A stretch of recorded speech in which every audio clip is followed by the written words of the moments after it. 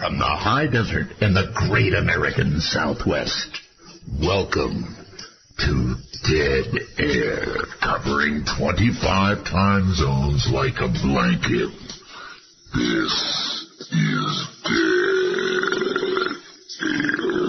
Air. That's right, that's what it is. Hello, everybody. Welcome to Dead Air. Dead Air. Dead Air has two rules. No bad language, and only one call per show. But I want to serve up a very quick warning, and I really mean warning. Tonight is not a joke.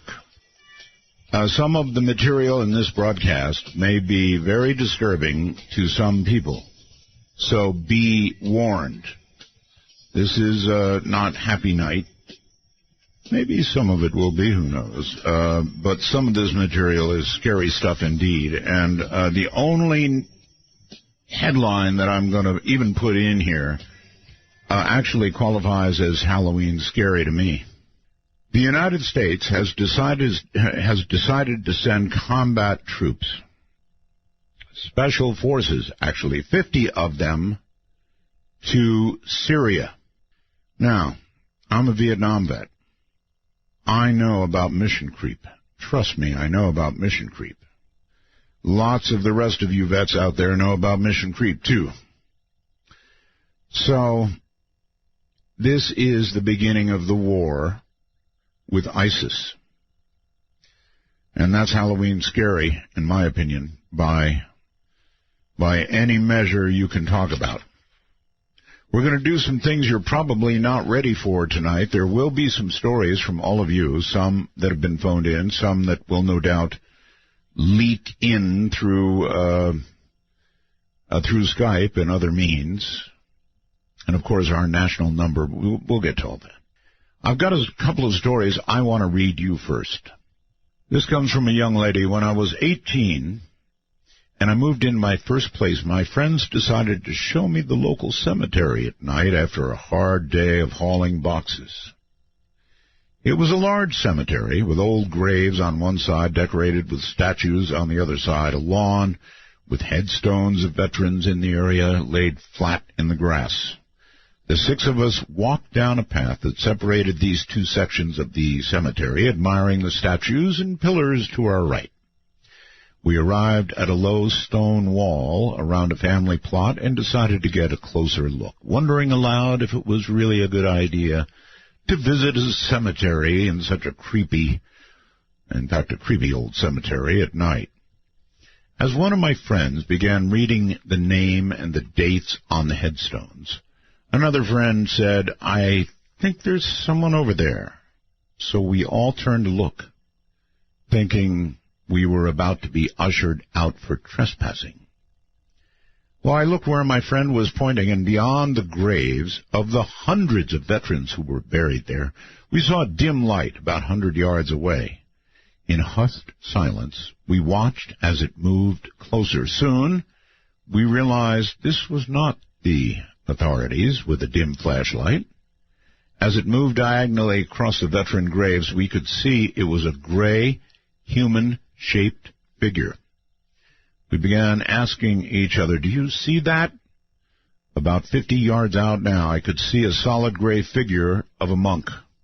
Hood drawn over his head, rope tied around his waist, hands folded into his sleeves as he floated on his course toward us. The closer this figure came to us, the more details it could be made out in the dark. As the monk appeared to give off a light of his own, I could see the shadow of a face under the hood, his knees bending under his robe with each step he took across the grass. Even the ends of the rope around his waist were swaying as he walked. I stared in disbelief, wondering what my eyes were truly seeing. I asked my friends to each point to it, to track its movement, to prove we were all seeing it. They did, but they were growing more frightened by the moment. The monk, now about 20 feet away only, full-bodied, 7-foot-tall apparition, was going to cross in front of where we stood as he did not appear to be changing the direction he was going. My friends all ran back to the car, screaming for me to join them. I stood, amazed, breath held, blood cold, and watched him slowly walk past me. He must have been 5 feet away, close enough to just walk up and touch. The details of his appearance I will never forget. He looked exactly like a Franciscan monk, but light gray and dimly glowing.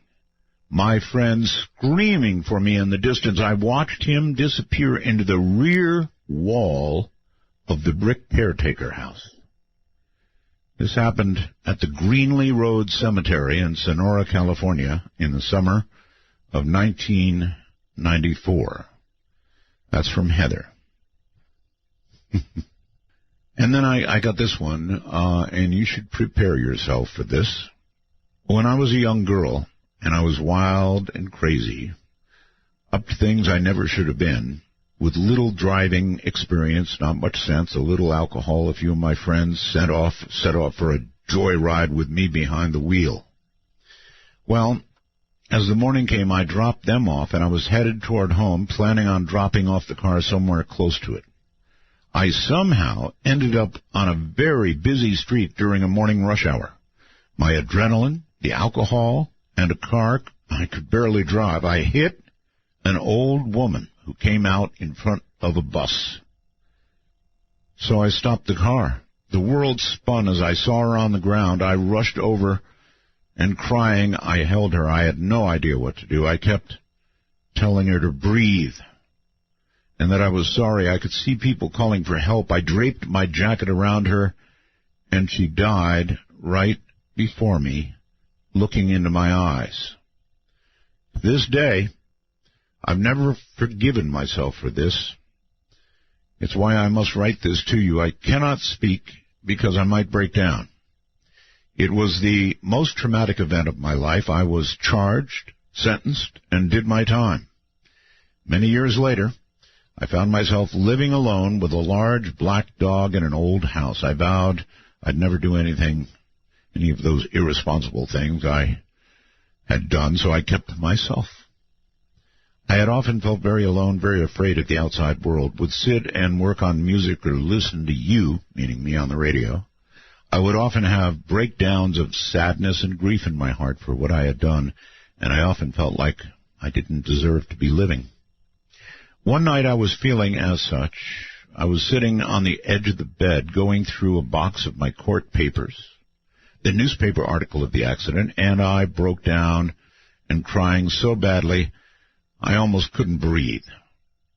I just thought it's time to end my life. But then I felt something heavy touch me on the shoulder, something leaning up behind me, holding me, a flash of this old woman's face. That woman I accidentally killed, but not in the way I had seen her on the street on that horrible day, but a gentle, sweet lady holding me. And I was not scared at all. She comforted me. There were no words. I never turned around to see her, but I felt her, and I knew her for that moment. It seemed to last a long time. I felt like I had cried for years and years of sorrow, finally out of me that night. But I stopped feeling alone.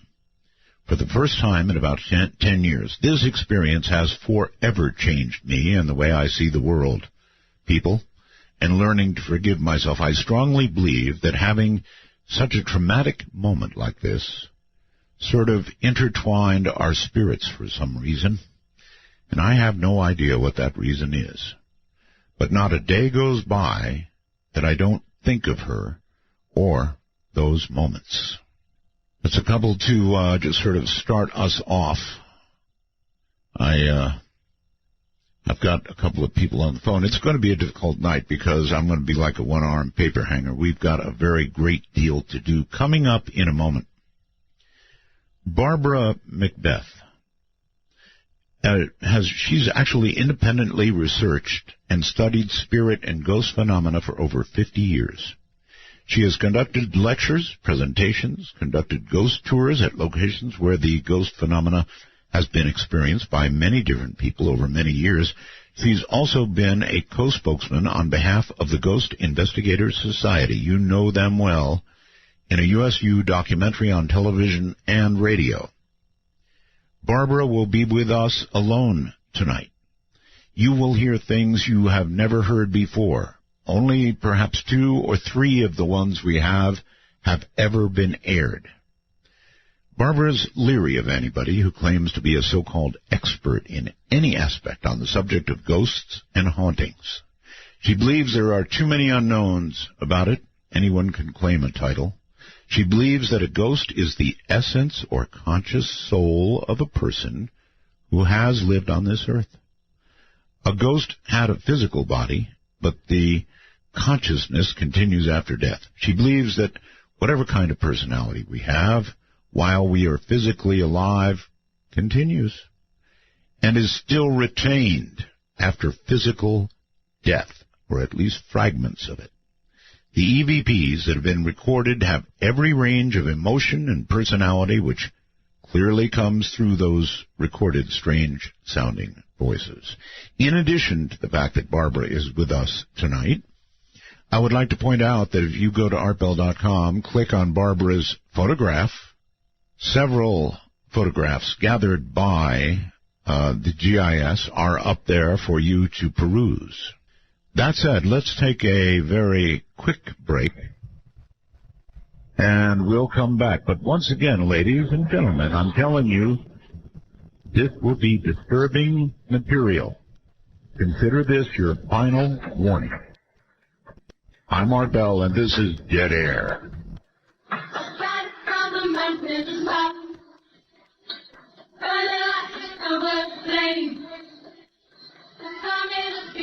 In each sip and in each sup. Will you partake of that last offered cup, or disappear into the potter's ground when the man comes around? Welcome to Take a walk on the wild side of midnight. From the Kingdom of Nod, this is Midnight in the Desert with Art Bell. Please call the show at 1-952-225-5278. That's 1-952. Call Art. All right. Here's the deal. If you've got a really scary ghost story, call me. If you don't have a good scary ghost story, don't call me. If you've got a really good scary ghost story and it's short, call me. If it goes on forever, don't call me. We sort of need to get it on and get it off because we've got a lot to do tonight. Same goes for Skype, of course. So here we go. National number is 952-225-5278.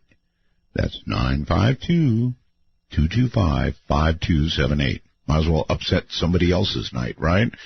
With a scary story. And then on Skype, you are welcome to join us, of course, as usual, in North America at MITD51. Download Skype. It's so easy. And then go to the add a contact, and we are that ad. Put in MITD, as in Midnight in the Desert, 51, and then we'll be in your contact list, and you can call us. All of that said, let us first say good evening to Barbara. Good evening, Art. From the GIS. All right, I want to say something about the GIS.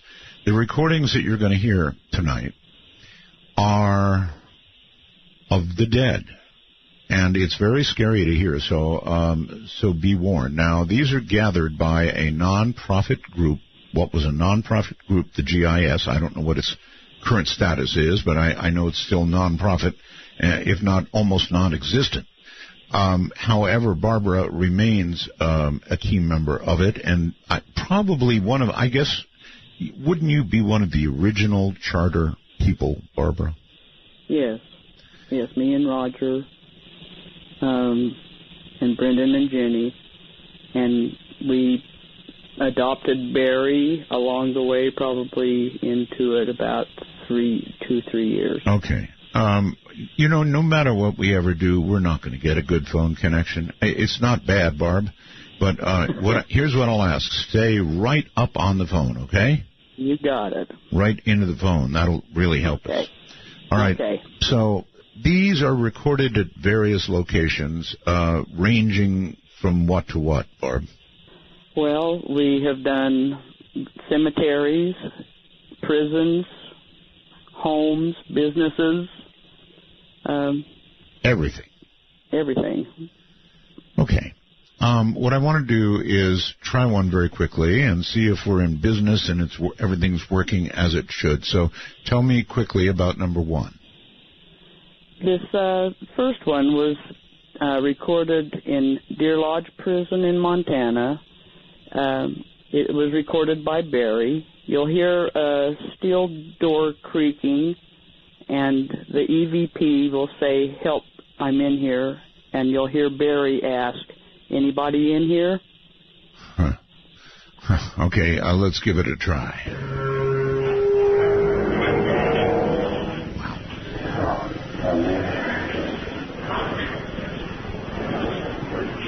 Anybody in here?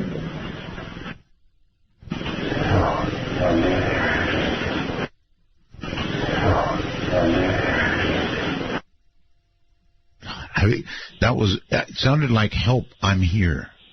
Is that what it was? We hear, "Help, I'm in here." Help, I'm in here. Yeah, help, I'm in here. Sure enough. I hate to do this because, but I have no choice. Again.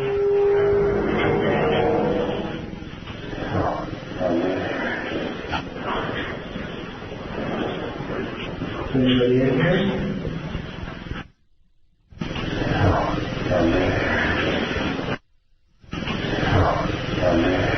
Oh, God, no question about it. So, I mean, what's the theory, Barb? Do you think that this man might have died in jail? I believe if he did not die in that prison, that's where he returned after he died. Really? I believe his spirit is still in that prison. That's creepy. It's a horrible thought, is right. In other words, you do your time, and you do your time. Maybe he didn't do enough time, or he passed too quickly, so cosmically up there they made him continue to do time, huh? That might be just where he lived most of his life. That might be all he knew. Okay. I can't imagine prison being a very happy place in the first place. So it seems like, to me, this is my own theory, but I think that people return to locations that they haunt that they were connected to in life. All right. Well, we have a richness, many of these not played ever on the air before from the GIS. So let's quickly move on to the next one. You do the setup. This one was pretty interesting. We had been told at the Deer Lodge that there had been a riot, prison riot in the prison. It was approximately about 1959, and the warden had been killed. And there was two of the prisoners that was up in this prison tower, and the police, sheriffs, and people that were trying to get this riot under control fired a grenade up into this tower where these two prisoners were that were hiding out, that were holding out. And while we were investigating this prison, you're going to hear Barry and Brendan. They were underneath one of these massive towers of the prison, and you'll hear Brendan remark, "You got to think right here is where they brought those two bodies down from up there." Pointing, he pointed up to the tower. And directly after that, you'll hear this EVP say, "My 11th year." My 11th year, really? Okay. You got to think right here is where they brought those two bodies down from up there. My 11th year. My 11th year. My 11th year. Wow. That was very, very clear. Very clear. And people should understand that generally that is an exception. What you're hearing in these clear EVPs is an exception to what you normally get. It's usually much harder to hear. Is that correct? Yes, it is. And sometimes they're so whispery. We recorded so many that we are not able to use on a radio show just because of how low and soft they are. Right. So what we're going through tonight is from years past, cream of the crop. Most of them never heard on the radio, I would say, huh?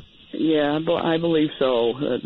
Most of these have not been heard. Okay, let's go one more very quickly. This was also done in the prison, and this was recorded by Brendan. Him and Barry had entered into this main room of the maximum security building. And in this clip, you're going to hear Brendan say, I'm going to go see if the cell door is open. And go see if the cell door is open. He repeated himself. And right. As Brendan is walking to the cell, this EVP says, let me out of here. And we argue on what it says. It either says, get me out of here or let me out of here. Let's let everybody decide. Here we go. I'm going to go see if the cell door is open. Yeah. Let's see if the cell door is open.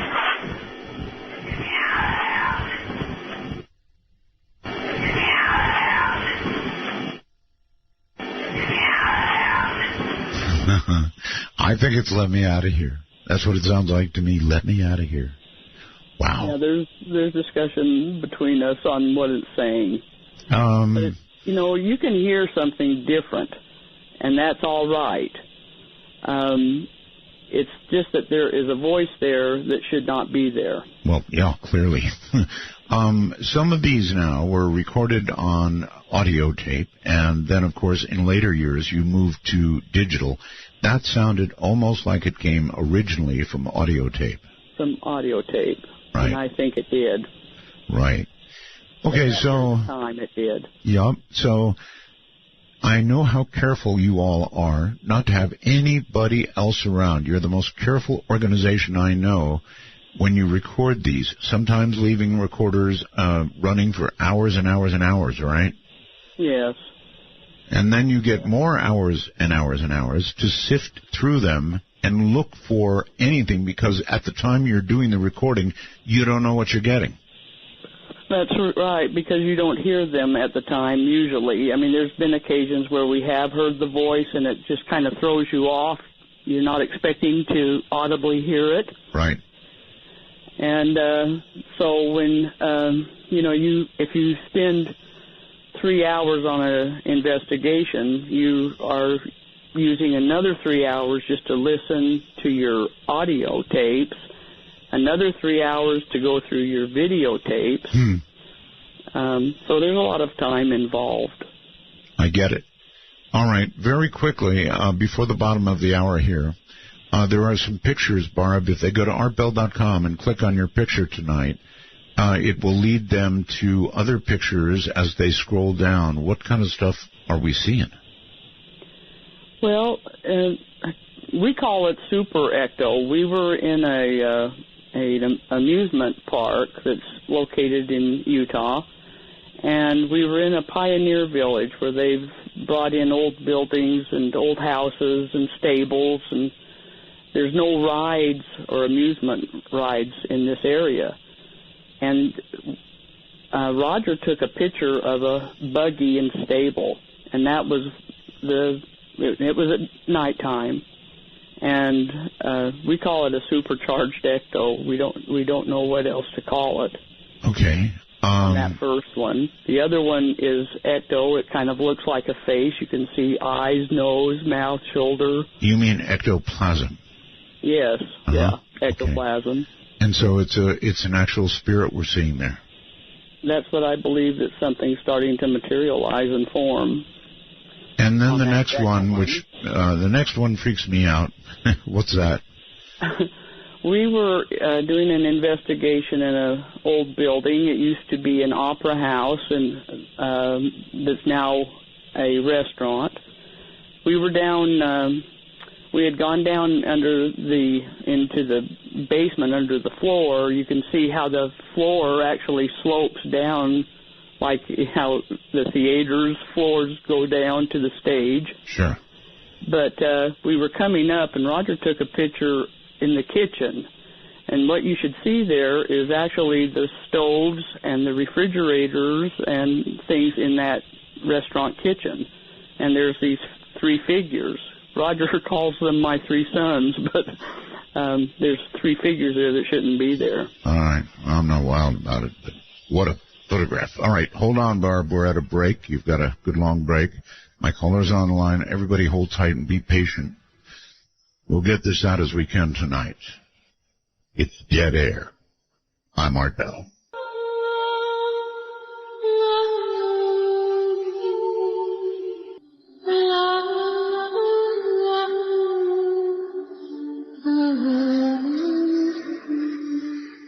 Welcome to Dead Air.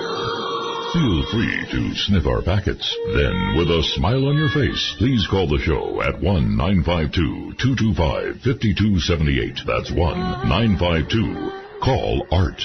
Good evening. I'm going to warn you again, a lot of what you're going to hear is really going to be frightening because it's real. So, please be wary. Please keep the children away. And, oh, by the way, hi to Bobby and Cagayan de Oro, way down in the Philippines. That's my wife's brother, and I wanted to say hello. Now to the phones we go, and hello there. Thank you so much for holding so long, and welcome to the program. Thank you, Art. How you doing? I'm doing well. What part of the world are you in? Well, I'm in New Jersey now. I just moved here. I recently retired from Las Vegas Metro Police in July. Oh, you were one of ours. Yes. Yeah, for 15 years. All right. So tell me what happened. So at the time, it was a few years back, I was working for a team as a saturation team, and we're two-man units. Usually Metro's single man. Mm-hmm. And we were down on the strip working on a Friday, and it was busy, and me and my partner were tired, and we just kind of wanted to go chill out. So we jumped in the car, and we took off towards Lake Mead. And as we're going down, we didn't get all the way down to there. We got to about Boulder Highway and Lake Mead, and we pulled off, and there's a road called Pavco Road, and that road actually goes all the way around out to the desert. Mm-hmm. So we pull off into the desert, and we kind of just pulled around and turned the lights off and just turned on the parking lights and just sat there and started chilling out. Now I'm driving, and my partner's sitting there, and he's on his phone. And as I'm looking, just illuminated to our right, I see somebody walking towards us. And I said, oh, man, we just didn't even want to get bothered. So this person's probably about 25 yards away, and they're walking from my right to left. Yes. So I tell my partner, I'm like, hey, heads up, there's somebody coming. So he looks up, and we see, as he's getting closer, we see a female. She's probably about 12 to 15 years old, short brown hair, and she's dressed in like 1950s. It almost looked like a poodle skirt or something. It was kind of light brown. And so now she's walking in front of us, and she's right in front of our car, and she's not looking at us. And then as she gets to about past my window, I look down, and she doesn't have any feet, and she's just walking by, but I can see her skirt moving. With no feet. No feet at all. God, I didn't pay attention to her. What is when a law enforcement officer sees something like this? What do you do? Well, my partner goes, "Is that real?" I said, "I don't know." Well, by the time I turned the spotlight on, she was gone. There was nothing there. We're in the middle of the desert. They're not even scrub or anything. It was like a construction area. I take it, though, she was close enough. You got a good look. Oh, I could identify her in a lineup. And in fact, it was. And I'll tell you how busy we were. It was that happened, and we kind of just like, okay. I mean, it's Las Vegas, and we deal with that kind of stuff. It's kind of weird. I don't want to think that, but okay. Well, so we go on about our day, and I actually kind of forgot about it because it got really crazy that night. Uh-huh. And about a couple weeks go by, and we're in briefing. And they do electronic briefing where they show it up on the wall, and, you know, they're going through the slides. And Las Vegas Homicide just came out with a thing where they wanted us to review all the cold case files. Right. So they're coming up, okay, this week's this week's that, this week's that. And I'm, you know, nobody's really, we're kind of paying attention. And they popped this one up, and as soon as I saw the picture, I was like, that's the girl we saw. Oh, my God. I didn't even... I didn't even read the rest of it. I was like, I know. I was like, she was murdered in Henderson. I know she was. It had to been near Boulder Highway and Papco. And I looked at it, and sure enough, that was her. When had she been murdered? Did you, obviously you looked into the date, I'm sure. Yes, it was 1975. And they don't know exactly where she was murdered, but she was found out by the Henderson Ponds near there. And I guess she was last seen walking down Boulder Highway. Well, they do say that, people who go in that violent way tend to be stuck here somehow or another. That's some story, brother. It was, and my partner happened to be off that night, and I texted him the picture of that girl, and he freaked out. Oh, my God. Do you still keep in touch with your partner then? Yeah, in fact, he was just texting me, and I told him to listen. He's still active duty out there, so hopefully he won't have to go through a psychological eval after this, because they're going to figure out who this is. I'm sure they will. I so appreciate your coming on with that story, and I can understand why you'd be hesitant to tell it, and you would never tell it on active duty. No, never. Wouldn't want to make out that report. No, never. I thank you, my friend. All right, take care. Take care. Let's take one more quickly. Hello there. You are on Dead Air. Good evening, or it's Ed from New Jersey. How you doing? Hi, Ed. New Jersey, back to the East Coast again. All right. Good to be talking to you again, sir. Okay. Well, my story takes place in the mid-'80s. I was about 10 years old. I was at a buddy's house after school. His father was doing some yard work and digging pretty deep for what he was doing. And he came across something, didn't know what it was, ended up being a coffin. A what? A coffin. A coffin. Oh, now, this God. This was the inner city in New Jersey. Homes were from the mid to late 1800s, early 1900s. So there was a small backyard. So, long story short, with that, ended up being a toddler. They looked into it, the authorities. When it was done back 100 or so years ago, it was done properly. Just nobody knew it was there. Forward about 6. Not what I want to find when I go digging in my backyard. No. So it was an infant. Yeah, I believe it was around 18 months old. Boy. So, I would assume all you found would be bones at that point, of course. Well, I wasn't there when I opened it. Consider yourself lucky. Yeah. Oh, yeah. Any activity at all after that? Yes. This is what the good part of it is. Fast forward 6 or 7 months, a new pal starts hanging with us. Hanging at my buddy's house again. What happened in the past is distant memory. And then one day, our new buddy says to my friend whose house it was, I didn't know you had a little brother. There's a adorable little brother. Yeah. I mean, yeah, you do. He was just, peeking at me and waving from the top of the steps. Yeah. He was like, well, we thought, this kid, we thought maybe he was joking around with us. He never heard anything about the story. He was new to town, but his family was originally from the area. So every time we would be at the house, this one friend of ours would be the only one to see this kid. Well, one day, the kid's father comes to pick him up and says, guys, want to hear a funny story? My great-grandparents used to live here. They actually lost a child when he was about 2 years old. So it was the one friend who was seeing this entity's relative, great-uncle or whatever it may be. When we do these Voices of the Dead, this GIS stuff, we get a lot of children's voices. Extremely disturbing. I really thank you for the story. That's, I don't know what to think about that, but it's a great ghost story. Thank you. Thank you, sir. Take care. Let's go back to Barbara. Hey, Barbara. Those were great. Those wonderful were stories. Pretty good stories, huh? Yes. And the police officer, when they see something, they're trained to be very, they're on detail, That's great. I wonder if he ever found the killer. Well, that would have been a good, very, very good question. I guess it could still be a cold case today. All right, let's move on. Number 4. All right. This next one, we were investigating Gold Hill Hotel up around Virginia City, Nevada. And you're going to hear me say, like I usually do, I began asking if anyone was present. And you'll hear me say, is there someone here? Will you make your presence known to us? And you'll hear a young child, I think it sounds like a young boy, saying, help me. Help me. All right, here it comes. Is there someone here? Will you make your presence known to us?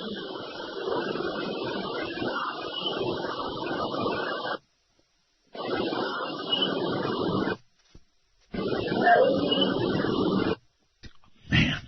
Okay, so that was a child's voice. I'm very curious about the electronic accompaniment. Any idea what that was? No, I have no idea. It was kind of an odd sound that went with it, huh? Mm-hmm. Yeah. You could still hear it well. There is nothing that bothers me more than hearing the voice of a child that's passed. And it's because I guess we all feel children should go immediately without passing go up to where it's good, right?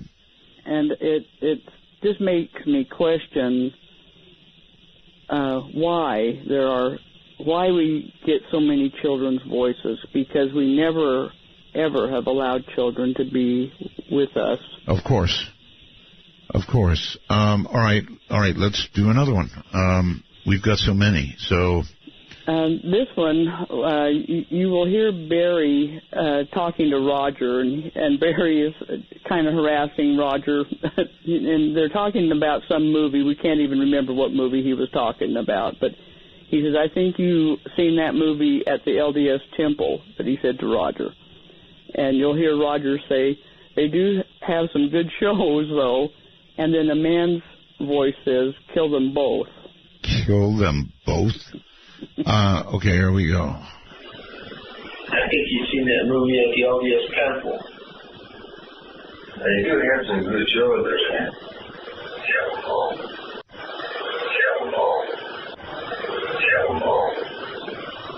Huh.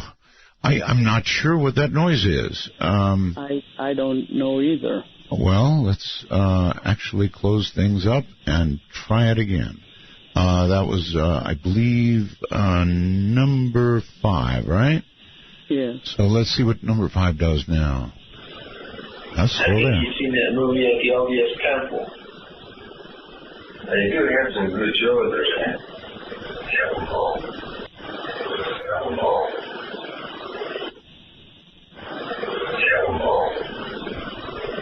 Okay, well, that's still, unfortunately, it's very, it's still, through all of that, it's very easy to hear. I'm wondering, just let me go back very quickly and play number 1 to see if it has that noise on it. Now, you see, that's as it should be, the cell door opening. That is exactly as it should be. So we'll see if we keep getting that noise. I certainly hope not. Perhaps we'll move out of it, but because without it, it would be a lot clearer. Yeah. Kill them both. Kill them both, please. All right, let's try number 6 just to see if this is hanging with us. Okay. And it could just be the Gold Hill Hotel. Who knows? Yeah, that could be. We were in the living room area of this Gold Hill Lodge.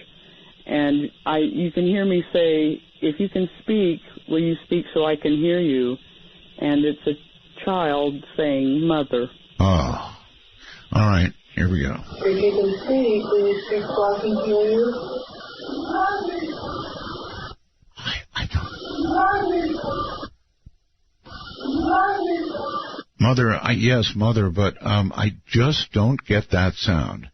And we'll kind of examine during a break coming up what that sound is. In the meantime, let me quickly go to Skype and Israel. Hello, Israel. Yes, hello? Hi. Do you have a ghost story for us? Yes, Mr. Bell, I have a very good ghost story for you. Fire away. Okay, let me get comfortable here, and I'm kind of nervous, so let me take a deep breath. Deep breath, yeah. So this ghost story comes from my mother.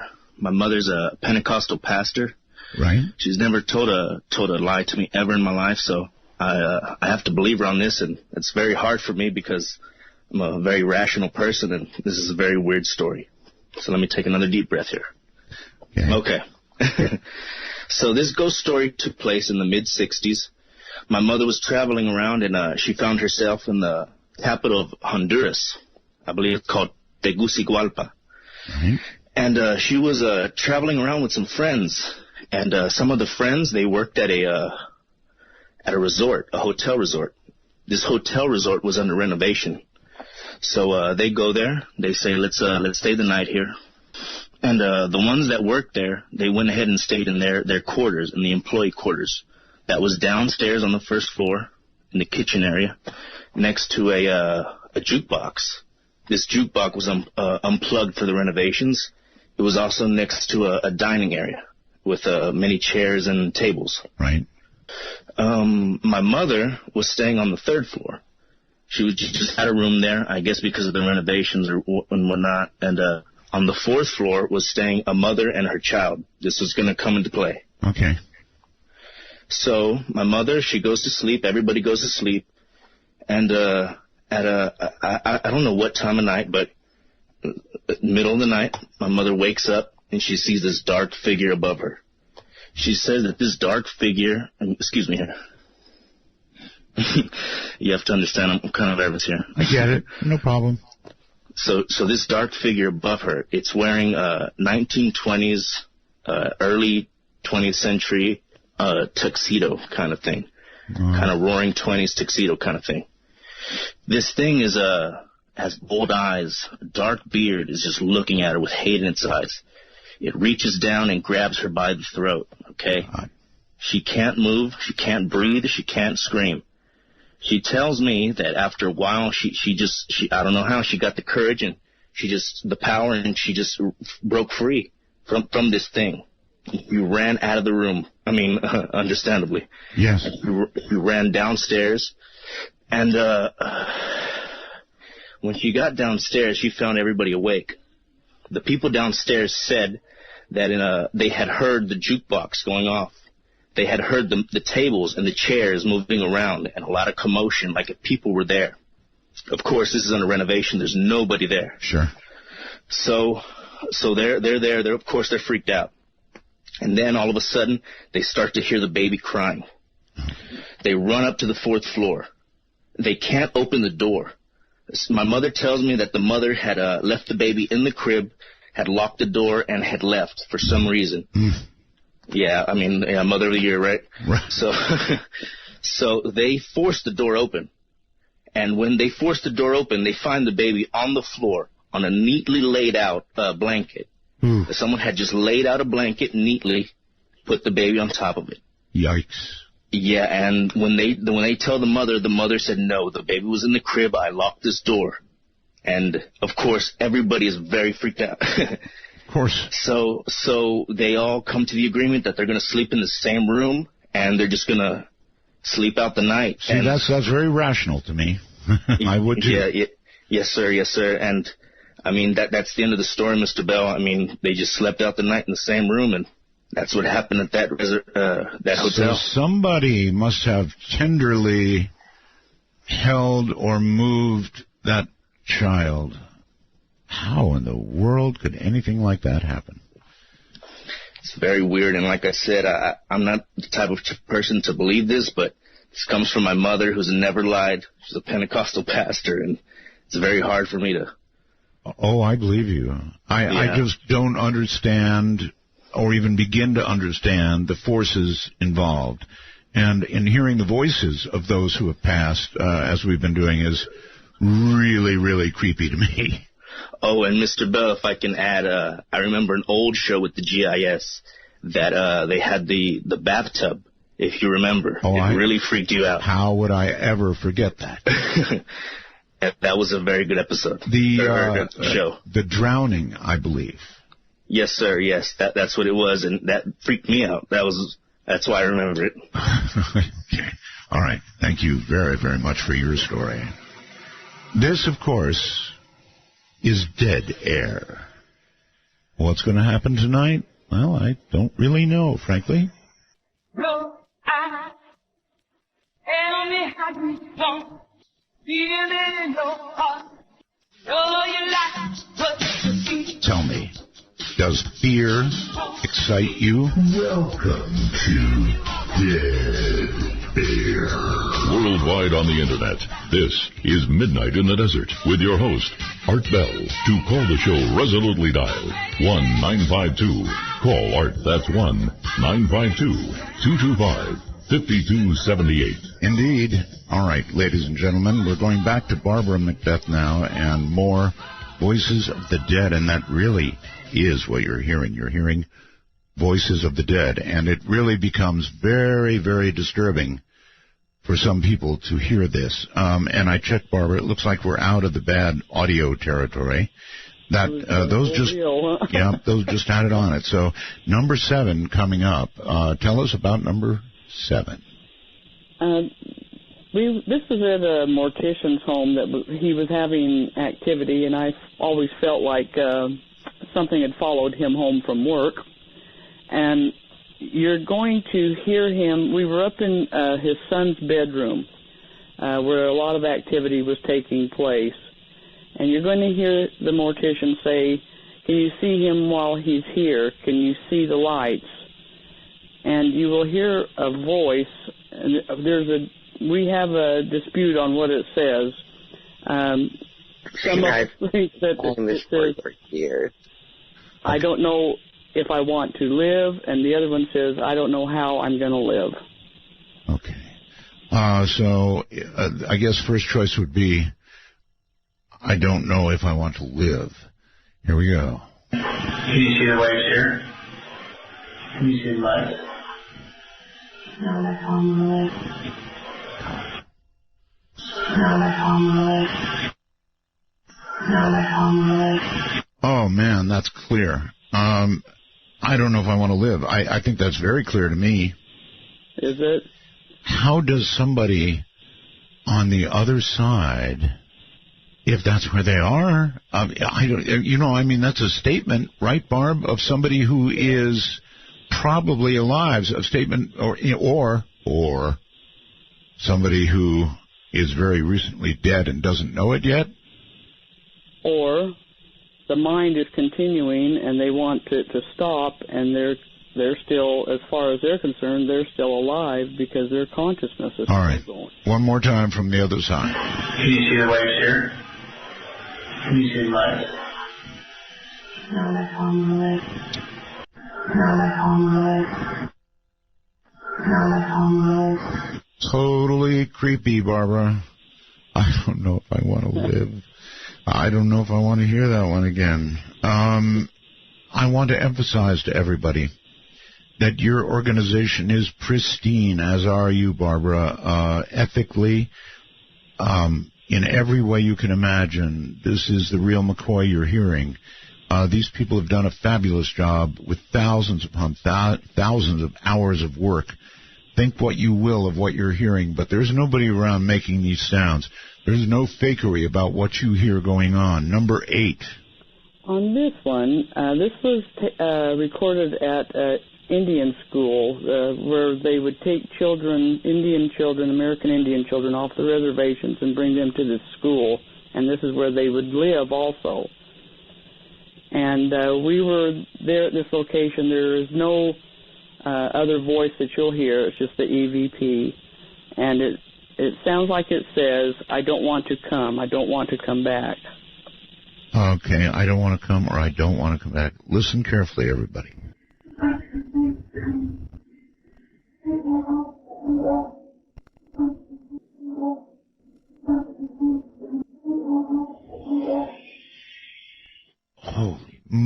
Holy moly. Barbara, so obviously a lot of hum in that one, but also obviously very easy to hear, I don't want to come back. That's exactly what I hear. Now, maybe that is suggestion, maybe not, but it sounded extremely clear to me. The hum was the only problem with it. Very sad. Very sad. Yeah.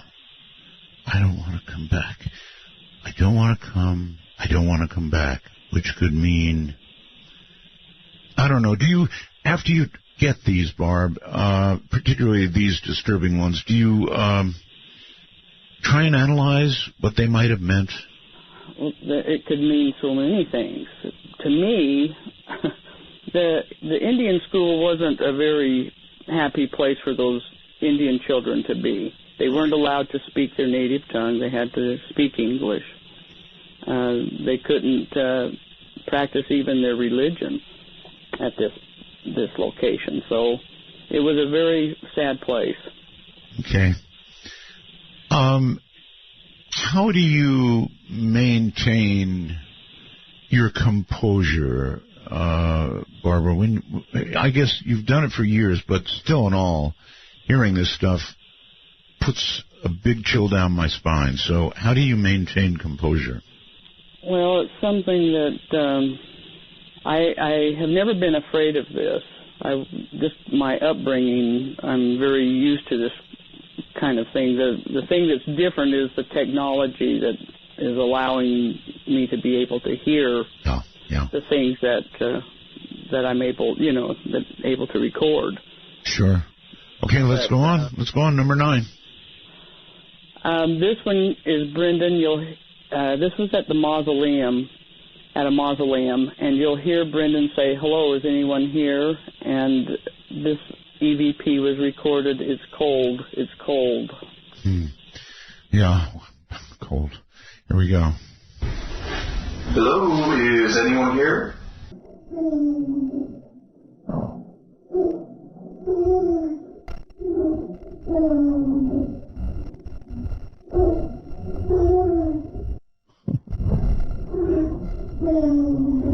Oh, brother. That is too clear. That's either a child, I'm guessing, or a very young, I think young child, maybe 12? That's what I think. I think it's a young child. So, what do we conclude, Barbara, I ask you for the 10 millionth time, from hearing these children talk from the other side? It just doesn't make sense, Barb. No, it doesn't, and I can't give you an answer. I don't know. They shouldn't be there. I'd be lying if I said I knew. Yeah, they shouldn't be there. That's what I would say. They should not be there. Okay. All right. Hold tight for a minute, Barb. Let's try a ghost story from Skype. These have to be good ones. Hello, you're on the air. Hello? Hello. Hi. Hi again. I just want to start. I'm from East Hampton, Massachusetts. Okay. I just want to start by saying that I have had lucid dreams before, and I have never had sleep paralysis, and what I'm about to say is none of these things. Okay. I was about 7 or 8, and I was sent to bed early. I was being a bad kid, as I did at that time. And I was sent to my room, so it took a while to get to sleep. But when I did, around 9:30, I was woken up by a woman screaming. Wonderful. It was not my mother. My grandmother had passed away at the time. And she was screaming at me and saying, "Come out here." And as a foolish child, I decided to go out into the hallway. And in the hallway, sitting on a rocking chair that was not there before, I saw an old black woman. Good Lord. And this old black woman began to yell at me, telling me how I had let my family down, telling me how I was a bad person, and I maybe lasted 4 seconds out in that hallway before I ran back into my bedroom. Yeah, and okay. hid Well, under the you bed. know what? My first reaction would have been not to run out into the hall where the screaming was, but to go under the covers where perceived safety was. As a 7-year-old, I must have thought that You were being whatever ordered. happened to me, I'm safe because my parents were in the hallway right across the way. Aye. Wow. Okay, well, I don't know what to say about that, except you were one brave little 7-year-old. I'm much less brave now since then. I take it that eventually this older black lady was just suddenly gone? Yeah, never again any haunting things in my house. My mom used to say that my godmother was there when a wine glass broke, but I never felt the same feeling of this woman since that one time. I'm sure you're not looking forward to it again. So, listen, thank you very, very much for the call. I appreciate it, and I appreciate the brevity and the particularly scary nature of the call. Okay, so let's take one more, shall we? Very quickly. Let's go to the phone line and say hello, you're on the air. Hi, this is Wendy in Sequim, Washington. Hi, Wendy. Barbara's listening to your story as well as am I, so go ahead. Okay, well, this starts off with a Ouija board, and my brother was living in a house which was a very large farmhouse originally in a part of California called Rancho Cucamonga Upland area. Oh, yes, I know it, yes. Yes, and anyway, there was like 6 or 7 different apartments in the place that he stayed, that he lived in, that had all been carved out of this house. And he was using a Ouija board and started to communicate with this something he wasn't aware of what it was, but he was being alarmed that there was something in the house that was in danger, that there was going to be a bad thing that was going to happen in the house, and was driving him in his dreams, even when he wasn't on the Ouija board, to trying to find out what this was. He finally started to get a sense that there was a family living in the house, and the father had been really abusive, and there were like 6 or 7 kids, and apparently the 2 smaller of the kids were abused. I don't know exactly to what extent or all the details on that, but anyway, the house was a place that was very sad because also at some point later the house had to be sold. My brother looked all the records up on the house later. The house had to be sold, and so actually because it was a depression, people often took their riches and they buried them someplace in these homes, thinking that they would be able to come back to them. Sure. And so there was this big treasure in the house, is what this Ouija board was telling him. And there was different players that were different roles coming on the Ouija board. One time it was a little girl. One time it was the father who was very abusive and angry. And so it was this huge drama playing out, with my brother and this Ouija board. In the meantime... So what was he trying to do? Different times reach back and get the same person so he could find out where? Yeah, he was really sucked into the story. He was curious. He felt, the other thing was he always appreciated something older, the heritage part of life. Yes. And not very many people do that, really. So because he was sensitive to that, he appealed to them, and they appealed to him. And he was also lonely and living alone. And I think that probably didn't help things either. But there was just this wanting to reach out and communicate. Okay. Anyway, on with the story. So anyway, he does eventually is driven. He tells the landlord he's worried. There's some kind of he thinks maybe it's an electrical problem. He's trying to solve it like Sherlock Holmes, right? You could call it an electromagnetic problem, I guess. Yeah. So anyway, of course, I think he's he tells me these stories. I believe that he's sane. I don't think he has. I have no reason to believe that he has lost touch with reality. Okay. Let's just put it that way. That's fine.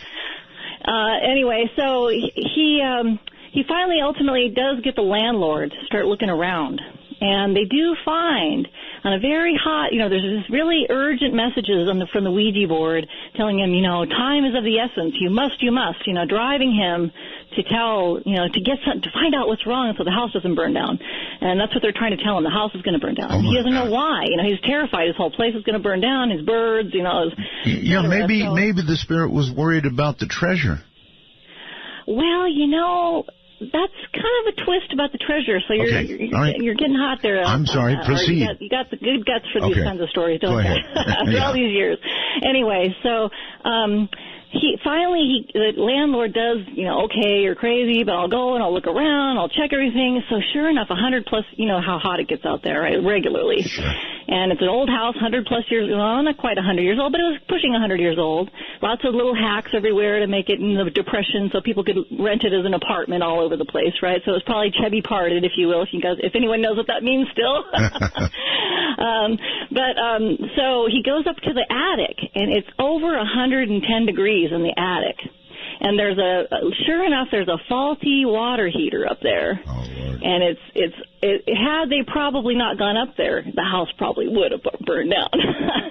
But that's not the end of the story. So David goes, wow, could you believe that? I saved the house from being burned down. And, right. Well, and he didn't tell the landlord really all that was going on, obviously, because he didn't want the landlord to think he was nuts, right? Of course not. So then later, I think he's nuts. I'm thinking, oh, gosh. And my mother, to just tell you a little bit about her family, she's a clairvoyant.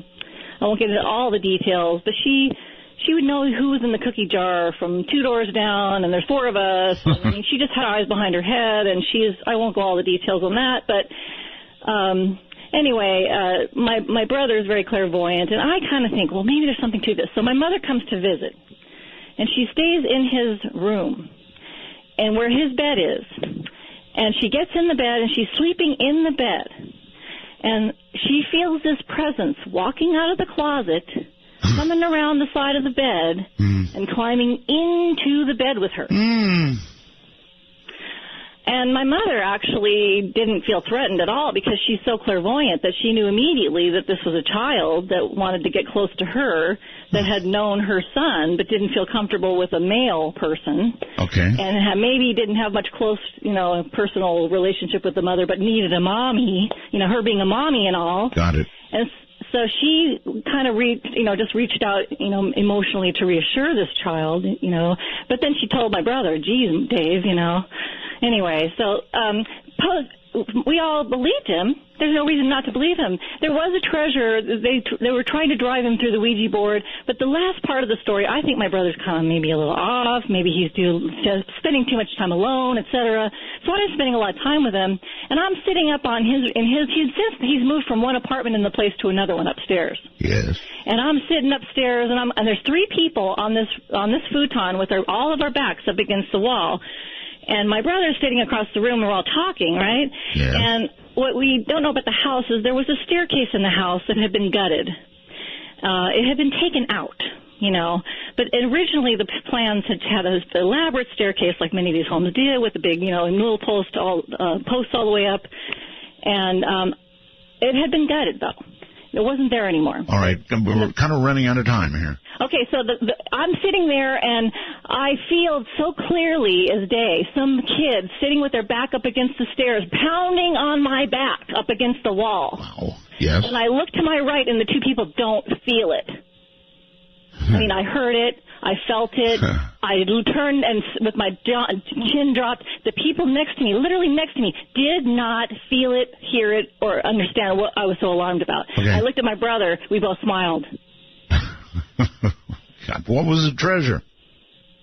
Well, we never found the treasure. He searched, never found it. Okay. Thought it was a Rolex watch from the 20s. All right. Thank you very much for the story.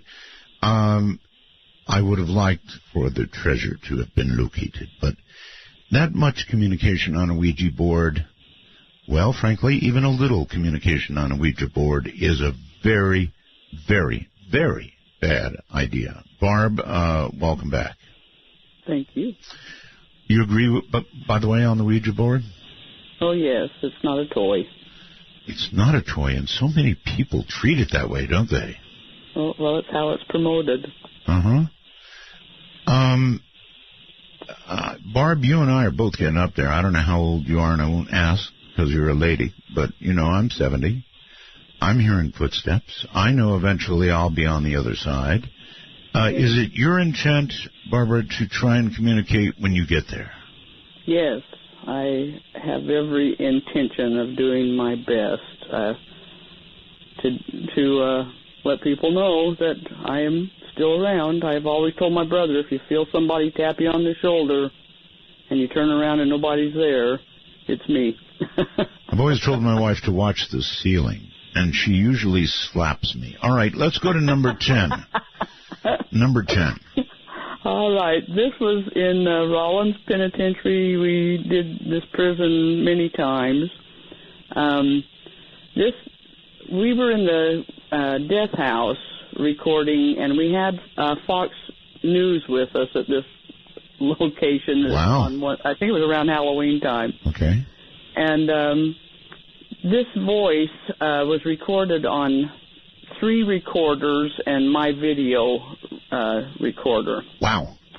This one was recorded, I think the one that's on the website was done by Jenny, but everybody picked it up, and she was in a different location than me and Barry and Roger. That is so interesting. 3 devices picking it up. Yeah, there was actually 4. There was 3 recorders and my video recorder. Okay. But you'll hear this voice say, "I appear." I appear. Okay, here we go. I appear. Ooh. I appear. I appear. Well, there's nothing at all hard to hear about that, is there? I appear. And I guess the next thing, let me hear that again. I appear. I appear. I appear. You know, if you could have heard that in real time, I think I would have run. Because there would have been obviously something about to manifest itself right there. Yes, and the thing that's so unique about this voice is every recorder, no matter where it was located at that time, picked it up just as loud. It was loud. So do we theorize, because you don't hear these with your ear, right? That's correct. Majority of the time you don't. So then do we, the majority of the time, so every now and then? Every now and then it happened. Yeah, it happens, but not very often. So I wonder, do we imagine that they use electromagnetic energy to project these voices into the microphone or the device itself? I have no idea how they do it. Yeah, I understand. I don't. All right. Number 11. You're going to hear Barry and Brendan. This is still at the Rollins prison. They were walking into the solitary confinement area, and they hear Roger talking in another section of the building. And Brendan asks Roger, you're gonna hear Brendan ask Brendan asks Barry, who's Roger talking with? Who's he with? And Barry responds sarcastically, he could be talking to somebody and have nobody with him. and the voice that recorded, it sounds, it's upset, and it says, "You lose again, coward."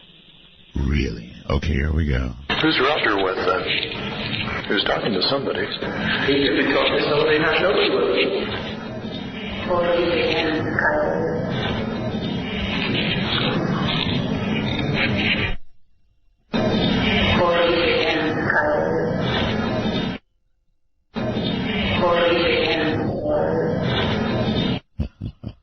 Yeah. Coward.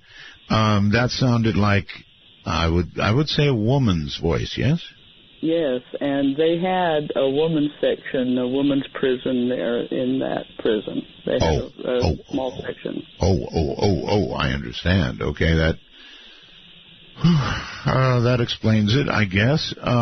You did tend to go to a lot of, prisons, and did you go to hospitals? We tried. In fact, there was one that was being torn down, and I thought it would be an excellent place to go because I had so many employees of that hospital and patients of that hospital tell me how they had seen a woman in red in the original intensive care area. And so I waited until they relocated all the patients and all the machines and all their stuff out of the hospital, and I had approached the members of their board of directors if we could conduct an investigation there before it was torn down. I would imagine in years past it would have been easier. All the attention now to the paranormal, TV shows, radio shows, investigators crawling all over the place. Yeah, exactly. It was a lot of years ago before people were really doing this much of it, because now I'm sure there's a lot of no's that are given out. Well, yeah, they would not let me do it, even though it was being torn down. Do you believe, Barbara, that the collection that we're hearing tonight, and so many more, so many more, are evidence, absolute evidence of people who have died? To me, it is. I don't know how else, how it could be explained any other way. To me, I have no doubt about life continuing. Your body, you might be dead, but you continue. Yeah, okay. Let's do another one, if we dare. I believe this would be number 13. No, this is 12. This is 12, okay. There you go. I'm wrong. Sorry about that. That's okay. You're going to hear Brendan. He's talking to the prison director, and you will hear her ask him, what do you do with it? And she's referring to CDs that he had made for her while we had been at the prison previously. Okay. And he responds and he says, I've got it because I make backups of all of them. And a voice joins the conversation and says, I have to go now, I'm dead. Oh, my. Okay, here we go. What are you doing? I still got it, because I make backups of all of them. I have to go now. I have to go now.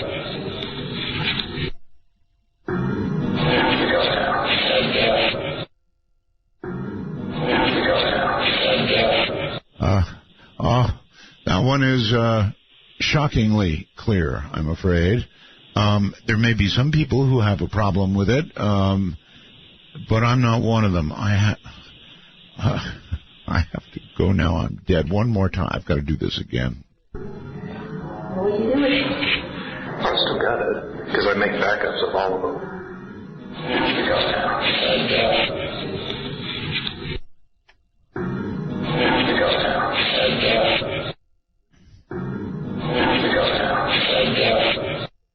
That's just totally too creepy. I'm glad I didn't, and I almost skipped it. Good Lord. So I have to go now. I'm dead.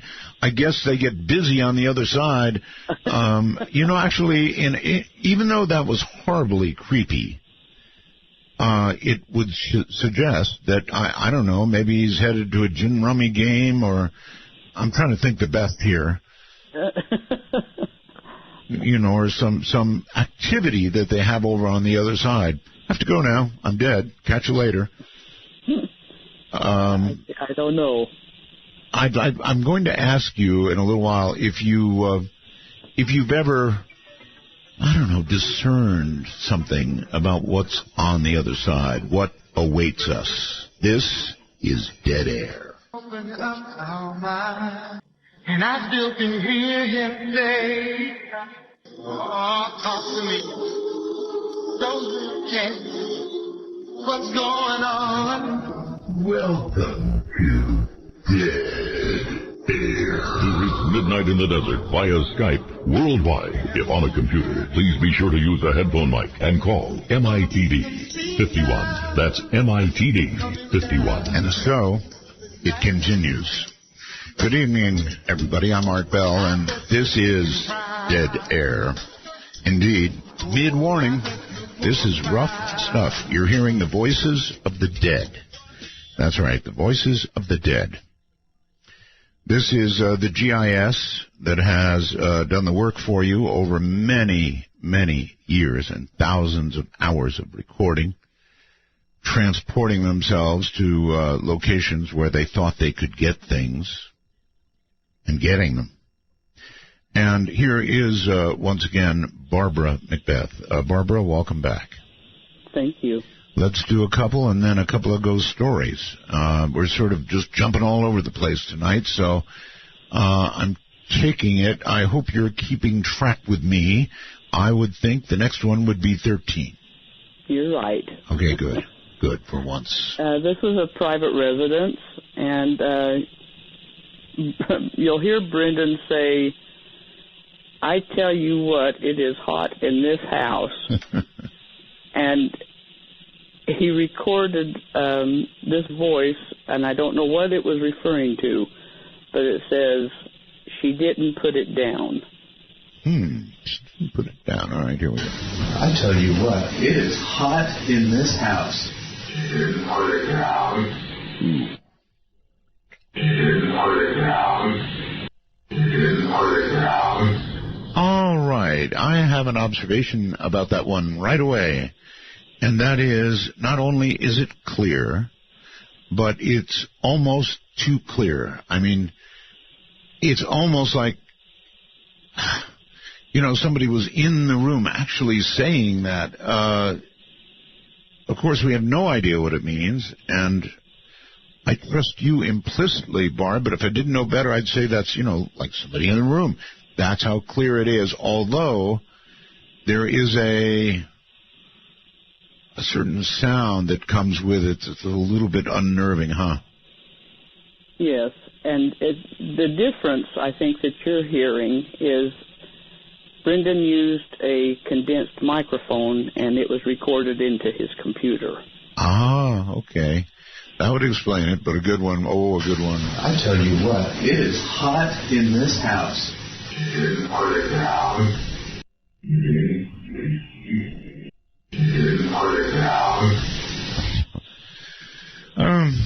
So she didn't put it down, but there's no way to know what that means, huh? No, I mean, it wasn't. It's what it's saying isn't relating to anything that was being said or done at that time. Barbara, you do this, but how do you sleep at night? I sleep very well. You do, huh? Oh, yes. This doesn't scare me. I find it very fascinating. People that have witnessed ghosts, like a full apparition, yes. I feel like they are very fortunate. And I feel like we have been very fortunate that we have recorded so many voices that they have talked to us, like what they have done. Did you hear the opening story? It was from Heather, actually. Yes. Oh, my. That's called Up Close with an Apparition. Yes, and she's very fortunate to have experienced that, because there are so many people, especially people that research it, and all the ghost investigators that are out there now. Mm-hmm. They would love to experience something like that. They would give anything to experience that. I guess that would be true of ghost investigators, but it would not be true of me. That tells you why I'm not a ghost investigator. Just hearing these voices puts a chill down my spine, and I guess we might as well do the next one, though I'm almost hesitant. Tell me about it. This was in the same, in fact, it was the same day, and Brendan recorded this in the same house. He says, is anyone here? Does anyone want to talk to me? And this voice was recorded, there was blood. There was blood? Uh-huh. Okay, here we go. Is anyone here? Do they want to talk to me?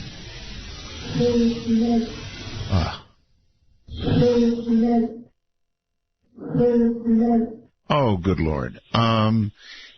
There was blood. At least it's past tense. Now, if that voice had said there will be blood, it wouldn't matter. I mean, you don't hear it until you get home. But if it had said there will be blood, then I guess I'd count myself lucky that I got home at all. Relax for just a moment, Barbara, God, that was awful. On Skype, we have Katie. Do you have a good ghost story, Katie? Yes, sir. Okay, proceed. First off, I just want to tell you I love you. And your family. I pray for y'all all the time. And all the time? You got to be from the South. Yes, sir. Okay. I live on the Arkansas-Louisiana line. All right. That explains it. Yep. And I think that ghost on that EVP was saying she didn't turn the air conditioner down. That's why it was so hot in there. I'd have to listen back for it, but God, it's creepy listening to those voices. Anyway, go ahead. Okay. So one night I had went to sleep, and I had this horrible dream that this demon thing was at the end of my bed grabbing my feet, trying to pull me off the bed. Yes. And I woke up. Just a dream, though, right?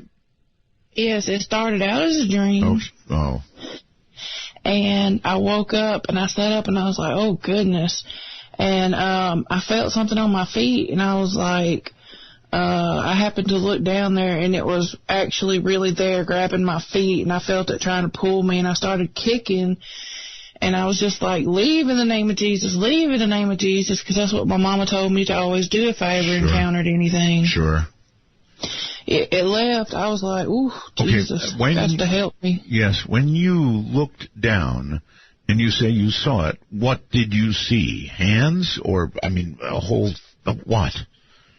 I saw this impish-looking thing. It might have been like 4.5 feet tall. It had like scaly-looking skin. Its hands had pointy nails, and it was grabbing around my ankles and on my feet. It just horrified me. I completely understand. All right, thank you so very much for that story, I think. Barb, what did you think about that? Well, that is not a ghost. Whatever she experienced there, that's not a ghost.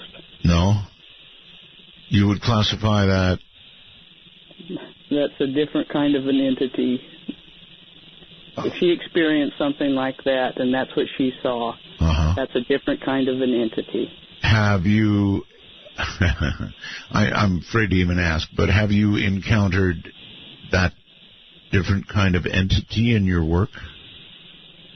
I have not what she described, but I have encountered different kinds of entities before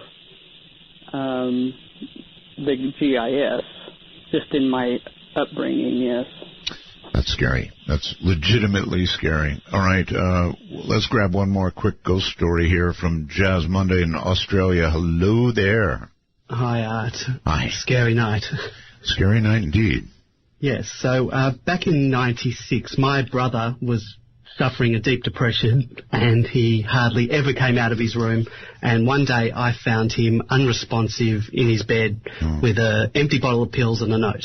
And the paramedics came, they worked on him for what seemed like hours, and at one stage they thought they had lost him, and then they were able to revive him and stabilise him enough to get him to the hospital. Long story short, they did get him to the hospital. He did survive. He's since turned his life around. He's no longer in a deep depression, and he's living overseas with a wife and family. So fast forward to earlier this year, and my sister and I were helping out at my parents' house, and she was putting her son to bed in one of the bedrooms.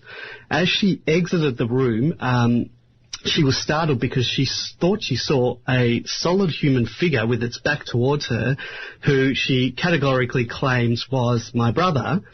Because you sort of know the look of someone you've known for all your life when you see them from behind. Of course. And she sees him turn and walk into the bedroom, and she knows at that time, like, she called out to him, and I heard her actually call out to him, and like she knew full well at the time that it couldn't have been him because he wasn't there. So he walks down the hallway, turns into the bedroom, and there is nobody there, and no way anyone could have gotten out. So Now, you and me, Art, would probably leap to some paranormal explanation, but my sister doesn't come from our world that we come from. Right. She didn't graduate from the Art Bell Paranormal Community College, and so she puts it down to sleep deprivation of a new mother. So we go down, she came downstairs to me and my mum with a puzzled look on her face, and I asked her why she called out to Marcus, and she proceeds to tell my mother and I what she just saw, and my mother's face went white as a ghost, pardon the pun. My sister then asks her what's wrong, and my mum proceeds to tell us that she never told anyone this because she didn't want to seem like she was crazy. But one day she was putting linen away in the closet, and she caught something out of the side of her eyes, and long story short, she sees exactly the same thing that my sister did, and called out to him, followed him, and nobody was there.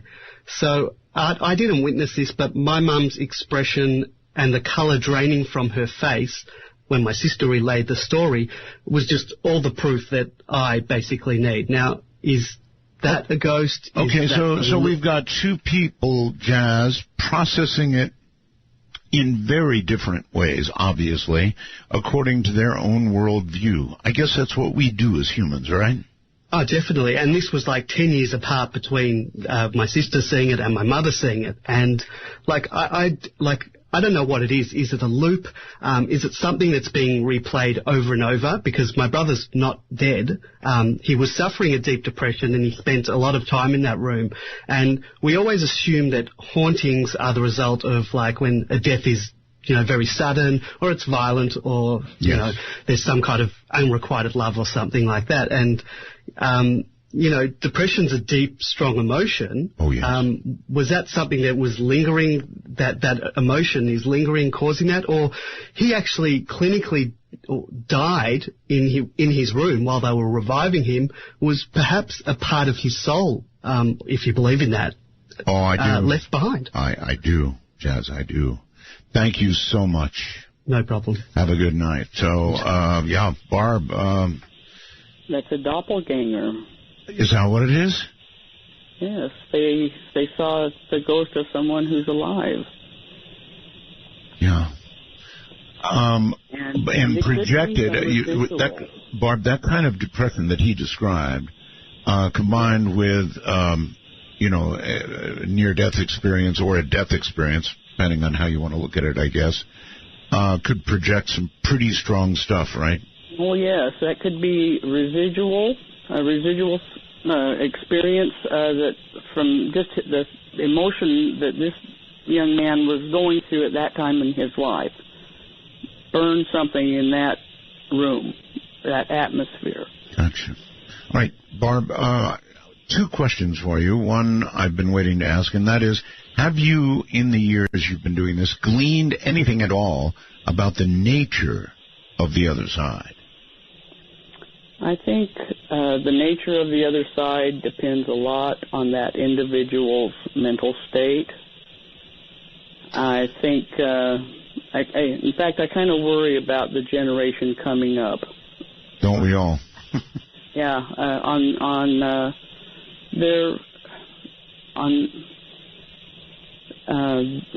how the ghosts will be in the future. I mean, there is so much turmoil. Well, we are the future ghosts. And then as they will then be.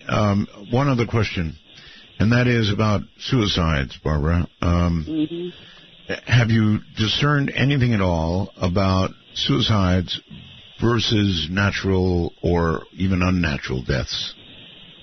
I've known some people that have committed suicide, and their families have all experienced activity. I don't believe their soul and their spirit is at peace after they've died. I think they're still in turmoil. Wow. I think the mental state of the person continues. Okay. All right. Let's do number 15. All right. This was at an old Western military fort that was established back in the 1800s, and it's still in use today. Barry was in the museum, and which used to be one of the barracks. And he recorded this child's voice. It says it's dark in here. Yeah. It was not dark in that room at the time. There were still lights on. Gotcha. But when we went back to that location and we were talking to the curator of the museum and told him about this child's voice, he informed us that he had just learned a few weeks prior that women and children were kept in the basement of the barracks for their own safety. The women, the wives of soldiers, were referred to as laundresses. And to keep them safe, they lived in the basements of these barracks. Because we were surprised to get a child's voice there on this military base, you know. I can imagine, of course, yes. Here we go. Wow. I'm going to have to replay that for you, I think. It was quite clear and quite fast, so let me do it again. Oh, that is a little child's voice. There's no question about it. One more time, please. Yeah, that's awful. You know, obviously it's dark then in a different realm altogether, yes. The other side. And I don't want to think of the other side as dark. Maybe this poor child made a wrong turn, a.k.a. John Lear. I don't know. So. The curator was quite surprised that we had recorded a child's voice, and he was quite fascinated that we had. Yes. Yes. All right. One more. And it's number 16, and it's pretty... This has been heard before. Yes. But this is the creepiest, the creepy. It really is. Tell us about it. This is in a cemetery, and it's one of our favorite places to go. We get great EVP out of this cemetery. And we were discussing some ghost pictures that had been developed, and we were looking at them and talking about them. And we recorded this voice. I think that she came to a self-realization of her situation, and she says, "I'm completely dead." The moment of realization, huh? Okay, here we go. I'm completely dead. Okay, so we don't have that one repeated unless I repeat it, and I shall indeed repeat it. I'm completely dead. Okay, what's being said is, I'm completely dead, and there's absolutely no mistake about it. One more time. I'm completely dead. That's so weird. I mean, it might not have been the instant of recognition that person was dead, but it had not been a long time since that person found out they were dead. That would be my conclusion. Would you agree? Very, very possible. That cemetery is so active. In fact, one night, I've got to tell you a little ghost story. Okay, we don't have the time. It'll have to be on the other side. Okay. Other side of the other side. You know, break. The other side. This is Dead Air in progress. Mississippi, middle of dry spell, Jimmy Rogers, Victor up high. Welcome to Dead Air. Night sweeps across America. You found an oasis for the mind. To call Midnight in the Desert, please dial 1-952. Call Art. That's 1-952-225-5278. This one's getting to me. I've got the lights turned down in here. And this is just some pretty freaky stuff. What can I say? And we've got another full hour of it coming up. You're listening to Barbara McBeth, who's kind of here on and off in between the ghost stories with her own EVPs, the best probably EVPs ever played on the air. Many of these, most of these actually never heard ever before on the air. And very disturbing EVPs at that. Back to Barbara. You said you had a bit of a story, Barb. This is quick, and it's kind of comical. Sure. In that cemetery, we would always get cold drinks in a paper cup at a place and maybe French fries and a hamburger to eat before we'd start our investigation at this cemetery. And Roger had finished his drink, and we were walking down the road, and he tossed his empty cup into a garbage can that was chained to a tree. And the cup came flying back up and arched, and he could have really almost caught it if he would have tried. Mm-hmm. It went into the garbage can and came flying back out. Oh, God. I take it that kind of activity was not frequent, because you just couldn't keep doing this if it was. We've had quite a bit of activity that we've witnessed, yes.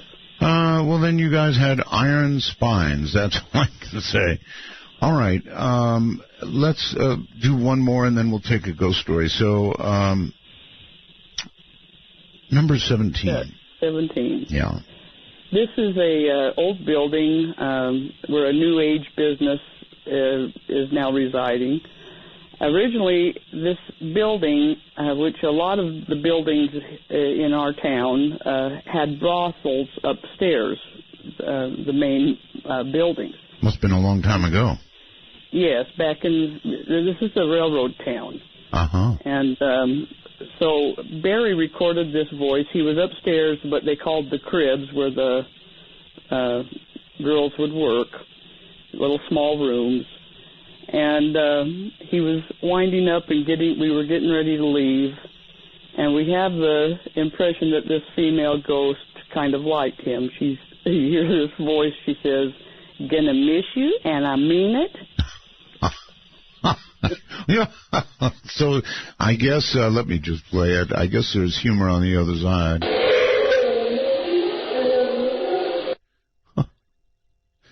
Okay, that's only a single play, so I'm going to have to do it again. So you're listening to this. Well, it's a young lady, all right. I'm going to miss you, and I mean it. Can everybody hear that? I'll do it one last time.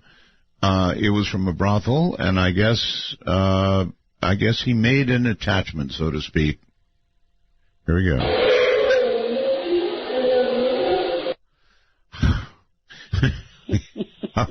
That's funny. Probably her routine line that she'd give when they'd leave. Maybe, but once you're on the other side, I guess you don't get to utter too much that people hear, and that's kind of a key. I mean, you're there with electromagnetic pickups and hearing things that other people don't hear, so it makes you wonder, how often does an entity, a ghost, try and communicate unsuccessfully? Probably most of the time. Probably most of the time. So the connection from their world to our world is, well, at best, very tenuous. All right, hold tight, Barb. Let's go to Skype and see if Daniel's got a good one for us. Hi, Daniel. Hey, Art. Hey.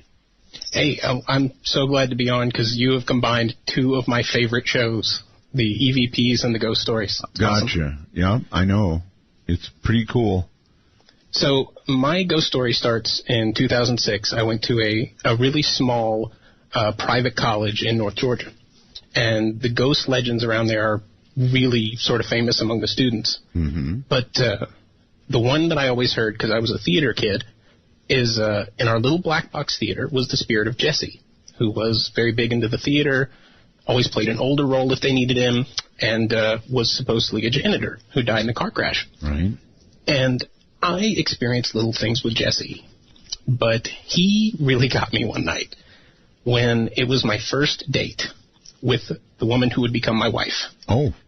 We set up a little TV to watch a movie, and I dragged a couch in, and I was one of like 3 people who had a key to this place after hours. Mm-hmm. So we watched our movie, and the thing you have to understand about this black box is in the middle it's a wide open space for 2 floors.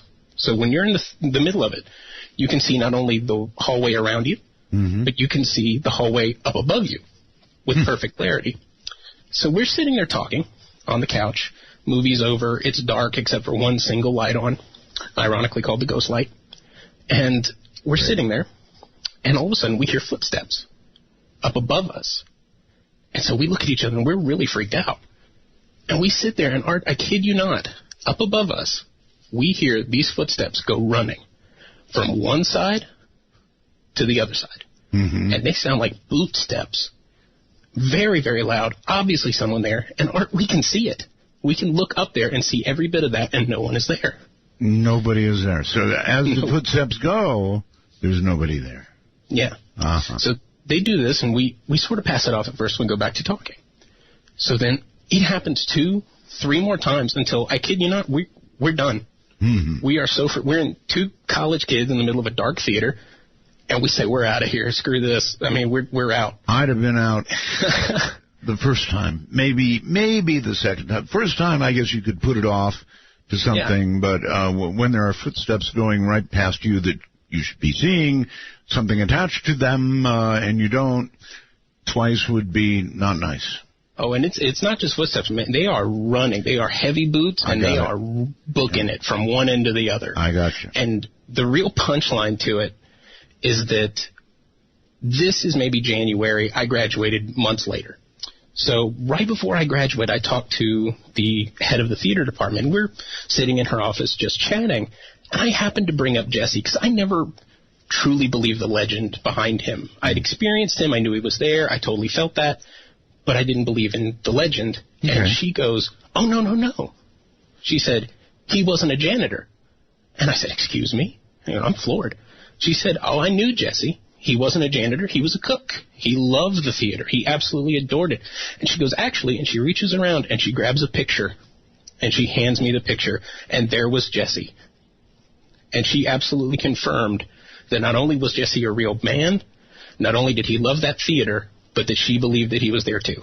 I mean, it sent chills down me. All right. Thank you so very, very much for the call, and let's go to Santa Rosa, I think, California, on the phone. You're on the air.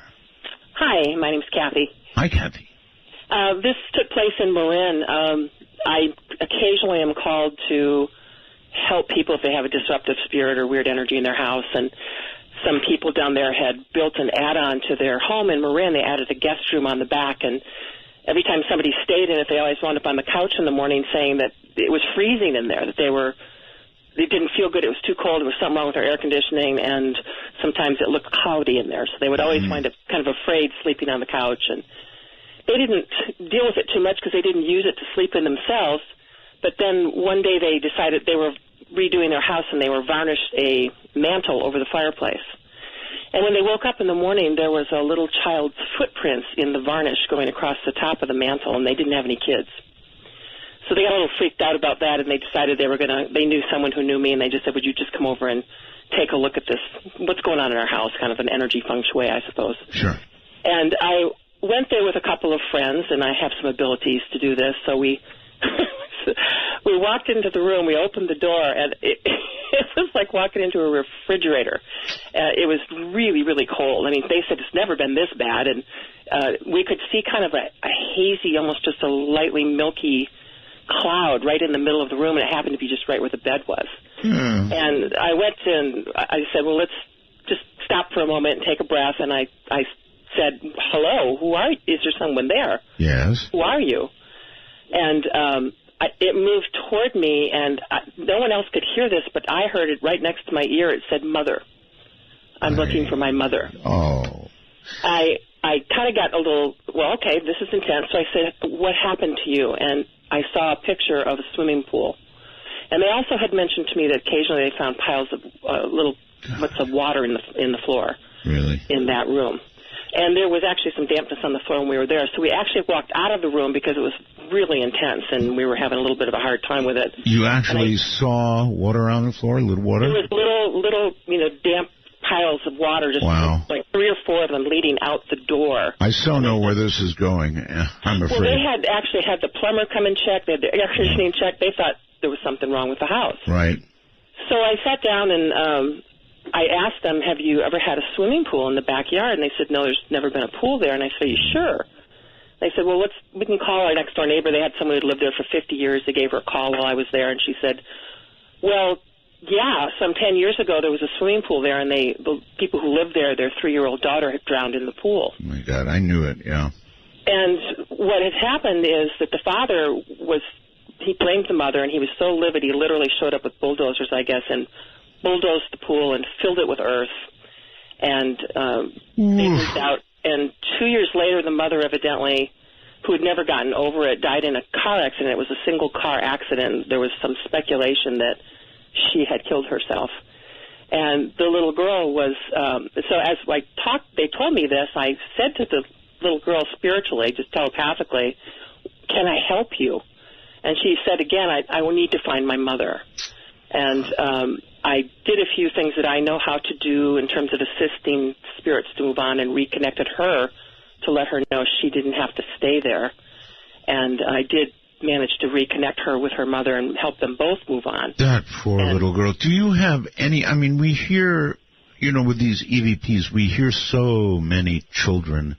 Do you have any clue? I'm going to go back and ask Barbara again, but I mean, we adults, we somehow think that if a child like that drowns in a pool, they're not going to some nether region where there is nothing or darkness or cold or whatever. They're going directly to heaven without passing go, but it doesn't seem that way.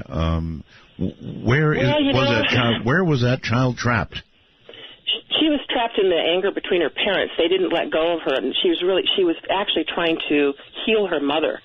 One of the reasons she didn't leave was because she was really in pain about the fact that her mother literally disappeared spiritually. She just went kind of in such deep depression, and the entire family was destroyed. And on some level, the little girl was still trying to find them and heal it so she could move on and finish the cycle with them. And it was a very, very painful thing. We were all very sad when we got done, but uplifted because we actually were able to assist them and that's a whale of a story. Thank you so much. You're welcome. Take care. It's hard. This thing with kids is really hard for me. The adults, well, you can imagine all kinds of long lives lived, right? In error or sin or however you want to look at it, and they're being trapped, but not children. So there must be many things that we truly do not understand about what we call the other side. Here once again is Barbara McBth. Hi, Barbara. Boy, that was some story, huh? Yes, it was. She actually got into a dialogue with a little 3-year-old. My goodness. And hopefully the people that live in that house have never experienced her again. And she has moved on, hopefully. It'd be interesting to know. When I asked you about tell us something about the other side, you really can't. I do understand that. But you do believe, right, that this is some sort of, middle area before you go on to wherever your final destination, I'm not trying to spit out movie titles here, is? Well, you're getting into theology. Yeah, a bit. I just believe that we continue on. I believe that it's a learning process, that this is just one of the lessons, life's lessons here, and we continue on. Number 18. All right, you're going to hear Brendan and Barry. We were investigating a mortuary, and Barry recorded this. And you'll hear Barry say to Brendan, I hope there's no bodies down there. And this voice tells him to talk to the dead. Talk to the dead. And there was several bodies down there. We didn't know it. There was a couple of us that went down in the basement, and there was probably about 9 bodies on slabs in this room. On slabs? Yeah. All right, here you go. Okay, that was very fast. Let me try and do it again here. Many of these earlier times were repeated. Let me try it again. Okay, that's a little hard for me to hear, so I'm going to do it one more time and see if I can hear it. There's no body down there. Okay. Yep, talk to the dead. That's what it is. Talk to the dead. That time I got it clearly. These old ears are trying. All right, so yes, there it was. Talk to the dead. And now I'm, in view of the discussion we just had, let's push on to number 19. All right, this was recorded in a cemetery, and I think we've played this one on your show before, but you're going to hear wind blowing and a baby crying throughout the whole time. It was after midnight, and there was absolutely no children around, and the EVP is not looped. This whole crying episode is just what was recorded. Okay.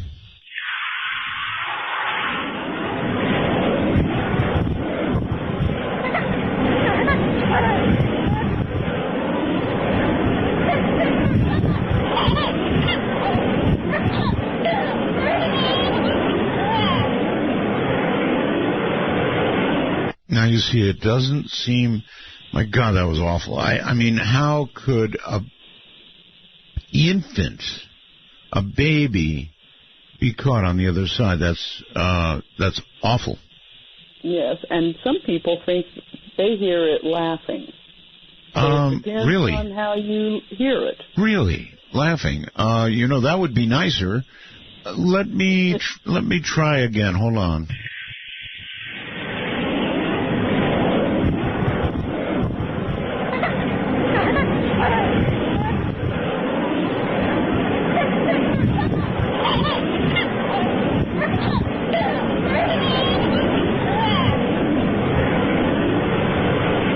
Thank you, Barbara. It's the power. It's either the power of suggestion, or I'm not really sure, but it does indeed. Thank you, thank you, thank you. Sound like laughing. So it was written. That helps me a lot. You'll never know. It says baby crying, and I thought, oh God, baby crying, not good. And when you made that suggestion, maybe it's just the power of the mind.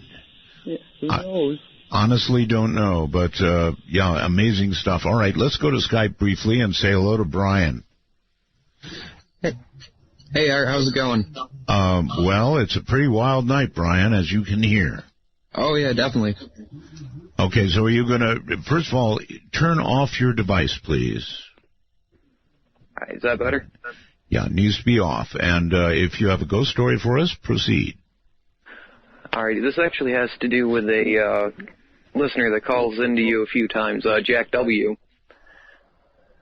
He's a good friend of mine. He took me into a cemetery near us, and we decided to take a mirror in there one time. And it was not a good thing, we found out, because it actually got extremely hot in my hands. The mirror did? Yes, it did. And then pretty much every time after that, I've been in that cemetery 2 or 3 more times, and every time I've been in there, I've had a really difficult time breathing every time. Breathing? Yeah. Well, there are weird things in the paranormal world with mirrors, scrying and such. It's mirrors are strange in a way, huh? Yes, they are. I appreciate your story. It was short and quick, the way to do it. Thank you very much. So, what do you all think about that? I'm kind of glad that he brought it up. Barbara, mirrors. Are you aware of anything with regard to mirrors that is strange, unusual, paranormal? Yes. Mirrors, to me, are weird. There's a lot of, there's some cultures, I don't know if they still do it, but I know they used to do it when a person would die. Yes. They'd put mirrors up because the dead supposedly does not like seeing themselves. Huh. You think the dead can see themselves? I don't know. I don't know. I just know that has been a procedure of certain cultures in the past. I see. Brendan experienced seeing that child in the mortician's house. It looked like his neck was broke. It wasn't fitting right. Brendan saw his reflection in the mirror. Gosh, no thanks. That's horrible. All right, Barb. Hold on. I'm going to I'll put you on hold and venture forth. We've been getting quite the night tonight. Lake Charles, Louisiana, I do believe. Hello. Art, thank you for replaying the baby, because I'm sitting here and I had chill bumps. Do you kind of agree? I mean, when you first hear it, you go, oh, God, a baby. But then when you listen closely, she's right. I think it's laughing. It got better. I want to think it was laughing. Okay. This is Michael. So I've lived in Lake Charles, born and raised here, but in 2004 I moved to Alaska to be a youth pastor for a church. Huh? I was living in Seward, and was invited to come and speak at a church in Fairbanks. Mm-hmm. It's about a 9-hour drive from the south. Not used to. Got there in January. This was in February. I took out on this trip by myself and had been given tips, and this is where you want to stop, this is where you don't want to stop, gas is real expensive here, things like that. Yes. So I got out of just north of Anchorage, north of Wasilla, and up in that part of the country, the people that I had been with had stopped and picked up hitchhikers, and they just said it's just kind of a thing. You don't really do it in Louisiana, but here it's life and death. If you see somebody on the road, they're probably not going to. So I saw a man walking north on the road, and I pulled over. Mm-hmm. He got in the truck, and I remember distinctly he had a kind of a little bit of a body odor smell, and he smelled like a campfire. He was unshaven. His name, he told me, was Alex. He spoke with a Russian accent, and he said he was a mountain climber, and he said his favorite place on earth was the top of Mount Everest, and that he was in Alaska to climb Mount McKinley. So he was on his way to Denali Park. He rode with me in the car for about 2.5 hours, asking me about why I was there, about my calling that I felt on my life and feel on my life, discussed those types of things with me, gave me tips about driving in the ice, and told me not to do things that would have caused error. Right. And we came to a town called Trapper Creek. I don't know if you're familiar. And I was not going to get gas there. It was one of the places I was told the prices will kill you there. And he said, you'll want to stop here because the weather is too bad. Denali is the part where I was planning to stop. They're going to be closed. And so I said, okay. And he'd been in the car for 2.5 hours. We talked extensively about Everest and his plan to see the top of Mount McKinley. Well, we stopped. I got out, started fueling the car. He grabbed his small backpack that he had, I saw him walk into the gas station, a little junction station, had a little cafe in it. He walked through the doors. When I finished filling up, I went in to use the restroom and pay and grab a bite. And I asked the clerk, I said, where's the man that just walked in? And she looked at me and said, you're the only one who's been here for hours. Mm-hmm. And I said, no, a man just walked through these doors. We spent 20 minutes walking around the back of the building. We followed the tracks back to the 2 sets of tracks back to the truck. He was nowhere to be found. There was icy wetness where he had been sitting in the truck. Really? The truck still smelled like him. So at that point, I've chalked it up to, was it a ghost? Was it an angel? I don't know I wouldn't have had enough gas when I got to Denali. That gas station was indeed closed. Well, here's what I'll say.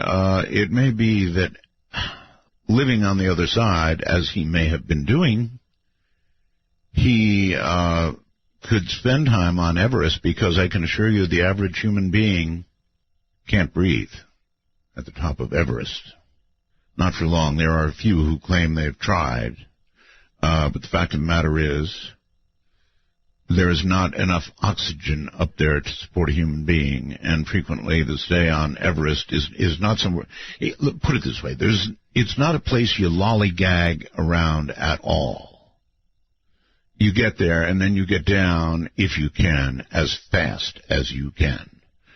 Okay, let's go back to Barb, and we've got the next one coming up that just is awful.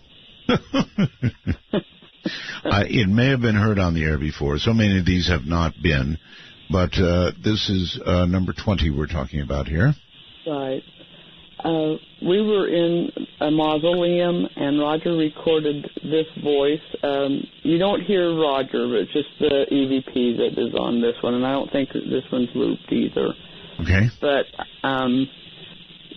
Roger had said, talking about our video camera infrared lights, he had apologized to any ghosts there, saying that our lights would not hurt them. Mm-hmm. And he recorded this voice saying our death gate, and you can hear this voice kind of echoey. You know, it's all marble walls and floors and ceilings.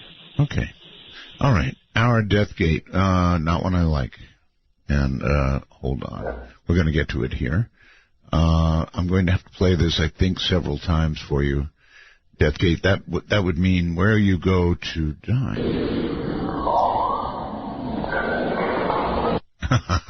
So that one is sort of whispered, I would say. Listen carefully.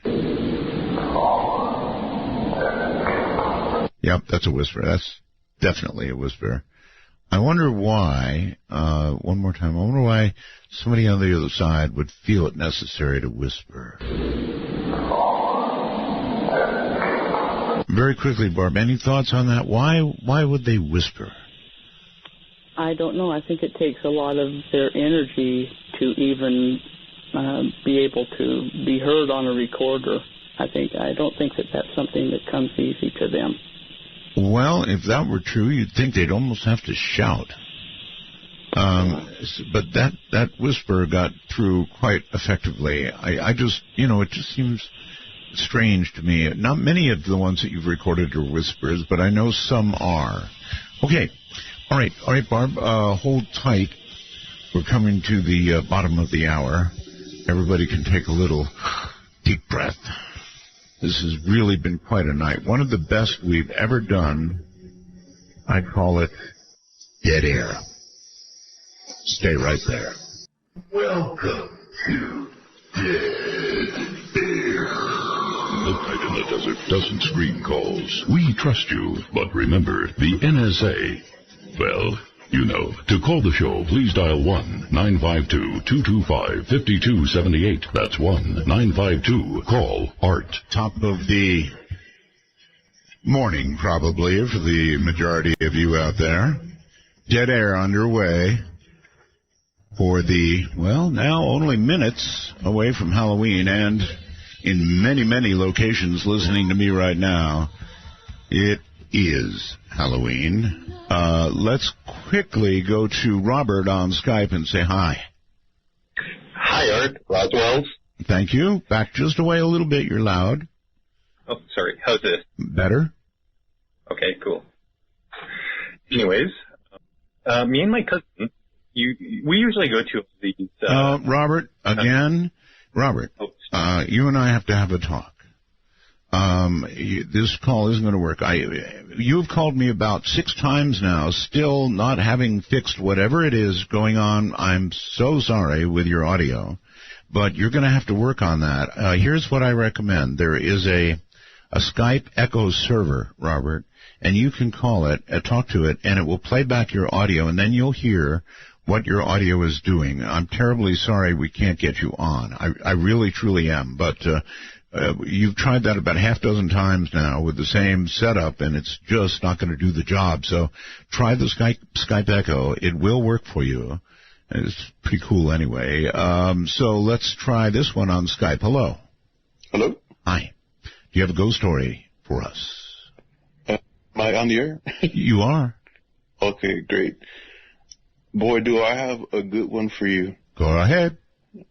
Alrighty. Just a little bit of background. I am a musician, and one of my friends is also a musician, and he was playing for a wedding not too far from where I live. So what ended up happening was, he finished the wedding, he finished the gig, and a couple of the people there invited him to have a drink. So he said, okay, well, let me just have a short beer, but I have to get back home because I have my wife and kids waiting for me. So, time passed by, and he ended up leaving like at 2 o'clock in the morning. So he checked his phone, and his wife had called him like 20 times. Yes. So you knew he was in trouble. So what ended up happening was this guy got into his car, and he was going 90 miles per hour on a 60-mile-per-hour road. Oh, my. And he said, you know what? Well, it's like 2 o'clock in the morning. There's no cops around. So let me just go ahead and just, open her up. Go real quick and, try to get back home because my wife is going to, lay the hammer on me. So what ended up happening was all of a sudden he saw a couple of signal lights from a cop. So he was all like, oh, man, I'm going to get home late, and I'm going 90 miles per hour on the 60-mile-per-hour road. Might not get home at all in that situation. Yeah, okay. Yeah, so what ended up happening was the cop ended up shining like this big bright light like they always do. Yeah. But he said that for some reason when the cop asked him to put on the window, he felt a cold shiver.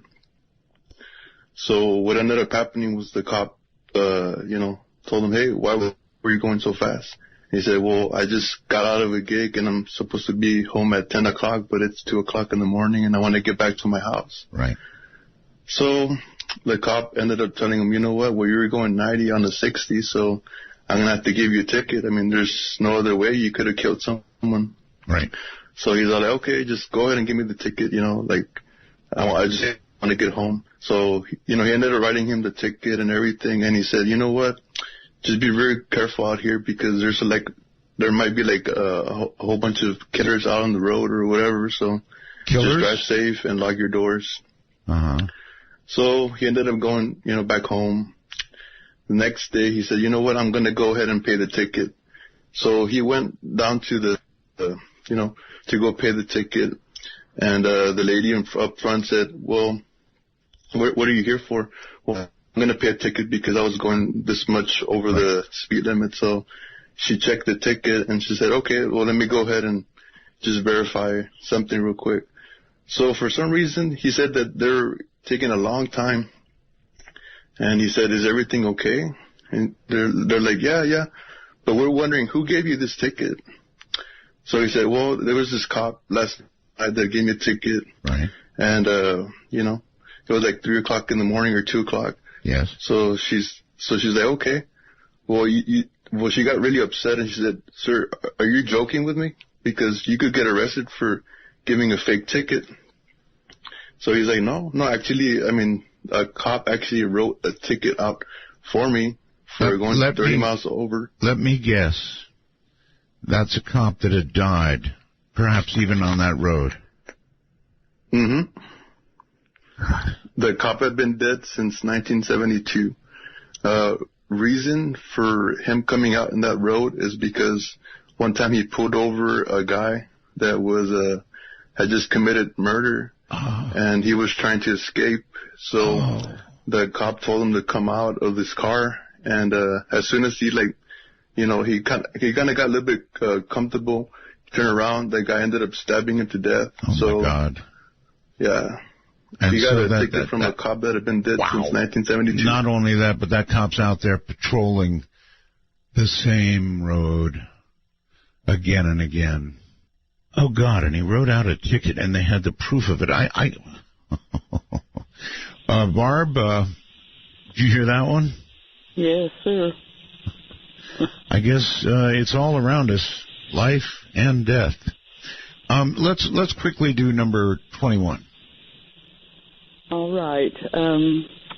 You remember the Stock Exchange building where the drowning episode took place. This was from the the second time we had visited and investigated this building. Right. You were going to hear, I think it's Brendan. He says, okay, this is our second recording from the building. We are now getting ready to leave. And an EVP is recorded here, and it says it's dead. Oh, it's dead, okay. Okay, this is our second recording from, and we are now getting ready to leave.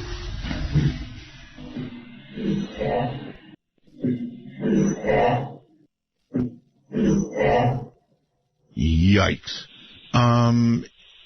Do you think, well, the other recording you mentioned was where the drowning was? Yes.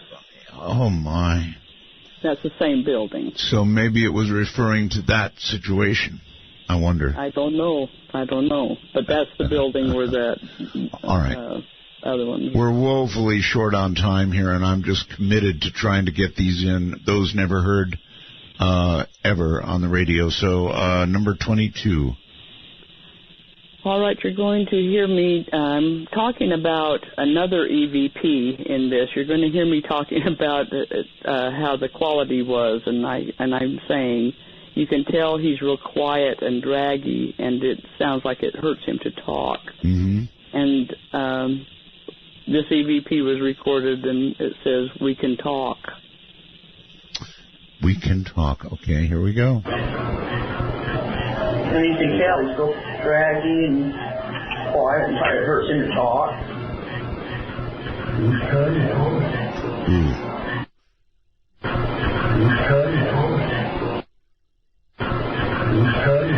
That's unnervingly clear. Yes, that was recorded in the house that we rented for several years. It was quite active. Oh, how, I guess for you, lucky.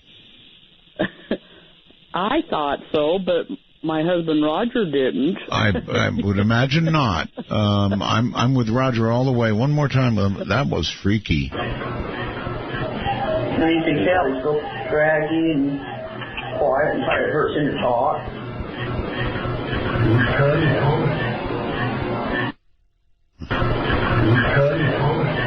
Yikes. Yeah. Oh, I don't know about that. Obviously, they can talk. It's a rarity, I suppose, but apparently they can. All right. Hold tight, Barbara, for just a second. Let's, let me see. Like a one-arm paper hanger here. Let's go to, how about this one? You're on the air. Hello. Hi, good evening, Art. This is Millie. Hi, Millie. How are you? I'm doing good. Love the show tonight. And I want to give a quick shout-out to the Art Bell Time Travelers on Facebook. And we have a quick question, and I will get to my story real quick. Okay, question? At the beginning of the show, before the first EVP came out, there was a spliced voice that came in while the two of you were talking, and we don't think you heard it. We all heard it. Did you hear it? No. You're going to have to go back and listen to it. It was like right around the beginning, the first couple of EVPs. I think it was right before the first one. All right, well, I can listen. I can go into my, I'm a time traveler, believe me, so I will go and I will listen, I promise. All right. We thought you were haunted. Okay. Now, back in California, we lived in a haunted apartment. A man had killed his girlfriend in there, and we knew it was haunted. Weird things happened in it. And we had these two friends that had been together forever. We took them over to our ex-brother-in-law's house for a barbecue. Well, she kind of got a hankering towards him. And, we didn't say anything to the man. His name is Ron. And he was over drinking one day with us. And we had this table that my husband made by hand. It was a very strong table. You could jump up and down on it, and it wouldn't move. Right. And he was talking about his girlfriend, and we kind of lied about it. And every time we would lie, one of the legs started bending out. Oh, my. And I noticed it. my husband noticed it, and we tried to change the subject. You know, it hadn't fallen over yet, but it took about a half an hour. And within that half an hour, that leg bent out to the point where the table actually fell over. Oh, my. And my husband picked it up. Now, the leg was from another table. It had a screw in the center of the leg, and it was attached to a table bracket. The bracket had a lip on the inside, so the leg kind of slanted out, which made them really strong. Yes. Do you know what I'm talking about? Yes, but how it would bend, no, I don't know about that at all. And the screw was not bent. He put it back in, and it was fine. That table lasted for years, and it never did it again. But the more we lied about him, about where she was, the more that thing bent until the table fell over. Usually it's a nose growing, not a table bowing. I think the lady that died in there was telling us, don't do it. At least I got a laugh tonight. Thank you so very, very much for that story. My goodness, folks. All right, let's go back over here and say, Barbara, you're back on the air. That was quite a story, wasn't it? That's great. Okay, we're way short on time. I'm determined to get to the last two, so let's do it. Number 23. All right. We were at a bed and breakfast place. It's a big mansion that they've turned into a bed and breakfast in Salt Lake. Right.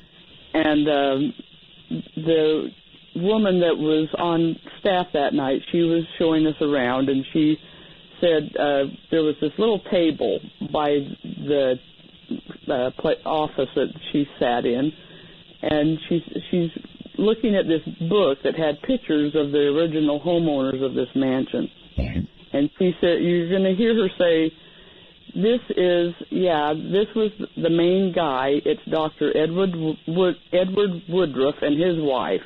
And then this EVP says, very feisty. Very feisty, really. Well, that's a new one. This was the main guy. It's Dr. Edward Woodruff. Why? Very feisty.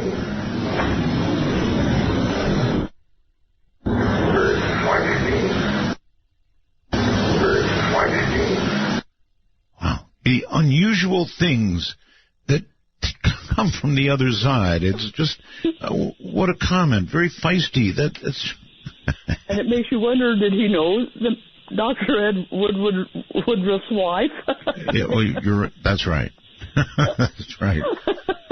Okay, last one, Barb. All right, this is a Utah cemetery, and it was the cemetery that we've gotten so many great EVPs from.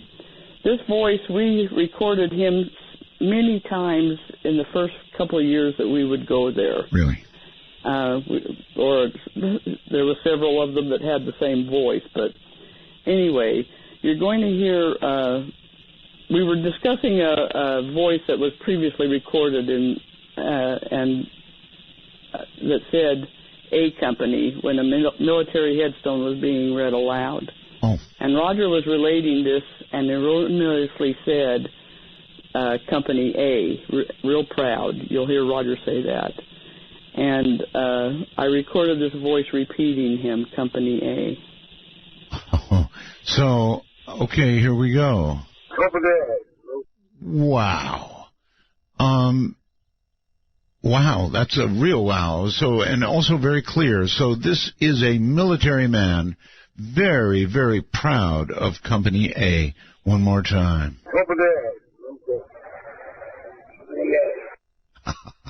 From the other side, that's actually one of the best ones I've ever heard. And you can hear in this military man's voice that he's very, very proud of the fact that he's Company A. One last time.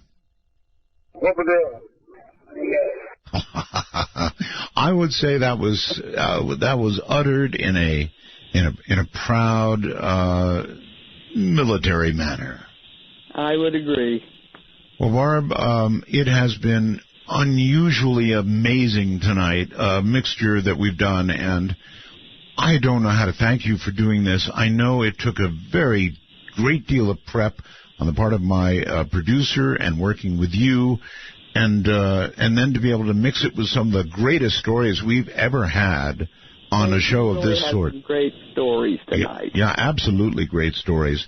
So I want to thank you and all of the GIS, but especially Barbara, who stuck it out with us on what's about to become Halloween. Thank you, dear lady. Thank you very much, Art. Always a pleasure. Good night. That's Barbara. She's really something. Really, really something. Thank you all. I wish the lines are stacked. I wish we could get you all in, but this is now only a 3-hour show. So we have to stop when we have to stop. I hope all the little ones enjoy their candy gathering for the morrow. And be it safe, please. From the high desert to all 25 time zones out there. Dead Air says good night. From the high desert and the great American Southwest, I bid you all good evening, good morning, good afternoon, wherever you may be in the world's 25 time zones, each and every one covered like a warm blanket by this program, Midnight in the Desert. I would be Art Bell, and it is my pleasure to be here tonight. I've got a lot to talk to you about, and then I'm going to scare the hell out of you. And probably myself. This is a story I have never heard. It's probably a story you've never heard. So that's all coming up. Rules of the program. No bad language. Well, no really bad language. People are calling me on that. Every now and then I'll say hell and damn, right? Or something. And so I'm not banning those, but you know what I mean, right? No really bad language. Can't allow it. 1 call per show. Now I have to define it, right? Like the Supreme Court says, you know it when you hear it. All right. I have news on Abby, otherwise known as KIC 8462852. I think we're going to call her Abby, though. Seems like a good name to me. She discovered the star, right? All right, so here's the thing. I have information, inside information again. I've had it now twice from NASA. Once NASA itself, once JPL. And now I have somebody inside the main scientific circles that are looking at all this right now. And I'm not going to burn this person's name. I understand that makes you perhaps down a little bit, what you're about to hear. But I beseech thou, please go to artbell.com immediately. Artbell.com, because I'm going to ask you to look at a chart, and I almost never ever do stuff like that. But this is important. Go to artbell.com, and right below tonight's guest info, you will find a chart. This is the chart. What this shows is the dimming of Abby. It's no minor matter, and the information I'm about to give you does come from inside the main scientists looking at this, and that's all I can say. You're just going to have to trust, and I do, that the information is accurate. The first 16% dimming event was a weird one. The light curve would suggest that the object is monolithic and triangular shaped. Ta-da! This fact is what's driving all the scientific interest, because that is exactly the kind of structure that you would build to announce your presence to the universe. You don't see big, opaque triangles in nature. Doesn't happen. If the spectra show the object to be opaque when it comes back around, then it can only be explained as an alien megastructure that was probably constructed to announce the presence of the civilization. That would imply that they wish to make contact. Hoo-hoo. There is a slim chance it could well be conglomerated comet tails. Very slim.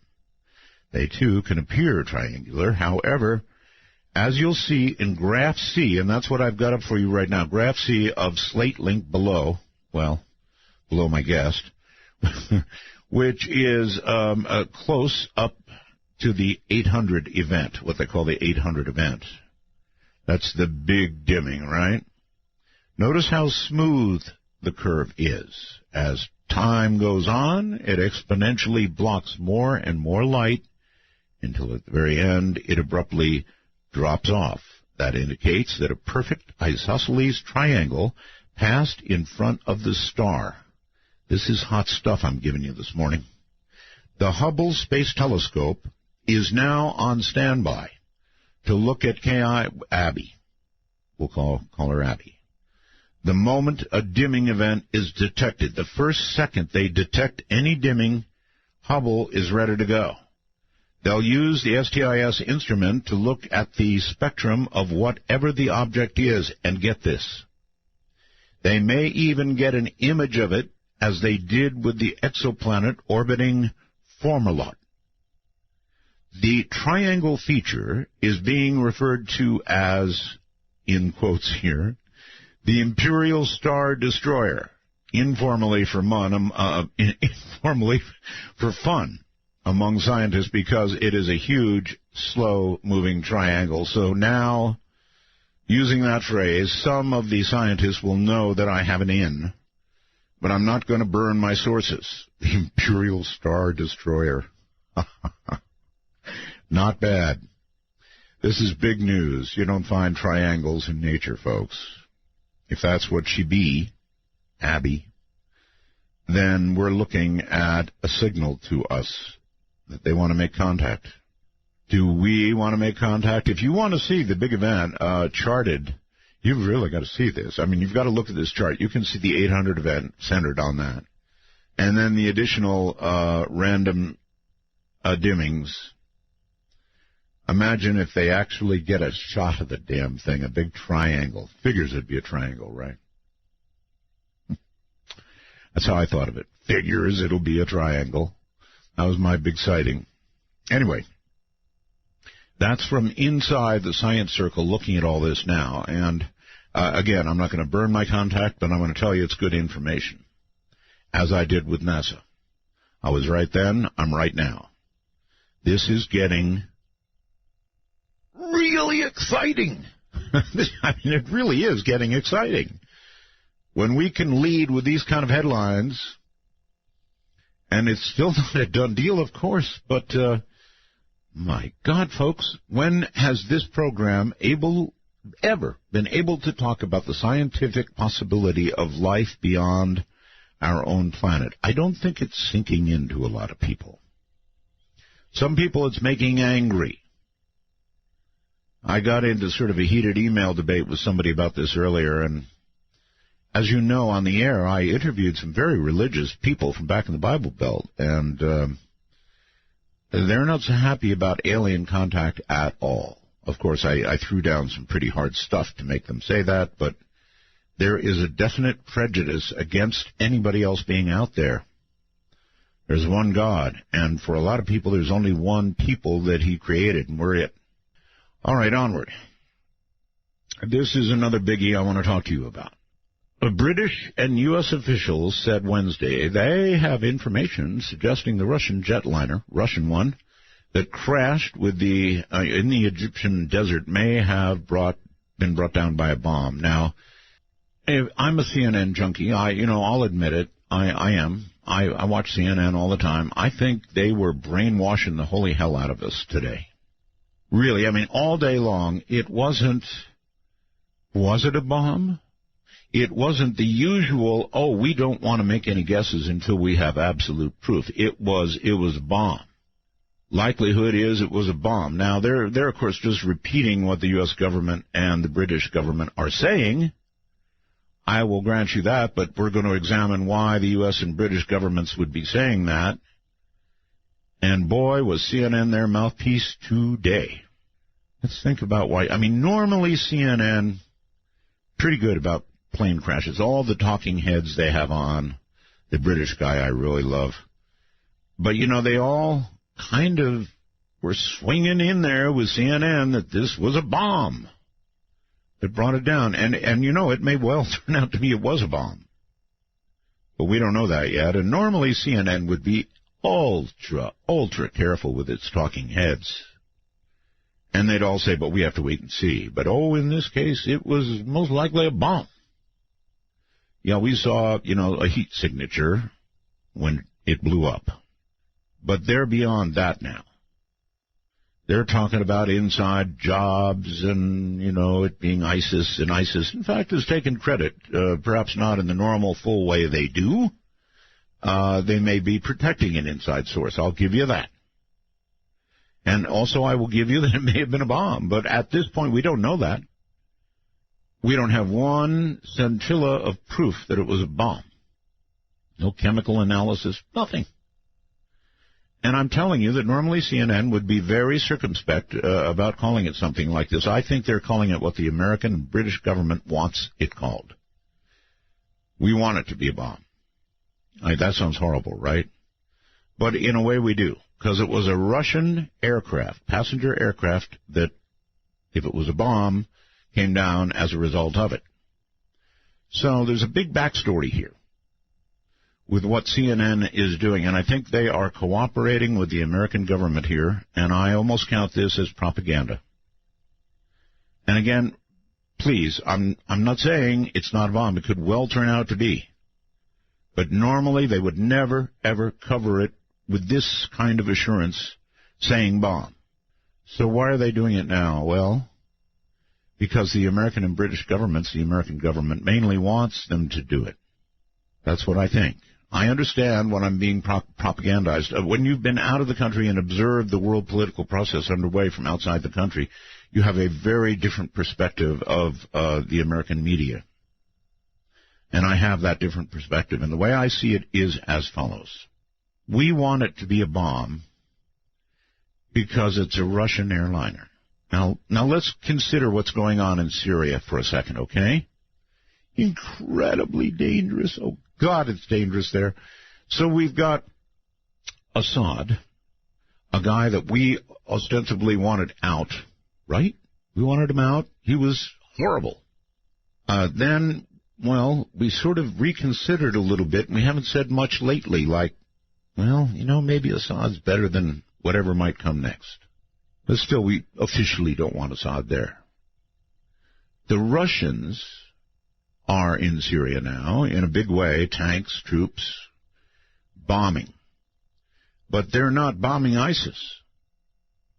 They're helping us to death by bombing, but they're bombing the wrong people. They're bombing the rebels who want to take down Assad. In other words, Russia's in there militarily propping up Assad. We've been complaining bitterly about it now for a long time, right? What do we want Russia to do? We want them to bomb who? ISIS, of course. So if this can be a bomb put in a plane by ISIS, then it might make the Russians really, really angry enough to begin actually bombing the people we hoped they would bomb. ISIS. So while we're normally extremely circumspect, we've seen a lot of plane crashes lately, right? And they're always very cautious. So what's up this time? Is there a connection between what the U.S. government and Britain say and then what CNN is hyping up? Yup, I think so. Anyway, for your consideration, you can write to me and let me know whether you think I'm right, wrong, or upside down. Then we've got the case of the USS Kitty Hawk. What is that? You know what the Kitty Hawk is, right? It's a great big super carrier. Kitty Hawk was in the Pacific, along with the ships that tend to her. And surprise, surprise, Captain, look, off the port bow, it's a Chinese sub surfacing. That's right. A Chinese sub surprised everybody by surfacing near the Kitty Hawk. Now, my guess would be that somebody's head is going to roll because of this. I can't know that for sure, but I'm guessing. they were supposed to be protecting the carrier, and you were not supposed to ever get surprised by something like a Chinese submarine. So that's what's going on in the world. Now, forget all that stuff except the star. That's very important. And let me tell you about what is coming up next. Deborah Moffat is just a regular person, an experiencer behind the acclaimed books A Deadly Haunting and Unwelcomed, which draw upon the frightening experiences she and her family endured at the hands of their unseen tormentor. Vastly intelligent and destructive, this demon wrought havoc in their lives and home, resulting in a daily battle to maintain their own sanity. After 25 years, Deborah decided to tell her story, detailing what went on in her family's home during the 6-year nightmare in which this entity plagued them. For these 6 years, can you imagine living like that? Can you imagine it? For these 6 years, the Moffat family was terrorized by a demon from the past. A demon that claimed that Lee Moffat was promised to him as a sacrifice hundreds of years ago. The entity had come to collect. There were no safe havens. There was nowhere to run. The Moffat family had only one option, as we would all have: survive.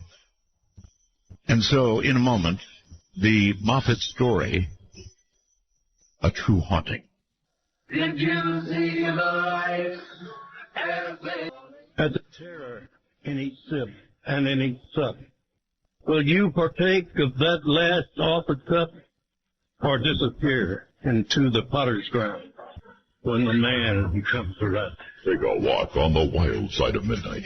From the Kingdom of Nye, this is Midnight in the Desert with Art Bell. Please call the show at 1-952-225-5278. That's 1-952. Call Art. Well, all right, then. I can take it. Mike in Massachusetts said, Art, no one's perfect. I just want to let you know before people start scolding you, it's Tabby's star, not Abby's star. Yeah, I knew that, Mike. It was just a test, and you're the only one that passed. No, Mike, I'm lying. I did blow it, and it is Tabby's star. It happens. I'm sorry. Tabby's star. It's Tabitha. So, Tabby. I don't know why I like the name Abby, but I do, and it gets stuck in my head. So, no, Tabby. Tabby's star. God, that's an important story. All right, now to Deborah Moffat, and you're just not going to believe what you're about to hear. Deborah, welcome to the program. Thank you, Warren. Thank you for having me on. Do you prefer Deborah or Debbie or Miss Debbie's fine. Or Miss Moffat? No, Debbie's fine. All right. Debbie it is. Okay, Debbie, I guess in this, you have just, I blabbed away most of the first half hour, so if you would please, tell us just a little bit about yourself. Actually, I have 3 children, still live in the same house where the last part of this story occurred, retired, and Mr. Entity has been gone 25 years now, and we've never heard another thing from him.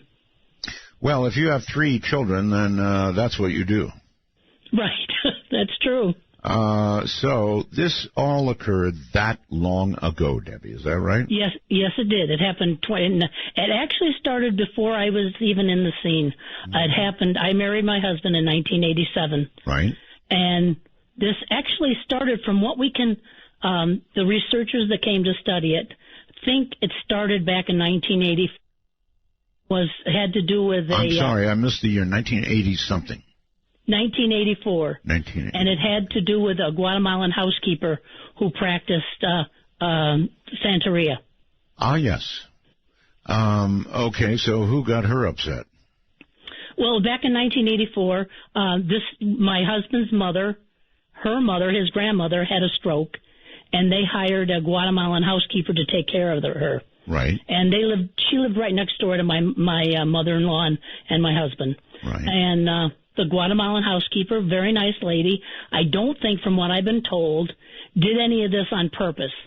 She was afraid that when she lost her job, when the grandmother died, she'd have to go back to Guatemala. I see. So I think she was trying to keep the grandmother alive as long as she could. And what happened is she opened some type of a door and allowed something to come in. Is this sort of all guesswork, or do you have any firm reason to believe that's what happened? It's partly guesswork, partly from what my mother-in-law found at the house. After her mother died and Juanita left the house, they went to clean it, and they found strange markings all through the house. They found candle wax, broken rosary beads, and blood and feathers. Oh. So from what they told the researchers that came to the new house, they believe that that's probably what happened. That's because they can think of no other way, why this started. Okay, but yeah, that's quite a bit. You said feathers and blood and what else? Broken rosary beads, feathers, candle wax, and strange symbols all through the house. Okay, so there was practice going on in the house, no question about that. Right. Well, I do agree. I do certainly agree, Debbie, that when you dabble in such things, you do leave open the door for something you don't want as well as something you do want. Yes. Like I said, I don't believe she did this, anything to happen on purpose. She was just trying to keep the grandmother alive to save her job. Yeah, okay. But it didn't matter. Something evil did come through. Yeah, so I get that, but I read in the opening that Lee Moffat was promised to him as a sacrifice hundreds of years ago.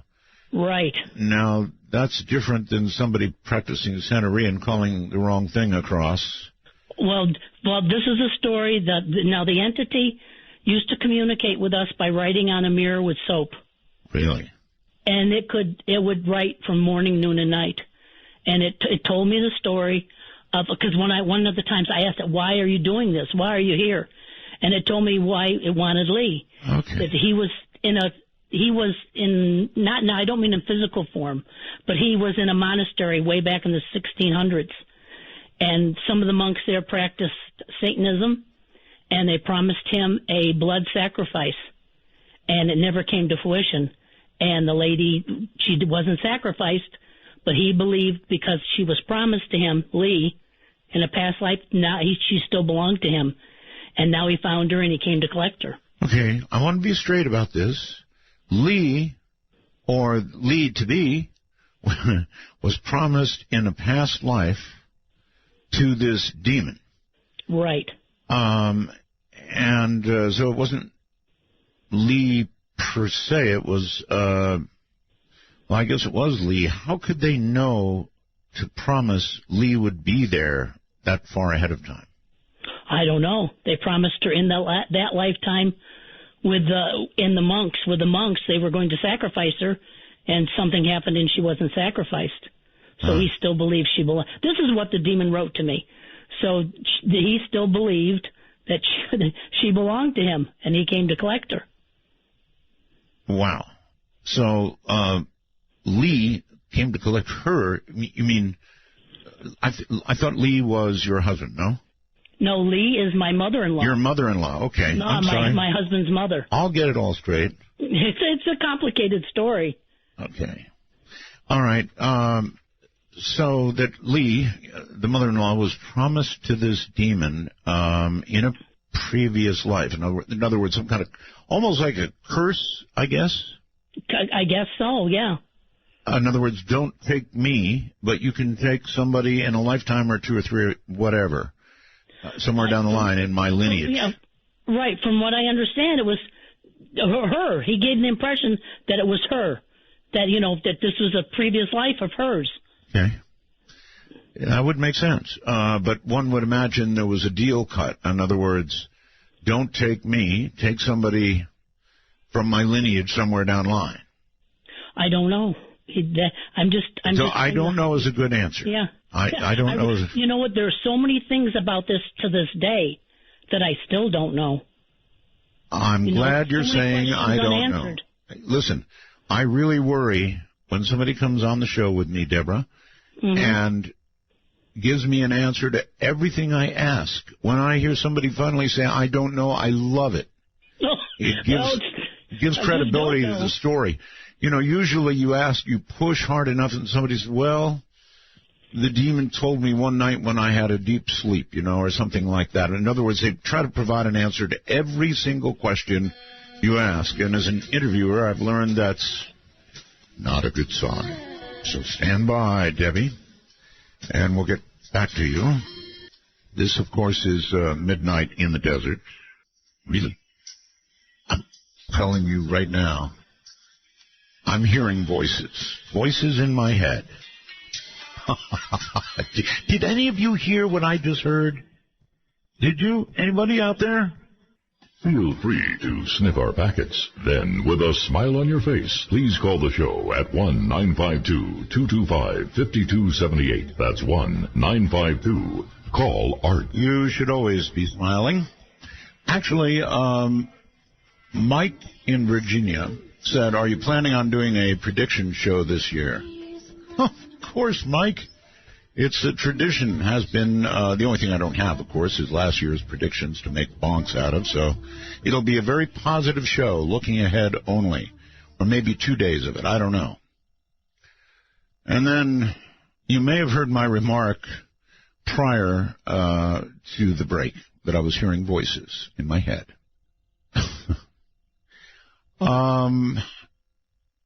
David, yes, I was hearing voices. And I called Keith, who operates, the board down there in Arizona. And I said, Keith, I'm hearing voices. Now, either they heard it on the air and will tell me, or you did it there. And he said, oh, not me. And then a moment passes. He said, oh, God, I left the mic on.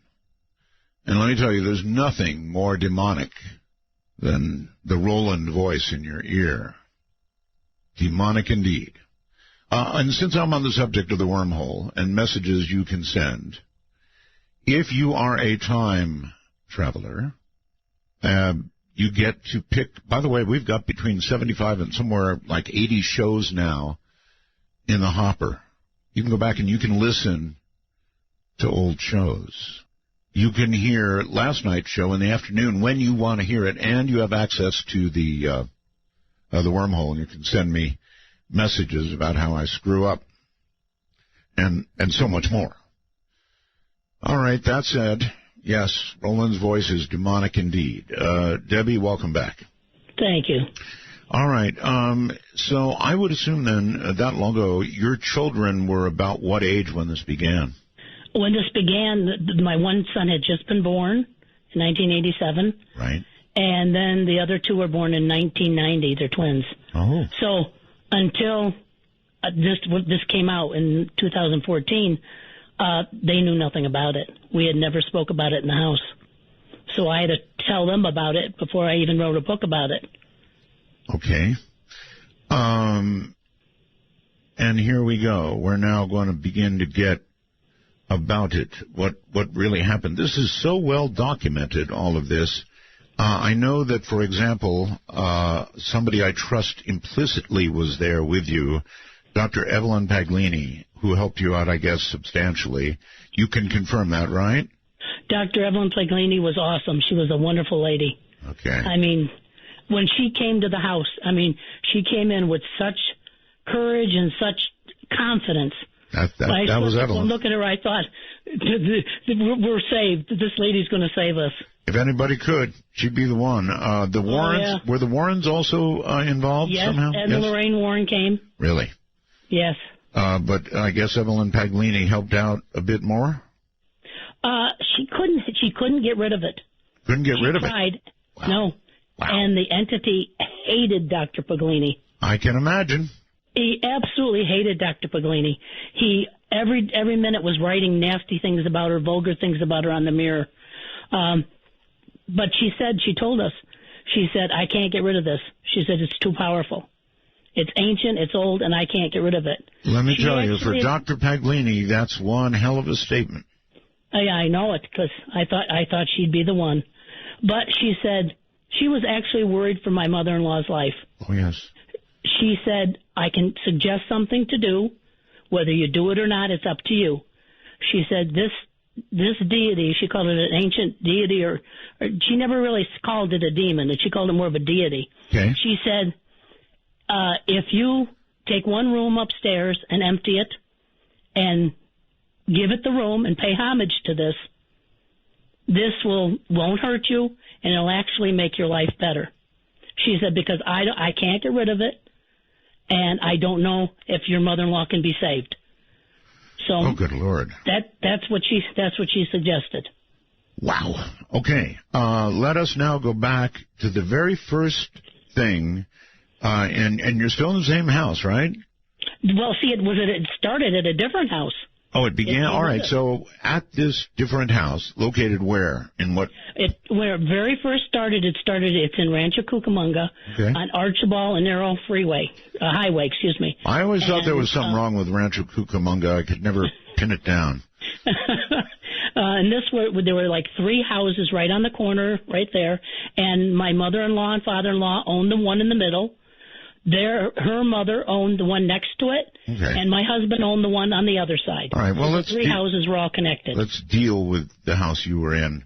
Was it limited to that house, by the way? No, and when all 3 houses were affected. Oh, my goodness. All right. Start with the first thing that ever happened. No, I can start with the first thing that happened that I can confirm because I actually saw it. Fair enough. Things that happened earlier, I never saw, so it's only hearsay. Fair enough. What I actually witnessed, the first thing was ports. We had a tenant that moved into. My husband rented his house out. And we lived with his mother and father. Right. He had a heart condition, and he just felt closer, felt safer living together. So we all lived together. Right. We rented out his house to a gentleman. He had a large sports collection, my husband. So he left one room in the house locked, and the gentleman had free run of the house, but he couldn't touch this room. Got it. We would go down periodically to check on the room. The very first thing that happened is we unlocked the door where his sports memorabilia were, and something had taken all the baseball bobbleheads off the wall and put them into the shape of a triangle on the floor. Oh my. All right. And, of course... And this is locked all the time, is that right? This was locked. We were the only ones with the key. But you automatically you don't think something's happening. We automatically thought the tenant did it.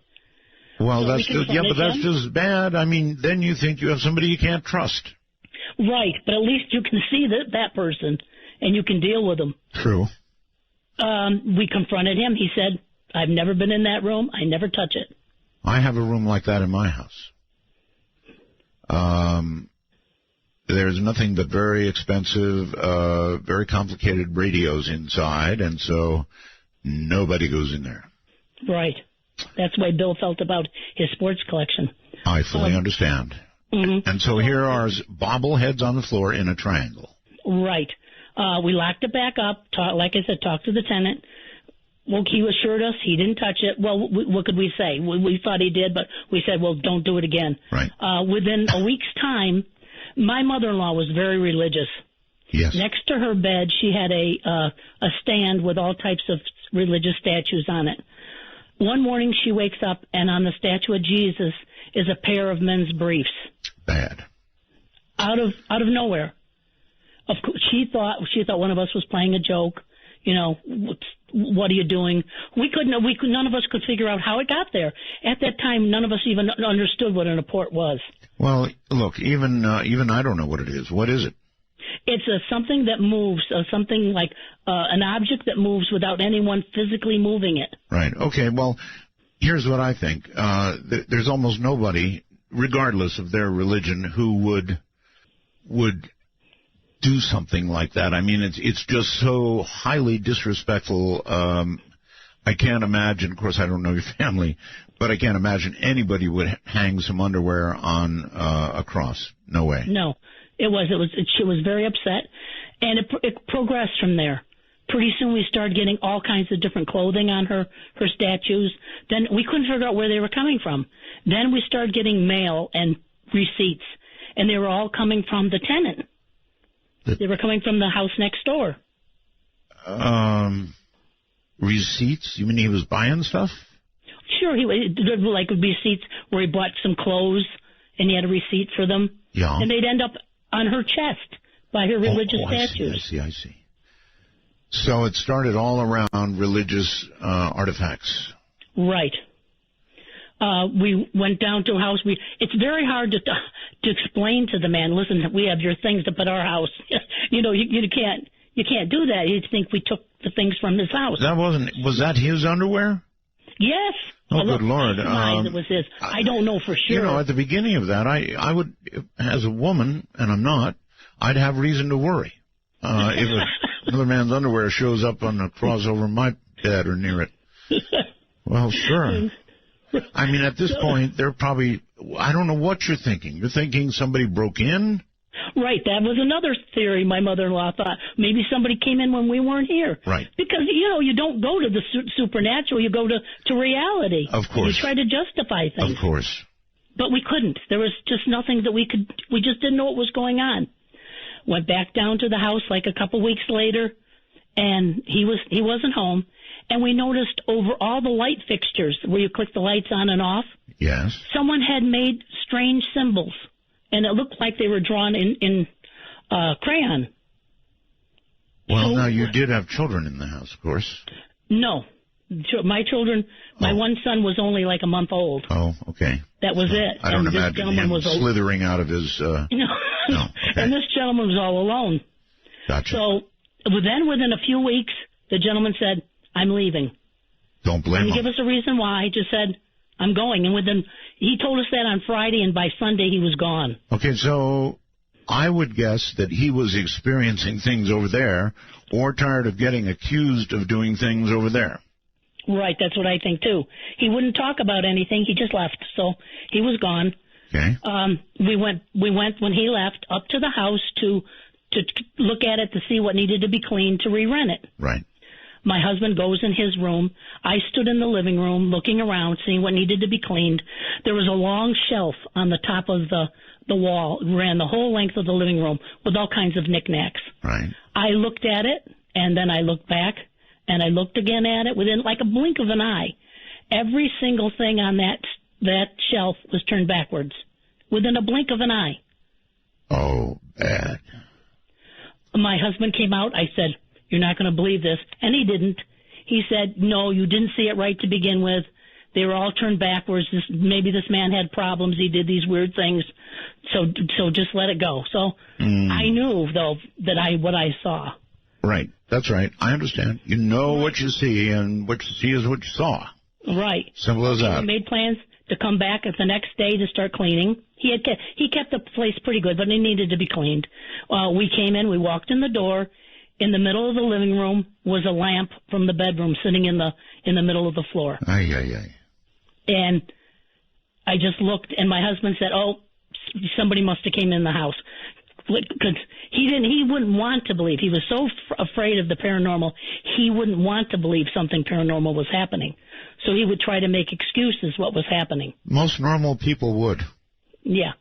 So we put that lamp back. We went into the kitchen. We went in the kitchen probably for 2 minutes. Came back into the living room, and the furniture from the dining room was stacked up in the living room. Good Lord. Within 2 minutes, and we didn't hear a thing. Okay. At this point, I wonder what you were thinking, and I wonder what your husband was thinking. Two completely opposite things. I looked at it as something, at the time, I wasn't familiar with anything paranormal. I had never been frightened in my life by it. Right. I looked at this as something absolutely fascinating. Look what was happening. You know, it was like my mind was going in circles trying to figure out what was going on. My husband's first instinct was, let's get out of here. Let's go. Let's hurry. Let's get out. But I wanted to try to understand what was going on. You and I, Debbie, have different ideas of what's interesting. And by that I mean, for example, this star out there that could be aliens. That's interesting. A room full of furniture moving itself, I run like hell. My husband also. Feel free to me, it was like I just couldn't understand it, and it was fascinating to me. I put the furniture back. He left. He stood outside the door. He didn't want to be in the house. Don't blame him a bit. But, the feeling in the house, there was nothing nasty feeling in the house. Do you know what I mean? The house didn't feel like an evil presence or something threatening. It was like this, and it became almost like a game. When I'd go up there to clean, I would go into a room and I'd say, if there's something here, move something. When I was cleaning, and I'd come back and something would be moved. So it almost became like this game where, it gets you, like it grabs you, look what I can do. Debbie, a game is Candy Crush. What you're describing is no game, but I guess you were playing. Really, because to me, it wasn't frightening. It was amazing at that time. Okay. I've got to give you props for a steel spine that I don't have. I'd have been so out of there like your husband. Boy. So this went on how long? Now, this went on probably for another week, and then everything just stopped. Oh. It just stopped. It was like nothing happened.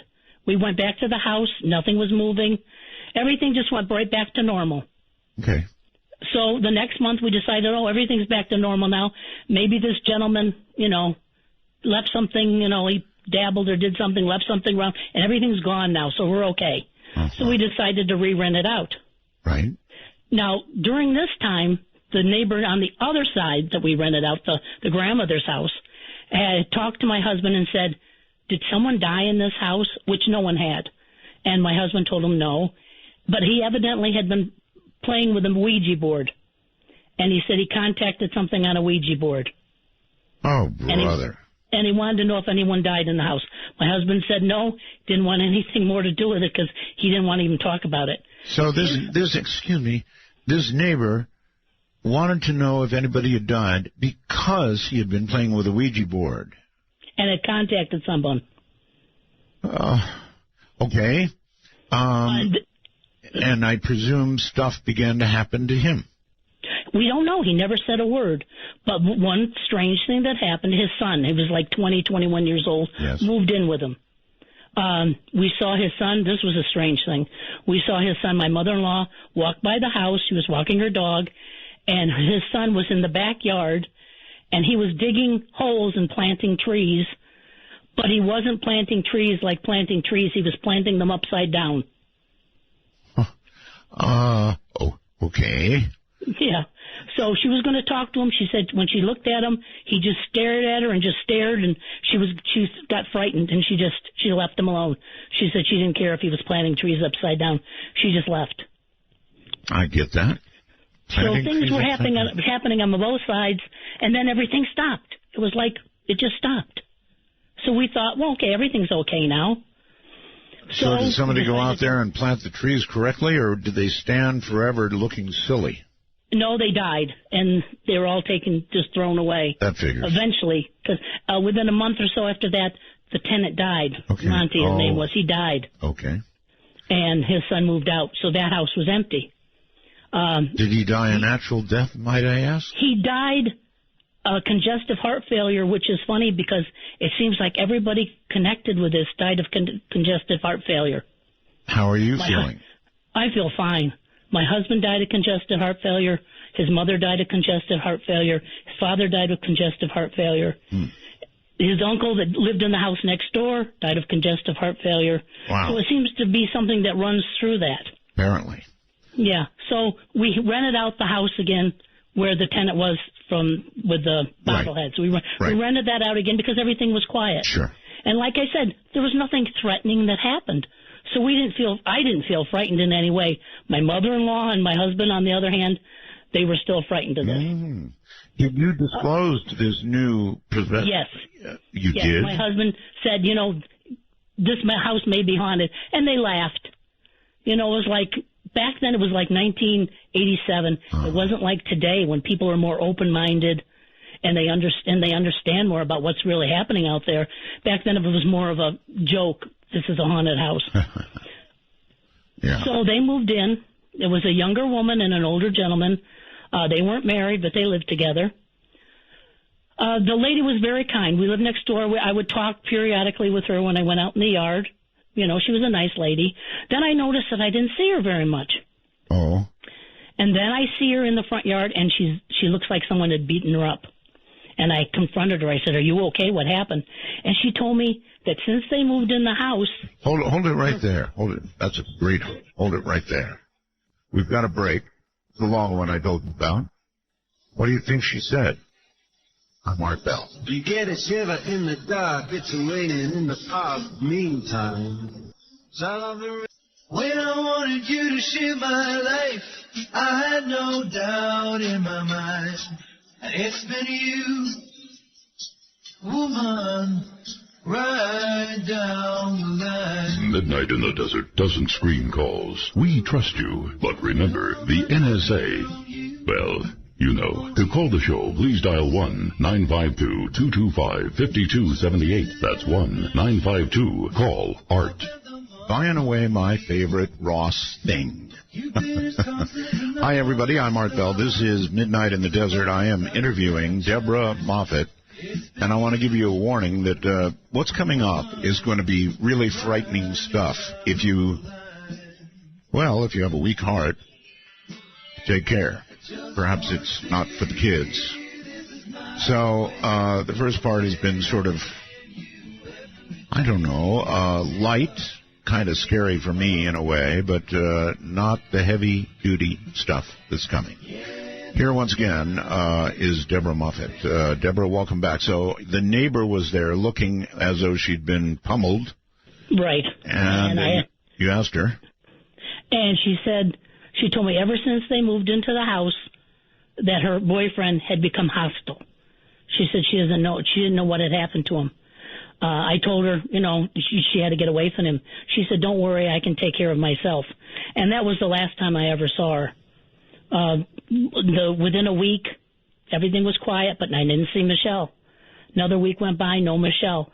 I saw him out in the front yard. I said, "How's Michelle? I haven't seen her in a while." He said Michelle left.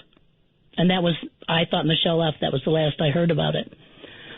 Within the month, he moved out. He just said he had to leave, no problem. He just was leaving. We went up there to clean the house, and it was spotless. I mean, it was bleached. It was cleaned.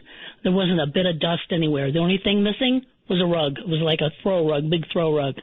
Suspicious. Did anybody check out under the upside-down trees? Dead trees. No. So we decided we just locked it up. We didn't know. By this time, my husband, my father-in-law, myself, and my mother-in-law had decided we were going to sell the properties and move to a new house, a bigger house, and live together. So we were thinking, we won't rent anything out anymore. When Monty died, we didn't rent the other house out. When this tenant left, we weren't going to rent this one out again. Okay. After he left, about a week or so, maybe 2 weeks later, someone was knocking at that door. I was in the front yard. I yelled over, "He doesn't live there anymore." He asked me, "Well, do you know where he is?" I said, "No." He said, "Did you hear what happened to Michelle?" And I said, "No, I haven't heard anything about Michelle." He said they found Michelle beaten to death, wrapped in a rug in a landfill. Oh, my God. Now, I was in shock because I didn't know if this was, first of all, I didn't know if it was true. I hadn't heard anything about it on the news or in the newspapers. It was just what this gentleman was telling me. And also I remembered her saying how the gentleman, her boyfriend changed when he moved into the house. So I remember going home and telling everybody in the house what had happened. I said, "Do you think we should call the police and explain, what happened?" And no, they said, "We don't even know if this really happened. How do we know this man was even telling us the truth?" So I don't know if that had actually happened to Michelle or it didn't. It's just what the gentleman told me. But to me, that was rather scary because at that point, it changed from something that was non-threatening to something that maybe was very evil.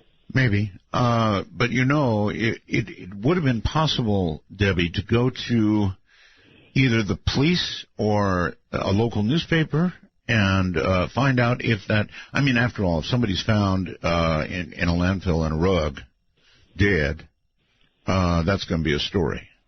That's what I thought the same thing. But like I told him, my husband was the type, he read every newspaper, watched all the news. He said he hadn't heard a thing about it. So I don't know if that was true or if that wasn't true. And pretty weird comment to make either way. Right. It just put a lot of, it made me frightened at that point of what this thing could do if it was real. Right, okay. You could even at this stage, even today, you could go back and find out if such thing had happened, I'm sure. Yeah, you know what? That would be interesting to do, to find out, because sure would. Michelle was a nice lady. It's not a light comment you just drop on somebody. I mean, he must have had some knowledge. I mean, where would it come out of the blue? I mean, there had to be some fact. Stories always have based on some fact. Or if made up. Why would somebody make up a comment like that? Good God. Yes. She's found dead, wrapped in a rug. Okay. All right. Continue. So we left both houses empty. We found a new place to live. It was like 10 miles up the hill from where we lived. All right. And so we were moving very slowly. They put the property on the market, and we were moving our possessions very slowly up into the new house. The very last day we were there at the house, my mother-in-law and I were alone. And for us, this is when it really became hostile towards us. Everyone was gone. My mother-in-law and I were in the back bedroom. We were getting the last of her things, and there was one box. And all of a sudden from the kitchen, we hear almost like an explosion. We run to the kitchen, and the entity or whatever, what happened, all the cupboards had been just ripped off the walls.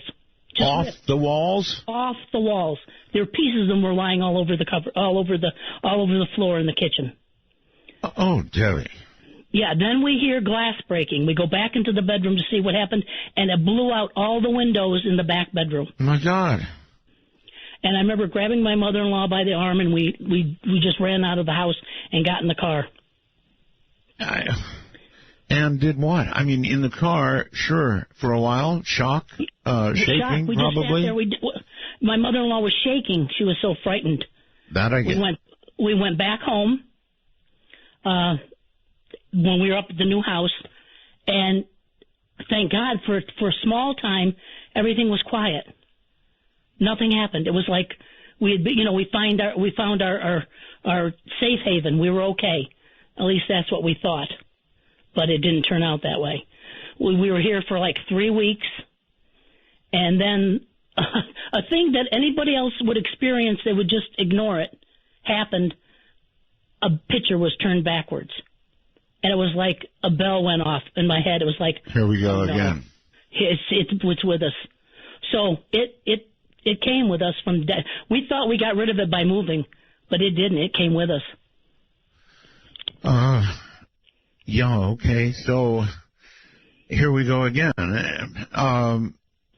So it wasn't the house. It was you, or it was your mother-in-law. It was my mother-in-law. Now, by this time, my husband and I were trying to talk. My mother-in-law, she was the one that was against telling anybody what was going on or trying to find somebody to help us. Because she said people will think we're crazy, or she had it in her head, if things like this happen to us, we must be evil and we're getting punished for something. We couldn't make her understand, this is something's happening, we need help. So from this point on, we became very isolated. We started to look for help, but we became isolated. We weren't allowed to talk to anybody about what was going on. What do you mean? What do you mean you weren't allowed? My mother-in-law would go into hysterics. She wouldn't want anybody to know what was happening to us. I see. Okay. So we just kind of kept it to ourselves. And then then the entity started to isolate us even more. He would go where we went, and he would make it so uncomfortable where we went, we would stop going places. Like we couldn't invite someone to the house, so we would go to visit them at their house. Yes. But the entity would do something, like we went to this gentleman's house. It was a friend of my husband and my mother-in-law's. And when we came home, on our kitchen table was the gentleman's wallet. Now, we were just at his house. How can we explain to this gentleman why we have his wallet? Very carefully. So it did things like that to make us so uncomfortable that we kind of isolated ourselves from everyone. And by this time, we finally got my mother-in-law to try to allow us to go and try to find help to tell people what was going on. What kind of help? First of all, we went to a psychologist right here in Rancho Cucamonga because I remember my mother-in-law was contacting the church at the time to try to get a priest to come to the house. And we decided to go to a psychologist to see if any one of us was causing this. So we went to a psychologist. See, they wouldn't be the ones to really be able to pin this sort of thing down, would they?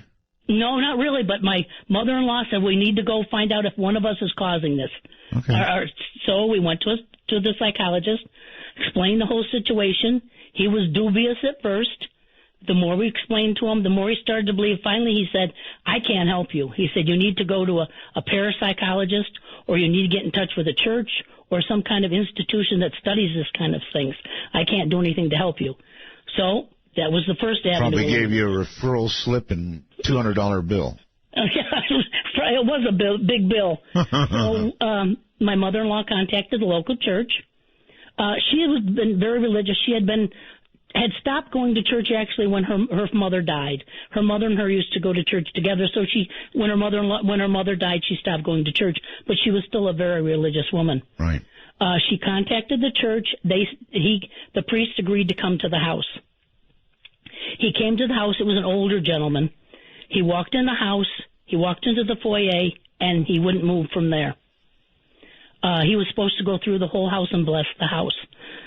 He said, no, I don't have to. I can do it here. He took out his holy water and he made the sign of the cross in the hallway. And he said, okay, it's blessed. And my mother-in-law said, aren't you supposed to go to every room and do this? He said, no, this is good enough. I have to leave. So then my mother-in-law decided she would try to explain to him what was going on. And he didn't want to hear it. He looked at me and said, ladies, when they get this age, they get a little crazy. I got to get out of here. And he just ran out of the house and jumped into his car. So the way you're telling the story, it sounds like he felt whatever it was, either was lazy or felt whatever it was and said, I'm out of here.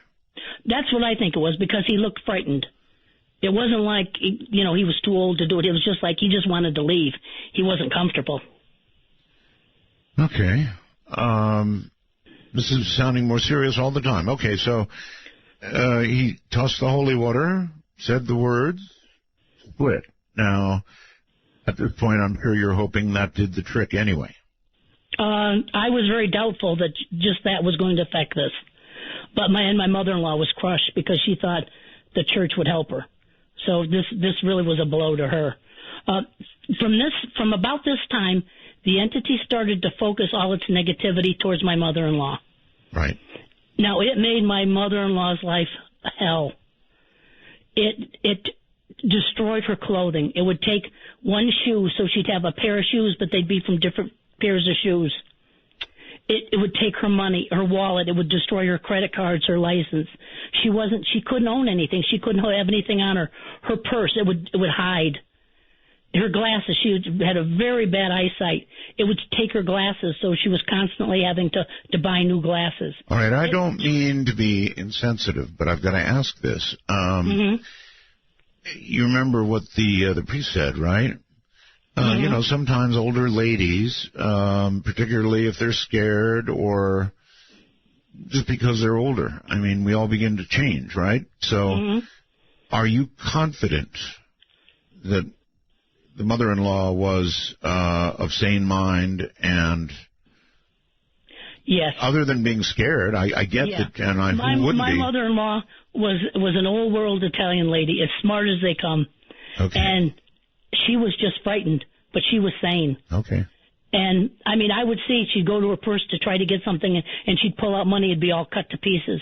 Or she'd pull out her credit card, and it'd be sliced in pieces.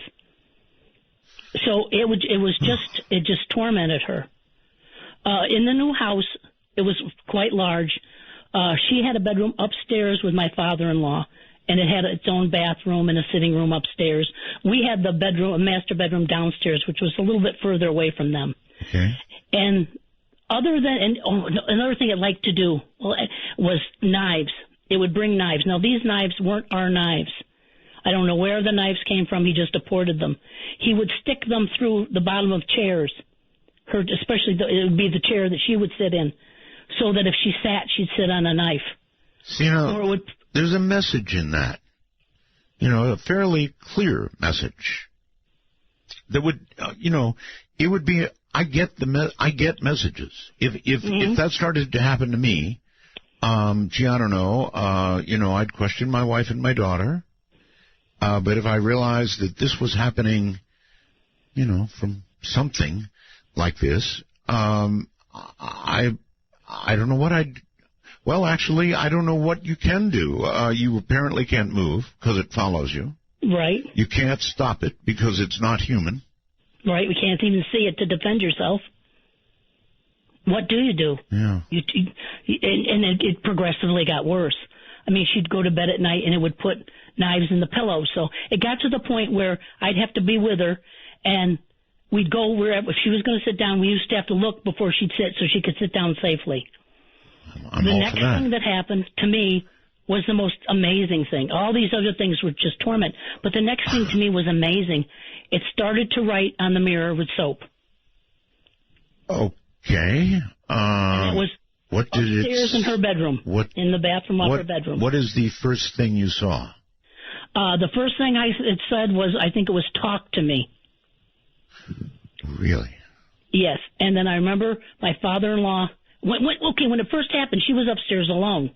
So, when she called me up, she said, you have to see this. I left the room, I came back in, and this was on the mirror. Everyone else was downstairs, so it just was her upstairs. So when we all came upstairs to look at it, to see what was going on, immediately the first thing you think of is one of us wrote it. Sure. Because I never even heard of ghosts or demons writing on things and actually communicating with you. I never heard of that. Well, it was in her room, so you would think she wrote it, right? Right.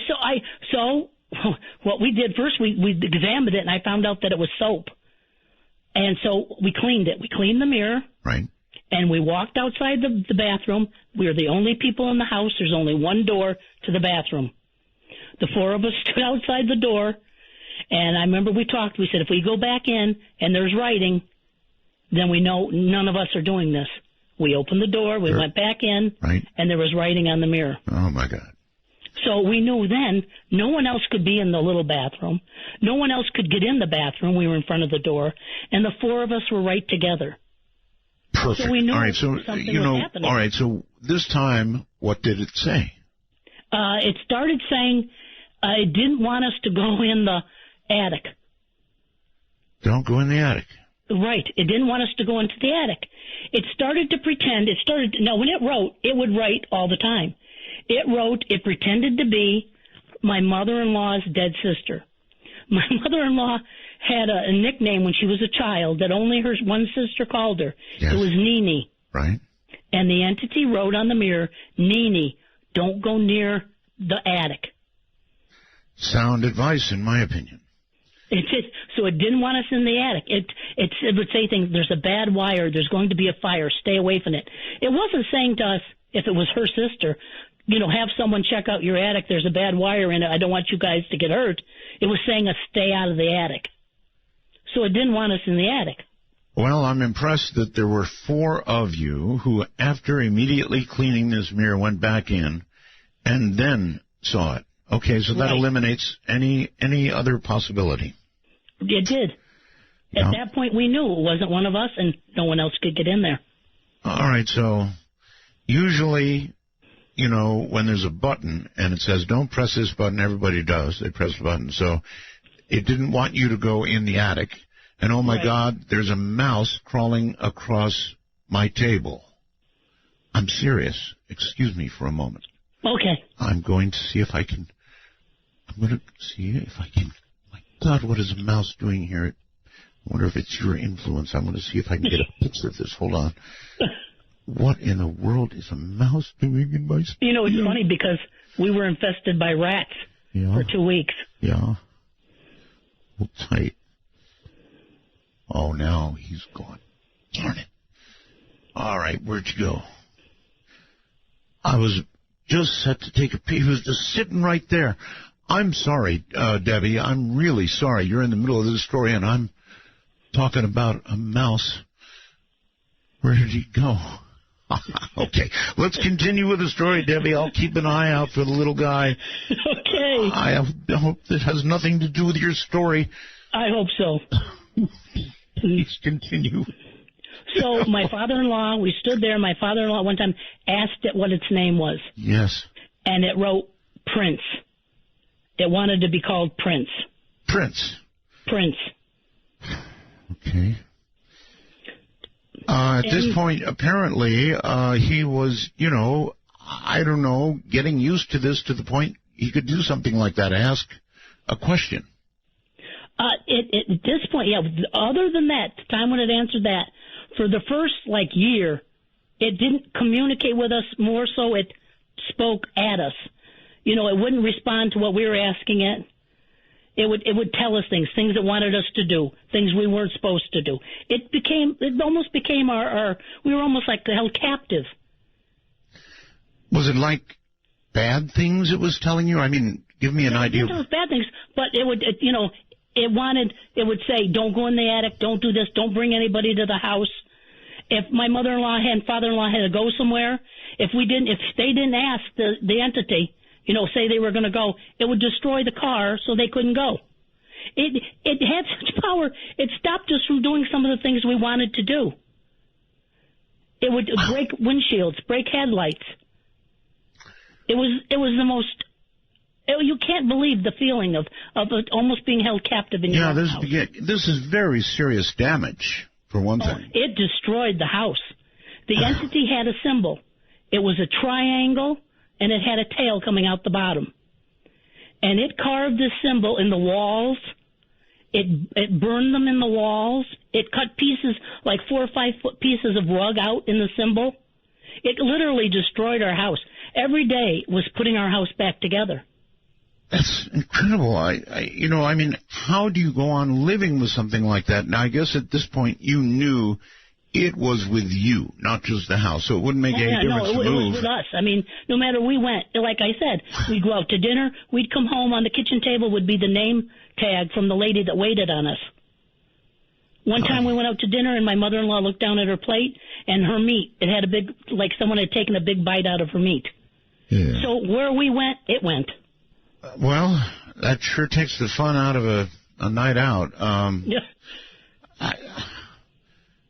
Okay, so there had no way to get rid of this thing. I mean, I would have tried another priest. I don't know what. We tried everything. We called Lloyd Arback. He was in charge. He had a paranormal organization. I know him. Yes. Yeah, he sent Chris Chacon out, and I remember Chris Chacon came out, and he had.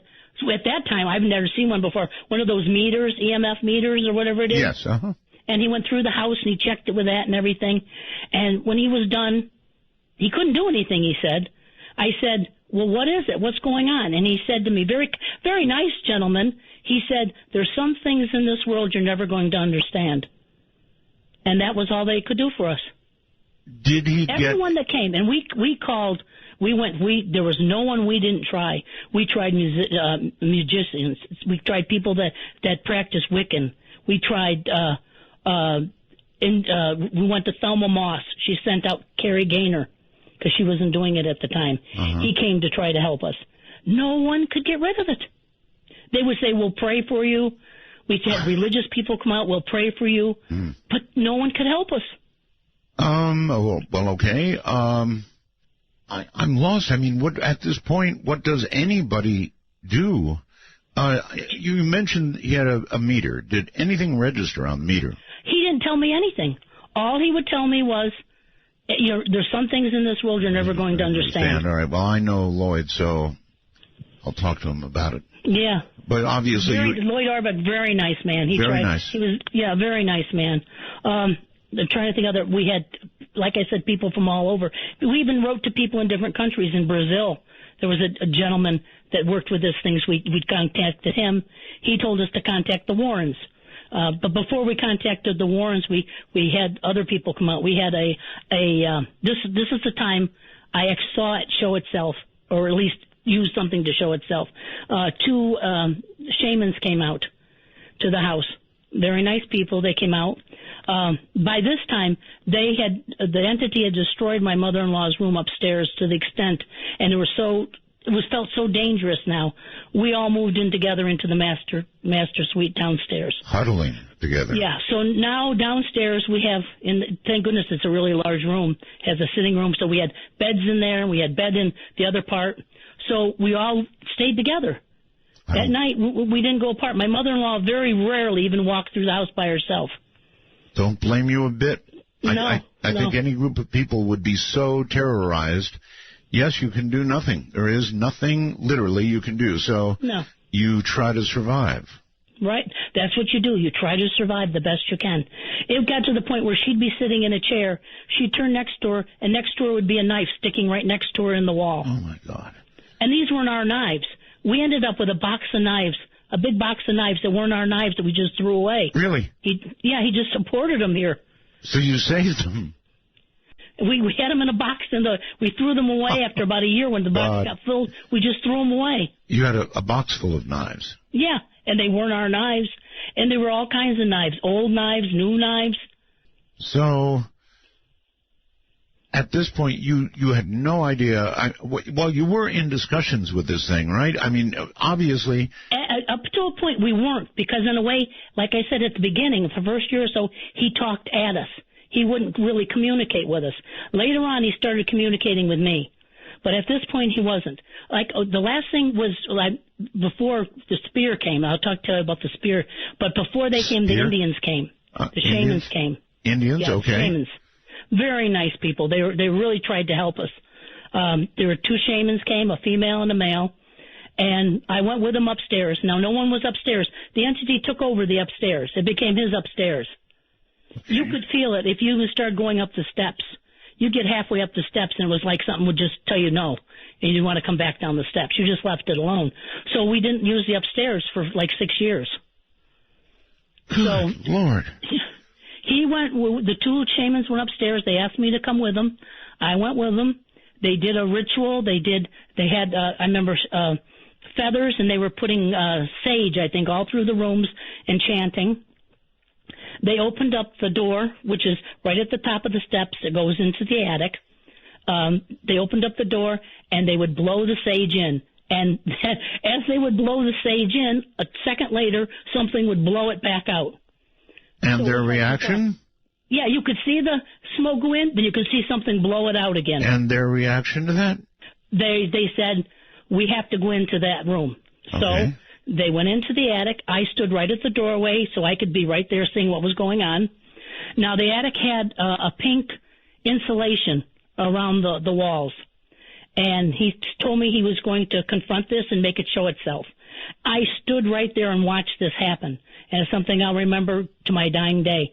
As I watched, the pink installation came off the sides of the wall and formed into a gigantic head. It was like a 5-foot head hanging from a rafter.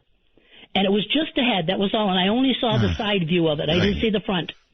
And it had a huge chin and a large nose, and on the side of its head, instead of an ear, it had a circular horn that started there and made a circle and went up and over the top of its head into a big horn. How are you taking this, Debbie? Even the unaverage person could not take this kind of stuff happening. You know, this is the truth. I don't know why, but from the very beginning, I was not frightened of this. It was almost like one of us in the house had to be the strong one. My husband couldn't. He had a bad heart. My father-in-law wasn't a good person. My mother-in-law was weak, and I had a child. Someone had to defend the family, and it was left to me. So that was it. All right, Deborah Moffat, hold on. The head part, that would have been over the top. Way, way, way over the top for me. I'm Art Bell. This is Midnight in the Desert. Tell you all about the mouse in a moment. Unbelievable. Absolutely unbelievable. What's said in the dark stays in the dark. Call Midnight in the Desert at 1-952. Call Art. That's 1-952-225-5278. All right. My guest is Deborah Moffat. She's in a nightmare nobody can even contemplate. We're only partway through the story. it's off the charts, totally off the charts, as you can hear. I want to take a second because I've never had anything like this happen before. Now, I'm telling you, you heard me when it happened. I just took a picture, and I sent it to Keith. Now, it's not of the mouse because the mouse is vanished, gone. Here's the way it came down. And it's just too weird. I mean, on my right, literally, on my right is a Denon CD player, right? And above that, I've got a special Denon machine that plays Keith's voice. Get the evil Keith on my mind. Will play Ross's voice. Feel free to. You know, like that, when I hit a button. That's where the mouse was standing. Now, that's directly in front of me, right next to me. And this mouse is sitting there, eyes open, looking at me, curious or something. I mean, why would a mouse get that close to a human and then just sit there and stare? I turned to my left to get my camera, and, you know, I started to open the camera app, and I turned back around and it was gone. That was freaky. Let me tell you, that was freaky.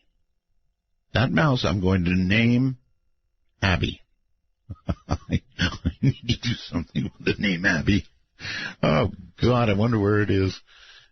What was weird about it is, A, it was so close to me. B, it could have set off Ross's voice. It was just standing there. And C, it was staring at me. I'm telling you.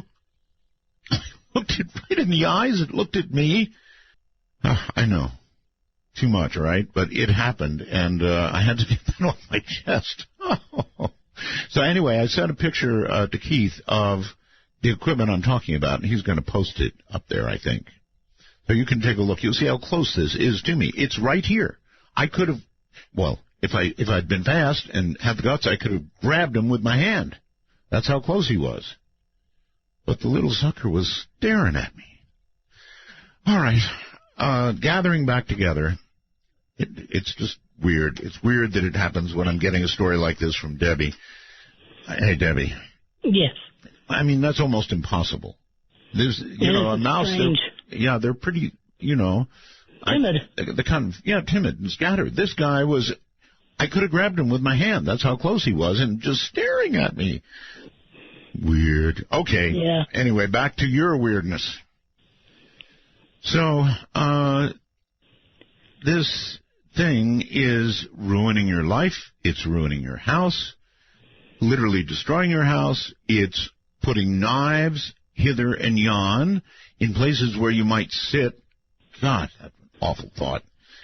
And there's no help to be had, no matter who you see. We tried everything. It got to the point where my mother-in-law was becoming distraught, which you couldn't blame her. She had no life. She couldn't even have money to do anything. Right. I believe that this entity, whatever it was, and I still to this day don't really know what it was, I don't think it had the power to actually kill her. I think it wanted her to commit suicide. And that was trying to drive her to suicide. Because with the power it had, I can't believe it couldn't just snap her neck if it wanted to. That's a very good point. A very good point. It seems like it was trying to either scare her to death, or, as you point out, have her take her own life. Right. Now, when they moved down to downstairs with us in the master bedroom, and the entity no longer wrote upstairs because no one was up there to see it. Right. It started writing in the guest bathroom downstairs. So it moved from upstairs to downstairs, not living, but writing. Right. So that's where it did all its writing. And it wouldn't write a little bit. It would write morning, noon, and night, constantly writing. Examples, please, of what it said. It would, like I said, at first it would tell us what to do. How it changed was like this. This was after like 2 years of going through this constant terror, especially with my mother-in-law. And it got to the point it was just too much. Then something happened. The entity locked her in the pantry. She got up to get some paper towels. It locked her in the pantry. And it did grab her by the throat and throttled her. Now, like I said, with its strength and its power, it could have killed her if it wanted to, but it didn't. But it did leave marks on her throat. At that time, it just got to the point where I felt so helpless.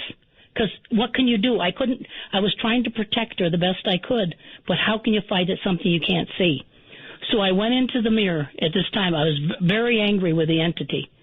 And I confronted it, and I told it, I said, listen, I'm going to treat you with respect. You'll treat me with respect. You're not to touch my child, my husband, or my mother-in-law, Lee.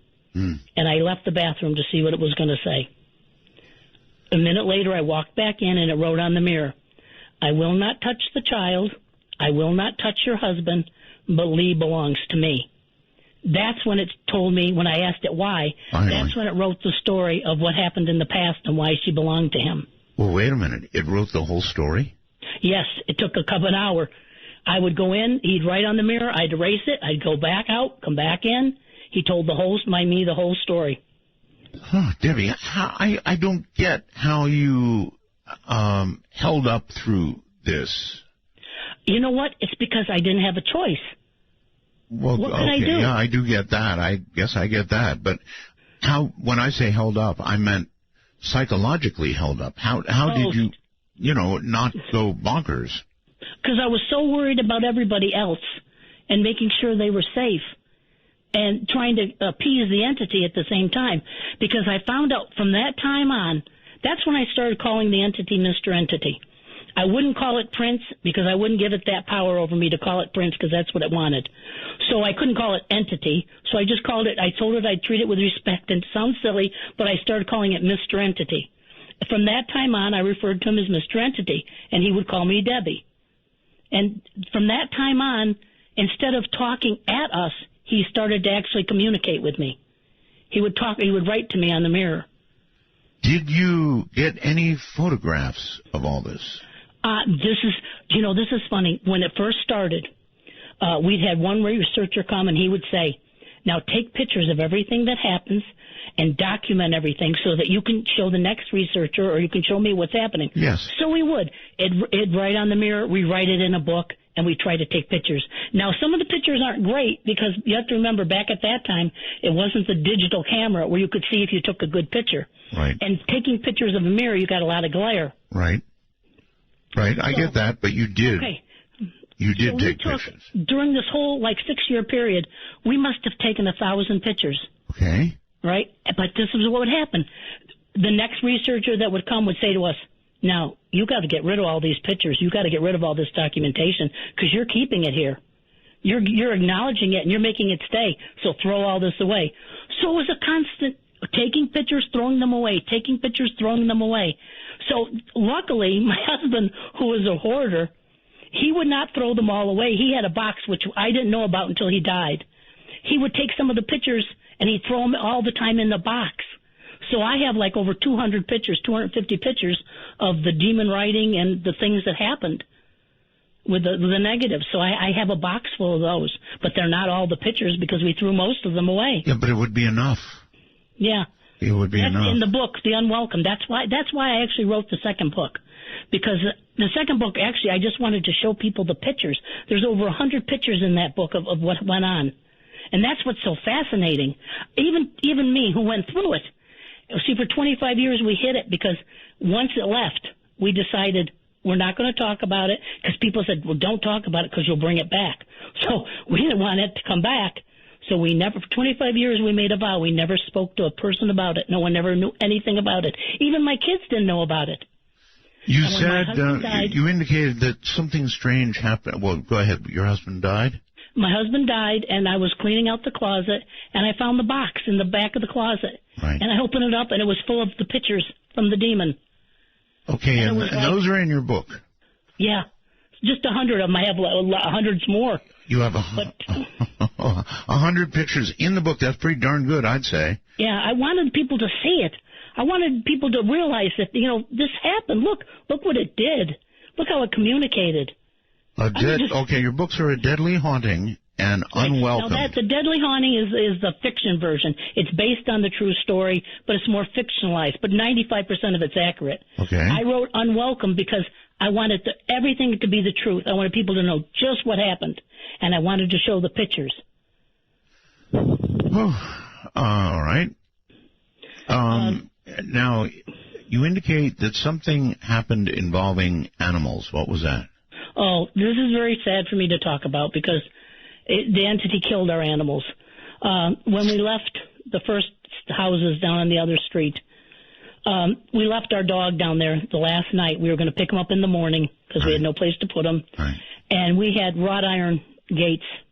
And the entity took the dog, and he actually pulled the dog, a pit bull, big, heavy pit bull.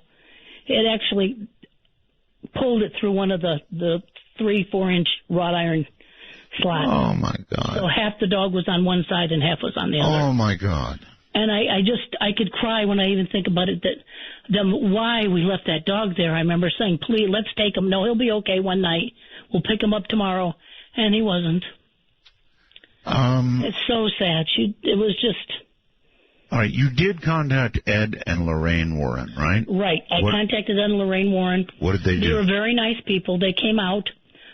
This was back in, 88, I think, or was it 89? The beginning of 89. It was in February of 89, I think it was. Right. They were very nice people. I contacted them. They said they were coming out to California to have some kind of convention or something with a friend of theirs. I think his name was Chuck Moses from Los Angeles.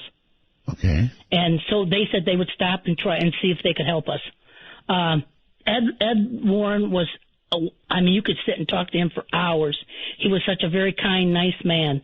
Lorraine was a little different. She's a little standoffish, a little reserved, but they were both very nice. I remember they came into the house. Now, whenever the entity did something, very few times did you actually ever get to see it. It's like you had to turn your back or blink an eye before it happened. And this is one of the things I actually saw. When Lorraine came into the room, she walked by a toy box, and the toy box slid right out in front of her. So I actually saw that. And that was one of the rare times it did something in front of someone. Okay. So the Warrens tried, but no luck. They came. We all sat down. She said, I'm going to walk through the house. She walked through the house. She came back down. She was rather pale. And I remember she looked at us and said, this demon is the most powerful, ancient, evil demon I have ever experienced. She said, this is bad. I remember turning dead and saying, this is bad, Ed. This is really bad. Of course, my mother-in-law almost passed out when she heard this because that really scared her. They told us they didn't have any contacts in California, someone who could come and help us other than them. Right. And so they decided, Ed said he would do a rite of provocation. Oh, I don't know what that is. I really don't know either. It's just he kind of confronted the demon. But, at the time, I think there was more than one thing in the house. Because you got the feeling there was one strong thing and maybe some other things that weren't quite as powerful. But there was like one main thing that was the bad one. And I remember they went in and we all sat in a circle. And at the time we had a researcher staying with us whose name was Gary, who was brought to us by a friend who became a good friend of ours, Brian Hurst. Mm-hmm. He tried to help us. He was a medium in Los Angeles, a quite famous medium. He tried to help us. He wouldn't go into trance in the house because he said it was just too dangerous, but he did try to get people to come and help us. And he brought Gary. Gary was a researcher. He was staying with us, and the entity just hated Gary. He would torment Gary as much as he tormented my mother-in-law. So we sat in the circle, and Ed and Lorraine brought a gentleman, I think his name was Kevin, who videotaped everything. He videotaped it. And I remember we were sitting in the living room, and Ed did prayers, and he did some other kinds of things, and then he called forth the demon. Now, my father-in-law was sitting right next to me, and I remember my father-in-law started to change. Excuse me. I don't mean literally change into a monster, but there was subtle changes. His arm curled up to his chest. His back started to bend forward, so he kind of leaned forward. Wow. And he kind of became something different than what he was. And he stood up, and he walked towards Ed, and he dragged his one leg, and he went towards Ed. And when Ed saw him coming towards him, he got frightened, and he held up a little piece of wood he had, and he said, "This is a holy relic from the cross. You can't harm me." And my father-in-law, in a voice that was completely different than his, but his voice, said, I'm going to bite your hand off and take your hand in that wood and chew it up and spit it in your face. And then all of a sudden, my father-in-law turned around, walked back in the couch, sat down on the couch, and went back to normal. This is a horror movie. It is. It's like anything that ever... I mean, we had, I don't mention the things like the smells and the pounding and the banging because they seem so non-consequential compared to the other things that happened. Right. But we had all that. We had, like, for 2 weeks, we had, like, rats infesting. I mean, they were so bad that in the pantry, you'd open the door, and they'd be hanging upside down, swinging in the pantry. Really? We had birds for over a week that would bombard our windows in the bedroom. I wish you hadn't told the rat story. I'm still looking for that thing. Rats. Wonderful. Rats. Hanging upside down. Hanging upside down, just swinging. I mean, and they wouldn't move. You'd go in and you'd look at them, and they just look at you. I mean, it was like they weren't afraid of you. Now you're scaring me, Debbie, because you're doing this on purpose, aren't you? So Mr. Entity, I remember asking Mr. Entity, it got to the point when I would communicate, if I communicated with Mr. Entity, yes, and he loved to talk, I would go in and talk to him all the time. If I talked to him, he wouldn't be as destructive. It's like he was using his energy to communicate instead of destroy the house. Now, you're serious? Are you really serious about the rats just staring at you? I swear to you, they just would stare at you. They wouldn't run. They just look at you. And we'd have to back. I remember backing out of the pantry with Mom. We'd say, oh, my God. And then, my father-in-law said, oh, don't worry. He said, I'll go get rat poison. And Mr. Entity wrote on the mirror, if you get rat poison, not only the rats will get the poison. Oh, my God. See, this is what he did. He would threaten us, but then he would back up his threats. He wanted us to bring a gentleman here who had come to the house before, who he said he had known in a past life. And he said if we didn't bring him, something bad would happen. Well, we didn't want to bring this gentleman back to the house. It wasn't the type of person we wanted to bring back to the house. Yeah. So he killed another dog. So, see, that's what he did. What could we do? How can you fight that? You can't fight something you can't see. There was no one to help us. It was just a matter of surviving. Our life became so bizarre. It was like what was abnormal to someone else would be normal to us. Getting up, looking for knives, pulling knives out of the wall. I mean, we got to the point where we would just do it. It's like it wouldn't frighten us anymore because it became so part of our life. Well, now you're starting to scare me a little bit. Here I am listening to your story. I'm 70 years old, Debbie. 70. A mouse does not come up 2 feet away from you, and that's how close this mouse was. I took a photograph, by the way, and sent it to Keith. So if you want to see how close it is to me, it's the device that allows me to play Ross Mitchell. This mouse, if he had put his foot forward just a hair, would have set off one of those and played Ross Mitchell. Mm-hmm. That's how close it was. But what got to me was a little guy sat there and just stared at me. Right. It's like they're not afraid of you. It's like they're almost just staring you down. Well, yes, that's never happened in my 70 years, Debbie, and here you are telling this story tonight, and you get to rats staring at you. Yeah. Yeah. So you're freaking me out a little bit now. When we come back, I want to sort of finish up, and then I want to begin to take some calls. Would you mind doing that? Oh, certainly. I'd enjoy it. All right. What a night this has been. And if she had not come to the story on the rats, I would have been I'd be feeling a lot better right now. I'm telling you, I've never had anything like that happen in my life. They run. They should be afraid of us, right? This guy was staring straight at me. And that was going on for 10 to 15 seconds or so before I turned around to get the camera. The iPhone 6 with the camera. Then he was gone. Shouldn't say he. I named her Abby, right? Yay.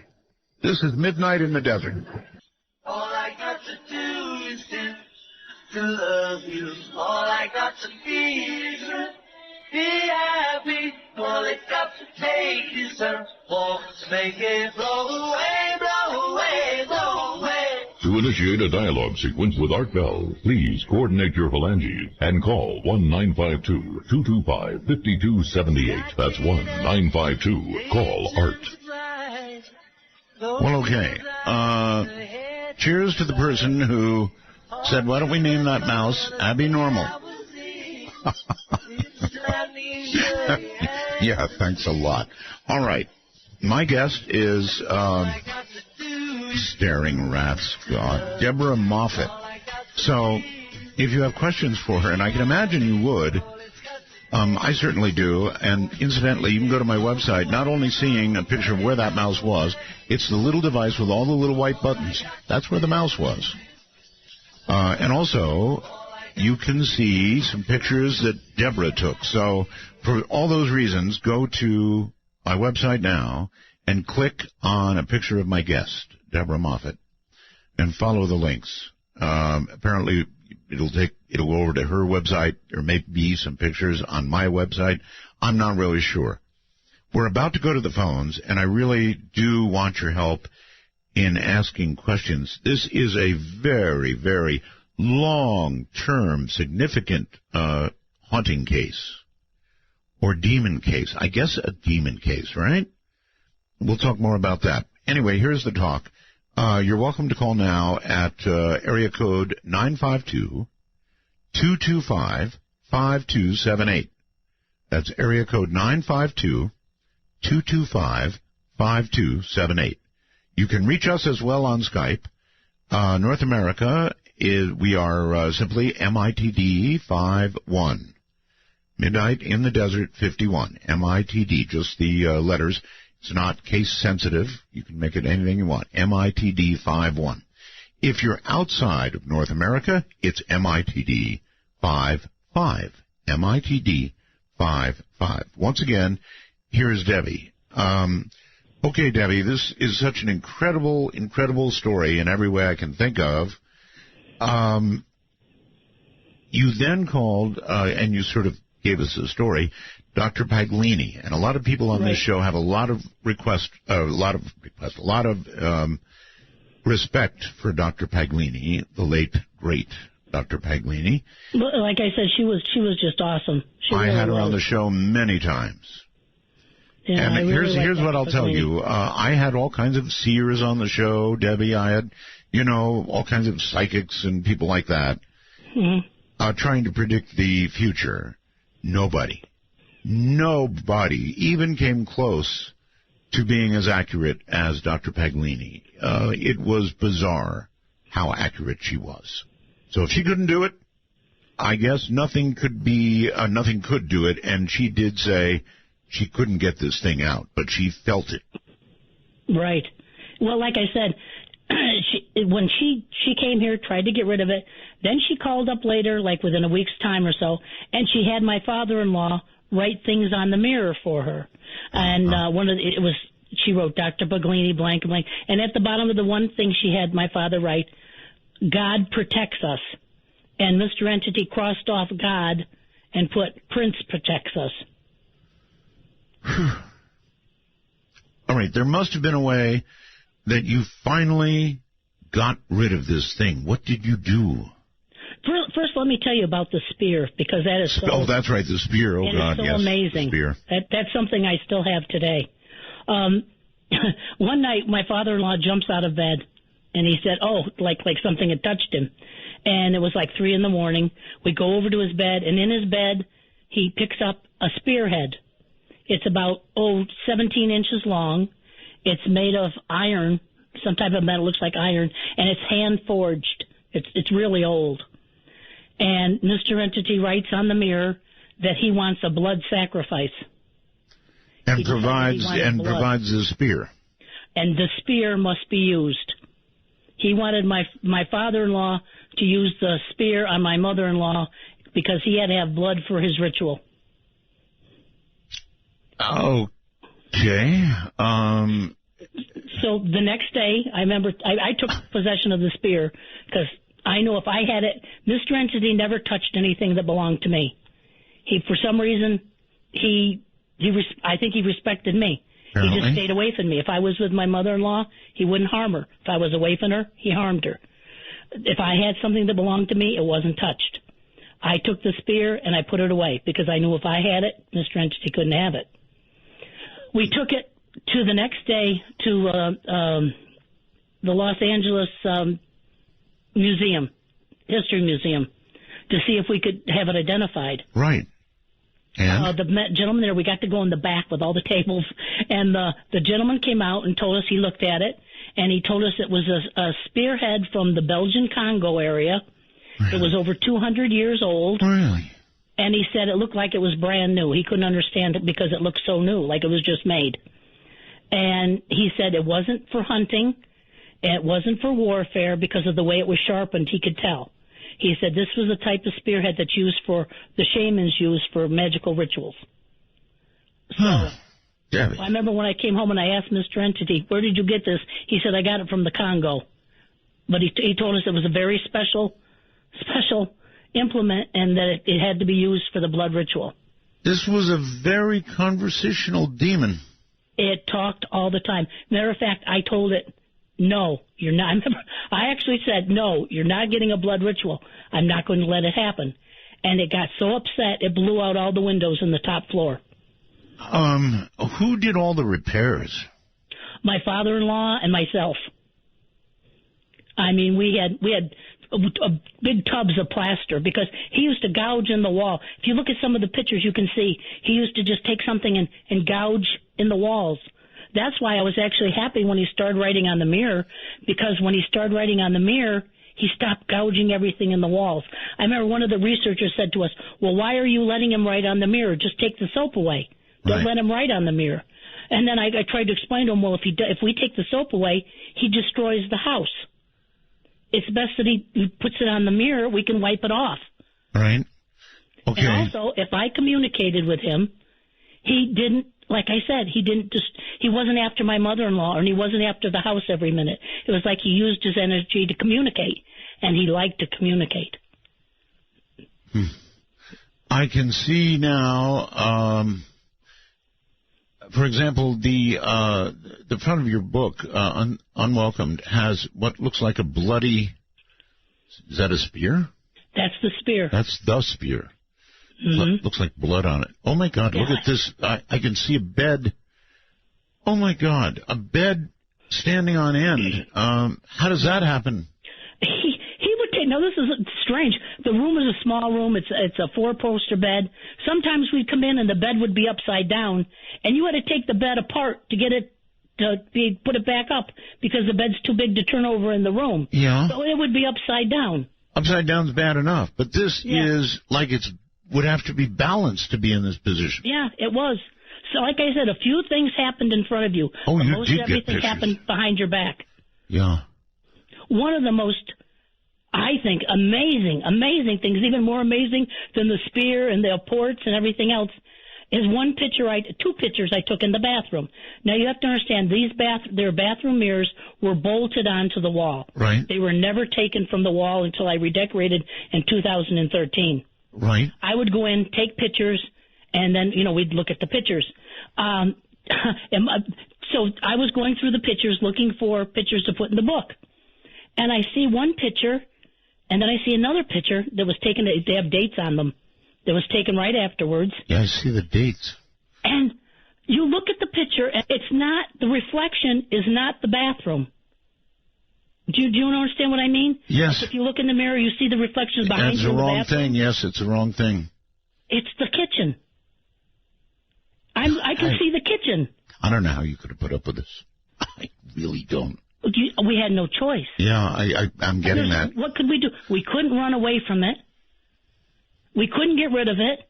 No one could help us. We just had to survive. Right. There came a time, I guess, when you finally got rid of this thing? Yeah, it left of its own free will. Why? I mean, it had an absolute goal, right? Right. Here's what happened. Dr. Baglini, like I told you, she told us how powerful this was. Yes. But she said to me, listen, the reason I can't get rid of this is because somebody in the house is giving it permission to stay. And if someone gives it permission to stay in the house, no one can get rid of it. She said, I'm not telling you I can get rid of it even if that person leaves. She said, but we have a better chance. So she said, I said, well, who is it? She said, we'll find out tonight. She said, I'm going to do something. She said, tomorrow you call me and you let me know what happens tomorrow night. Yes. Okay, during the middle of the night, I think it was like 3:30 or so, my father-in-law jumps up in bed and he starts coughing like he can't breathe. Right. Just coughing and coughing. Right. And shaking. And we thought we were going to have to call the ambulance because he wouldn't stop.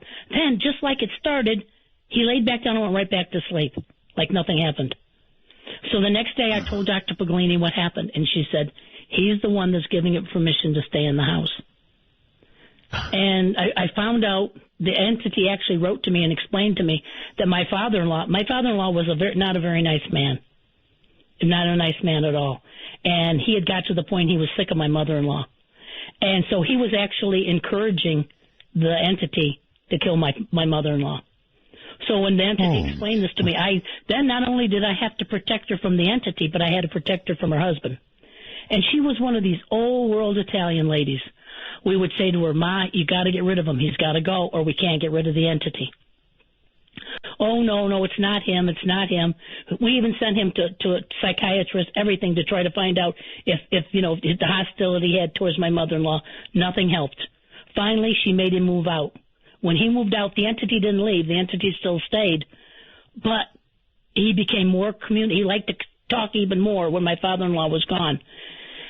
Once my father-in-law was gone, and I knew nothing was keeping him in the house, and Gary was still living with us at the time, I remember telling Mr. Entity, you have to go now, Mr. Entity. No one's keeping you here, and you're not going to stay here. Gary, who was a researcher, who was kind of down on his luck, he decided because the entity was so powerful that if he welcomed him into his life, maybe his life would be better. So Gary told me, he said, I'm going to go in and I'm going to tell Mr. Entity he can come with me. I'm leaving. I'm going to England. He can come with me. Mm-hmm. So I remember I went in and I told Mr. Entity, all right, Mr. Entity, it's time for you to leave now. You have to go. Gary said you can go with him. And the entity wrote on the mirror, I don't want to leave. And then he wrote, I will not work with an inferior being. I will destroy him. Okay.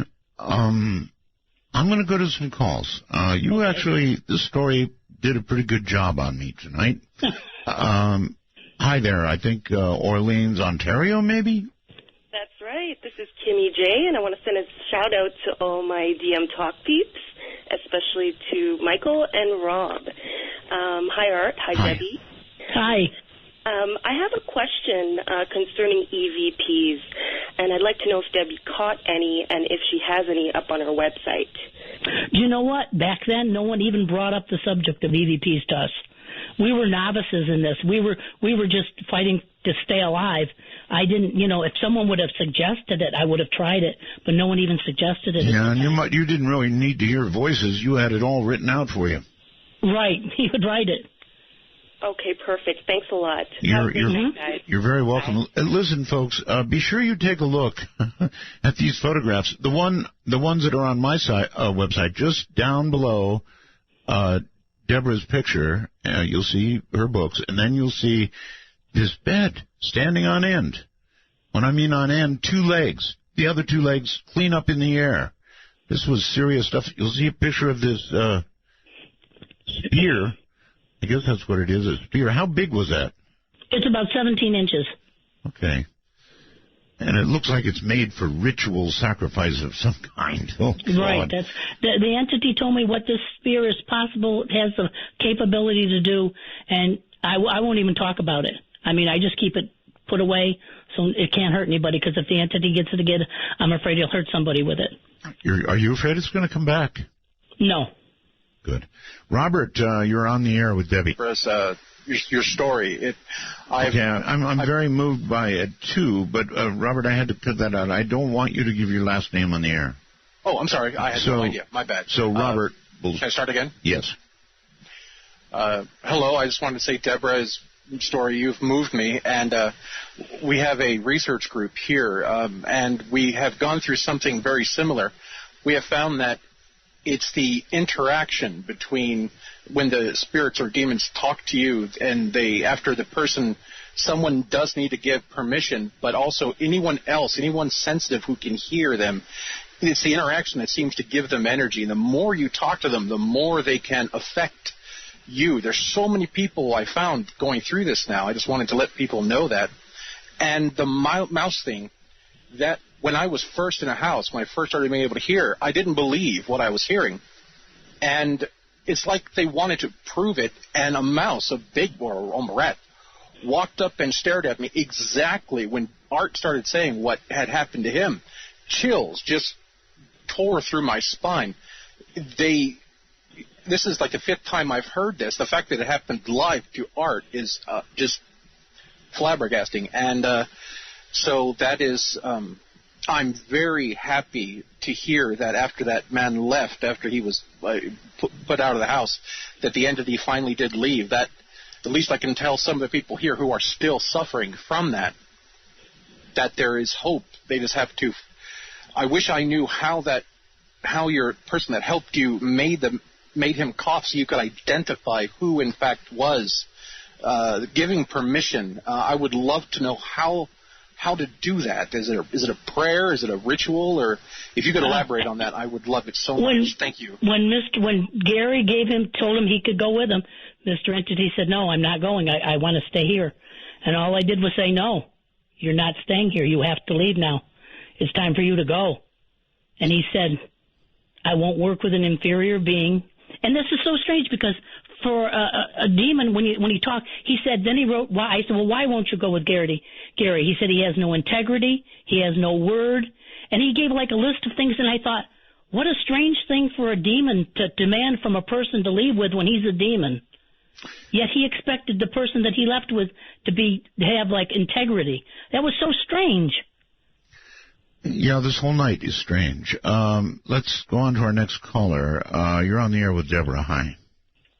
Hey, how y'all doing? I just wanted to say that I find the subject of apport to be extremely interesting. That's the most interesting thing I've heard tonight. I just wanted to clarify with you, Debbie, there was no apparitions that have appeared during this situation? My mother-in-law saw something twice. She saw blackness come after. It actually chased her down the hall. And she saw like a blackness. No, nothing with the eyes, no form, just black. It went after her twice when she was alone. A shadow figure of some kind? Actually, she said it wasn't even a figure. It was just blackness, like a black cloud. The only thing, I said, that I saw that resembled when it showed itself with the insulation. Have you ever heard of the documentary, The Afterlife Investigations, either of you? There's a lot of apport. No. No. Yeah, it's a study by School. That's what the name of it was a British study of these sort of things. It's very interesting that I think both of you should check out. It's called The Afterlife Investigations, and it's one of the best documentaries I've ever seen dealing with apports and all kinds of different things. All right, well, I'll check it out to be sure. Do you remain interested in this sort of thing, Deborah, or do you want to put it behind you? You know what? I still have an interest in it. I don't want to get involved in it because I just, I've been there, done it. I just don't want it. But it's still very interesting. Why it's interesting to me is because I have so many unanswered questions. How things happened, why they happened, who this was. I would love someone to say, to research it and say, this is what really happened. This is what it was. This is why it could do this. That I would love because I have no answers. I get it. Okay, let's go to Twin Cities for Deborah. Hi. Hi, Art. This is Rocky. I had a couple questions. One of them was answered. I was going to ask if she tried removing the soap, but I guess she answered that. So I was wondering if the entity could kill animals, why she thinks that it couldn't actually harm any of the humans. Because I believe that a human is a higher soul, and I don't think the demon could kill it. I think I think even demons have rules. That's my own belief. I don't know if it's true or not. Demons have rules? Yeah. I think there's everything has certain rules, And I really don't believe a demon can actually kill someone. I think they drive them to suicide, or they scare them to death, or they influence somebody else to hurt them. Actually, that may be a pretty good point, because rarely do you ever hear, but a dog torn in half, literally. I mean, my God. It was horrible, absolutely horrible. Anything else, caller? Seeing the image of the spear, it sort of reminded me of images of ancient relics about the spear of destiny, the spear that was used to pierce the side of Jesus. It does look very ancient to me. Yeah, there are different relics throughout history, and that had claimed to be it. The one that I've seen images of, it was just the point of the spear, very similar to what she took a picture of. Did you see the picture of the bed up above? Yeah. Yikes. This is the serious stuff that you see in horror movies. Really, it is. Okay, well, thank you, caller. You've written books. Do you think, Debbie, anybody biting on a movie? You know what? I never even pursued that. My first goal was just being able to tell people what happened after so many years of hiding it. I just felt so good. Just tell people, look, this really happened. I mean, that was my first goal, just to get it out there, to let people know what happened, to be able to just tell people about it. Yeah, I get it. That helps to be able to talk to people. There's no question about it. It really did help. All right. Let's go to Chase, I believe it is, on Skype. Hello. Hello, how are you guys? We're fine. Good, thank you. Great.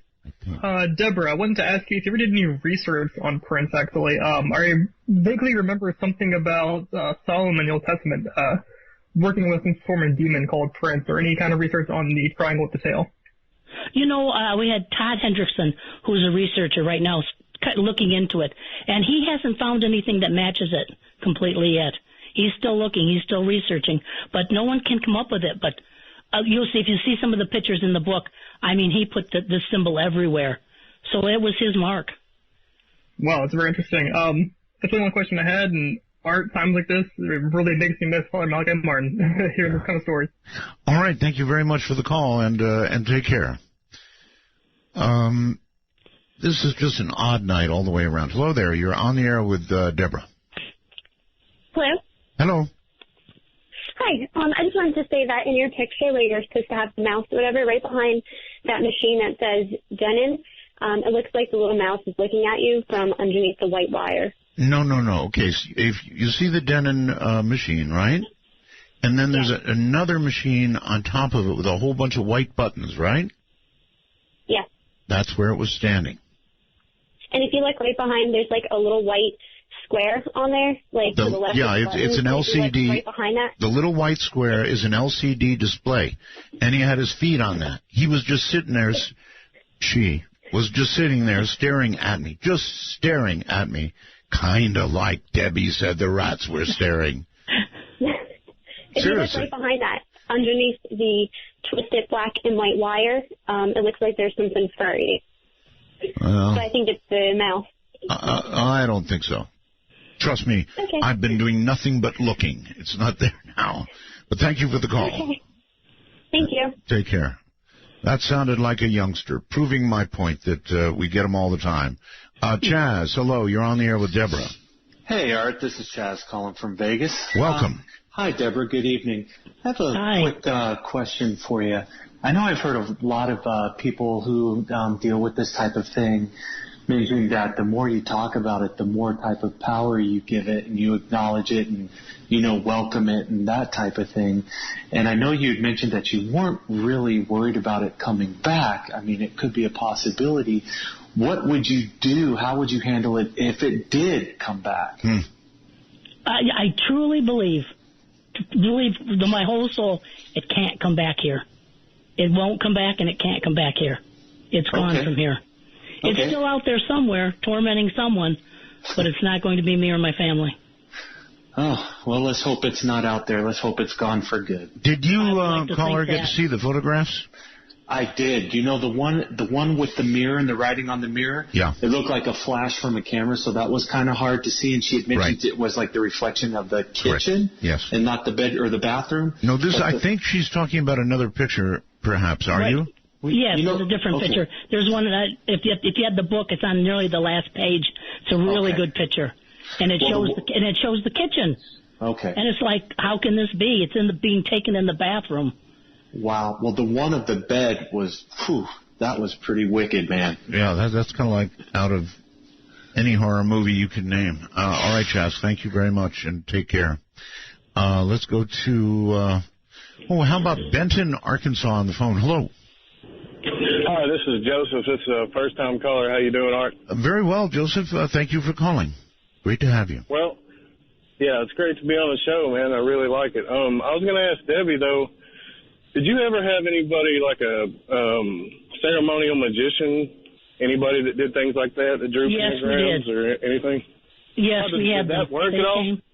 Nothing worked. Matter of fact, Mr. Entity would make fun of them when they left.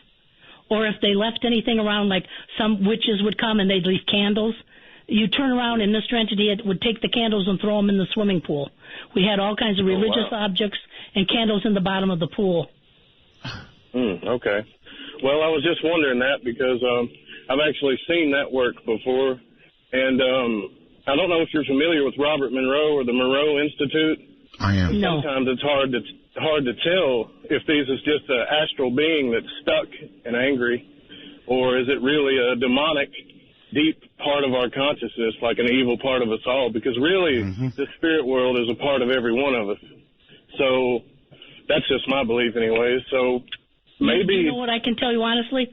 I don't know really what it was. I just know it was very evil, and it was a very destructive thing. Scary enough not to think about it, huh? Yeah, it is. I just let it go. I must say, Thanks a lot, Art. You bet, sir. You held up so well, Debbie. I mean, so really well. I'm amazed. I would not have held up that well. I guarantee you. In fact, this stupid little mouse just has me going now. And so if I were to see something like the picture you have up there of the bed up on end, impossible, absolutely impossible, I'd run. I would run, and I wouldn't stop running until I thought I was far away from whatever was happening, but you didn't have that option. I don't know. It was running right with us. Yeah, exactly. So you had no options left. All right, hold it where you are. Everybody, all those lines are full. We have a Skype availability always, so you can try that. In North America, we're MITD 51. That's MITD 51. Outside the country, outside North America, MITD 55. And, of course, our national number, when we get some free lines, 952-225-5278. And we'll give you the first-time caller line when I come back. Midnight Matters are best handled by those that understand how to move in the darkness, like Art Bell. To call the show, please dial 1-952-CALL-ART. That's 1-952-225-5278. What a night. All right, that's our national number. Skype, of course, at MITD 51 or 55 outside the country. And our first-time caller line. I always forget to give that out. It's area code 775-285-5800. That's area code 775-285-5800. If you have never called the program before.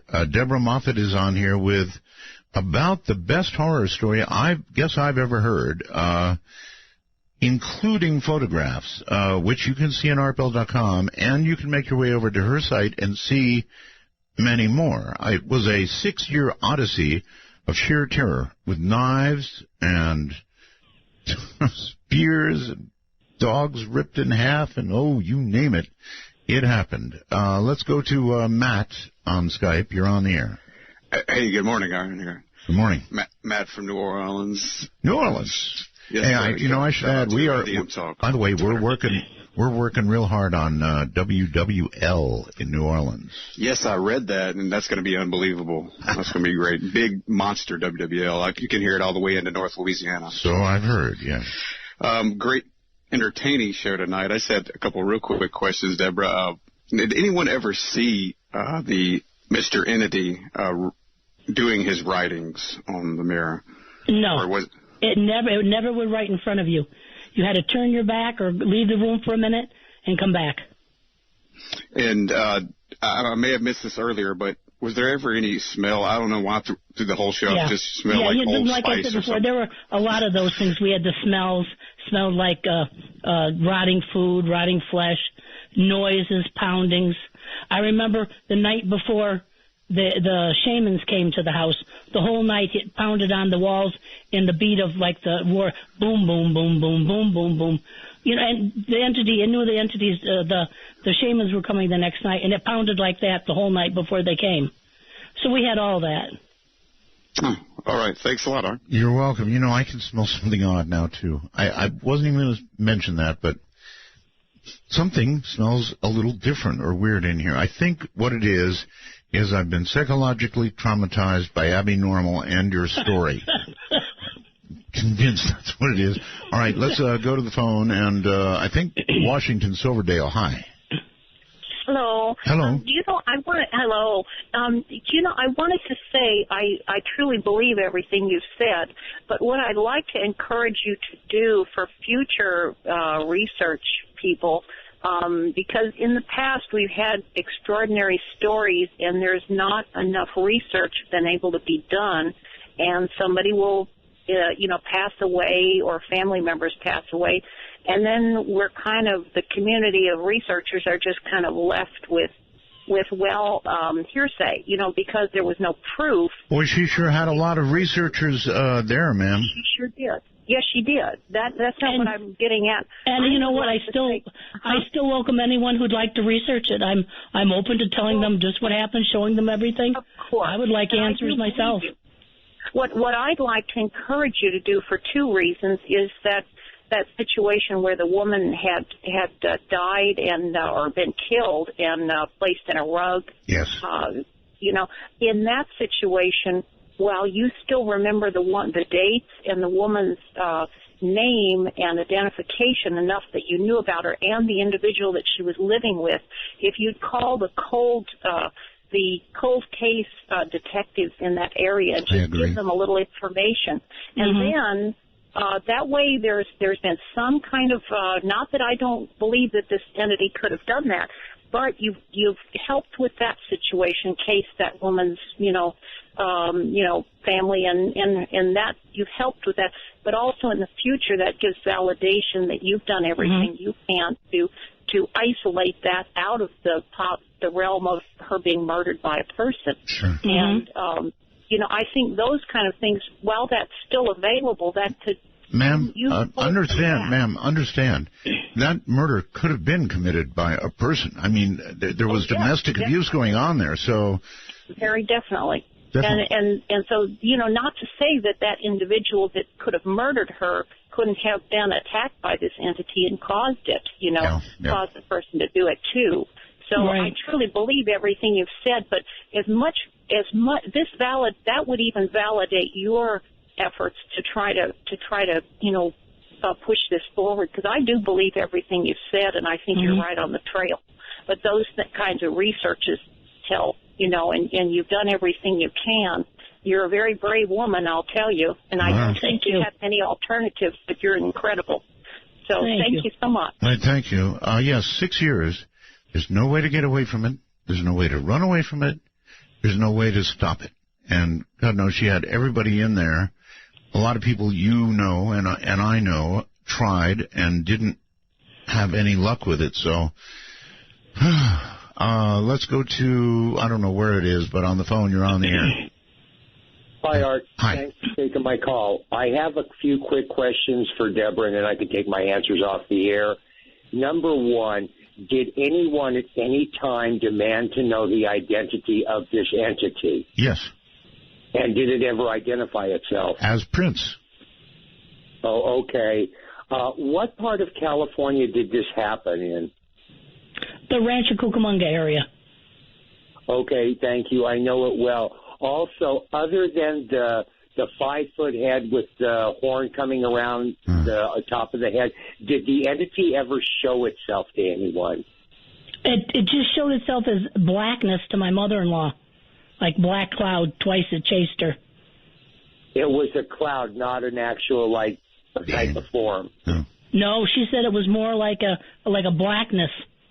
Okay, well, good luck. I hope it doesn't return to haunt you anymore, and I give you kudos for what you put up with for 6 years. You're a very strong woman, Deborah. You're welcome. Thank you. Yeah, apparently it doesn't respond well to a cross or a Bible or a religious artifact of any kind, right? It used to, what it did to all her statues, her religious statues, it would snap the heads off. And it would also, on the cross end, it would also break off the left arm. It had a certain thing it did. Snapped heads and broke off every left arm. God, this is a scary story. I just don't know how you made it through, but you had no choice again, so... Still, you kept a very level head. I mean, as I hear you talk about it now, it seems like you did keep a very level head. Yeah, I did.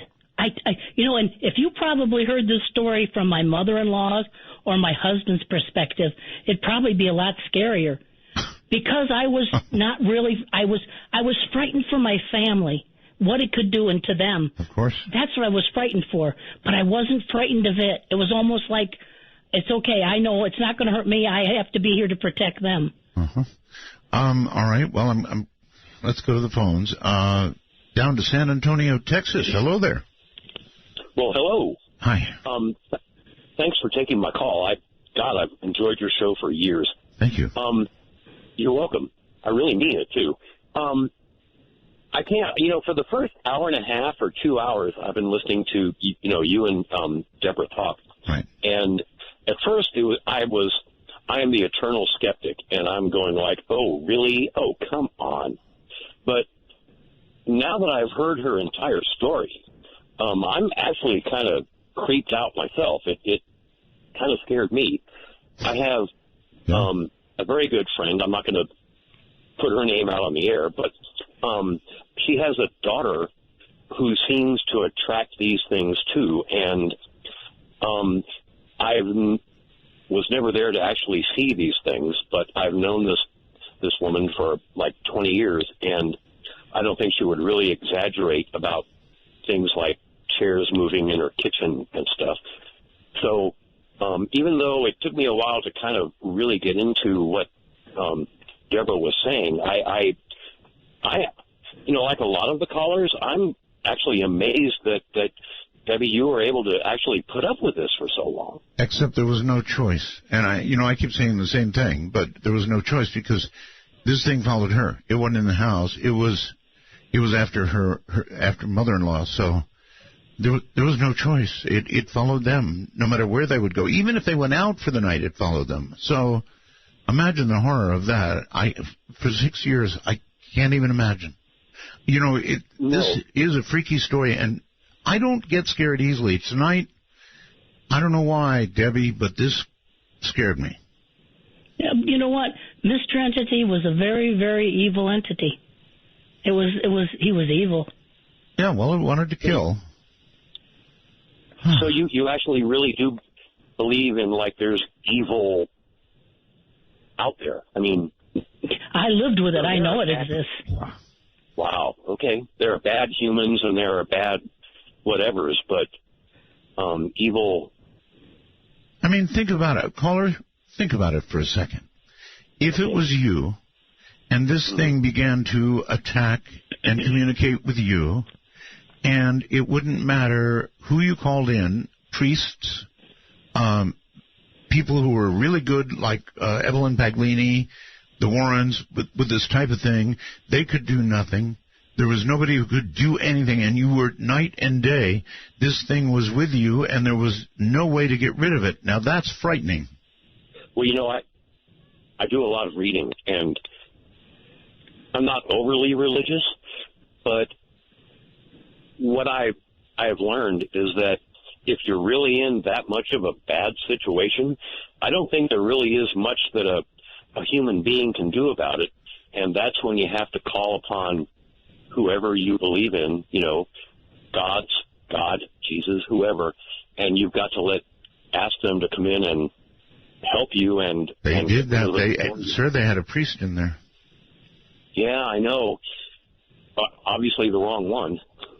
My mother-in-law prayed continually. I think her strong belief in God is what got her through this.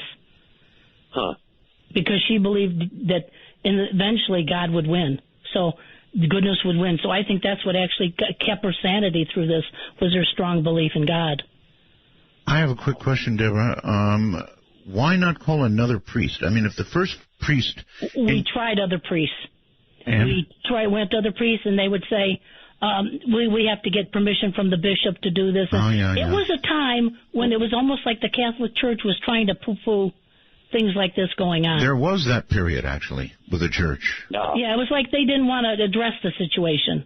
So that's what happened. I mean, we tried other priests. Okay. Anything else, caller? Well, there is one thing. You were talking to the young one about the picture on the of the tenon. Yes.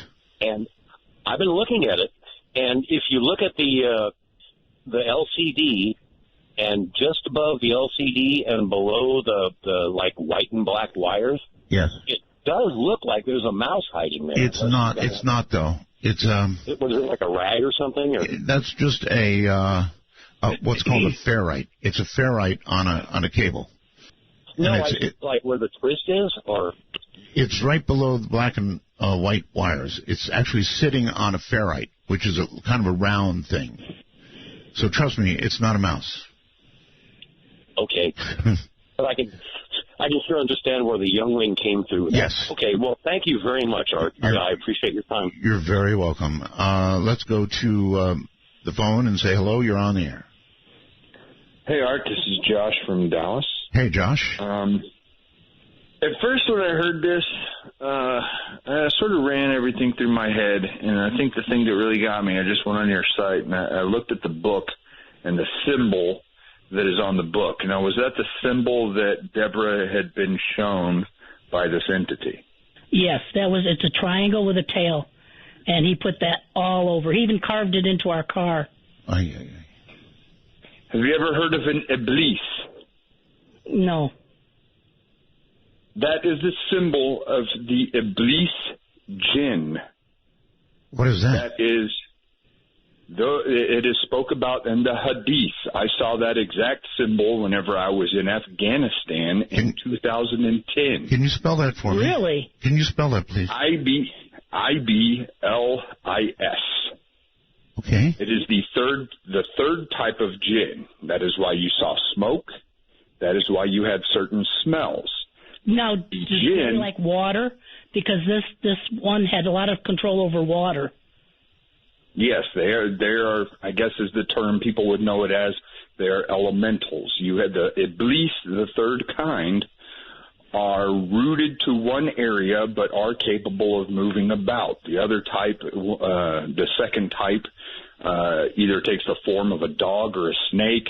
And because I was doing some quick research looking into that spear coming from the Congo, 200 years ago in the Congo, King Leopold II had taken over that area and was cutting off hands of people who were not weren't working fast enough. That place holds like $50-60 trillion worth of minerals. And we're even here recently, the elected president in the Congo had been executed in the United States, and Belgium had been accused of causing their president of being ousted. All right, very quickly, in Islam, Iblis is a jinn who refused to bow for Adam. Does that sound familiar?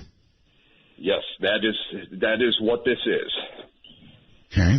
All right. Well, thank you very, very much for the call. That's fascinating. And I guess you're going to have to look it up, Deborah, and see if you can find the symbol. Yeah, I will, because no one's ever been able to find that symbol. Okay. Well, I'll be looking, too. One last caller, if we have the time. Hi. Hi. My name is Sean. I'm in Austin, Texas. Hey, Sean. Okay, so oddly enough, the guy that was just on the phone, yes, I'm very familiar with what he was talking about, and he kind of took the words out of my mouth. This was definitely a jinn that was interacting with her. Like he said, they come in the form of an animal, and yeah, I don't really have much else to say because the previous caller just kind of answered everything. But yeah, this was definitely a jinn that was messing with her. That's pretty amazing. All right, well, thank you so very, very much for the information. We'll research that. We'll look for the symbol. And, Deborah, we're out of time. We just did a whole show. Holy mackerel. Where did the time go? But I think we pretty much got the story out. And I just want to tell you, thank you for unraveling that story here, Deborah. Thank you so much, Art. It's been a pleasure talking to you. Have a good night, and again, thank you. Thank you. Good night. Good night. What a night, in so many ways. Oh, what a night. I wish I could have snapped that picture for you, folks. I'm not going to be over this for a while, actually. Just a mouse. Abby normal, but just a mouse. From the high desert to all those time zones out there. Good night. From the high desert and the great American Southwest, I bid you all good evening, good morning, good afternoon, whatever the case may be, in whatever time zone you reside in, each and every one of them covered like a blanket by this program, Midnight in the Desert. I'm Art Bell. It is grand to be here tonight. Dennis McKenna is going to be my guest, and it's going to be a kick-butt show. We have rules here, only 2 of them during the week. No bad language, and only 1 call per show. That's it. All right, little bragging, I guess. This is kind of interesting. Actually, a lot of bragging. 2 stories. TalkStream Live. They monitor all the talk shows on the net, released its third quarter 2015 ratings and ranks for the most streamed national radio talk shows. Michael Savage continues to dominate digital space, reaching new heights with a 27 share, his highest ever. Savage takes the top spot once again, further extending his #1 streak. Congratulations, Mr. Savage, with high margins over all other competitors, followed by Rush, Laura Ingram, Mark Levin, and Glenn Beck. Then it goes on. Art Bell returned to talk radio with Midnight in the Desert. As predicted, for his first rating period, lands right among the top 25.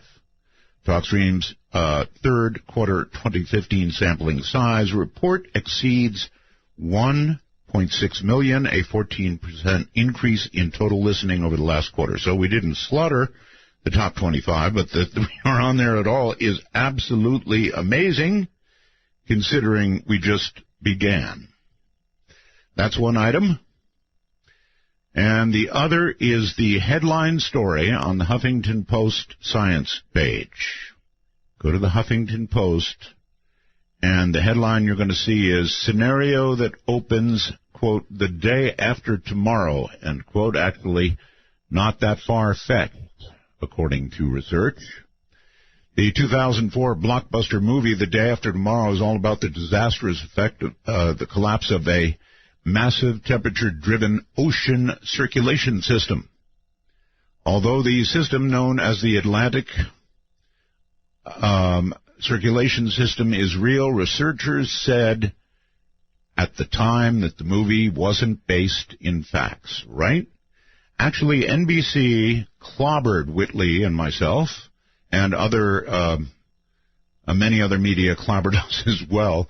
But according to research I'm going on now, published last week by the journal Nature Scientific Reports, the effects dreamed up in the movie may actually be more possible than initially thought. Now, I could go on, and I will a little. The AMOC helps warm Europe and the East Coast by bringing Caribbean waters northward and shifting cooler waters south. Should the AMOC collapse, especially in light of the broader impacts of global climate change, This report finds that parts of the Earth would actually cool for a period of 15 to 20 years, very much like in the movie. The basic scenario of AMOC as a result of global warming is not completely out of the blue or unthinkable. They go on to say, and so on and so on. So if you want to read about it, once again, when Whitley and I wrote the book, The Coming Global Superstorm, that became The Day After Tomorrow, we went on NBC and they made fun of us, and I got a couple of jabs back, as I recall, and then later a really good one. But, I mean, we got clobbered. Absolutely got clobbered. So there you have it. It seems as though, well, frankly, Now, next item, The Martian. Our family went into Las Vegas this weekend, in fact, yesterday, and saw The Martian. Now, in my opinion, The Martian rates as the best movie of the year, though the year is clearly not done, at least the best movie thus far, and I mean in every category. The CGI was flawless, but that's not the reason to go see The Martian. The reason to go see it is the story. Oh, my God, the story, the acting, the scientific realism. It was gripping, it was amazing, and I might also like to add they used my bumper music throughout. I almost fell off the seat when ABBA came on. Amazing. So if you don't do anything else, and you don't go to any other movie this year, go to The Martian. It's simply out of this world in more ways than one. Sorry about that. Also at artbell.com, if Keith got it up, and I trust he did, somebody sent me a ghost photograph from Mackinac Island up in the northern part of the world. Actually, that island is kind of special to me. I know you know it is because of the movie Somewhere in Time, which I absolutely have always loved. In fact, I went up to the island in a private jet. It was pretty cool. Matter of fact, I'm a ham operator, and I was talking to hams all the way from the private jet, something you cannot do in commercial aircraft yet. They'll finally figure out hams are not going to bring down planes. It's bad guys. Okay, just a couple of other items and then onward. Evidence is mounting that the El Nino ocean warming phenomenon in the Pacific is going to spawn a very, very rainy winter in California now. Scientists are saying they are 95% certain it's going to happen. They say this is as close as you can get to a sure thing. Now, they're calling it too big to fail. So there you have science for you, too big to fail. Now, it wouldn't all be good, of course, because of the deforestation, because of the extended drought, there will be mudslides. I jokingly said the mudslides will put out the fires. Europe's climate chief has acknowledged now for the first time that climate pledges made by national governments ahead of a major UN conference fall far short of meeting the 3.6 degree Fahrenheit limit. In fact, what they're saying is we're going to go up by 5.4 degrees, and that's enough. So ocean levels, they say, will climb. We could have, well, as the book said, we could have a big freeze. This climate change is clearly real. Coming up in a moment, Dr. Dennis McKenna's research. You know, before I even say this, I want to say, when I put up the fact that Dr. McKenna was going to be on tonight, there are a number of people who said, oh, a drug show. Oh, I'm not going to listen to that. It's a drug show. A couple people anyway. And, yes, in a sense, it certainly is going to be about drugs. But I want to say something. It's not a go-do drug show. That's not what we're doing here. Drugs are part of the human experience. How strongly can I put this? What do we do on this program? We explore questions, some of them the biggest in the world, like what comes next. And if there's anything out there beyond our physical, material existence, what greater questions can there be in the world? Everybody does drugs. Virtually everybody, right? Coffee is a drug, and I'm hooked. Cigarettes are a drug, and I was hooked. Well, I'm still hooked on nicotine. So, alcohol, that's a big drug. Drugs are part of human life. But the drugs we're going to talk about here are drugs that affect the human psyche, the human existence. And so they go to the very questions that we ask on this program. They are central to the questions, or may be, let me qualify that, may be central to the questions that we ask and study on this program.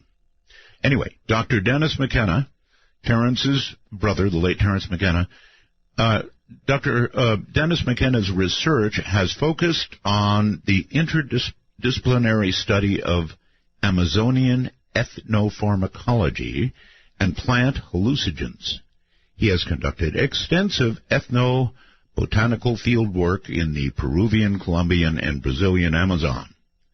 His doctoral research at the University of British Columbia in 1984 focused on the ethnopharmacology of ayahuasca and ukiha.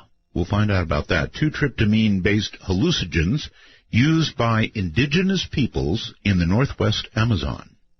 He is a founding board member of the Hefter Research Institute, was a key organizer and participant in the ayahuasca project, the first biomedical investigation of ayahuasca used in the UDV, a Brazilian religious group. He is currently assistant professor in the Center for Spirituality and Healing at the University of Minnesota. He has written a book called Brotherhood of the Screaming Abyss, My Life with Terrence McKenna, his brother. Welcome to the program, Dennis. Hello, Dennis.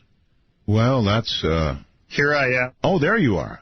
I have it muted, sorry. You had it muted, okay. I have it muted. Okay. Good to be here, Art. Thank you for having me back. Well, I'm glad to have you back. Very thankful to have you back. And let us begin with your book. I absolutely love the title, Brotherhood of the Screaming Abyss, My Life with Terrence McKenna. Tell me about your book and why you decided to write it. Well, it's a complex question. I felt that the time had come in my life to write this book. I had a side of the story, our story, that I wanted to tell, and I just thought the time was right, especially since it was written in 2012, toward the end of 2012 is when it appeared. And as you know, that was a very important date for my brother and his time wave theory. And so it was partly a personal thing. It was a desire to tell my story. I mean, that's what it boiled down to. And I was able to do a successful Kickstarter campaign so I could create the time and the resources to write the book. And so it appeared. Okay. 18 months later. Okay. And I did not do the break that I had promised I was going to do, which probably accounts for your not coming back in a timely way. So let me do that break. And by the way, they used this song, folks, in my movie, The Martian. I about fell out of my seat. They used a lot of the other music I use, and then toward the end of the movie, they used this song by ABBA. Take a walk on the wild side of midnight. From the Kingdom of Nye, this is Midnight in the Desert with Art Bell. Please call the show at 1-952-225-5278. That's 1-952-CALL-ART. Once again, here is Dennis McKenna. Welcome back, Dennis. Thank you. All right, so the title, though, Brotherhood of the Screaming Abyss. How'd you come up with that? Where did that come from? Well, I don't know. It says book. What it says here at the bottom, book, Brotherhood of the Screaming Abyss, My Life with Terence McKenna. Yes, that's right. Well, the title is kind of tongue-in-cheek, Art, in some ways. When we were very young, when we were about 20, we got into some pretty interesting delusional, maybe, or conceptual places that led us to traipse off to the Amazon in 1971 in search of this legendary drug, ukuhe. And the reasons behind that are more complex, but to the question, our band of explorers, it wasn't just Terence and myself, there were other people involved, but our band of people that went down there, we called ourselves the Brotherhood of the Screaming Abyss. Okay. Kind of tongue-in-cheek in some ways, because we knew we were looking for a secret. We had this idea that somehow the tryptamine hallucinogens held a great secret, but we didn't really know what we were getting into. And as it turned out, subsequent events proved that we really didn't know what we were getting into. But anyway, sort of, it's good to keep a sense of humor as you get into these things. And being Irish, we had this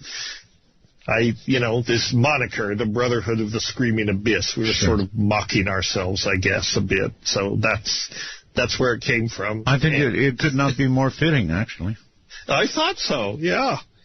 I mean, as it turned out, we were approaching an abyss of sorts, and we really had no idea what was in store for us down there in Colombia in 1971. And I should mention, I don't know how deep you want to get into that, but generally I usually avoid it because the story is so convoluted. I wouldn't mind getting into it at all. I would like to do this, though. I tell people, read the book. Right. Oh, well, okay. It's all in there. Well, Terence, as you know, had been interviewed by myself many times. Right. And we were quite close, Dennis, and nowhere near as close as you were with your brother. But I'm kind of curious. You have followed, to some degree, parallel courses, and to some degree, not parallel courses. And I wonder if you can enlarge on that thought. In other words, in what ways are you different than your brother was? Sure. Well, again, if you read the book, it goes into sort of, how this alliance started really from our earliest childhood. I mean, we were both, kind of weird kids and kind of nerdy. We were interested in science fiction and space travel and paranormal events and just anything that was outlandish. That was fascinating to us, and not unlike, I suspect, a lot of listeners to Art Bell. They can often, think back to their own childhood and interest in what you might call the obscure and the esoteric. And, that's really the thread that that was the thread of common interest between Terence and myself. We both, and he being the older, kind of led in some ways. He was 4 years older, so he would get interested in things, and then, it's kind of the little brother syndrome. Whatever your big brother's doing, that's interesting. Sure. You want to be in on that, even though half the time he says, go away, you're just a pest. But we sort of grew out of that, and then we realized that, we both had mutual interests and both had something to contribute. And so, we were good partners in this exploration of the bizarre. And when it came to psychedelics, psychedelics came up into the culture, and we clearly thought, this is big news. This is worth looking into, something that can, allegedly open these other dimensions. This was right up our alley, being fed on science fiction. And that's what I'm trying to tell my audience. That's what I'm trying to tell the audience. This is not a do drug show. This is a show that goes to the very center of the questions that we deal with on this program. And there are many paths to finding out what comes next or what is beyond, if anything, beyond the material. And if there are bigger questions in life, I don't know what they are. Well, exactly. I don't either. And, back in the 60s when we discovered these substances, these medicines, I thought it was, the most significant discovery I've ever made. And what are we into?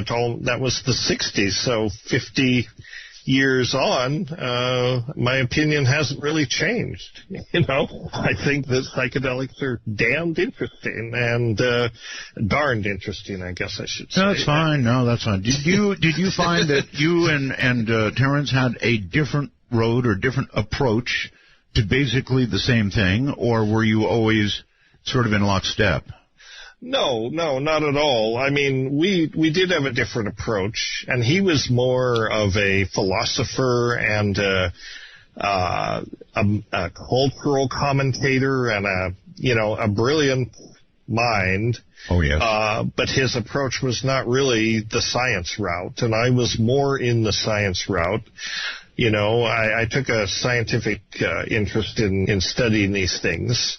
But always I was cognizant of how limited science is in terms of really understanding what these materials are, and also, by extension, understanding what consciousness is, what mind is, because that's really what these things are. They're tools for exploring consciousness and possibly trying to understand the relationship between the brain and the mind, So in some ways, I think of psychedelics, they're really tools for neuroscience in a certain way.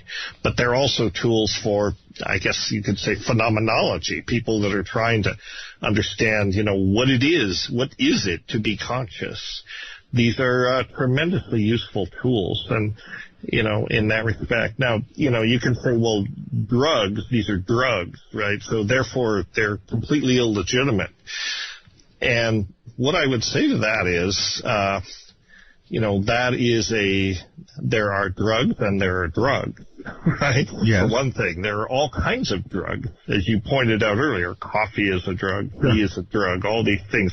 So the blanket term drug is utterly meaningless. We have to say, what kind of drugs? And it so happens that the psychedelics are in a special class of drugs.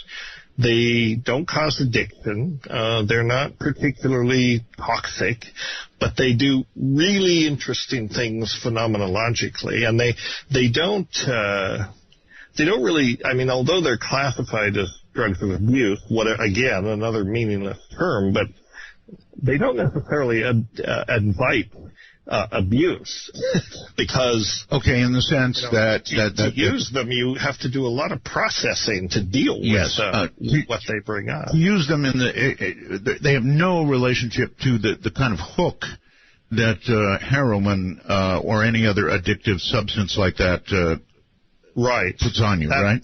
Those are totally different neural circuits. Psychedelics don't work on those circuits. They work on serotonin, which is, another important neurotransmitter, but they don't have this, in the pharmacologists call it reinforcing effect, meaning the more you take it, the more you want to take it. With psychedelics, it's quite the opposite. The more you take it, the more you wonder if, am I going to be able to face it the next time? Yes. It doesn't invite you to leap off the cliff every other night or anything like that, because, you get into some fairly strange realms. Well, you went on to get a doctorate to study this, so clearly you did take the scientific approach. How does one go about doing research on drugs that the government says you should be arrested for? Well, surprisingly, there is a way to do that. It involves a lot of bureaucracy. It involves usually working through major academic institutions. It helps if the scientists doing the work and applying for the grants and so on have excellent credentials in their field. Sure. All of those things. And as it turns out, this has all happened within the last decade, more or less since the last time we talked. I've talked about the Hefter Research Institute, which I'm affiliated with. And then there's MAPS, which is a much more larger and well-known institution. But basically, most of the scientists that are working in this field today are affiliated with institutions like New York University, Johns Hopkins, UCLA, Harvard. So these are not podunk institutions, right. These are some pretty well-credentialed institutions. And within that framework, these investigators have got a number of research programs going right now, clinical trials. That's the holy grail, really. When it comes to clinical research with psychedelics, you have to do an FDA-approved clinical trial, and it takes a lot of doing to get the permission to do that, but you can get it. All right, I would imagine a lot of paperwork. All right, hold tight, Dennis. We are at a break point, so stay right where you are. This is the longer break I spoke of, so relax. We'll be back in about 7 minutes or so. I'm Art Bell. The midnight moon was drifting through the lazy sway of the tree. I saw the look in your eyes, could not get your eyes. Now I stand here helplessly, hoping you get into me. I am so into you. In that darkest time, between dusk and dawn, from the high desert, it's Art Bell's Midnight in the Desert. Now, here's Art. Here I am. My guest is Dr. Dennis McKenna, and we are exploring the world of psychedelic drugs. And I think the first question I would like to ask is, when one does the hellish amount of paperwork, no doubt, required to get permission from the government to study these drugs, I'm certain that one has to project the possibility of positive benefit or knowledge coming out of it. And I wonder, Dennis, how you or what you put down as a possible positive benefit coming from this study. Yeah, well, there are a number of them. You're right. When you get one of these FDA-approved studies going, you want to project a therapeutic outcome, right? Why are you doing this? Yeah. And it turns out there are a number of kind of intractable conditions that the psychedelics can address that no other class of psychopharmaceutical medications can really address. They can kind of scab things over, like antidepressants, SSRIs, for example, do not really resolve the underlying causes that make people depressed, right? Right. Psychedelics can address that sort of thing. They can help people get to the root of many of their problems, and so, they're useful for things like PTSD. The medication MDMA is showing great promise to treat PTSD, and that's kind of MAPS focus right now. They're trying to get this medicine approved to treat vets, right? As you know, we have lots of vets who have problems with PTSD, and there really is no adequate treatment. The Hefter Research Institute, my group, which I'd like to say it's hefter.org if you want to see what we're up to, HEFFTER.org, we've kind of staked out psilocybin as our main medicine, our main drug of interest right now. Okay, Doctor, I'm hearing you move around something there. I'm not sure what it is. I'm probably waving my hand. Sorry. Okay. Waving your hand should be fine. Speaker art. What can I say? Yeah, it's this kind of connection. It's perfect audio, so we tend to hear every little thing. Yeah. Sorry about that. So anyway. But anyway, psilocybin, as you probably know, is the active principle of the magic mushrooms. Right. The psilocybin mushrooms. And psilocybin turns out to be a very good psychedelic to use in a clinical setting because it's fairly short-acting. It's not toxic. It can be given to people in advanced states of cancer, for example. People not in the best of health can tolerate it if that's necessary. And it reliably produces a profound psychedelic experience that is not unlike a mystical experience. In fact, it is a mystical experience. So this is one of the breakthroughs of this study of this pharmacology. We've come to understand we can simulate a mystical experience, and that is very meaningful and profound for many people. So if you're dying, for example, if you're in a terminal cancer patient, you're anxious about dying, right? You're anxious about death and how do you face it and what's going to happen to your loved ones and all this. Some people are so, distressed by this that they really need some kind of help. And we found that psilocybin, in the right circumstances, can help these people with anxiety, what we're calling existential anxiety about their fate as dying. And it's been tremendously helpful for a lot of people. And there have been numerous studies now done at Johns Hopkins and NYU. If you go to the Hefter research site and click on our research, you can get a summary of all these studies, what's going on. Okay, you say it relieves or may relieve somebody's... hello? Yes? Yes, it may relieve somebody's fear or change their fear of dying. And I wanted to ask if it's because this experience, Doctor, I guess, introduces somebody to the concept of something beyond the physical, and that is where the relief comes for them? Yeah, I think so. I mean, it introduces them to the idea that, not necessarily that death is not the end, but the psychedelics sometimes resemble the near-death experience, and whatever goes on in the near-death experience, whether it's a transient, neurochemical event or whether it's really an entry to some other place, I don't think science can really say.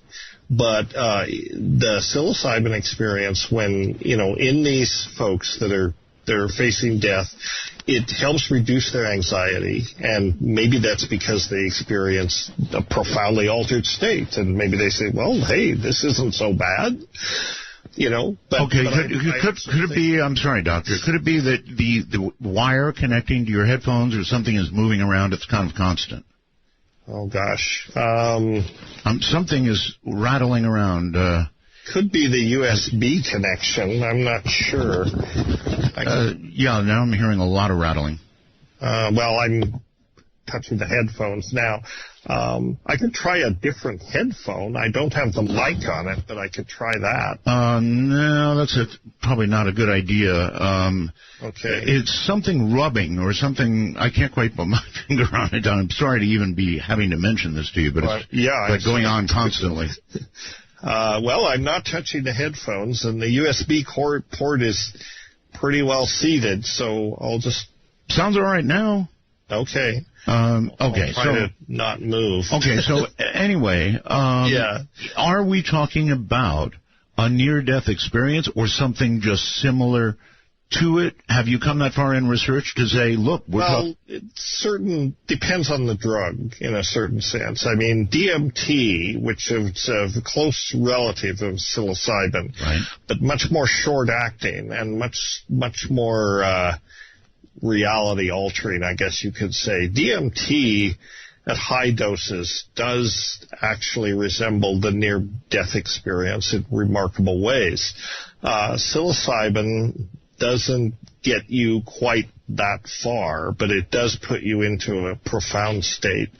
And the outcome that we're observing with the patients, the terminal patients that take this, is not so much that they've experienced death and that they, are prepared for it. It's more like a realization that they're no longer obsessed with their death. They come away with the realization, well, okay, I'm alive now. I'm alive in this moment. Why not focus on that and not be preoccupied with death? And I think that's the meaningful, outcome for these people. They stop worrying. Yeah, death is there, but I'm here now. Would you extend that? Would you extend that to say, death is there, but there may well be, or I may have had a glimpse of something beyond? Yes, exactly, that too. That may be, but I'm reassured that death is there. That's not necessarily the end. It's a transition. And whether that's true or not doesn't really matter. The important thing is it matters to them. It helps them cope with what's happening to them. Sure. But, the scope of therapeutic applications for psilocybin is way beyond this. It can be used to treat addictions. We've got protocols going for alcoholism and cocaine addiction. It can be used as I mentioned before, a tool in neuroscience if you want to understand what's going on in your brain. We now have very fancy toys for this, neuroimaging devices like fMRI and this sort of thing.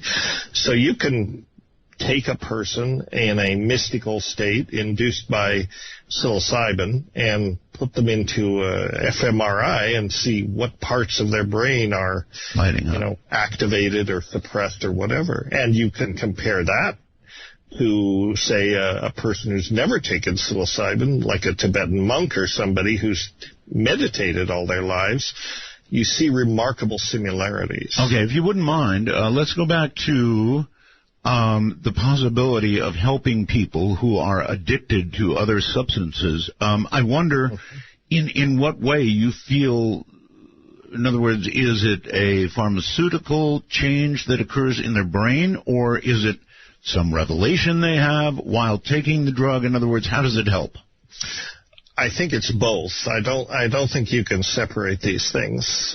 For example, with psilocybin, there's a young investigator at Johns Hopkins who's part of the psilocybin research team named Matt Johnson. He's been doing studies with psilocybin and smoking cessation. Uh-huh. And you wouldn't think that a psychedelic would assist with that, but he is getting some remarkable results. He's working with people who are lifetime smokers, 3 packs a day, serious addicts who've not been able to give up smoking despite many attempts. He has found that with 2 fairly high-dose psilocybin treatments and a lot of counseling, obviously, leading up to this and following on, but about 60% of his larger sample, and in some other studies, almost 80% of the subjects were able to kick cigarettes, and basically were 6 months down the road, a year down the road, they were tobacco-free. What percentage again, please? I'm sorry? 60 to 80%. My God, that's incredible. Yeah, this totally wipes out the result of any other kind of treatment. I mean, it is completely, it's remarkable.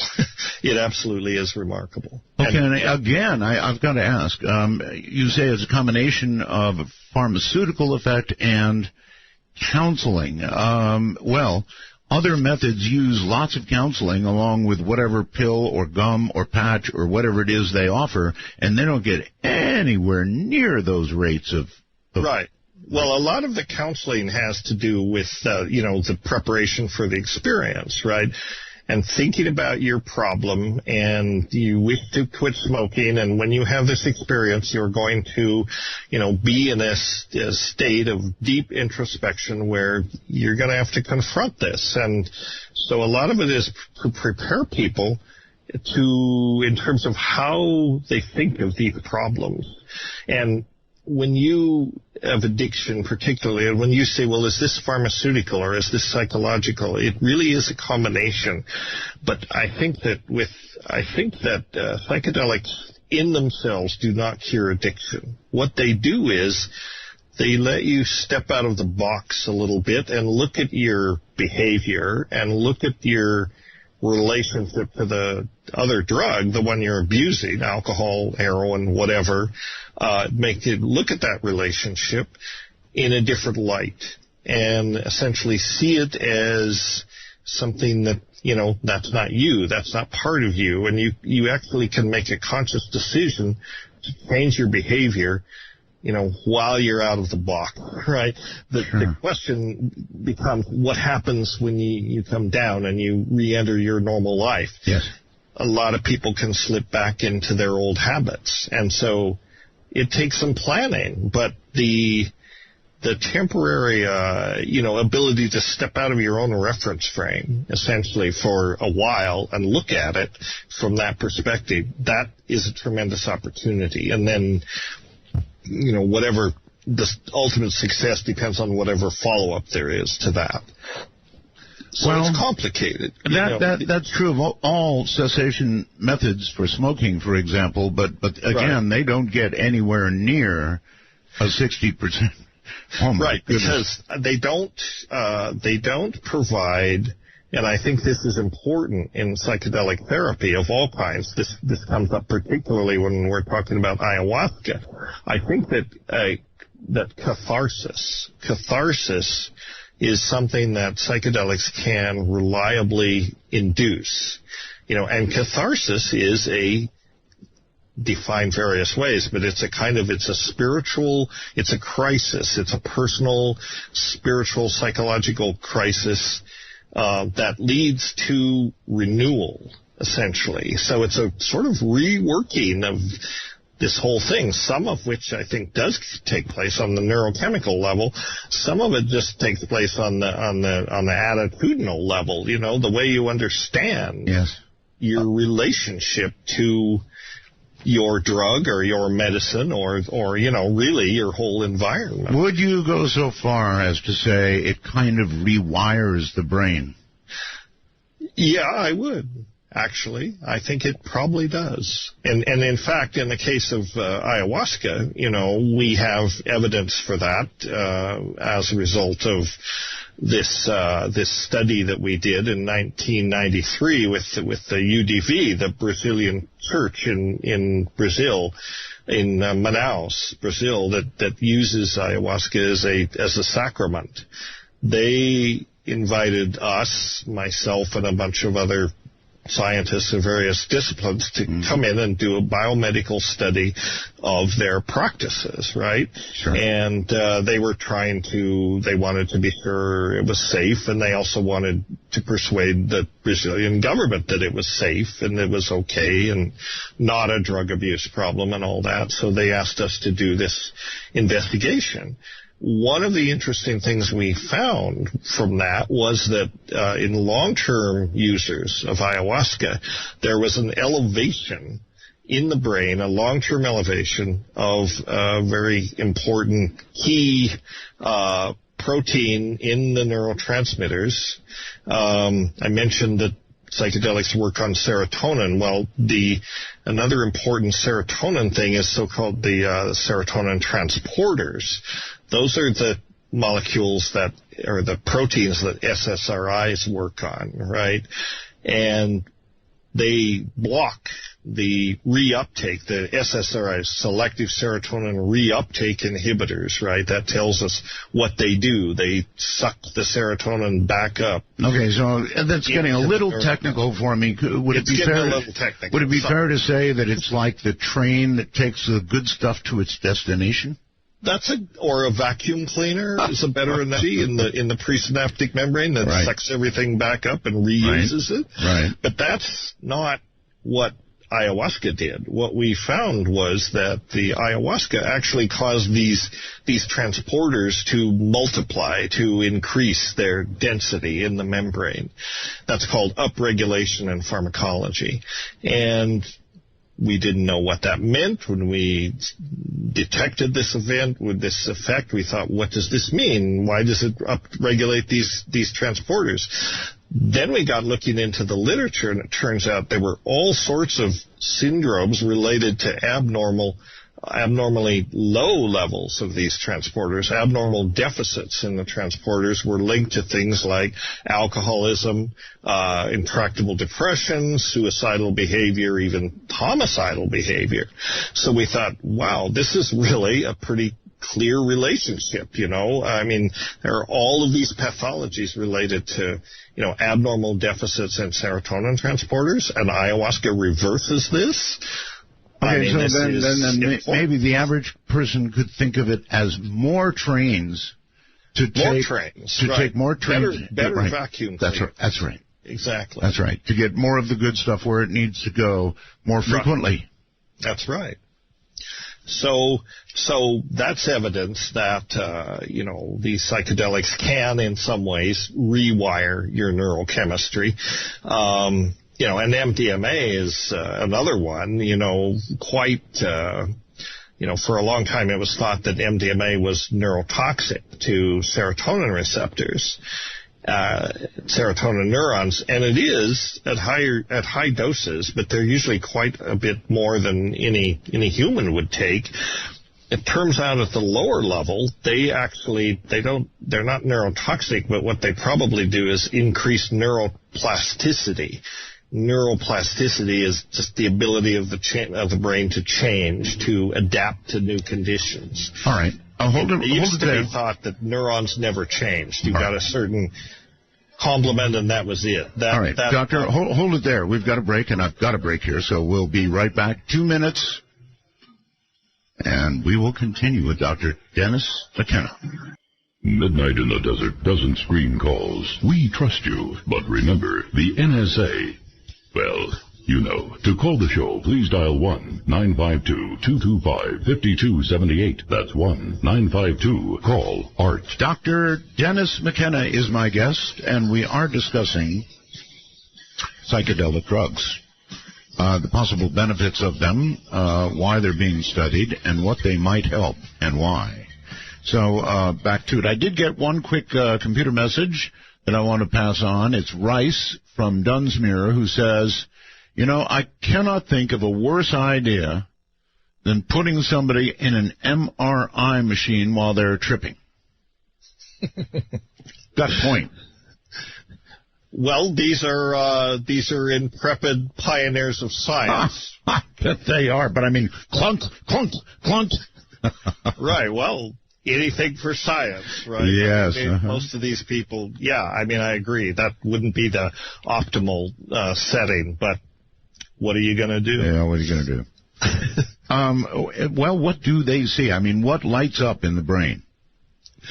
Well, there's interesting, again, I don't want to get too technical, but there's some interesting findings. In some places, some parts of the brain, we find that psilocybin really activates neural networks, activates interconnectivity. So that's basically crosstalk, right? Yes. Other groups have found that some parts of the brain that it actually suppresses, believe it or not, communication between certain parts of the brain that normally are in tight communication.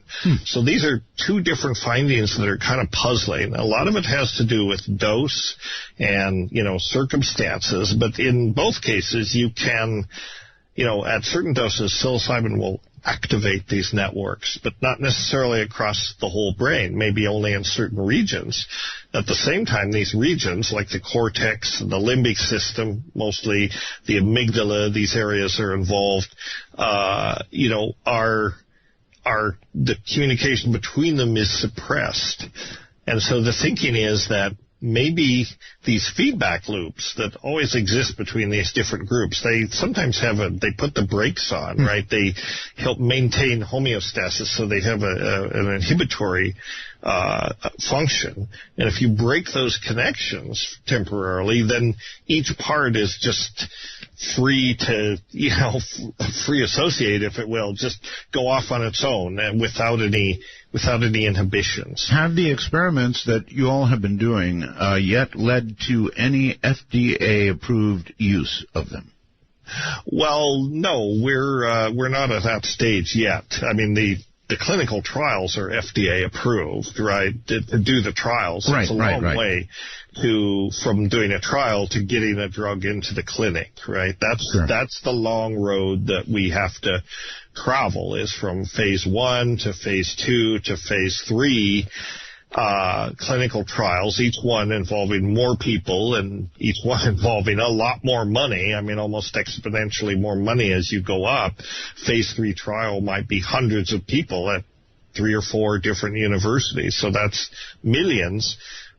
And once a drug crosses that threshold, and we're a long way from that, then it can be approved for clinical use. Mm-hmm. And there are people that are working on that are ready to do that. I want to mention something that might be of interest to your listeners. There's a wonderful website called clinicaltrials.gov, and your tax dollars pay for this, and it is a place you can go and find out any FDA-approved clinical study that's gone on, that's recently over or in progress or about to start, for really anything. I mean, if you want to research cancer treatments, that's a good place to look. But if you search on things like psilocybin or MDMA or even LSD, the studies that have been done will come up. So you can get a pretty good look at what's been done and what's in progress and what's planned. That's just a great resource. Money well spent by your government, which rarely spends money well. True. Take a look. All right. When you look at the current state of affairs with the war on drugs in America, actually in the world, but certainly in America anyway, what are your comments? Well, I think the war on drugs was really initiated at the end of the 60s, so we're coming on, 45 years. Mm-hmm. It's a miserable and total failure.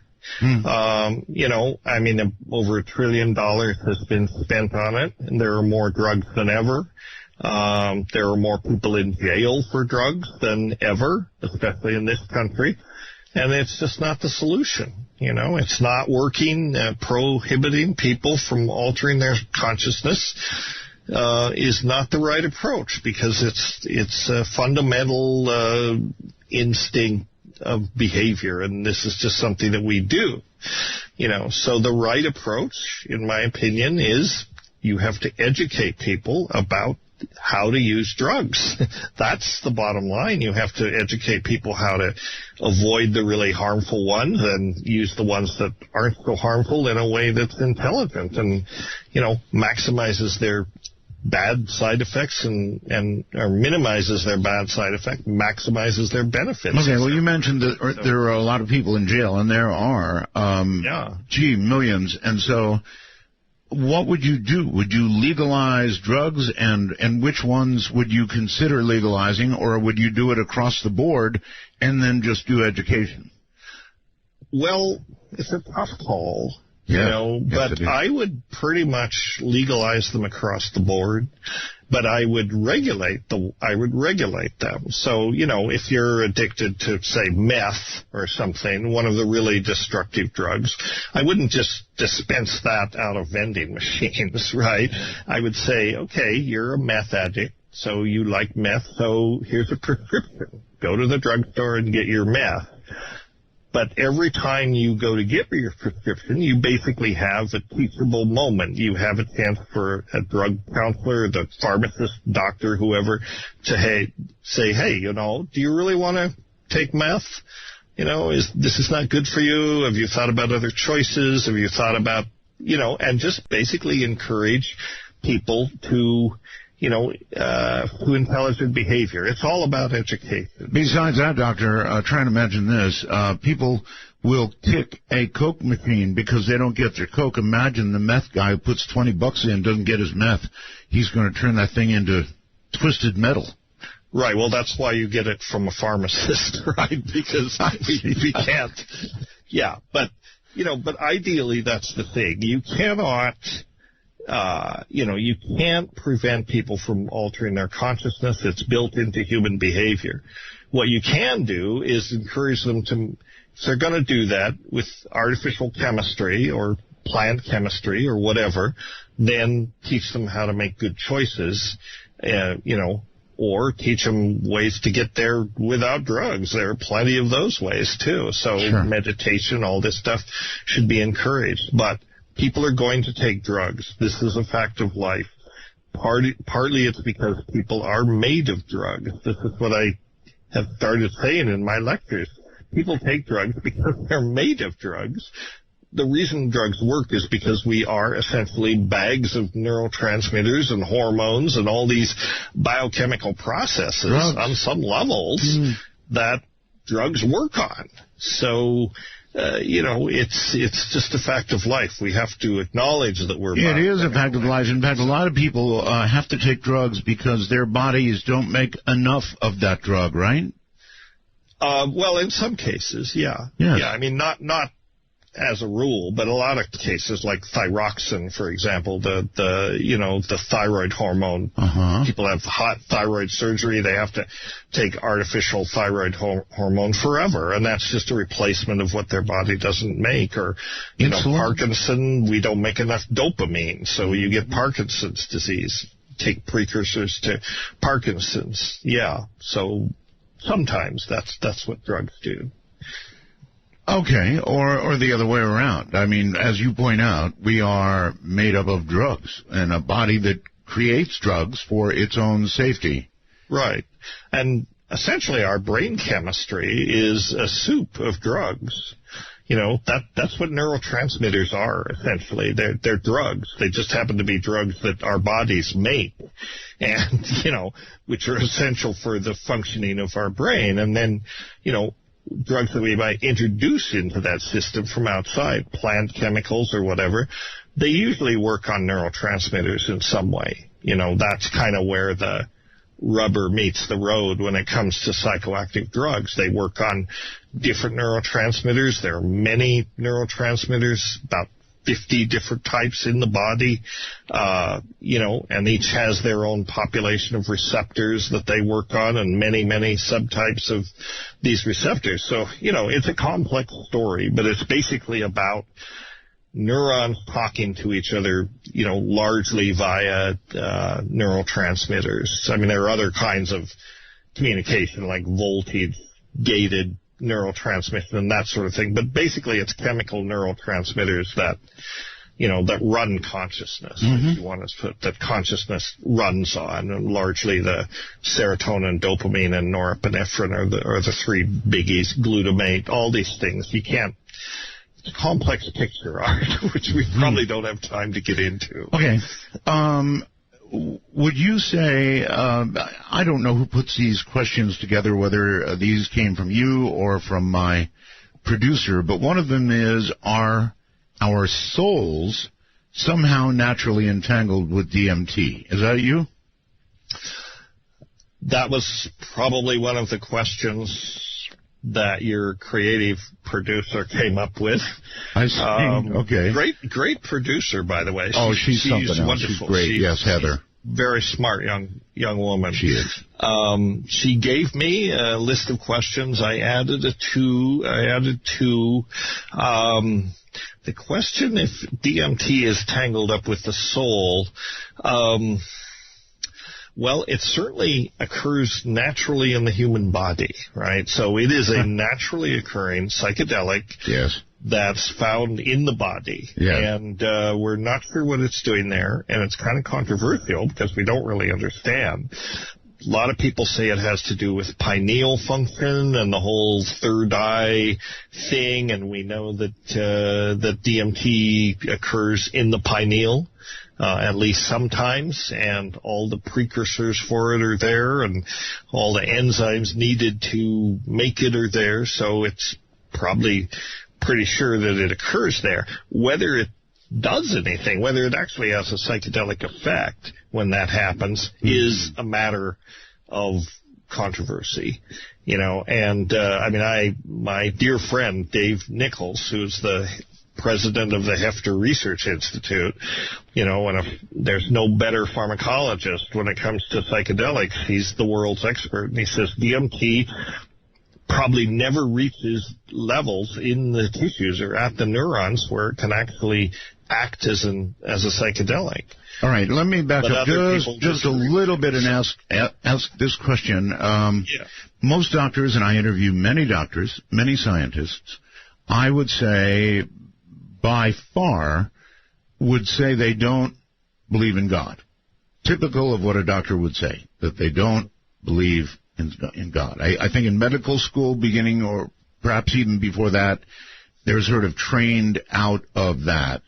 Mm-hmm. And, when you begin talking about souls, then inevitably you're talking about, well, are we more than our material and mental selves, right. Whether there is something else. And where do you come down in this range? Well, again, this is a complex question. You bet it is. Yes, it is. Yeah, most scientists in their scientific training and physicians and so on, they are trained into reductionism. Yes. Reductionism being the idea that it's all matter. There really is no spirit in life. There really is no supernatural. This is all just atoms, ultimately crashing about and doing things in random ways. But then you have this knotty problem of subjective experience, right? We all have subjective experience. Sure. And although scientists might be atheists, they might deny the existence of God. It's very hard for them to deny the existence of mind, of their own consciousness. And that's a reality. Thoughts are real. Consciousness is real. Yes, it is. So what is it?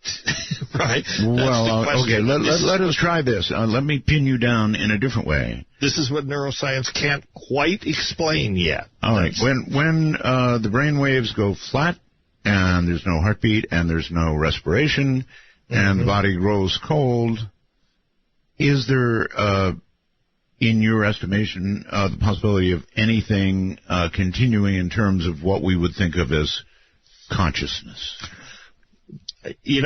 Honestly, I can't answer that question. And I don't think anybody who assesses it honestly can say, you're talking about, consciousness in some form is an energy state, right? It's a stable energy state.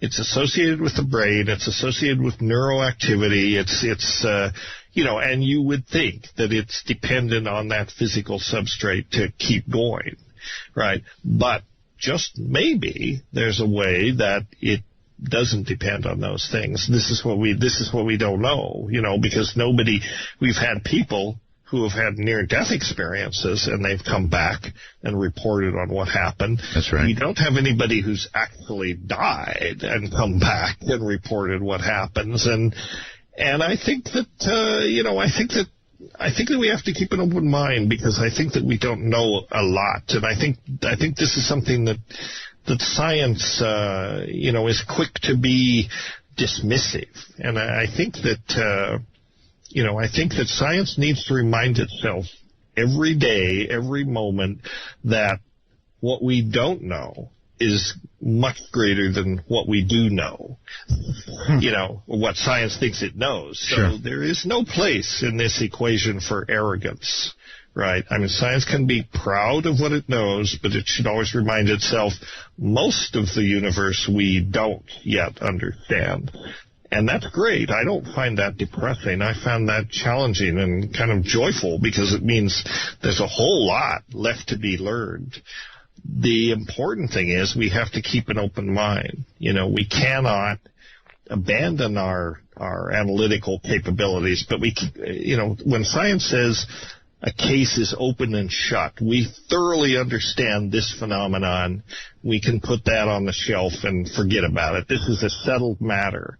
The history of science has shown again and again that about the time science reaches that point, the whole thing blows up, and it turns out, new information comes in, and it's not at all the way they thought. Oh, you are so correct. Examples would be recent news from science on the benefits of coffee. And even more controversial, recent news from science on the benefits of fatty foods. Yep, exactly.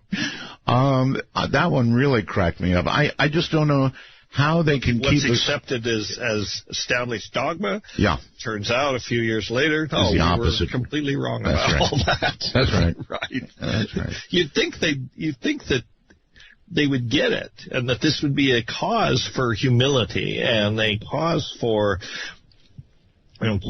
keeping our minds open. This is the thing. Just keep your mind open. You can accept what's known, but you have to remember it may all be turned over next week, or overturned. This is the way discovery works, ideally. Our picture of cosmology due to, relativity and quantum mechanics is quite a bit different than somebody 1,000 years ago, or even 200 years ago. Quite a bit different. Yeah, quite different. So science is powerful, but it's also limited, and scientists should keep that in mind. Well, okay. How's that for dodging a question? Well, not bad at all, actually. So, DMT, there are people who are claiming that a DMT experience is the same as an NDE. I guess you've looked into DMT, and you've looked perhaps into NDEs, have you, by the way? Yeah, yes? I have. And also abduction experiences. People claim that high doses of DMT are not unlike abduction experiences. Mm-hmm. I mean, I don't That's know. True. I haven't had that kind of experience on DMT, although I will say, the ones I've had are often quite, science fiction-y in a way. I mean, you see machines, you see entities that appear to be aliens or certainly not human. You often encounter these entities, is I guess the term. So you have encountered these entities. Oh yeah, I have.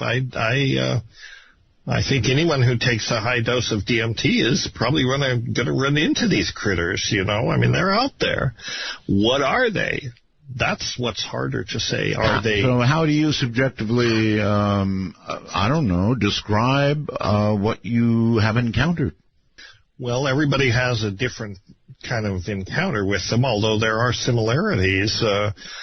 Parents used to talk about the elf machines, the self-transforming elf machines, or the hyperdimensional Fabergé eggs, or things which do often appear to be, machine-like and sometimes intelligent machine. It's very hard to say because we only have our categories to, describe things. And in DMT, it goes way beyond categories. So essentially, the experience is really hard to stuff into a box of description, a linguistic box, even though, it's a natural impulse to start to do that even before it's over. You're trying, you're babbling, you're trying to explain what was that? Yes.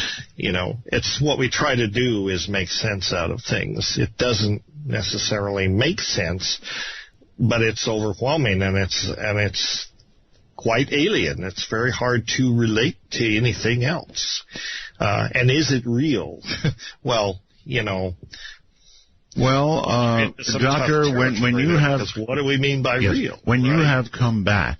Yeah. And you have experienced these entities, is it for at least a short time until your doctor's rational mind begins to crank away again, and you're away from the drug, is it for a short time unquestionably real? Yeah, well, it certainly isn't legal. Not in that context. But no, not legal, but real. To the interesting question of, what is all this drug prohibition? Yes. Prohibition of consciousness. But we won't go right there right now. But is it unquestionably real? Well, here's the thing. I experience it as real, so it's real in that sense. And if you think about it, everything that we experience is, a hallucination in a certain way. Everything that we experience, this is what our brains do. They construct a model of reality, and that's the reality that we live in. We're in the hallucination. We're part of the movie that our brains are creating. So that's our reality. Is it real? Well, we experience it as real. Does it map onto, the real world, the world that physics and everything else tells us is out there, which I call the unknowable real world, and the physicists tell it that the real world, as our instruments measure it, doesn't look anything like your subjective experience. But everybody is walking around with a subjective experience. That's a model that they're living in. That's a hallucination. And then when you bring drugs into the picture, I mean, basically what you're doing is changing the frequency a little bit. You're tweaking the neurochemistry just enough that you're getting different, you're looking at it through a different lens. Well, okay, let's approach it from this direction. If a researcher like yourself came back from a trip and wrote in some peer-reviewed journal that he met aliens, they definitely were aliens, or entities, he'd probably not be a credentialed researcher very much longer unless he had really good tenure. This is true. Yes, this would not be a welcome message in peer-reviewed journals, but you have to be honest about what you experience. I mean, my friend and a person known to many people in the psychedelic community, Dr. Rick Strassman, who was really a pioneer in DMT research. I mean, in the early 90s, he was the first physician, psychiatrist in 20 years to actually get an FDA-approved protocol to study a psychedelic drug. And the drug he chose was DMT. And he gave DMT by injection over a range of doses to more than 60 people over a period of time. And many of those people reported these near-death experiences, alien abduction experiences, all this crazy stuff, right? So poor Rick... Well, I'm saying maybe crazy. Well, maybe crazy. This is what they were reporting. To them, this was real. But poor Rick, he's got to write a report to NIH. He's got to write, his grant. And, and finally, he just, being an honest scientist, finally he threw up his hands and he said, I can't make sense of this. I cannot discount it.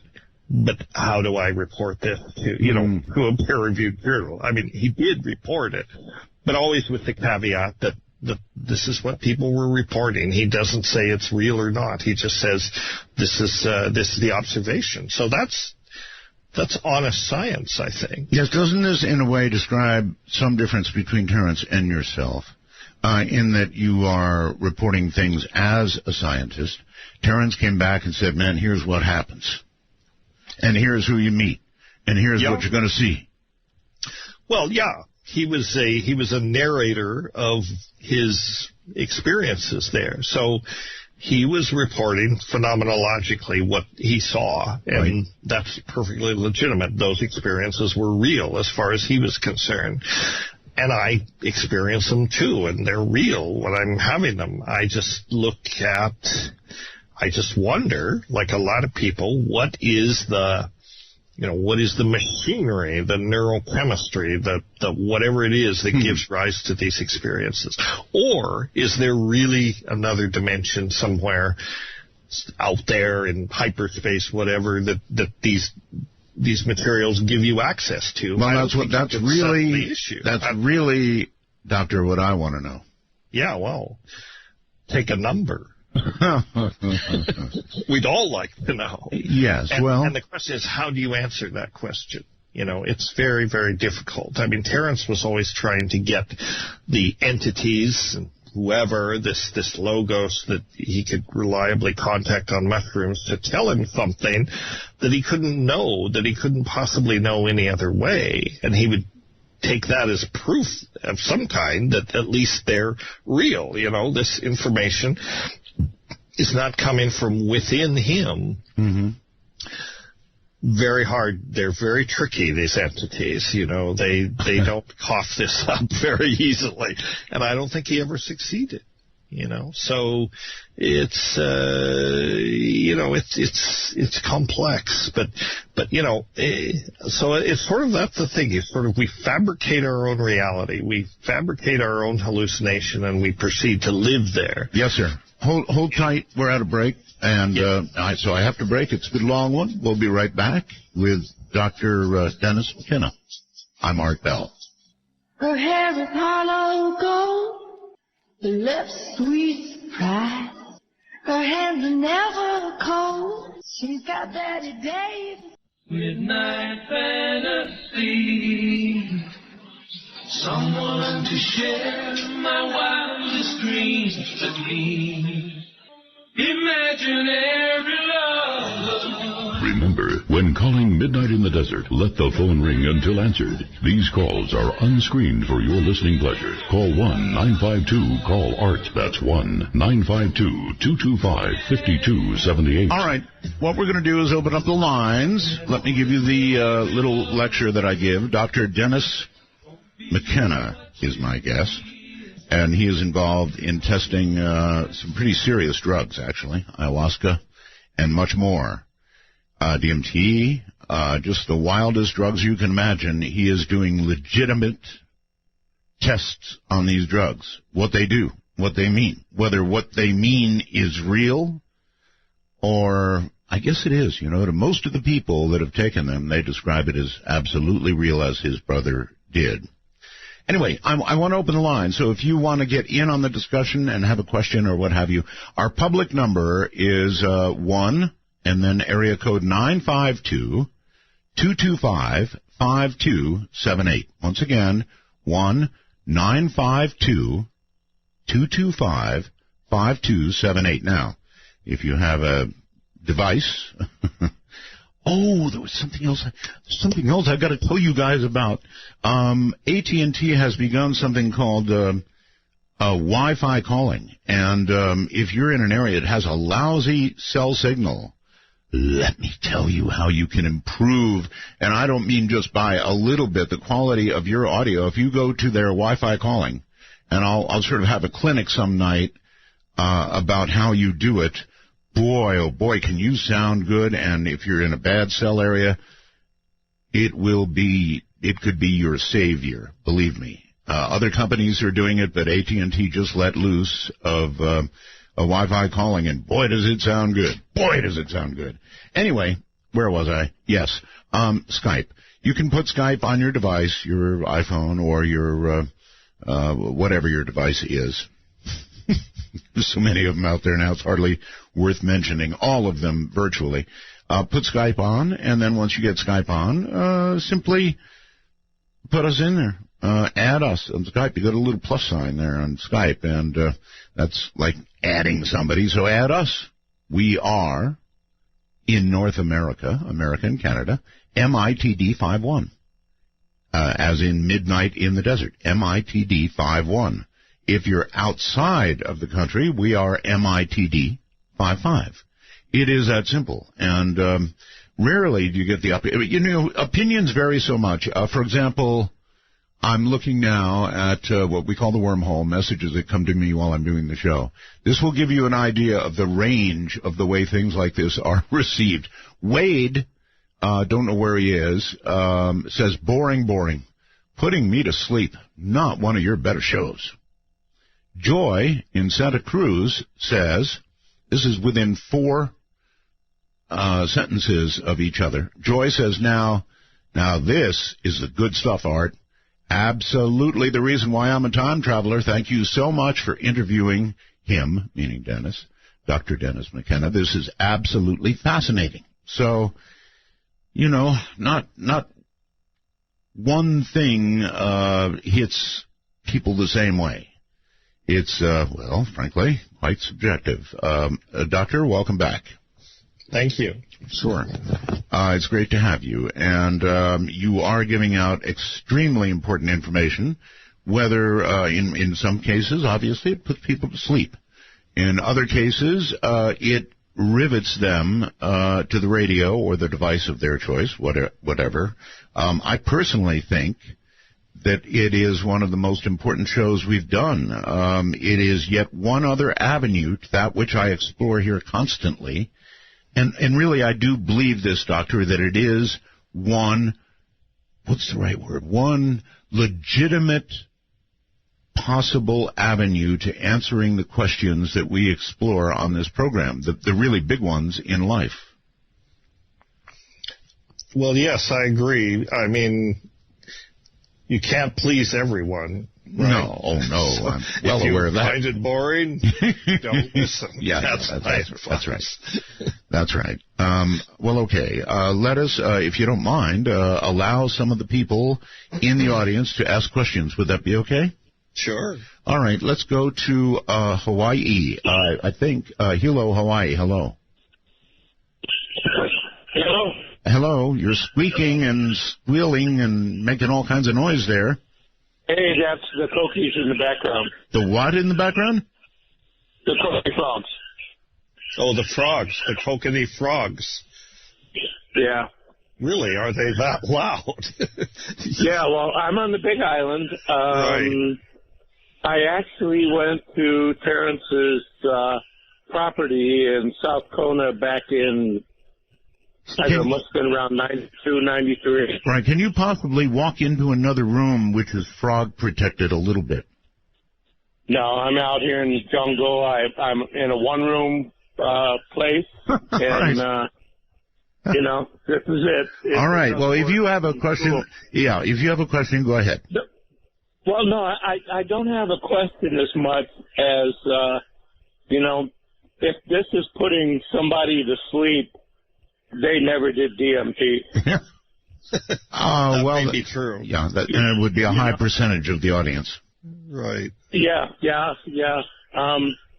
And I mean, I lived in the Bay Area in the early 70s, and you know, loved doing psilocybin and LSD and that kind of thing. But DMT is just a whole different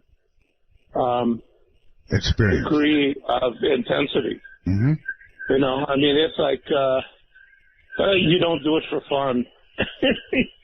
You know, you're an explorer if you do it. You may do it for fun the first time, but if that's the situation, you don't ever do it again. All right, I understand. If you do it around those frogs, I bet you don't ever do it again either.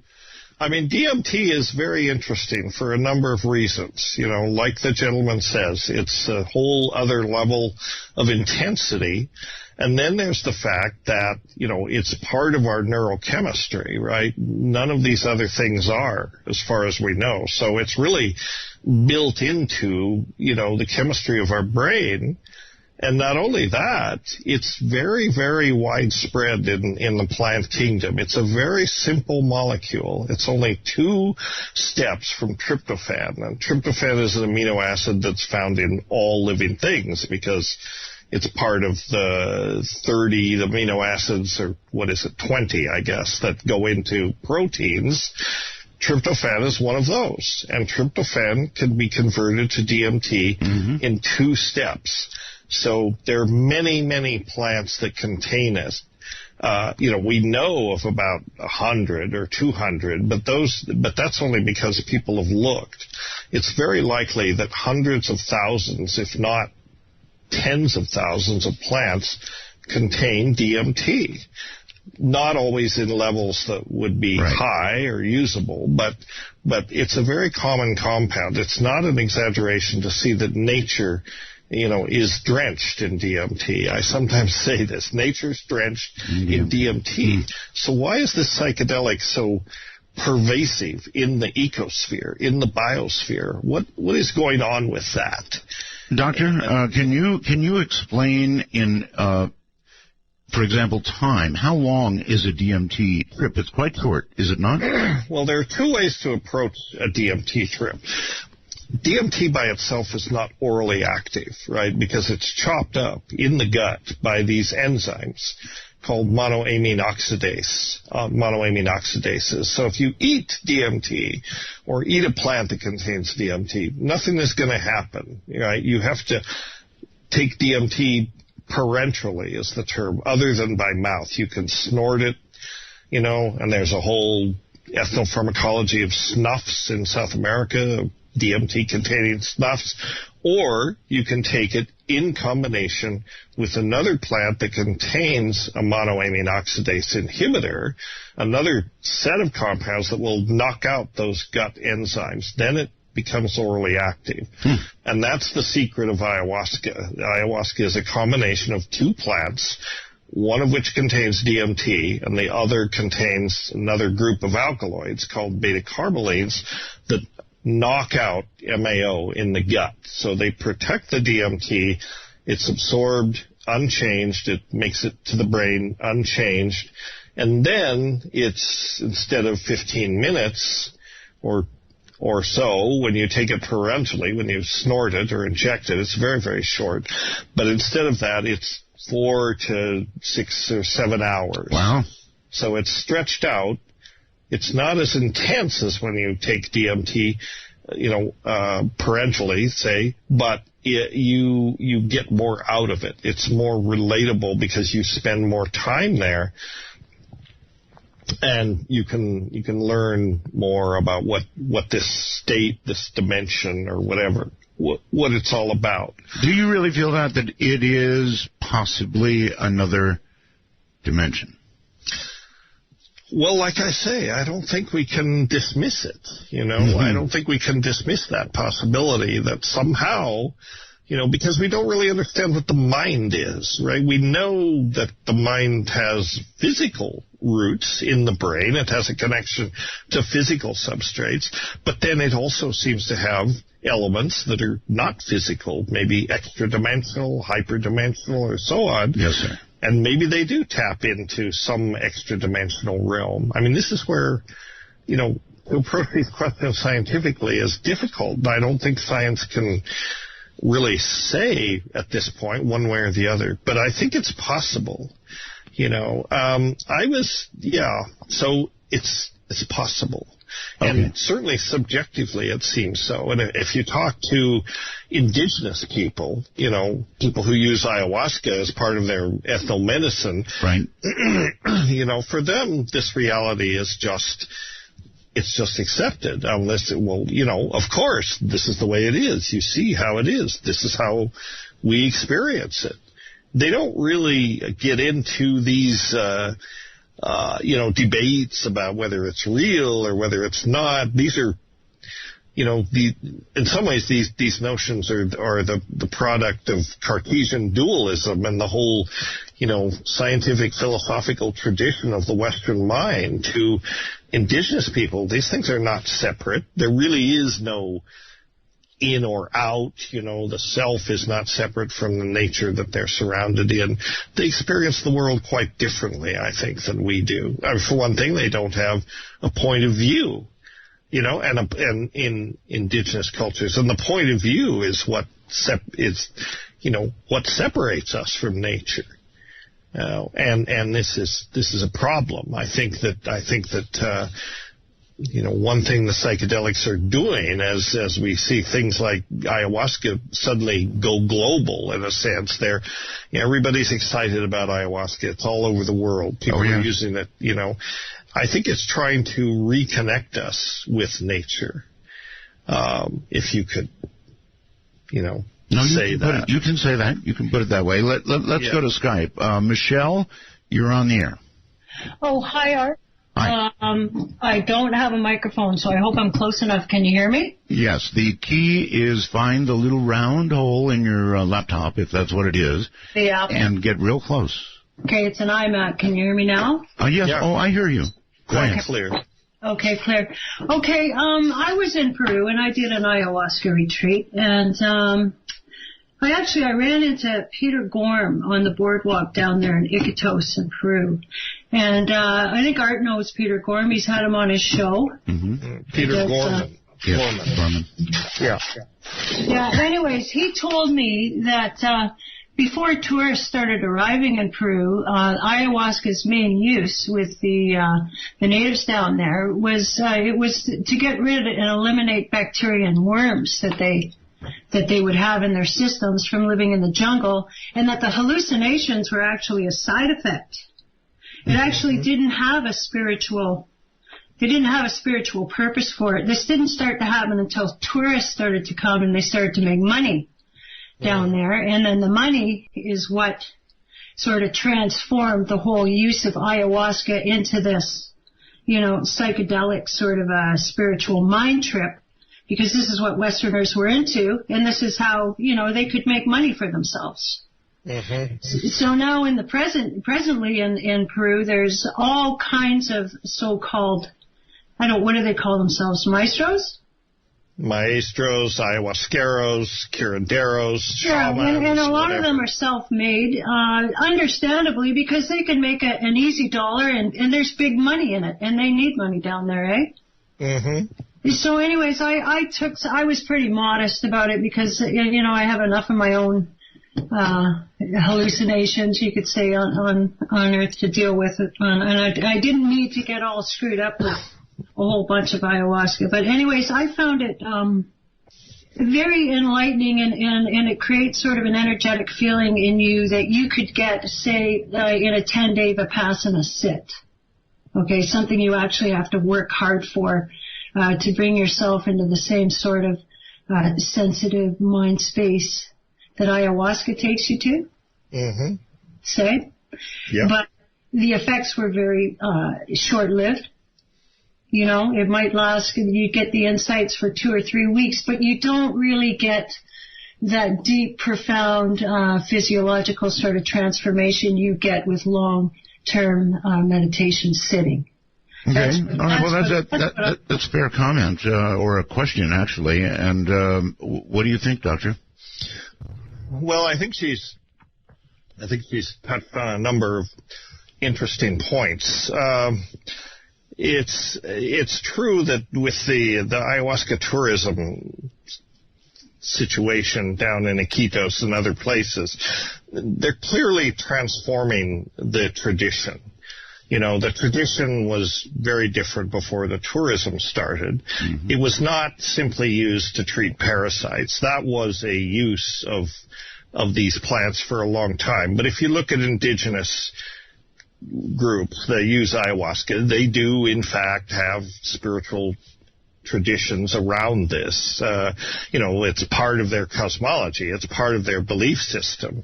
I'm surprised that Peter would say that, that he would dismiss all that, because I know Peter quite well, and he knows better. He knows that there are spiritual traditions, indigenous traditions that use ayahuasca. Now, they don't necessarily work for Westerners, right? Westerners are looking for something else. And ayahuasca, as it's used in the tourism circuit, has evolved into this kind of new age-ish, thing that emphasizes spirituality and self-discovery and all that a little bit more than it does in the indigenous traditions. Basically, I don't have a problem with that. I think that's fine. What's wrong with self-discovery and that sort of thing? I don't see anything wrong with it. The fact is that the human's relationship with ayahuasca is a coevolutionary process. We've been in relationship with it for probably thousands of years. This continues, and it's going to change. And as it goes global, and as these indigenous cultures encounter other global cultures, it's going to be transformed. I don't necessarily feel that this is a bad thing. I think it's inevitable, for one thing. And I think that ayahuasca is bringing insights and healing to a lot of people on a global scale. And I think that, as a people and as a culture, we need a healing. We're a deeply wounded culture. We're a deeply conflicted culture. Mm-hmm. Much of that has to do with our alienation from nature. I think that one of the things ayahuasca's, one of its strongest messages that many people get is we have to rethink this understanding. We have to realize we're not separate from nature. We're part of it. Until we get that global shift in consciousness, which ayahuasca is trying to catalyze, I think that we're not going to be able to deal with the problems that we face. And as we have to read the news to realize how quickly this global environmental crisis is accelerating. So we're in a heap of trouble. Right. Whatever. Deep doo-doo. And we have to change consciousness globally. And I think that this is partly what ayahuasca is trying to catalyze. Now, I think that somebody who goes to Peru, probably without studying very much about what ayahuasca is about, and that's what I infer from this young woman, that she didn't really do much homework. She just kind of went down there. Doctor, I'm sorry. I've got a break here. Okay. We've got about 2 minutes, and we'll be right back. This is Midnight in the Desert. Yeah. Ooh, it's why I'm easy. I'm easy like Sunday morning. Midnight in the Desert spans the world. To call us from outside the U.S. and Canada only, use Skype with a headset mic if on a computer, and call MITD 55. That's MITD 55. Actually, a very rare opportunity to speak with Dennis McKenna, Dr. Dennis McKenna. We're talking about psychedelic drugs, DMT, ayahuasca, and more. So if you have questions, comments, they are welcome. I've got a question from Zach.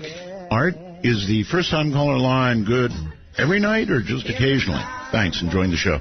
Actually, every night. Anytime you're a first-time caller, let me give you the number, all right? I know it's hard to get through. So area code 775-285-5800.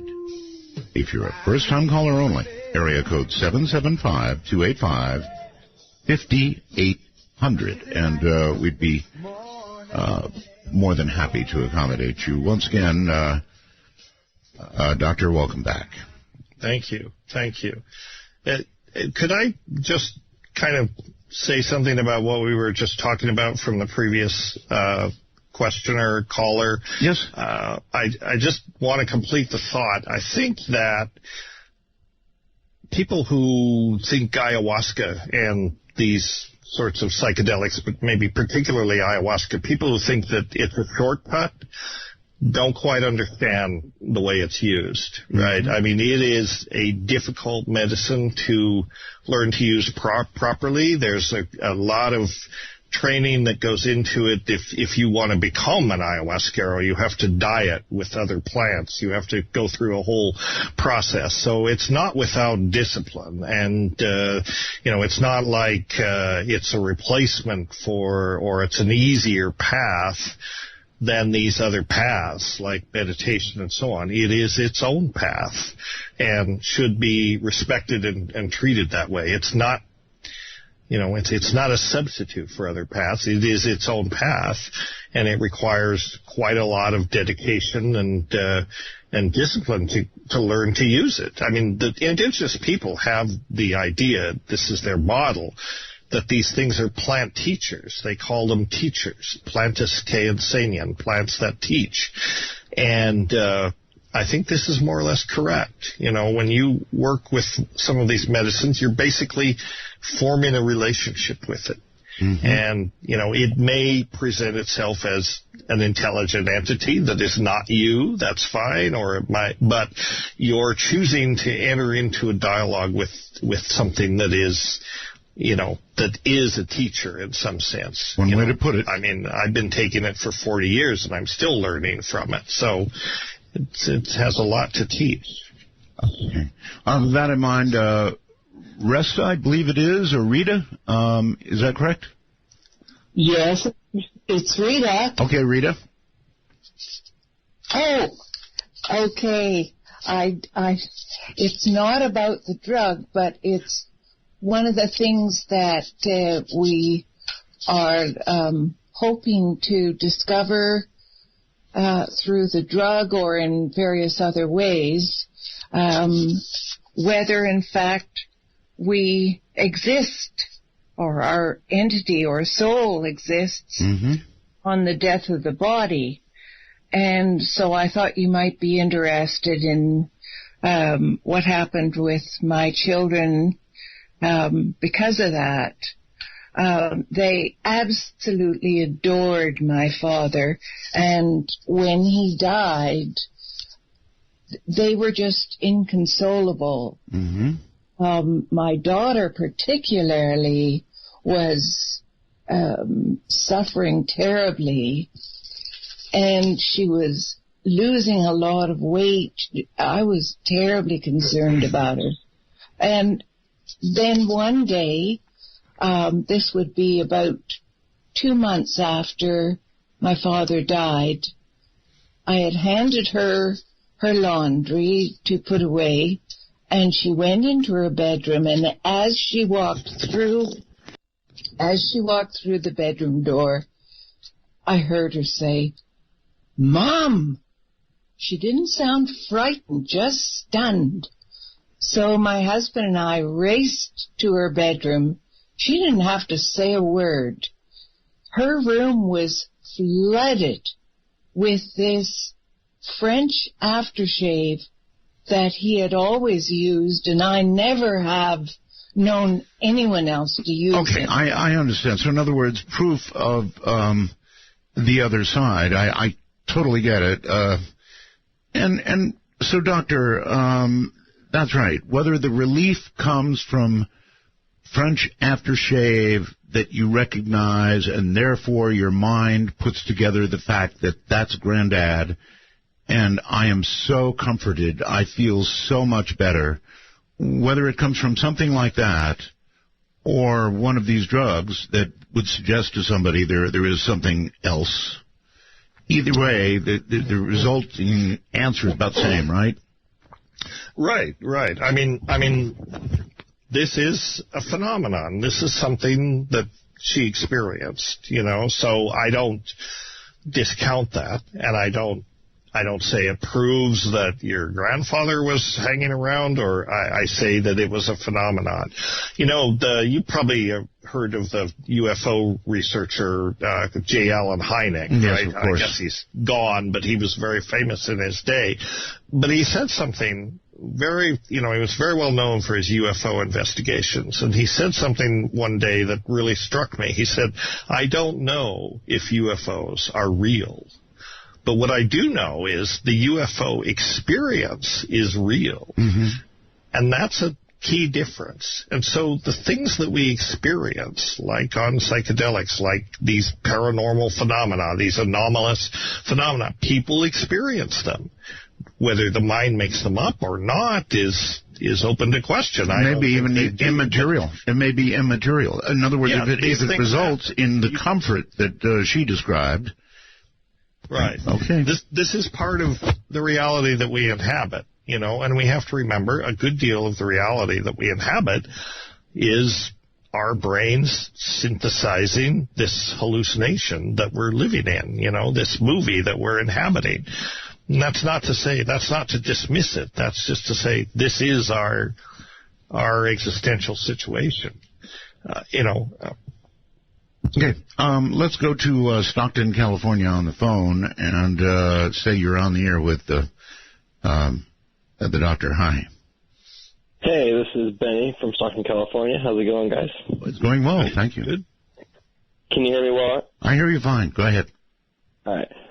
First of all, I want to say it's an honor talking to you, Dennis. I am 24, but luckily I came across your brother's, studies when I was 19 and been intrigued ever since. And I'm just a little confused still on one thing.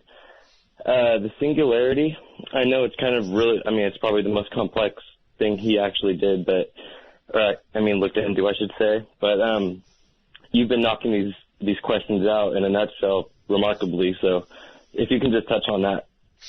The singularity? Yes. As Terrence discussed it around the time wave theory, or the idea of singularity as such? I guess the idea of the singularity as such, I guess, would be. Oh, yeah. Well, the singularity in physics is a concept, and it's in physics the singular. This gets into space-time physics and black holes and this sort of thing. But if you have a black hole, it's essentially, there's an event horizon. There's a so-called event horizon. Within the event horizon is the singularity. And the singularity is just a word for saying that physics cannot say anything about what's going on in there. It's opaque to observation. It's opaque to measurement. So it's the singularity. They may as well say it's the black box. I mean, that's essentially what they're saying. We don't know what is going on in that realm. The laws of physics don't apply. So we can't say very little about it. On the other hand, the fact that we don't know what's going on in there means that almost anything is possible. Yes, right. And that's what's fascinating about it.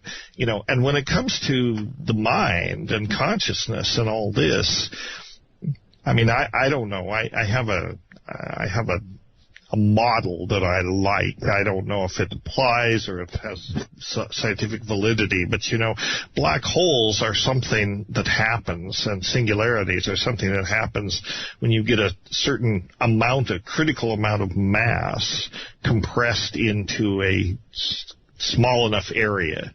Right, then it distorts space-time, and space-time essentially wraps itself around it. Even light can't escape. Then you get a singularity. But maybe an analogy is, I sometimes speculated, the brain is the most complex object in the universe.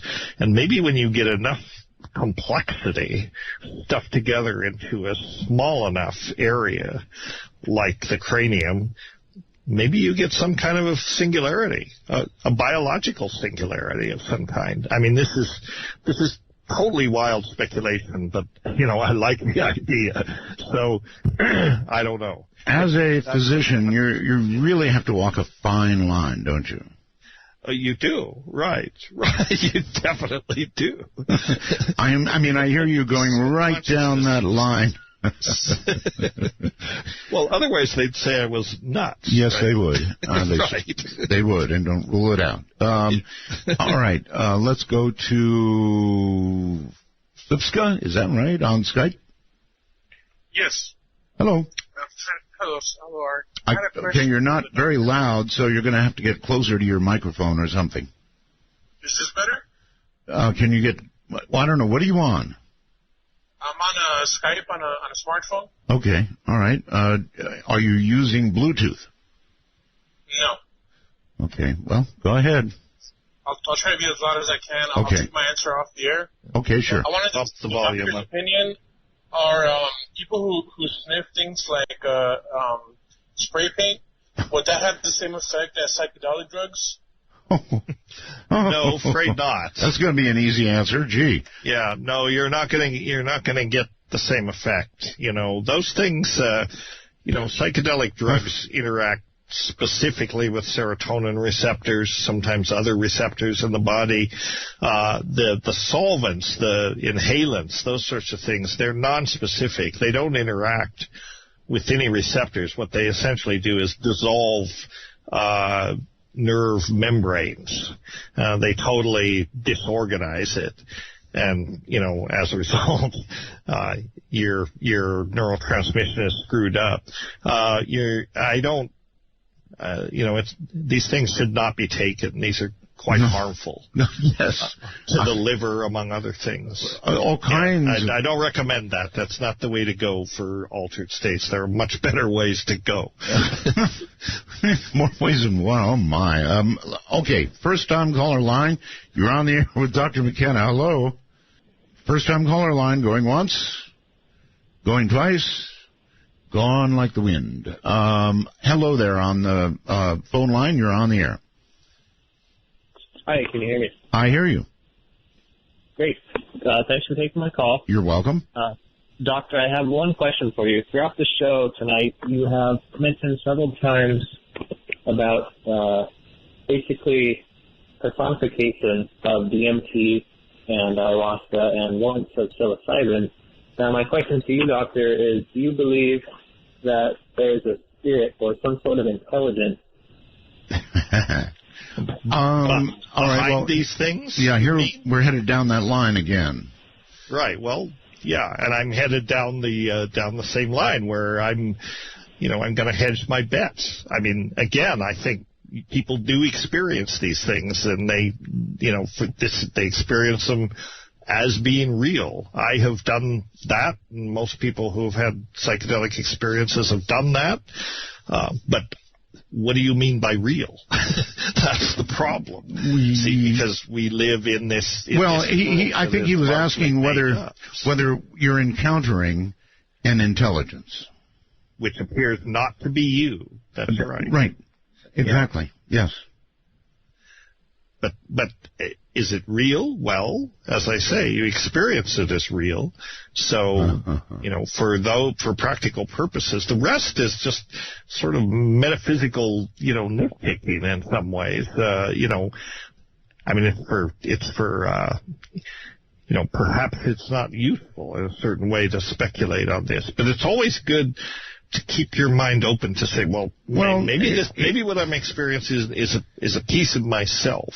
Listen, I know it is difficult. I know it is difficult for you, Doctor, to speculate on this, but it is inevitably the first question somebody back from this experience is asking themselves. Mm-hmm. Right? Yeah.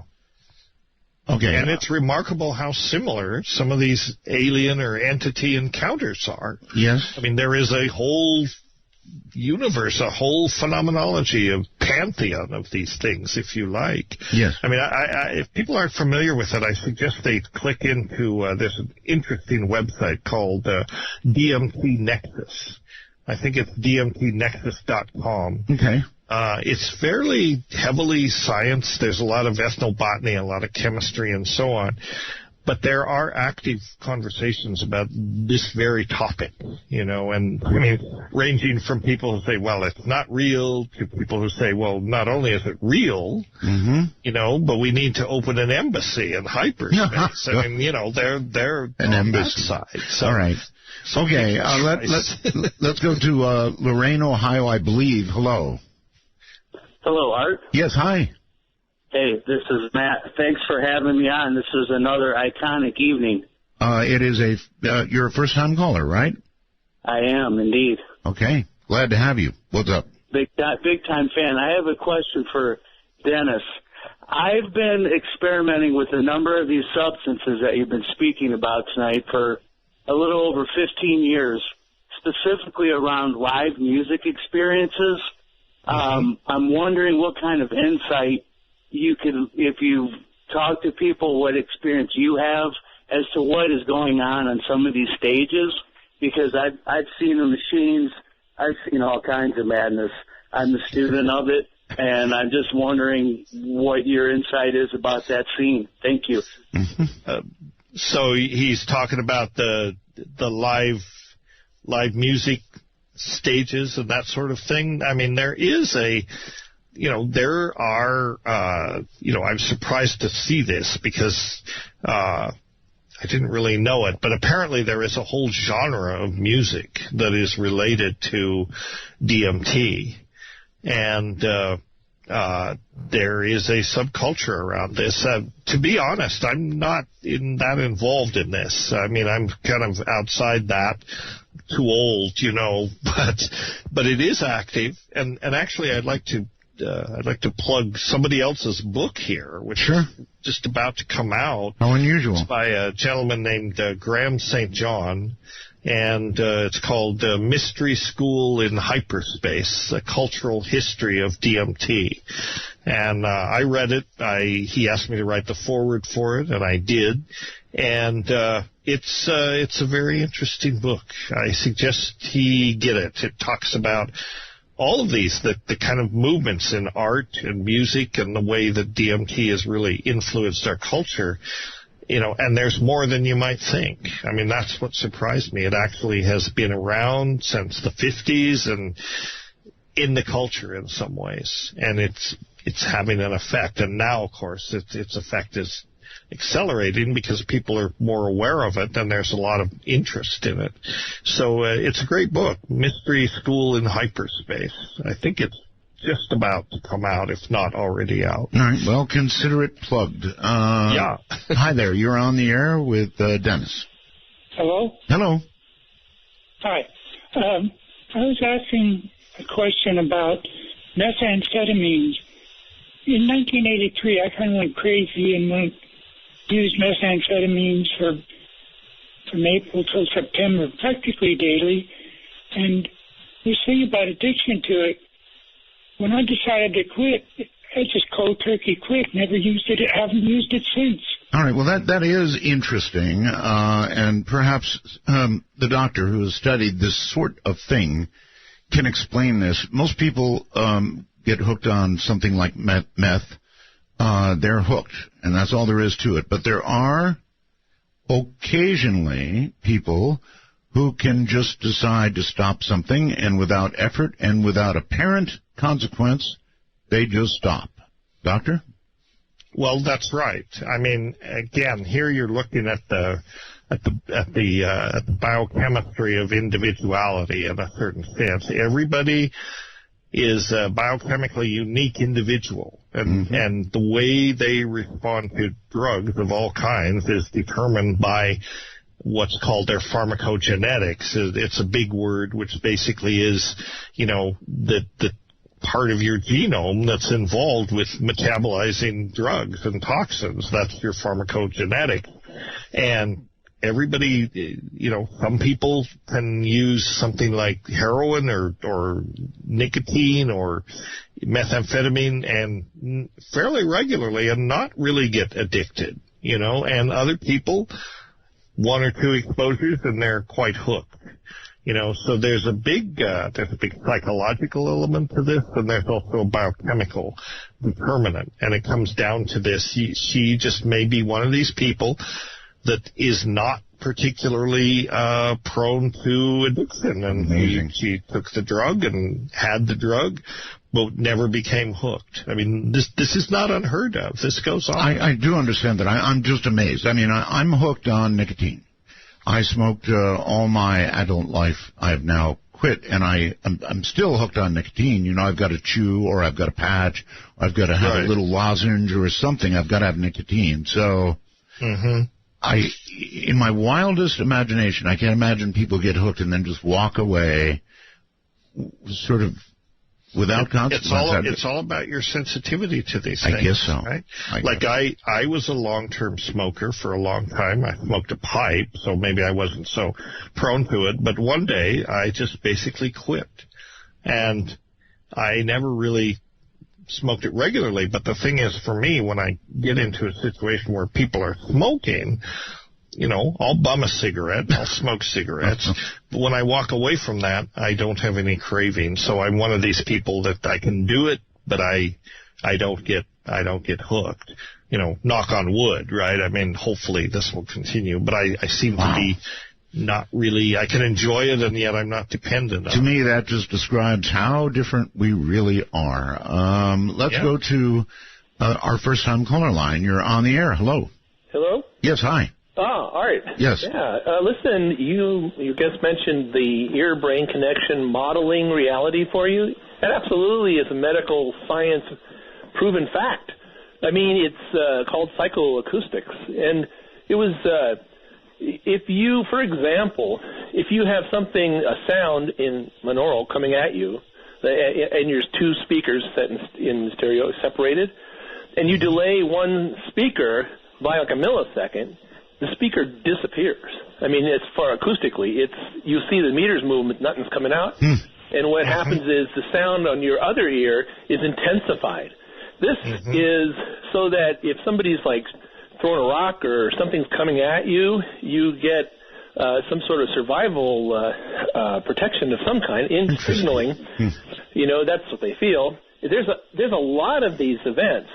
So modeling of reality is scientifically sound. Now, the question is, when you take something that creates distortion, is it, connecting you to some new receivers, or is it just fooling with the modulation? Yes.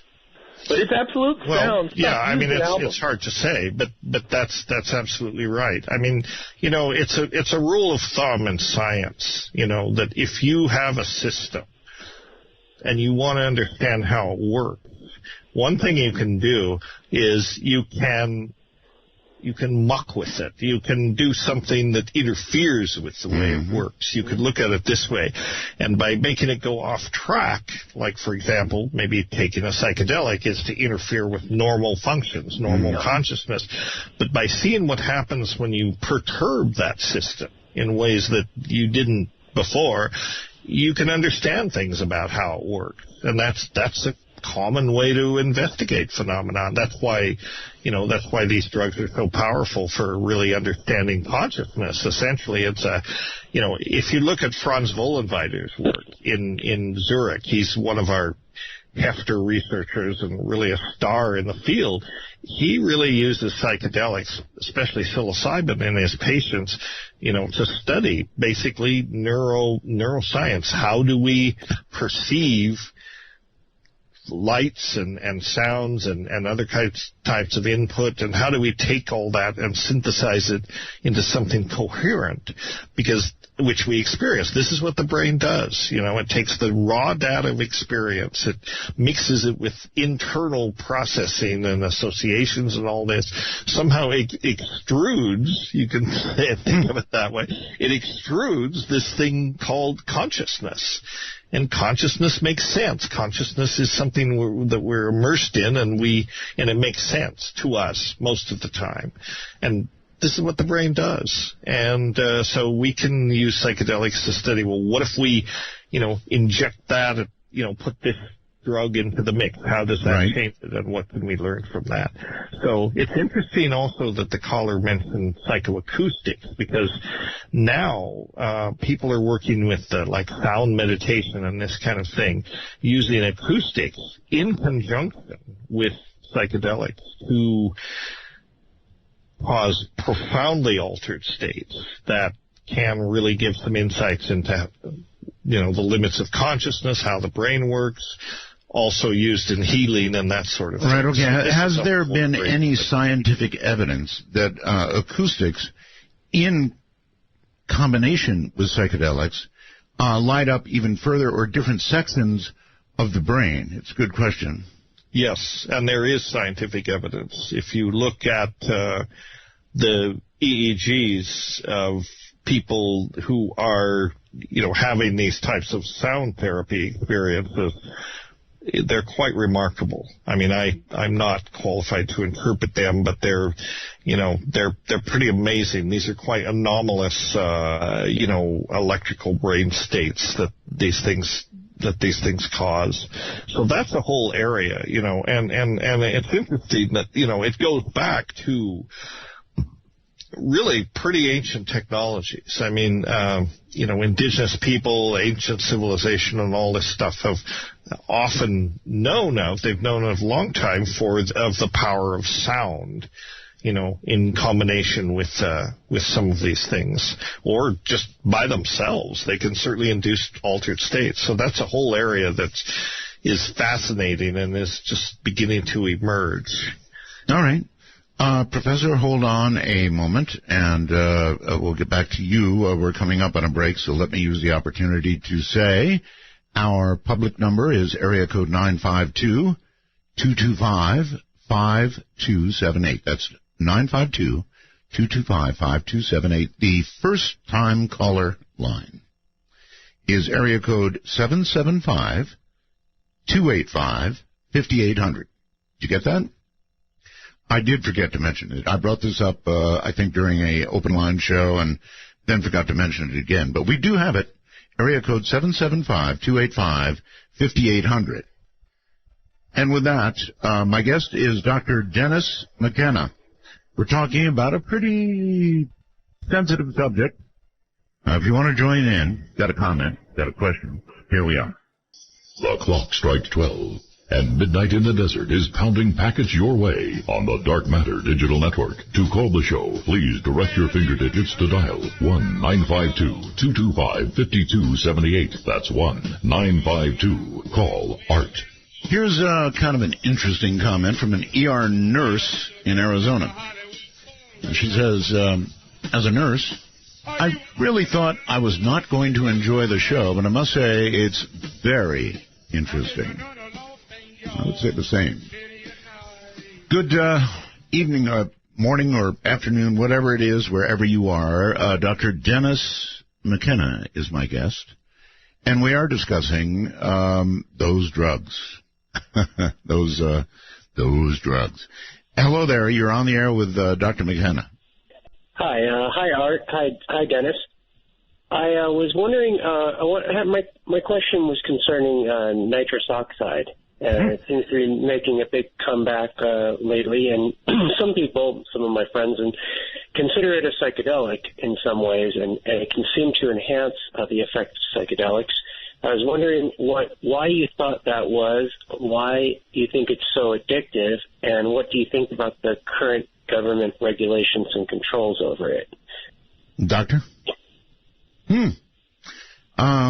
Well, we may or may not get any input from the doctor. Are you there, Dennis? Dennis McKenna? He doesn't seem to be there, or we've lost connection with him, caller, so I'm not sure what to tell you. He's still here. I believe he's still here. Might just be away from the microphone or something. I don't know. Dr. McKenna. Paging Dr. McKenna. Dr. McKenna, I'm going to disconnect and try calling you back. We apparently have some sort of, well, I can't call him back. All right. You know what? If I can't call him back, then we might as well go ahead and do essentially open lines. We're in a situation where I guess I keep hearing kind of thing where the connection between us has dissolved. And there is Dr. McKenna. Well, you may be in luck. Hello, Dr. McKenna. Yes. What happened? Hear me now? Yes. I don't know. We dropped the signal somehow. Well, that's Skype for you.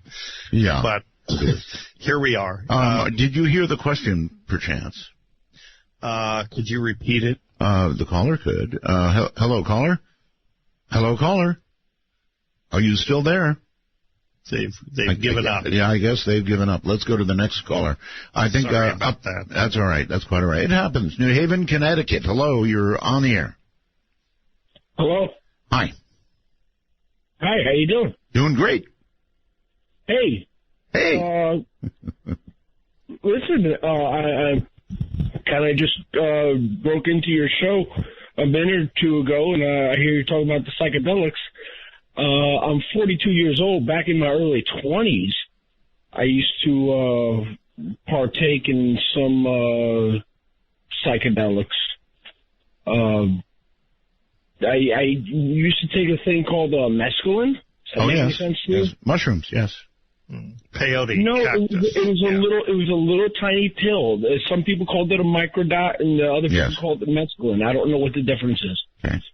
Well, but I was able to, and quite frankly, some of my friends, the guys that the friends that I hung out with, that when we would take these, they would have some people, they just laughed and had a good time.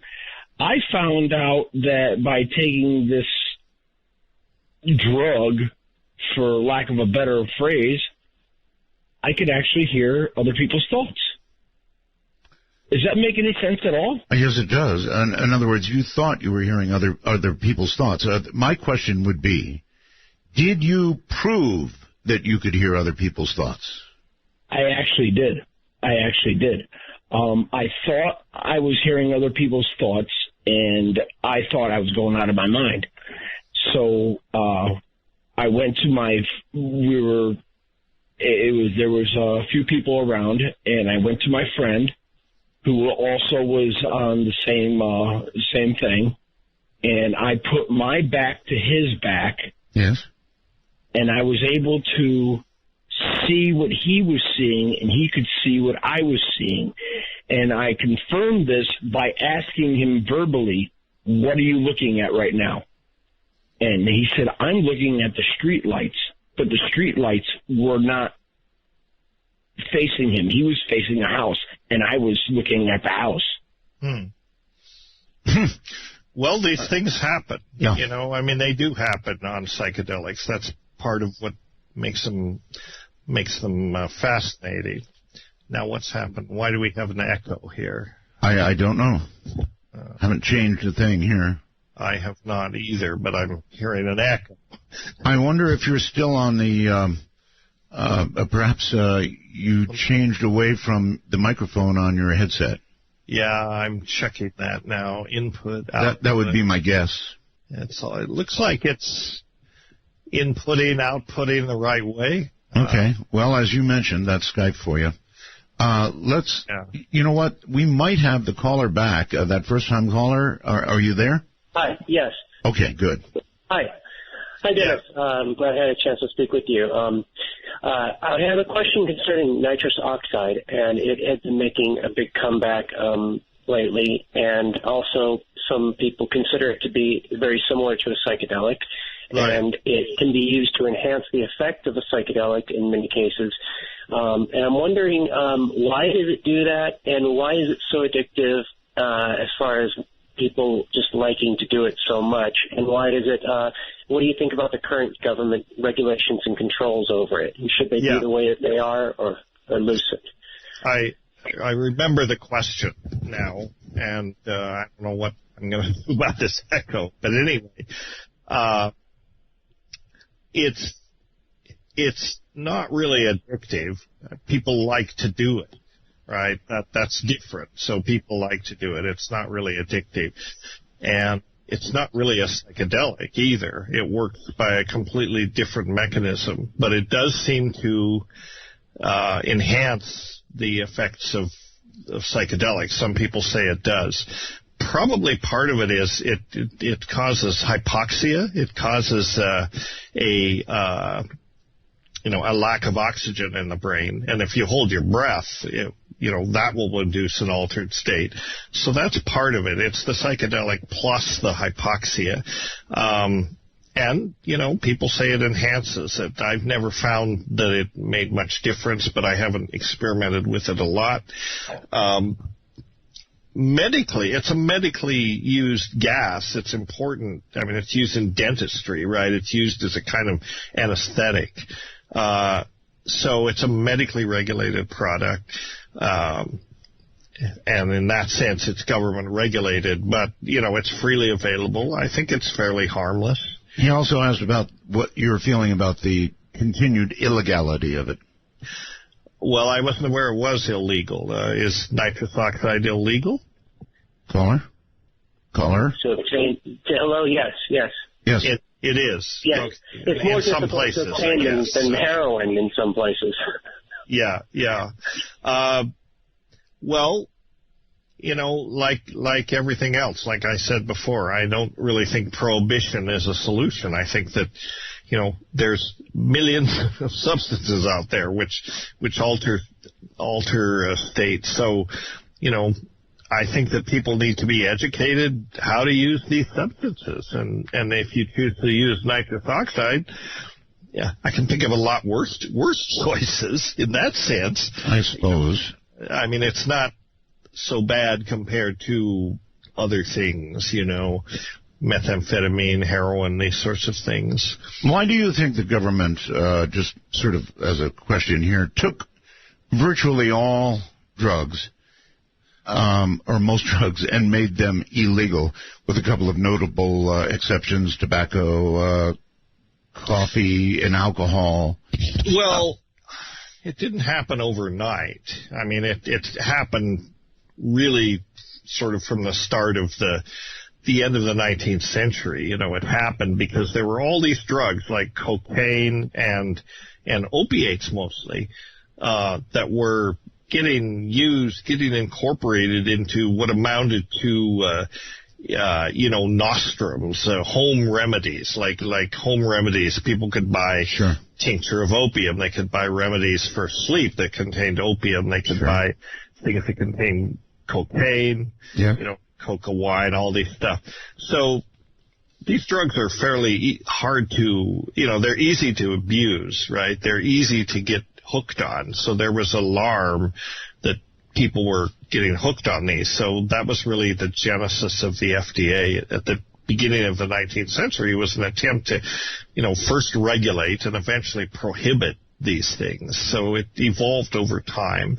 The worst instance was prohibition, was a good example. And if we didn't learn our lesson from that, then we tried to prohibit alcohol, which probably is one of the worst drugs. It's very, very dangerous, very bad for you. Didn't work, right? So they repealed prohibition. They didn't repeal the prohibition on some of these other substances, but that's obviously not working either. So I don't know. We, as a culture, we have a very, sort of uncomfortable relationship with, with these drugs. And in our culture, there's too much effort. I mean, I tell my students sometimes, to talk them. I say, there's no such thing as a bad drug, right? And that's true, because it's not the drugs that are bad, it's the way they're used, right? So that's where that comes down to human behavior. That comes bad. There's lots of bad ways to use drugs, right? But there's no such thing as a bad drug. The badness inheres in the way people use them. You could take that exact argument, transfer it to guns. Well, yeah, there's no such thing. I mean, guns in themselves are not inherently bad, but how they're used. Certainly use them in bad ways. I mean, if you're talking about a moral dimension, I think, with respect to drugs, guns, all these things, moral dimension applies to human behavior, right? So this is what we have to look at if we're going to invoke morality. Is it moral to take drugs, or is it moral to use firearms, or in what situation? Is there a moral way to use firearms, a moral way to use drugs? Yes, probably. Lots of not so positive ways to use them, but it all comes down to human behavior. This is what we've got to focus on, not the prohibition of the drug or the gun. Ultimately, that's not going to work. All right, there's a lot of people waiting for you. How to use these things. They're dangerous. Doctor, a lot of people want to talk to you. New Haven, Connecticut, very quickly for Dr. McKenna. Hey, I'm back. I'm sorry. Somehow my phone got cut off. Okay. And your question is? It was the question. It was a statement that I was asking about if it made sense that we were able to, I was able to see what he was seeing. He's able to see what I was seeing. Okay. Well, that got answered. All I can tell you now, is to go along with that, there was a gentleman, CIA agent, who they were back in the 60s. They were doing experiments. The CIA was doing experiments on their own people. MK Ultra. Yep. MK Ultra. Right. So, okay. They say he committed suicide, but they found that he had a bump on the head. Mm-hmm. And you know the story I'm talking about? Yes, I think we do. There are several stories. Yeah, I mean, the CIA, well, as we were talking about a moment ago, talk about the immoral use of psychedelic drugs. There would be one. They were pretty much immoral, I mean, they were using it for mind control or whatever, but the immoral part really was that they were giving these drugs to people without their knowledge, which I think is very immoral. Really immoral, actually. Okay, Anchorage, Alaska, you're on the air with Dr. McKenna. Yeah, Art? Yes. Art, first of all, thank you very much for your show. It's a wonderful show, and I'd like to make a statement and pose a question. And my statement is, this reminds me of a movie that used to be called Altered States, which was done by deprivation and drugs. But when you mention chemical compounds, my mind goes to the structure of atomic structures, the nucleus, and breaking through whole new dimensions. So my mind can't wrap around, if you walk this out, where it goes, because you seem to be implying chemical connections to the wonders of it all. So my question to you is this, that earlier you mentioned that you've been doing this for 4 years, and I wonder if it's appropriate. 40 years. 40 years, caller. 40 years. Yes, 4 years. Can you? No, caller. 40 years. 40. Oh, 40. I'm sorry. 40. Well, if it's appropriate, can you explain to us your doses and how often you've taken it and your mission so that we might understand? I'm not sure this is the appropriate thing to ask you, but you're such a great communicator. Maybe you could share with us your journey to understand what it is and why you're doing it. And I'll get off it. It's a great show, Art. All right, thank you. Well, thanks. No, I'm not going to go into details, really. I just, it would be boring to most people. All I'll say is that I have learned from psychedelic drugs a lot. I have been involved with them for over 40 years, and I've learned, again, in the model that these things are teachers, right? Plant teachers. I guess my major teachers have been mushrooms and ayahuasca, and more lately it's been ayahuasca. But, how a person uses them, how often, everybody's relationship with these things is different, right? Just like everybody, you have a friendship with a person and it's not the same that I might have with that same person. So it's unique, and, all I can say is I feel like I've learned from them, and I'm grateful for that. And if there's a take-home lesson, people say, "Well, you've been taking these things for 40 years. What have you learned?" And the truth is, what I've learned is that we don't know much. I don't know much. Nobody knows much. And so that's a kind of, you'd think you'd have more to say, but that's my take-home lesson. Be humble about how little you really know about this world, about this universe, and it's a marvelous place, and we only understand a very tiny part of it. So that's what drugs have taught me. Doctor, and that's a great place to end it because we have to end it. The show is ending. So, all right. Anything you want to plug it now. Brotherhood of the Screaming Abyss, my book. It's on Amazon.com, or it's from the website of the same name. I have a lot of these books, so please buy one if you're interested in my story. Thanks, Art, for being such a great host. We barely scratched the surface, so I hope you'll have me back one of these days. I will. Doctor, thank you so very much. Appreciate it so much. Thank you. Have a great night. Indeed, Brotherhood of the Screaming Abyss. What a great title. My Life with Terence McKenna. Dennis McKenna, Dr. Dennis McKenna was our guest, and what a great show. So, listen, everybody, thank you. We'll do it again tomorrow. And for those left on the line, I'm sorry we didn't get to you, but there's not almost. There just is not enough time in a show to get to everybody. So I'm sorry you got left in the lurch. Good night. From the high desert and the great American Southwest, I bid you good evening, good morning, good afternoon, wherever you are in the world's 25 time zones. We've got you covered like a blanket with Midnight in the Desert. I'm Art Bell. Great to be here. The rules of the show are simple. I articulate them every night, although people forget them every night. No bad language. And only one call per show. And even that may change. All right. Like a dog with a bone, I'm going to start in a moment with this Megastructure story again.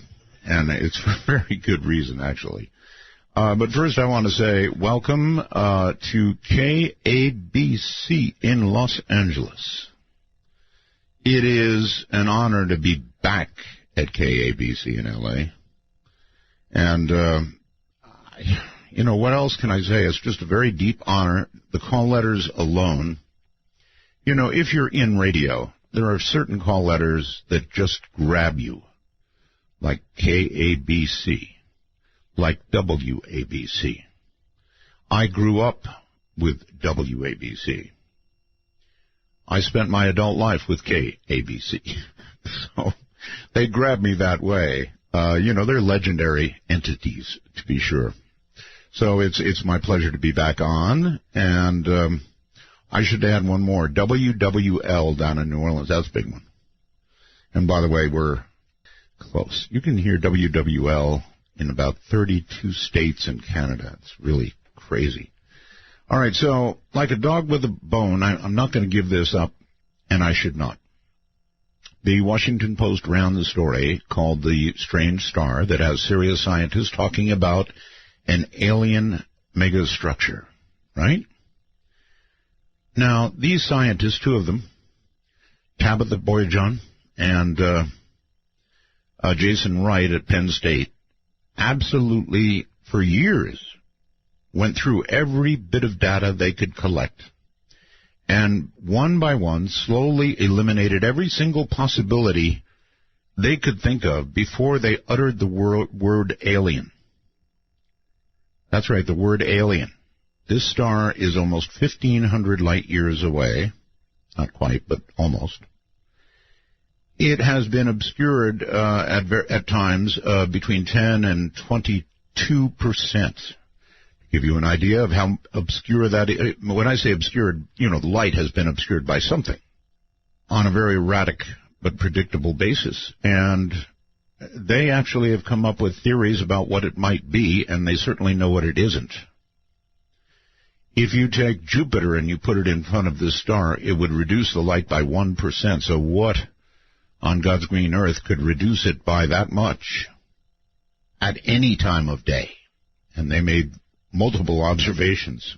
One of the things that they came up with as a theory is something called a Dyson sphere, which is an alien civilization that would be so advanced that they would put up something that would obscure to us the light of a star while harnessing the power of a star. That would make it, according to Michio Kaku, a Type 2 civilization. Almost everybody is very, very excited about this. Dr. Kaku said if it's true, it'll be the most important story in 500 years. I still question that number. Seems like it would be a bigger number. I think it might, you know, if it was actually an alien civilization, if that's what it comes down to, and believe me when I tell you, these scientists don't utter the word alien easily. Not easily at all. They think about their family. They think about their careers. They think about the rest of their life before they ever say the word alien. So I take it very seriously. I've been getting regular word from inside NASA that they also are now, after looking at the data, taking it very seriously. And they are up to 50% or better in confidence that it's real. It is what they say it is.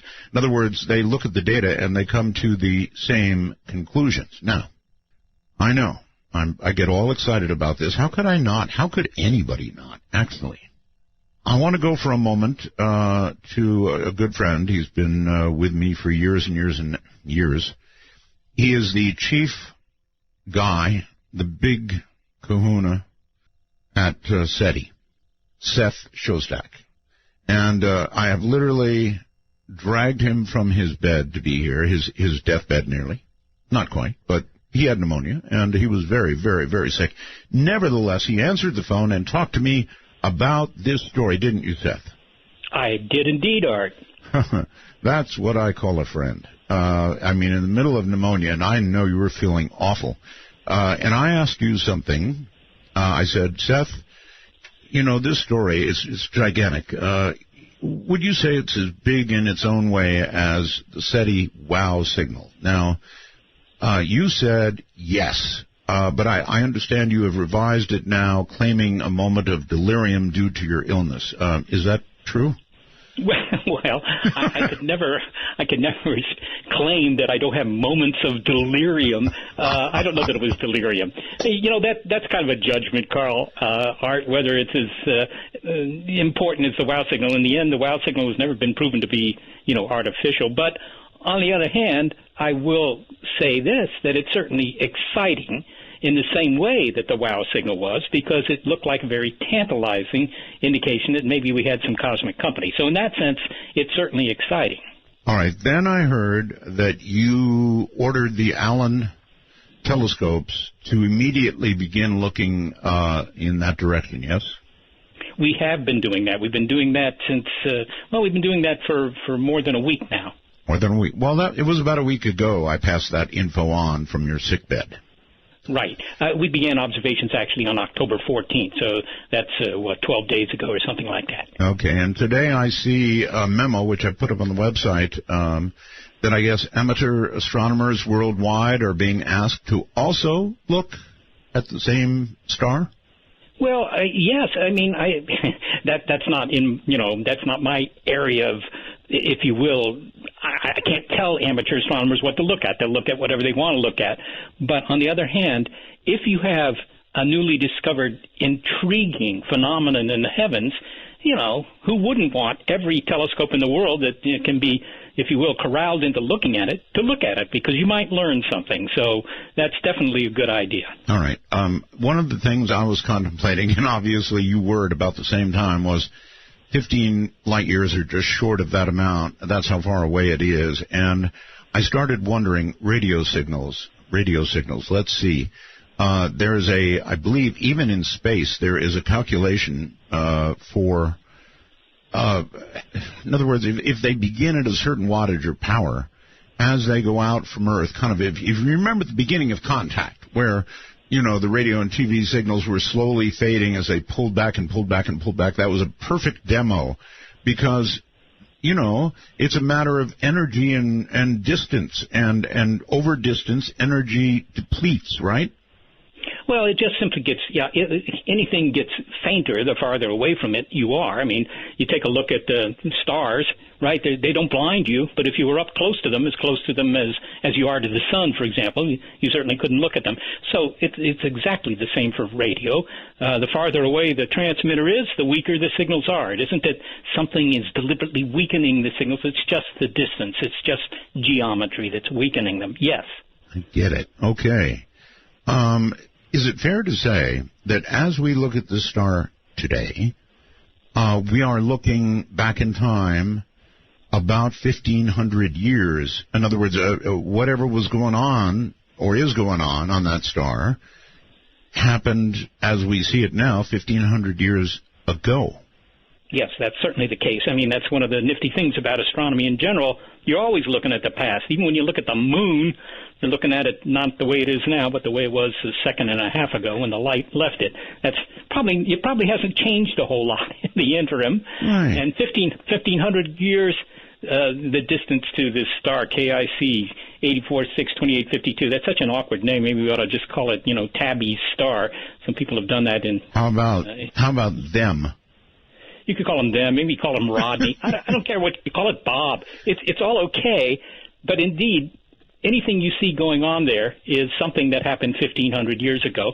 And, maybe things are different there now, but that's always the case with astronomy. You're always looking in the past. All right. Well, if the Dyson sphere thing is right, and of course it's just, theoretical, I understand that, but should that actually be the case, then they were manipulating the power of a star 1,500 years ago. And when you look at our rate of increase technologically in the last 50 years, say, and project 1,500 years out, gee, they must be wizards by now. Well, indeed, in 1,500 years we've gone from bows and arrows to something a little more powerful. I'm sure that if they're still around, to begin with, if there's anybody there, if this is really the indications of a society, a civilization there, then yeah, unless they've somehow wiped themselves out or they were wiped out before we even made these observations, before that light even left there, yeah, I mean, you're looking at their history. You're not looking at their present. Right. So we would imagine them to be 1,500 years advanced from that theoretical place they were in when they started harnessing a star. Yes. Okay. Now, again, I wonder if you've heard any of this, Seth, that from inside NASA, really, I'm getting these very good leads and these links saying, Seth, NASA's looking at all of this data, and they're beginning to come to the same conclusion, that there's nothing left to say except the A word. Well, I haven't seen that, and of course we have pretty good contacts with NASA all the time. Yeah, but you've been sick, right? Well, yeah, although I was in the office today, I can tell you that. But a couple of things. To begin with, in order to see these dips in the light coming from the star, and that's what this story is all about. It's a star. It's a little bit bigger than the sun. It's the sun's, if you will, bigger, older brother. Okay. Right? It's 50% larger than the sun, so it's maybe 4 or 5 times brighter than the sun. Anyhow, in order to see anything happening to that star, such as these big dips in its brightnesses, this dimming, you need a telescope that can measure the brightness of the star and measure it, every minute or more often. That was the Kepler Space Telescope. Yeah, it's broken. I'm sorry? It's broken. It's broken. Broken. One of its stabilizing gyroscopes, if you will, failed more than a year ago now, and so it's in a completely different mode now, and it's not really able to look at this. So when you say, hey, there's new data suggesting that this is good evidence for an alien civilization, I don't know where those data could come from, because this is something you really can't do from the ground too easily, although these dips are so big, maybe you could. But I'm not aware of any new data. I should point out, I don't want to rain on the parade here, but if you look at the paper that announced these dips, and, it was just published, a week or two ago. You can't rain on our parade. We already know it's aliens. I know you do. I just want to point out to listeners. Go ahead. That the guys who wrote this paper didn't ever in there mention the possibility that this was anything other than natural phenomena. And that's important to keep in mind because some people will remember back in the 1960s, some astronomers in England found a pulsing radio source in the sky, which they, immediately termed little green men. Wait a minute now. Wait a minute. The guy at Penn State, I shouldn't say the astronomer at Penn State, he's the one who said alien megastructures. Yeah, that's in a separate paper, but the Discovery paper doesn't say anything about that. The Discovery paper has a long laundry list of possible explanations, for what's going on here, and they're all natural. Look, nobody knows what it is. It isn't to say it couldn't be alien megastructures, but on the other hand, that's I don't know any astronomers who would say that's the favored explanation, because there's a long history in which you come across something you don't understand right away, and the first reaction is always to say, Bob, I don't know what that is, so it must be aliens. Oh, geez, Seth, I don't know. These are, one of them is an astronomer, and the other is the one who, Jason Wright, also an astronomer, he's the one who said those words, and Tabitha Boyajian, I believe it is, she was the one who came up with all the data, and they are saying that they virtually have knocked down every one of that list you talked about. They've kind of scratched everything off, except maybe a comet swarm, and the odds of that are 5, they say, in 10,000 or something like that. Yeah, did they give the odds for it being an alien megastructure? No. Okay. Well, if I could interview them, I would ask them that. All right. Well, look, I think that we can, kick this around for a while. No, I don't want to keep it that long. One more. I want to enlarge on the question I asked about the radio signals, and that is your chance of actually hearing anything. Because radio is so attenuated as it goes across light years and light years, what are the chances of us actually even if they are aliens, Seth, hearing anything by radio? Well, it's hard to say. I don't think they're good. As you pointed out, 1,500 light years away, typically, when we do our SETI experiments, when we're trying to eavesdrop on alien transmitters, we're looking at stars that are, often 100 times closer than that. Well, 100 times closer means the signals would be 10,000 times stronger. Okay, so if they're broadcasting radio, the only way we're going to hear them, I mean, if there's anybody there, let me preface things with that, but if this is really the evidence of some sort of society there, the only way we would hear the signals is if, A, they have really powerful transmitters. And, who's to say what they've got? I mean, it doesn't violate physics for them to have really powerful transmitters. That's true. But they'd have to have transmitters if they're broadcasting in all directions. They don't know where receivers might be. If they were broadcasting in all directions, they would need transmitters on the order of 10 trillion watts. Trillion watts for us to pick up with the Allen telescope array. So that's a lot. But on the other hand, if they're building a big megastructure, a big Dyson swarm of solar power collectors, right, they've got the 10 trillion watts. So that's one possibility. The other possibility is if for some reason, and I can't think of any, for some reason they're directing their radio signals toward us. That doesn't make a whole lot of sense to me because, what's special about us? But nothing. All right. In fact, if they were looking back at us, they would see us that long ago, 1,500 years ago, right? Yeah, exactly right.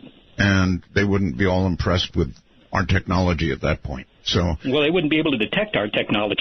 That's right, because it wasn't here yet. Jousting contests and stuff like that. That's not the kind of information that makes its way across space. Right. Next planet, please.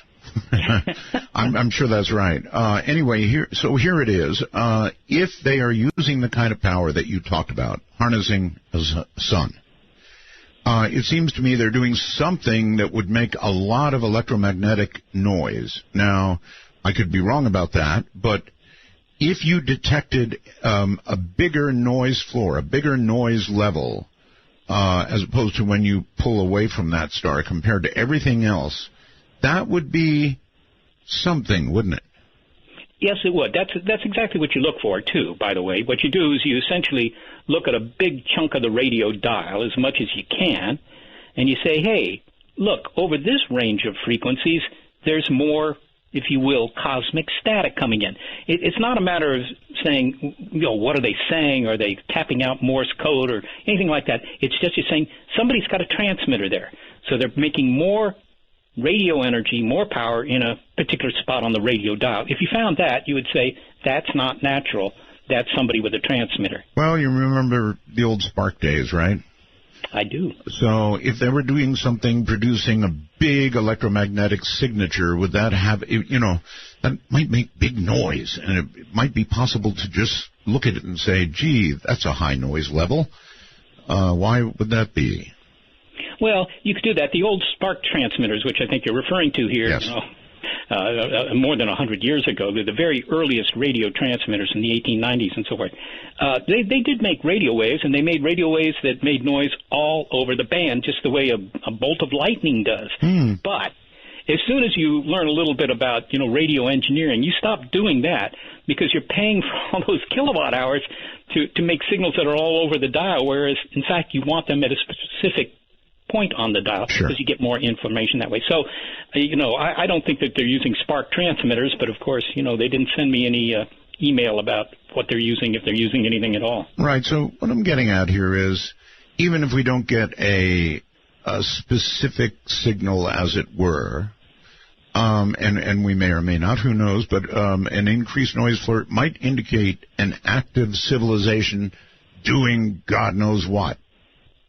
Yes, and that's exactly what's motivated us. Look, I'm happy to bet you a bad lunch, Art, that this is going to turn out to be something completely natural.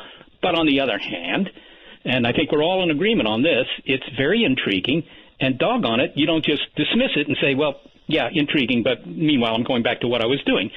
We are spending time on the Allen telescope array. We also have a small optical experiment down in Panama that is looking for flashing light as opposed to radio waves. And, even though it might be improbable that they have a transmitter powerful enough for us to detect, you don't know until you look that's what, astronomy is usually about. If you don't use the telescopes and don't look for something, you're not going to discover anything. All right, I would take it a lot of people's telescope time got, I don't know what the word would be, put off until much later because of this. Well, I don't know what a lot means, but it is certainly the case for us. I mean, just to give us as an example, because I know about us, we normally are using the Allen Telescope Array to survey nearby star systems that we think, okay, these are good candidates for possibly having habitable planets. Well, obviously we put that on hold. I mean, those guys, it's time out for that, and we have spent most of the past 10, 12 days looking over and over again, by the way, over the wide range of frequencies that we can tune to with our antennas. And at the moment, the data are being reduced, and I figured that within a week, those data will be online and everybody can take a look. And I'll be your first call, right? Okay. Is that like yes? Well, of course. All right, Seth, I want to thank you for being here tonight. You're a great guy. You really are. You're one of the world's great guys. So thank you for updating us, and keep listening. Okay, all right. Thanks very much. Take care, my friend. That's Seth Shostak. Really has always been an awful lot of fun, a lot of fun to interview, a lot of fun to talk to, and doing very, very, very important work. So, let's see. Now, okay. So, let me do this and this. See, I'm in here all alone. I have to be very careful what I'm doing because I'm the only one doing it. Let's look at a little bit of other news. We've got a guest coming up, so stand by for that. This is the beginning of Dead Air Week. That's what I'm going to call it, Dead Air Week. It will culminate on Friday with a show that's going to scare the out of you. Okay? Really will. But every day this week we're going to be off into the world, well, the other world, right? And so tonight we've got Dr. Michael Lynch, and he studies ghosts. So you're not going to want to miss that. Coming up, just a few things I need to get in here, and then, sorry for the long opening, but that's the way it goes. I am now to understand that bacon, hot dogs, and cold cuts are no good for you, cause cancer. So here we go again. I remember when it was coffee, but now it's meat. They even showed pictures of burgers. Don't you take my burgers away. Vegetarians are feeling vindicated. Skinny little people out there feeling vindicated. We're right. The meat is bad. I don't know. Others say they doubt the study, but there you go. First item on the NBC News tonight, meat's going to kill you. Well, I'm already 70, so I'm going to take my chances. I've always enjoyed my meat. That's not going to change. Listen, something is going on I want to make you aware of because it's dangerous. Russian submarines and spy ships are now aggressively operating near the vital undersea cables that carry almost all the global internet communications from point A to B to C and so forth and so on. You have no idea you could go around the world many times if you put those cables together. They are vital to the internet. And Russian Russian ships are now hovering over these points. Maybe it's some kind of Russian exercise. Maybe they want to tap our lines. And God, I hope they don't want to cut our lines. So know that that's going on. This warm period since the decline and fall of the Soviet Union really is beginning to cool off a lot. And, of course, we're sending a carrier into the area of the Chinese self-made islands, and that's probably going to be okay, but if it goes wrong, it goes really wrong. If they shoot at us, well, that would be really bad. So that worries me. It scares me. It really, really scares me. More than the meat. It scares me. You know, why are they doing this? They just want to annoy us? Or what? I don't get it. All right, so a lot to see at artbell.com tonight. I know my guest, Dr. Michael Lynch, is going to disagree with me. You may remember I had an experience with a shadow person, right? Well, a fellow named Tyler has sent me a photograph that I consider to be a shadow person. And I think my guest is going to try and explain to me it's not, it's watermarks or something. But to me, this looks like a shadow person. It's a hell of a photograph. I don't think it's photoshopped. I've looked at it pretty carefully. I don't see marks of that. Keith looked at it and said, wow, he didn't either. So I want to call your attention to it. I want you to actually go to artbell.com and take a look at that. In addition, there are so many things that you need to look at. The full story on the star we've been talking about is up there. There are stories about quantum computing up there. And then there is the story of the city. This is the damnedest story. In China, I remember one night somebody called up and said, hey, Art, have you seen the photograph of the city in the clouds in China? I said, no. I don't generally imagine cities to be in the clouds, but they've got video. I guess thousands of people saw it. And yes, they've got a photograph. In fact, they've got video of a city, or what looks like a city, in the clouds. It was a short-appearing phenomena. They think they might have an explanation for it. Could be a ship on the high seas reflected to the clouds, but, man, it looks like a city to me. So that's another reason for you to go to artbell.com. Follow the story. See the video if you wish, if you dare. It's going to be a very scary week this week. In fact, it's going to be kind of building and building and building, and then, as I mentioned, on Friday, we're going to do you in. We should call the whole week Dead Air Week on Midnight in the Desert. I'm Art Bell. Don't touch that dial. The heart of the thing. Ooh, and it's all right, and it's coming home. We gotta get right back where we started from. Love is good, love will be strong. We gotta get right back where we started from. I figured this would be good for KABC's first night. What do you think? Midnight in the Desert doesn't screen calls. We trust you. But remember, the NSA, well, you know. To call the show, please dial 1-952-225-5278. That's 1-952-CALL-ART. That's it. Don't call yet. We are actually just beginning with our guest. Michael Lynch, Ph.D., has been a parapsychologist for 27 years.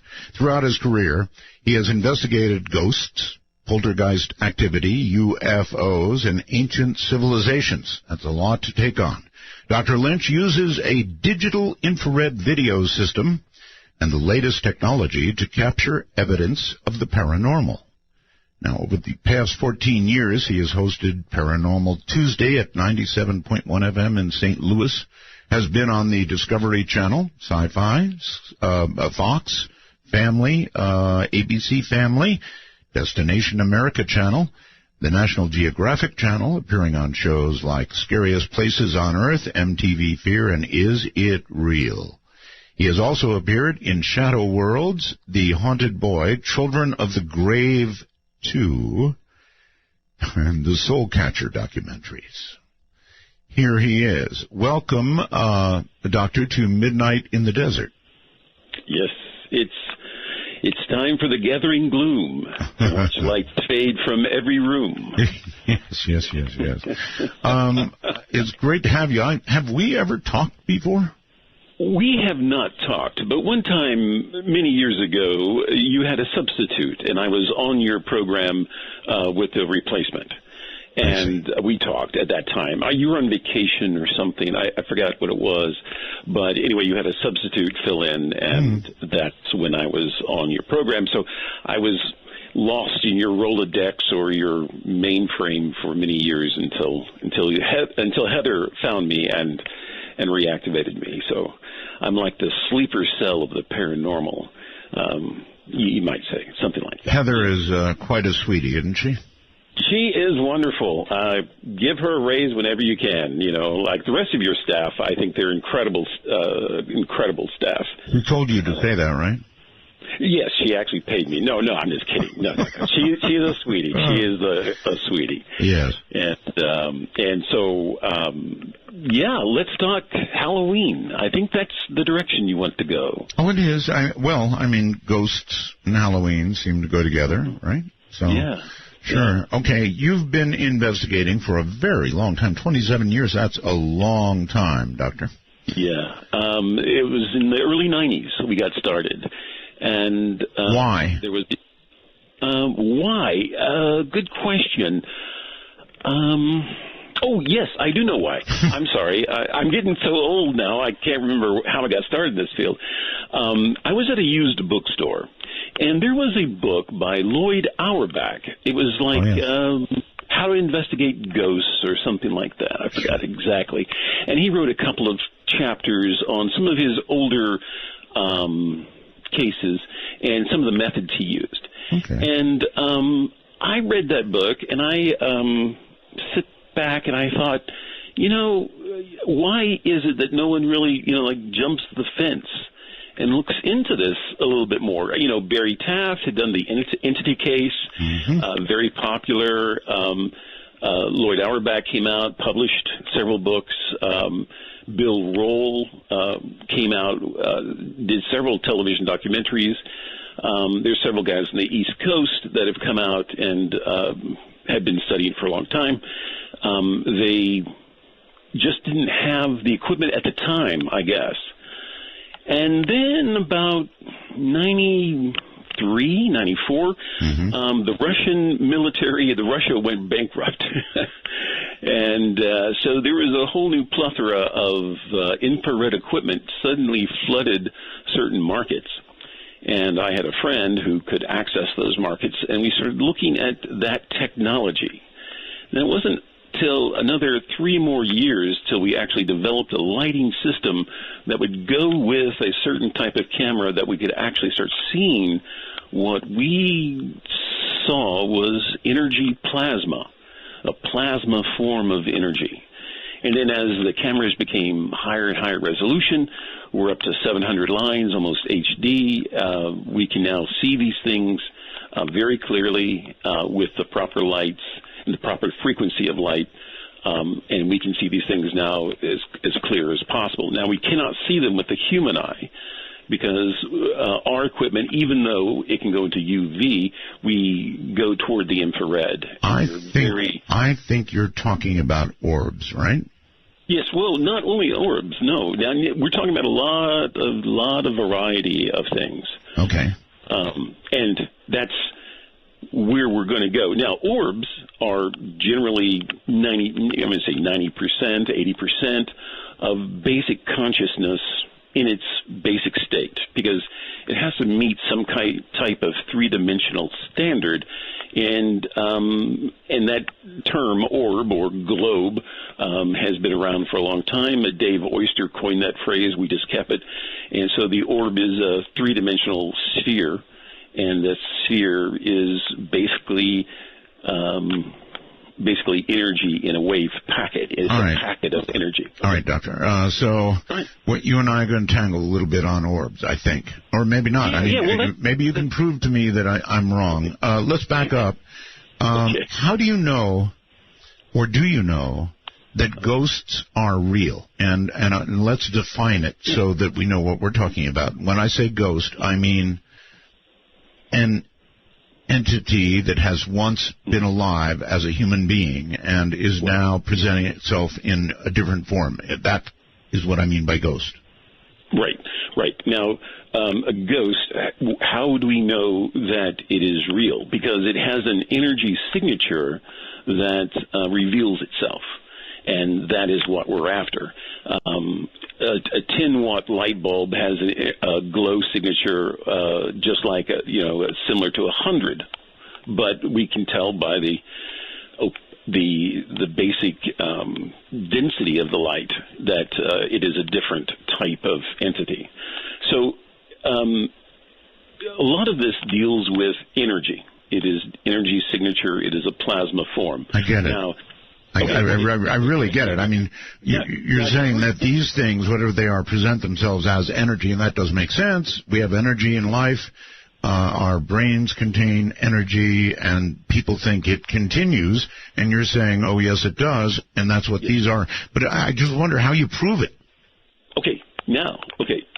Because this is how we prove it. Not only can we see them, we can analyze them, but the idea is that what is so unique about a ghost is that it never forgets.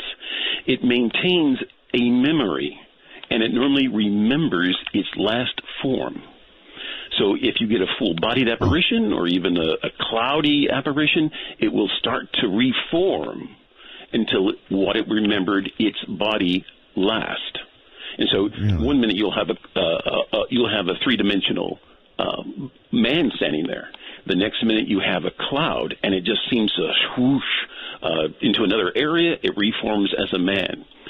Have you personally seen this? Oh, yeah. Yes. In other words, you've seen something go from an energy state, whatever that is, a cloud, an orb, or whatever, and form into the image of a human being. Human being.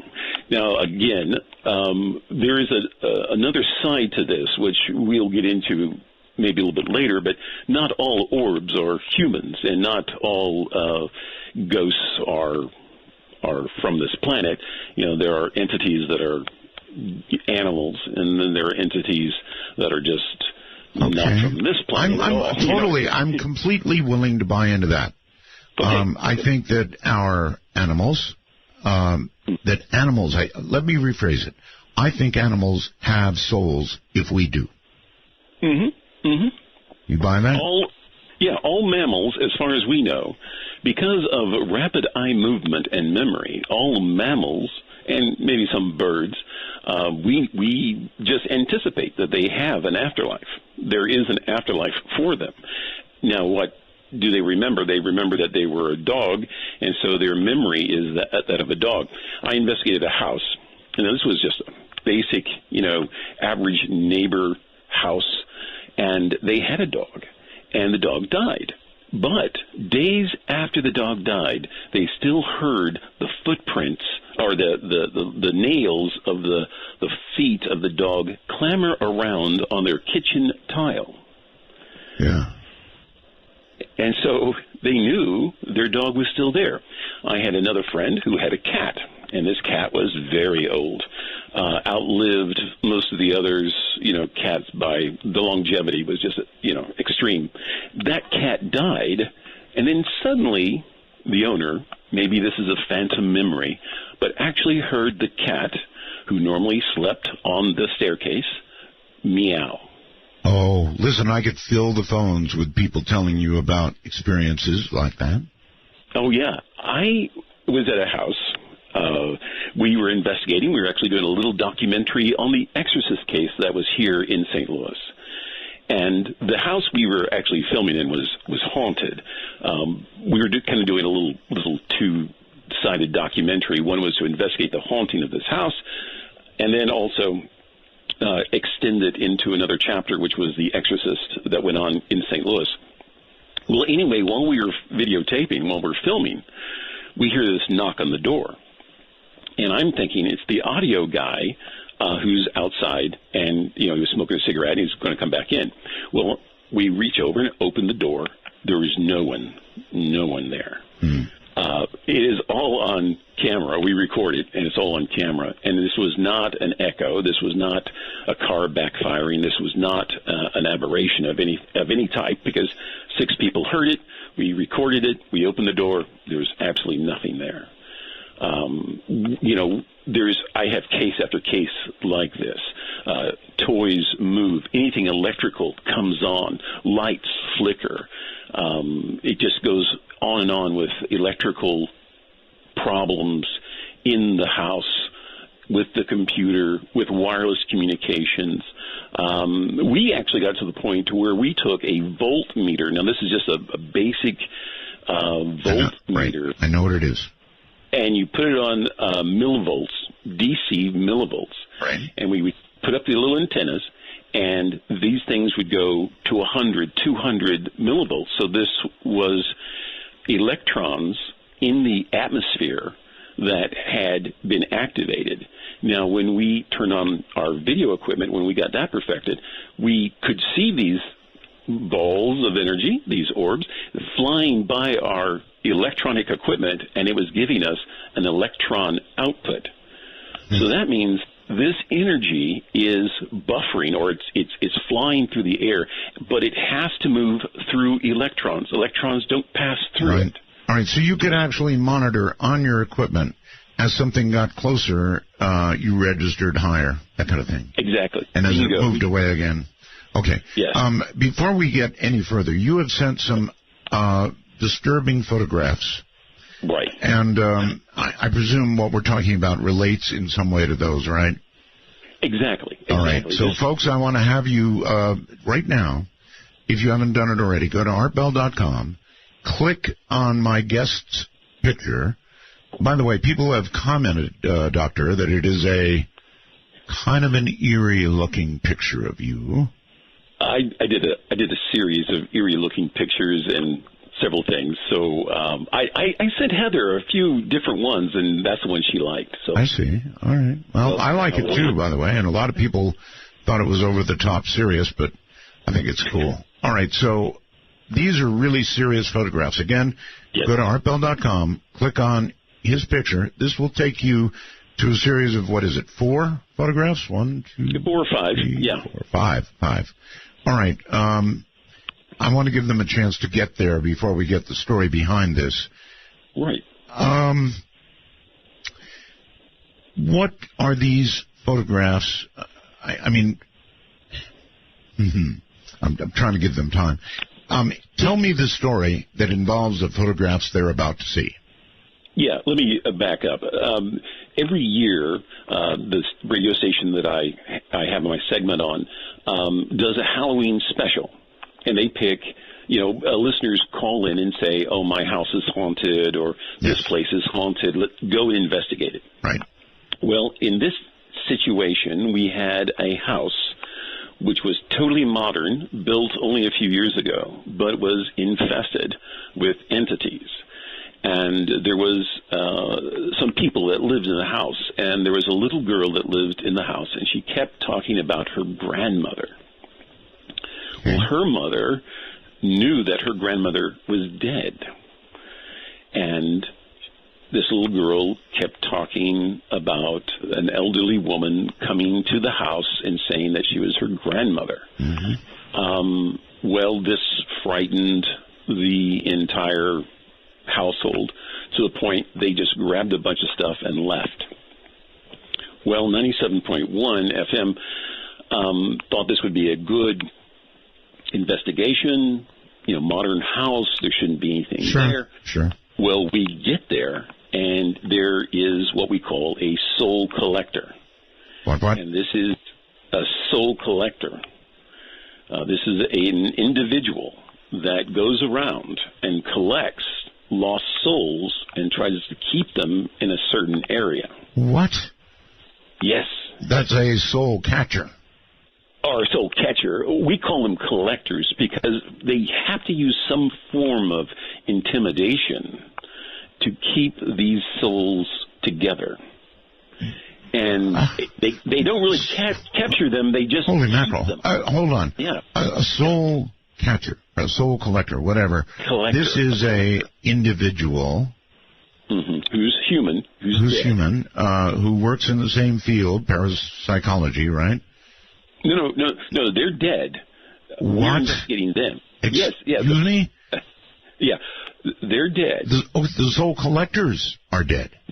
Are dead. Yes. Then how did you know that you suddenly had walked into the presence of a soul collector?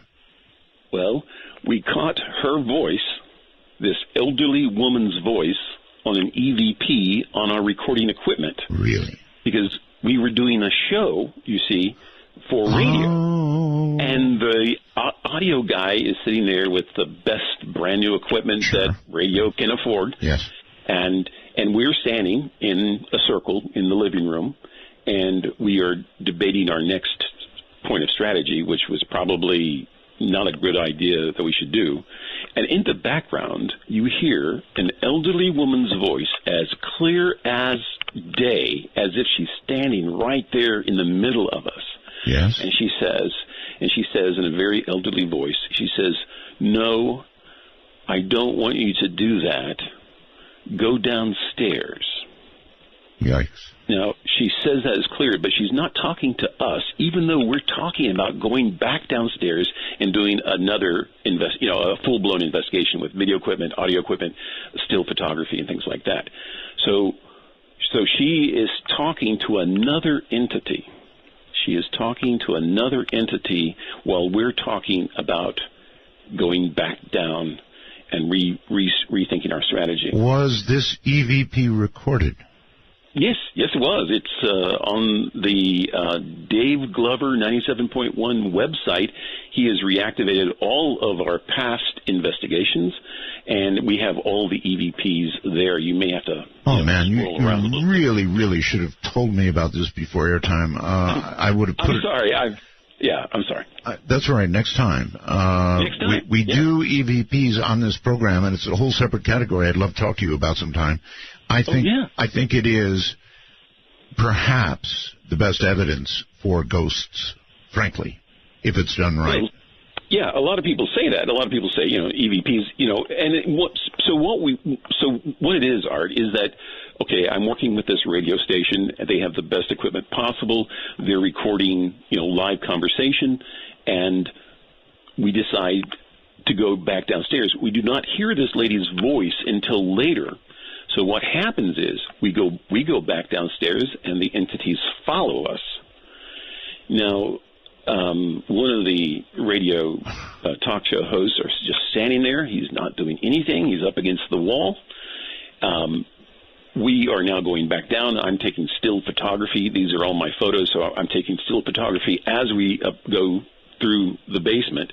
And then suddenly he goes... My arm is... Wait a minute. We're up against a very brief break here. I'm sorry. No, you got to just the right point. We'll hold it right there.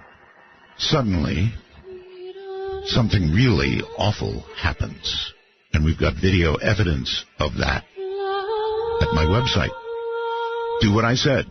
Go to artbell.com, click on the guest I have for tonight, and start looking at the photographs immediately below. It's a great week. This week, dead air.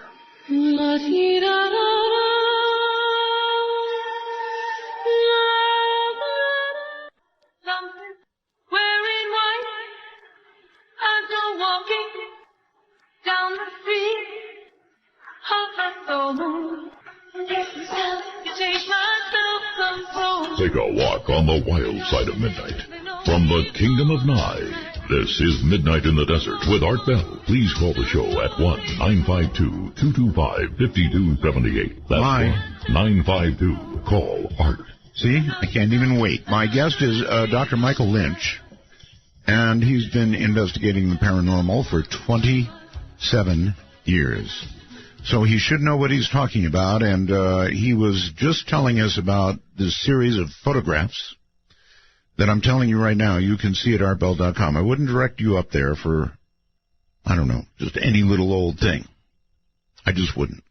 You need to see these. Go to my website, click on his photograph, and then the 4 photographs it will lead you to. Doctor, welcome back. And so you said suddenly, and I think that's where we broke. Suddenly, this gentleman looks down at his arm, and he says, my arm is on fire. It is just burning. And we pull back his sleeve, and my colleague, who's a registered nurse and also a psychic, looked at the wounds, and so we saw the scratches appear almost before our eyes. There were 17 claw marks, scratches, and they were from the inside out. What? So underneath his dermis, his dermal layer, his skin layer, there was some type of hemorrhaging, and then they pierced through the dermal layers, and then they look like scratches. They sure do. Okay, now, if you're a skeptic, you can say, oh, yes, he took a paper clip and he scratched himself and it was just something for the show. Oh, no. No, this is not the case. As soon as the burning, I took him upstairs and he went into shock almost immediately. And it took 3 weeks for most of those scratches to heal. Now, this is not the first time one of the people in the group have been attacked. Actually, this gentleman was attacked at another investigation, almost strangled. And there were handprints on his throat from the attempt of strangulation. I was also in another investigation where one of my former partners, we saw the entity on video. It flew right by him, and he goes, something's wrong with my shoulder. All right. Well, we skipped right down to that fourth or the fifth photograph, whatever. Yes. I don't want to do that because if you go a little bit higher, folks, you'll see the setup. You'll see the guy standing there, and you'll see. Well, Doctor, what is it that's in the first picture adjacent to him, please? In the first picture, there's probably some orbs, and they're in a digital, we call a digital echo, meaning the orb is moving so fast that it leaves its footprint throughout the photo. And let me pull that up real quick. Looks like it's near his hand, actually, at that point. Right, exactly. Now, this is probably the same entity. You see it 3 times because it's a digital echo. It's just moving toward him. Gotcha. Now, he's looking down at his hand in the first photograph because this orb, I know we agree to disagree, is attacking him under or through his clothes. And you zoom in. I zoomed in on the orb to make sure that it was a solid structure. And then he pulls back his sleeve, and he has these scratches. All right, Doctor, these photographs you took them. They were taken by a still camera, right? Yes, a still camera. Still camera, okay. So could you see, when you took these photographs, what we are seeing now on them? Oh, yes. Oh, yeah. As soon as it's a digital camera, so as soon as you take the photograph, you see it pop up on the rear view screen. No, I meant with your naked eye. Oh, no, you can't. Okay. No, you can't. All right. Mm-mm. All right, so this must have occurred within seconds, I would presume, right? Yeah. All right, the next photograph down, you see this. I must admit, it is unlike anything I've ever seen. The orbs that I've talked about in the past that I kind of don't believe in so much are these just single points of light. But what you've got here, there's a construction to this thing. I don't know what it is, but... Right. Correct, yeah. It's a 3-dimensional object just being squished into a 2-dimensional surface. But whatever shape it took, and whatever shape it took, it could scratch individual marks on this gentleman. Now... All right, in the next photograph, it's even brighter, or else you enhanced it. I'm not sure. I enhanced it a little bit just to show that it was right on top, or next to his arm, is right in front of him, right on his arm. Okay, I don't want to ignore this. There's structure. No. There is structure to this thing. Mm-hmm. Absolutely. I don't know what that structure means, but there's something there. There is something here. This is, a lot of people say they see faces, they see this, and that's just a Rorschach test. We commonly see that. But what's really here is some type of 3-dimensional ball of plasma. And the plasma has the ability to attack and scratch or maul the person. And so did he begin to feel this, Doctor, instantly? Not instantly, it was something like a warm, burning sensation. So, the excitement of the moment, we're doing a radio show, and then all of a sudden it became very painful. Sure. Like I went from a warm electric pad, to all of a sudden there's intense pain. And then we pull back his sleeve. I totally get it. Looking at that arm, my God. Yeah. So what is unique is that dust flakes, dust specks don't scratch. And they sure don't leave EVPs on your recording equipment. No. So something with human voice and human intelligence defending its space or just not very friendly attacked this gentleman. And with no provocation. There was no forewarning, and he did not provoke anything that was there. He was just like in the way, I guess. No wise remarks or cracks, nothing. No. And he is the nicest gentleman you ever want to meet. He would, go the extra mile for anyone. He's just that kind of guy, and he seems to be the one getting attacked. Now, I'm doing this, I've done this, crossing my fingers, a long time. I've never been attacked. Maybe it's just because I haven't been in the way.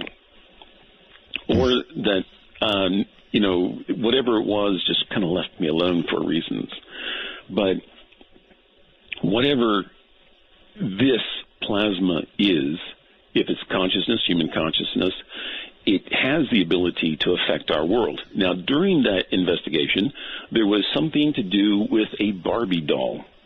Okay? It was the little girl's Barbie doll. She kept it with her all the time. Well, we set it up as like a trap or something. Not a trap, but we put it out to see if it would move or these entities would do anything with it. Yes. Well, while we're setting this up on a little table with some of the other toys that the little girl would play with, all of a sudden we hear on EVP a growl. And this is like a deep, big dog kind of growl. No man, you should have brought these. Don't even know where it came from. Okay, and then the next thing we know, the Barbie doll disappears. Seriously? The other toys it disappears. Okay, so everybody goes, this is madness, because we were just in that room. There's no way this Barbie doll could disappear. It's the closest object to the little girl. All the other toys, we brought them and set them up. We searched the entire house, find it in a closet, like back in the back on the top shelf of this empty closet. So these things can move objects, manipulate matter, can scratch or manipulate the human body. Obviously. And can put people into states of shock. Okay, now, I have a question for you, again, regarding these photographs. Since you were taking the pictures, how much time between snaps was there to capture what you captured? As soon as the flash could recharge. It was just like 1 second, 2 seconds, gotcha. 1 second, 2 seconds, as fast as the flash could recharge. There is a series of cameras which we use. It's a Canon class. It's called the Sport Shot, or SP30, okay. SP40, and SP50. We use those, and those have the best flash for them. After that series, the encoded chip started to change, and they started not to produce these anomalies because the flash on the cameras changed. Well, that's interesting. So, what is it in that camera or that flash that allows you to see what is not seen on later models? Yes, it is because, uniquely, they put out what we call an infrared. There was an infrared halogen scenario in the flash. Okay. So there was a yellow cast to some of the photos. A lot of people didn't like that, so they took out the halogen and put in what we call the blue light. I get it. So you didn't get the red eye problem, so they put in a blue light. So a lot of your stuff, like your iPhones today, have an LED, but it's on the bluer, it's on the UV side, right? Not on the halogen infrared. Right. The bluer is a little bit more pleasing to the eye, actually. To me, but obviously it doesn't capture this, and so this is really important information. There's a lot of people out there in this field who are saying to themselves, well, then I need one of those. Where do they find them? Go to eBay. You get them for about $10. They're older technology. $10? And, yeah, $10. I bought one off of eBay the other day for $10 and some shipping cost. People are just like throwing this stuff away. Okay, and the model again, please? It's the SP30 Canon, and it's the digital camera. And I got a couple laying around here somewhere. But how anyway, many megapixels? Do you know? It's 5. 5 okay, megapixels. That's good. That's good. It's not necessarily HD that everybody wants now. They want 12 to 32 or 16 or whatever. No, but it's the uniqueness of the flash associated with this camera. Exactly. Now, if you do capture an orb, okay, it will have what we call a digital echo because the orb is moving. It's moving. So the digital camera can't make a blurry picture, technically. Right. Technically, it's designed not to make a blurry picture. But on a speeding object that's moving incredibly fast and burning through electrons in the air, the camera, through the flash, absorbs the flash, and then what it sees is this multitude of digital echoes. So I have this friend, he's over in Kansas City, and he goes, every time I take a picture in a haunted house, I get this dust, and it's just all over. And I go, dude, that's like there's not 40 ghosts there, but there's like 5, and you can actually blow them up and look at their unique signature or their thumbprint, and we can see it by eliminating through contrast and brightness, not through any other form, just by contrast and brightness. We can actually see which is an echo and which is the solid form, because we're looking at its density, its opacity of brightness. The less bright it is, the more the echo it is. And you can see them in different sizes, shapes, structures, contours. That's why the anatomy of these things are so unique. And once you recognize it and recognize that it's interacting with you, then we're not in Kansas anymore. Okay, Doctor. So are you suggesting what we're looking at here in the third picture down or so, the one enhanced, is a soul? This was once a human being. It is a soul, or the energy. What's left of that no, person? It maintains its identity. Remember, you can't have consciousness without memory. Right. Memory requires a form of energy, right? So whatever this was knew how to scratch, and it knew how to attack. So the memory may not be. Let's say the memory is of someone who's just not very pleasant. A bully. Let's just say a bully. Well, that bully dies. It's still a bully. You see. Well, that was another area I was going to go. I've had countless people come on, including EVP researchers, who say, look, whatever you were in life, if you're on the other side, you're the same thing. If you were a grouch and a mean person, you're a grouchy, mean ghost. Yes. Odors and smells go along with some of this. Some people are notorious smokers, and when they die, people smell the pipe smoke or the cigarette smoke or cigar smoke still in that same area. Odors go along with this as well as everything else. And like I said, in 2001, we kind of broke the barrier, and after that, we started to realize these things are real. They're large and in charge. Doctor, imagine for a second a smoker who dies and then becomes an orb, as we're seeing here. And on the other side, there's no cigarette, so that orb is going to be ticked off. No, because let me tell you a little secret about quantum energy. Only the human consciousness can control, or a consciousness with 20,000 genes. Human consciousness can control quantum fabric. So if you're over there, all you have to do is imagine a cigarette, and you're smoking again. And the memory of the smoke, the memory of the smoke becomes real. I find that in a perverted way comforting. Yes. Here's another thing. I was over in England, and there's a couple of researchers over in England, and they sit down and they go, "Here, Mike, listen to this." And I go, "Okay." And they turn on this tape recorder, and I'm listening to footsteps, boom, like boots on wooden floors, because there's a couple of castles over in Europe.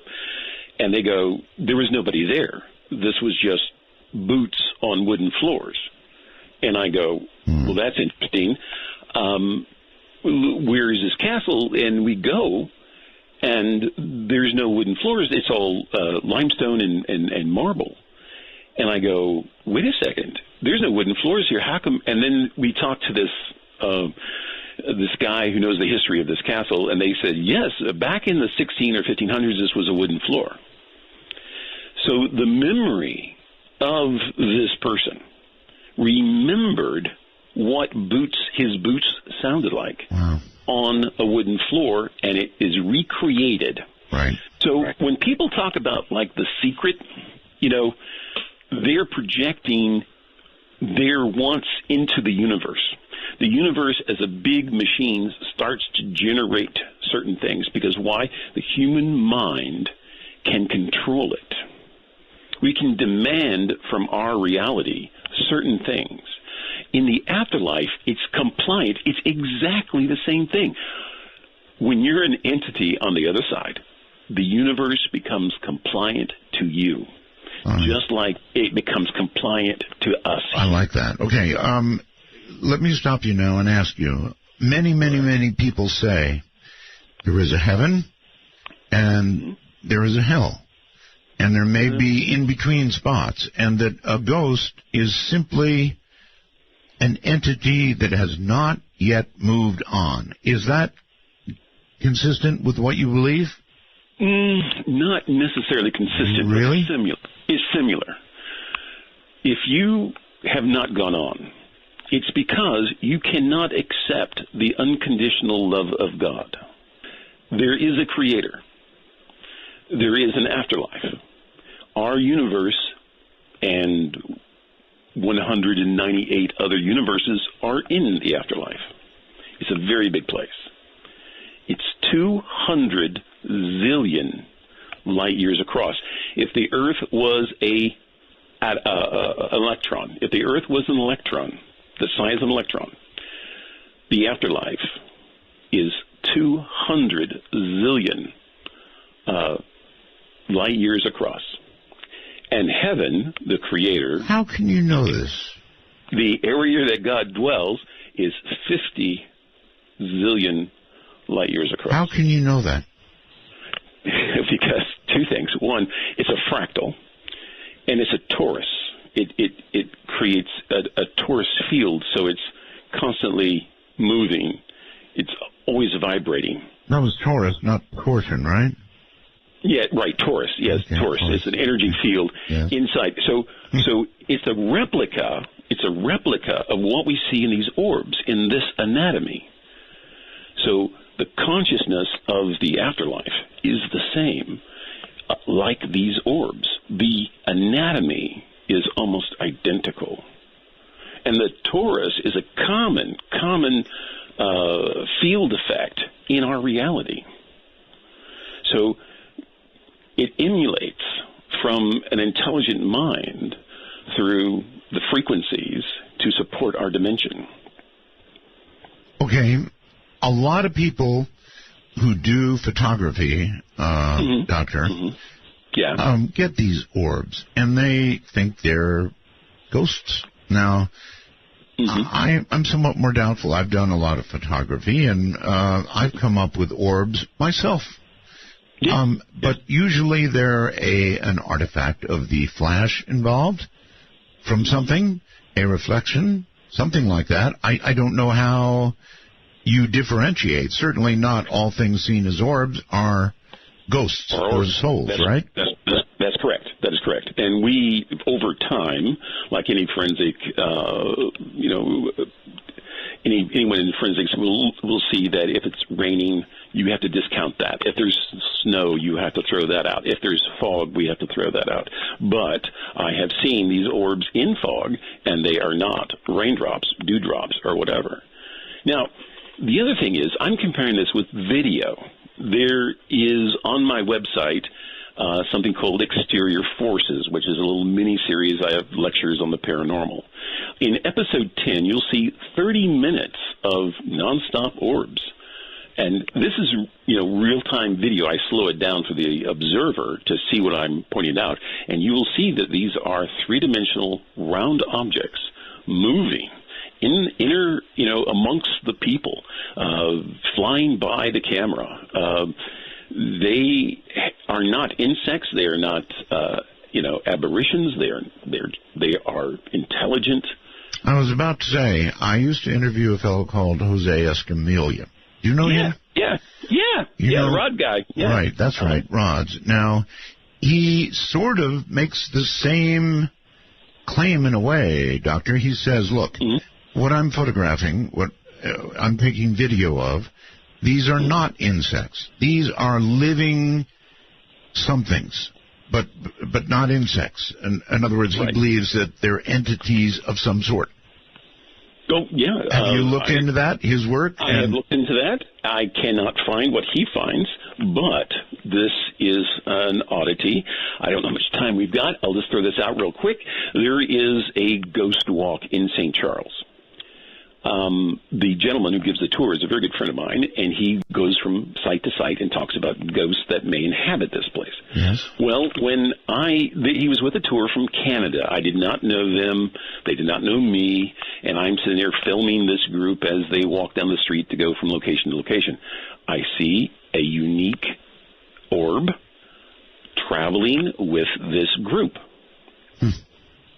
And now I'm sitting there going, wait a minute, one of these people has either A, a guardian angel, B, a relative that has died recently and still connected to them, or C, unknown. Now, when you say you saw an orb traveling with them, do you mean with your own human eyes you saw it? No, not with my human eyes, with my equipment. Okay. And your equipment is what? Infrared, high definition, black and white, set at the proper frequency to see this energy signature. All right. Okay. Now, we go along. Now, I see this entity again, so I get really curious. And so it seems to be around one particular individual. I go up to that individual and I said, did you have a relative that died recently? And she said, my father died. And I said, I think he's with you right now. Really? And throughout the rest of the tour, this entity stayed with the group.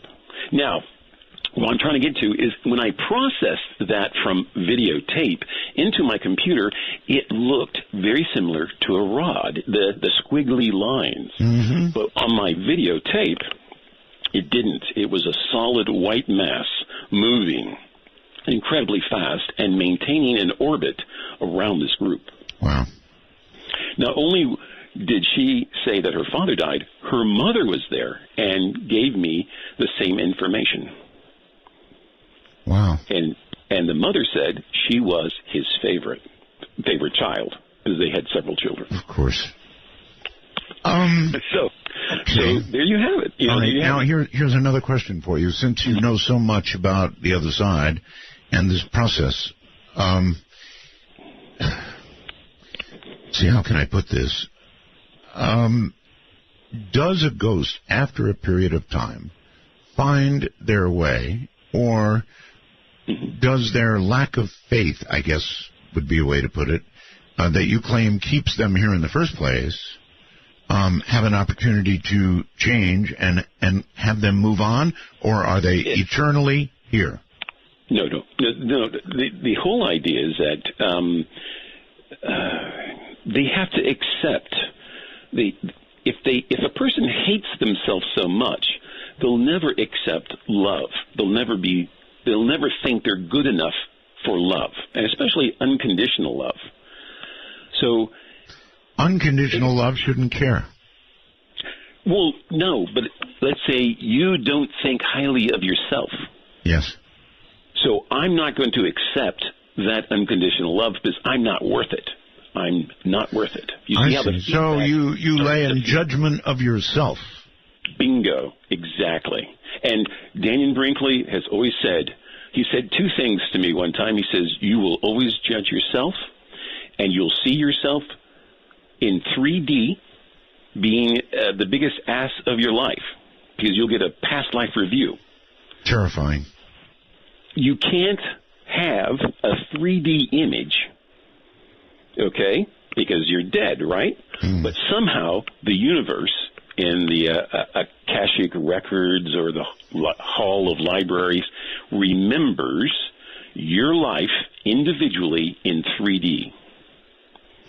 It can't do that unless it has an analog memory. Now, how can all this take place? We have 10,000 to 40,000 people with near-death experiences almost on a daily basis. Yes, we do. And they come back and say amazing things. Some do. Yeah, some do. I've listened to some of them, put them on YouTube, and I've watched some with amazing fascination. But what they kind of talk about is that they are in a real place, a real place that exists in 3 dimensions. Yes. And they remember themselves, but slightly younger and better looking. Yes. Okay? To have a memory, you have to have a loop. You have to have a loop. Now, if you have a torus field that's rotating. But a loop, Doctor, a loop, and I've heard that theory regarding ghosts before, a loop is just that. It's a loop. We're going to break here. A loop is not consciousness as I imagine it. The ability to think, reason, so forth. It's a loop. Just doing the same thing again and again. Walked into the room. There was voodoo in the valley. I was captured by a style, but I could not get to ride. And he sipped, and then he sucked. Think of that last offered cup, or disappear into the potter's ground when the man comes around. Midnight Matters are best handled by those that understand how to move in the darkness, like Art Bell. To call the show, please dial 1-952-CALL-ART. That's 1-952-225-5278. My guest is Dr. Michael Lynch, Ph.D., studying parapsychology for 27 years. Now, some people are ripping him apart over here, a couple anyway, on the wormhole, because of the reference to zillion. It was metaphoric. Of course, there's no such thing as zillion. Please, folks, come on, bear with us here. Just unmeasurable. Think of it that way, right, Doctor? Exactly, because it's a fractal design. Yeah. And so the further you go into it, the further it looks, and you can go to almost infinity. So the idea is it's metaphorical. It's just to saying that it's incredibly large and it's filled with energy, and it has, trillions and trillions of different frequencies that are in that energy.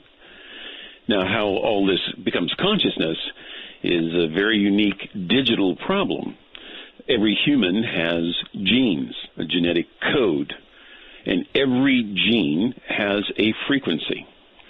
This frequency, whatever it's resonating at, is where the energy of the afterlife creates this consciousness to interface with that genetic code. Okay. All right. So before the break, we were talking about loops, and boy, have I heard a lot about this with respect to ghosts. It seems to me, and a lot of people have noticed loops. In other words, in a house that's haunted or near a haunted area, the ghost appears to do the same thing again and again and again and again. And to me, that's either not associated with consciousness as we understand it, or it's hell. Because to be condemned to do the same thing again and again and again is hell. We all have that private thing. Now, when you study like post-traumatic stress, there is something that's like a psychological wall that some people just can't get through. They just can't overcome. And this is a trauma. It's a psychological trauma. Now, whatever it is, this person becomes ashamed of not only their weakness, but of the trauma itself. So they cannot get past it. And that becomes what we would call a living hell. Now, when you die, the trauma is revealed to you in 3D. And if you can't get past it then that is what we'd call a hell. Because you live that loop over and over, and you can't break your cycle. You can't get out of it. So you're saying that you're absolutely sure that in that loop there is a consciousness suffering it again and again and again. Again, exactly. And this occurs most frequently when there is a violent death of some sort. Yeah, suicide, violence, something like that. Yeah. Really? Murder. There is a place in Tombstone, Arizona called the Birdcage. Yes. And they almost kicked me out of there. But anyway, I went on the tour there, and we saw several ghosts there. I proved all of their artifacts that were there. Now, at the end of the tour, we had a little seance. All right. Well, there is an entity in the Birdcage in Tombstone that can try to somehow communicate through a speaker, a stereo speaker. Really? That has no connection. It's just bare wires at the end of it. There's a speaker sitting there, and you'll hear this static come across it. This is the entity shorting out the speaker wires and applying just enough current to it that it actually sounds like, static interference, and it's not plugged into anything. This entity is called Timothy or Timmy. I'm not really sure which one it was. Anyway, during the seance at the end of the tour. And you know this how? The name? The lady who led the tour is psychic. Uh-huh. And she claims that she has seen several full-blown bodied entities early in the morning at that location, walking around like they owned the place, dressed in clothing from a period 100 years ago. Wow. Now, she was leading the tour. She was convinced it's haunted, and she can hear. She's some type of audio cleric, where she can hear the voices. And there is this one that remains there at the Birdcage, and he's either Timothy or Timmy. I don't remember which. But anyway, we were having the seance, and I had my equipment there. And I noticed one entity, but it didn't hang around. There was another one that attacked a gentleman who was sitting across from me. And so we had to break the seance circle. I picked up my equipment, and I watched as this orb, again, plasma, leave the back of his neck. The back of his neck. And he was choking. We thought he was just nervous. And then suddenly he lost all ability, neuromuscular ability in his throat to even say that he was in pain. He was actually being choked, or he felt like something was choking him. Well, I'm watching this on my camera, and I see this orb eject itself out of the back of his neck, and even in different stages of slow motion, it was dramatic. There was no physical cause, because all of her hands, there's no one there to choke him, because all of her hands are connected. But when I videotape this, I realized that if that is Timmy or Timothy or whomever that is there was using him to try to communicate, use his vocal cords, however, through a neuromuscular sense. Now, this guy, let me tell you a little bit about this guy. He was a soldier. He was going off to Afghanistan in 10 days. And him and his girlfriend came down to go to the Birdcage just as tourists. So This guy is a straightforward, honest shooter. It took me 30 minutes after that to calm him down, to try to tell him that it wasn't his fault, that he was attacked, and he was attacked by an entity that he could not see or defend himself against. And after that, he kind of said, okay. And then he said, in 10 days I'll be in Afghanistan. So he was not, a fly-by-night, excitable type. He was a trained soldier. All right. I have had people tell me, Doctor, that it is possible to trap an entity, or if you will, trap a ghost, trap a soul, depending on how you want to look at this. I guess they could all be one and the same, but you can actually trap something. Is that true? No, that is not. We tried for years. We were able to design a machine, but it's like Ghostbusters. The more you throw in there, the bigger the field to maintain it has to be. Well, yes, but I would think one would be okay. I mean, if you can trap one entity, you can prove a lot, right? Oh, true. You can prove everything. So you're telling me that, like in Ghostbusters, you would need an electromagnetic field to actually contain it? Right. Contain it, correct. Because it would have to be a stronger electromagnetic field than the plasma field that it is in.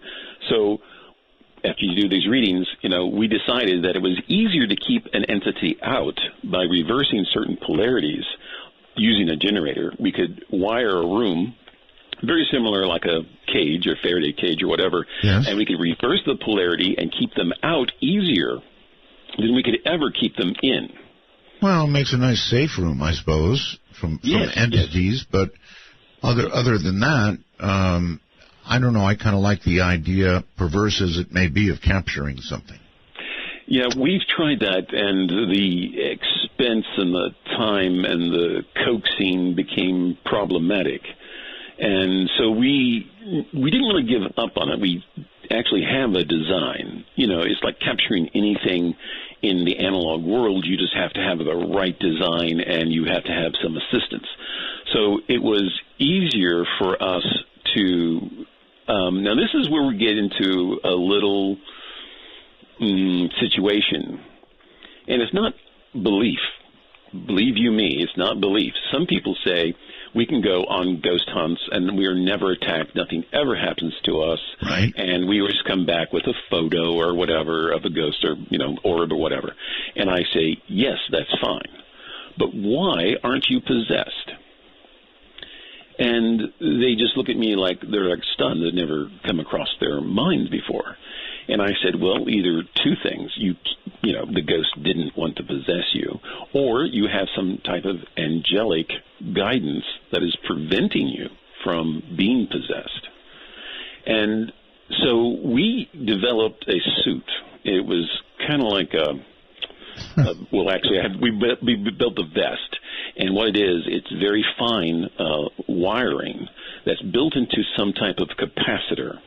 And as the entity drags electrons, because electrons really affect us in this reality, as they drag the electrons, the suit picks up the electrons and puts it in a capacitor. So those things don't affect us. They can't turn our reality against us. So you're saying you can actually suck a soul into a capacitor, which of course holds a charge. Which would hold a charge. So what we're doing is we're bleeding off. We could virtually bleed off a lot of it, a lot of that energy. Now, we couldn't really maintain it, but we could bleed it off. So an entity like this gentleman who was scratched, that would have been preventable with the proper suit. He could have worn it. We actually came up with a halo. In essence, you're grounding them out, right? Exactly. We're just grounding them out using plain physics just to ground out their effect on us.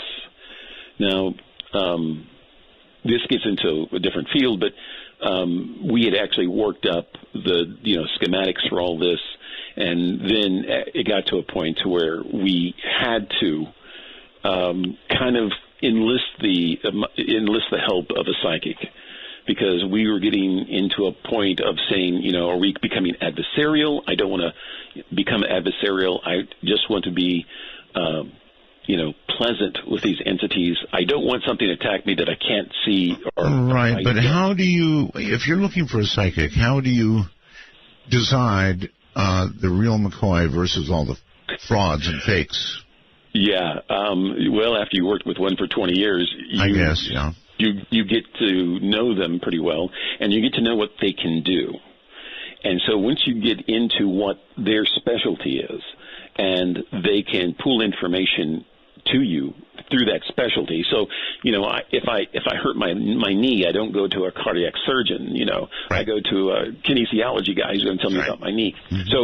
So you work with their ability, whatever that ability may be, to download information that you may be overlooking. There might be a better way. That's the idea of using a proper professional psychic, is to save time, save money, and try to lock in on how this is all working out. And it makes sense to me. I mean, I know there are people who have the ability to either call up or communicate with those on the other side. There are some people who really can do that, and then there's a bunch of fakes. So yes, I agree. I'm right there with you. So I happen to have bumped into one, as serendipity or synchronicity happens. I bumped into one, and she was just kind of, a natural born. She was naturally born. This was the way she was all of her life. She was a registered nurse. She had become a certified hypnotherapist. She had her own client base and things like this, but she wasn't aggressively seeking clients. So after a situation, a period of kind of getting used to each other's methods of operation, we realized very quickly that we had to double up. So if I have one colleague who's a still photography specialist, someone else in the team had to become a specialist in still photography. If someone was a video editor and expert, someone else in the team had to, so we could always back each other up. But when it came to the psychic situation, we only had one. So we had to trust that one. Now, I had the proof is in the pudding, of course. So if your psychic can produce information saying, look, there's something here, and then you otherwise prove there is something there, pretty good. That's it. So when we go into a house and she says there are 6 entities here, and I have videotaped or taken still photography and I've captured 4, I know we're in the ballpark. we're in the ballpark. You know what I'm saying? So if she says they've left the house, then we'll go outside. Mm-hmm. And 9 times out of 10, we were investigating a school. It's supposed to have been haunted. We get in there. We don't find anything. I'm with another team. They can't find anything. And I just say, okay, if they're not inside, they're outside. So we walk outside, and there they are. These orbs are right outside. We're not only getting them on still cameras, we're getting them on video equipment. We walk back in, they follow us back in, and there they are. So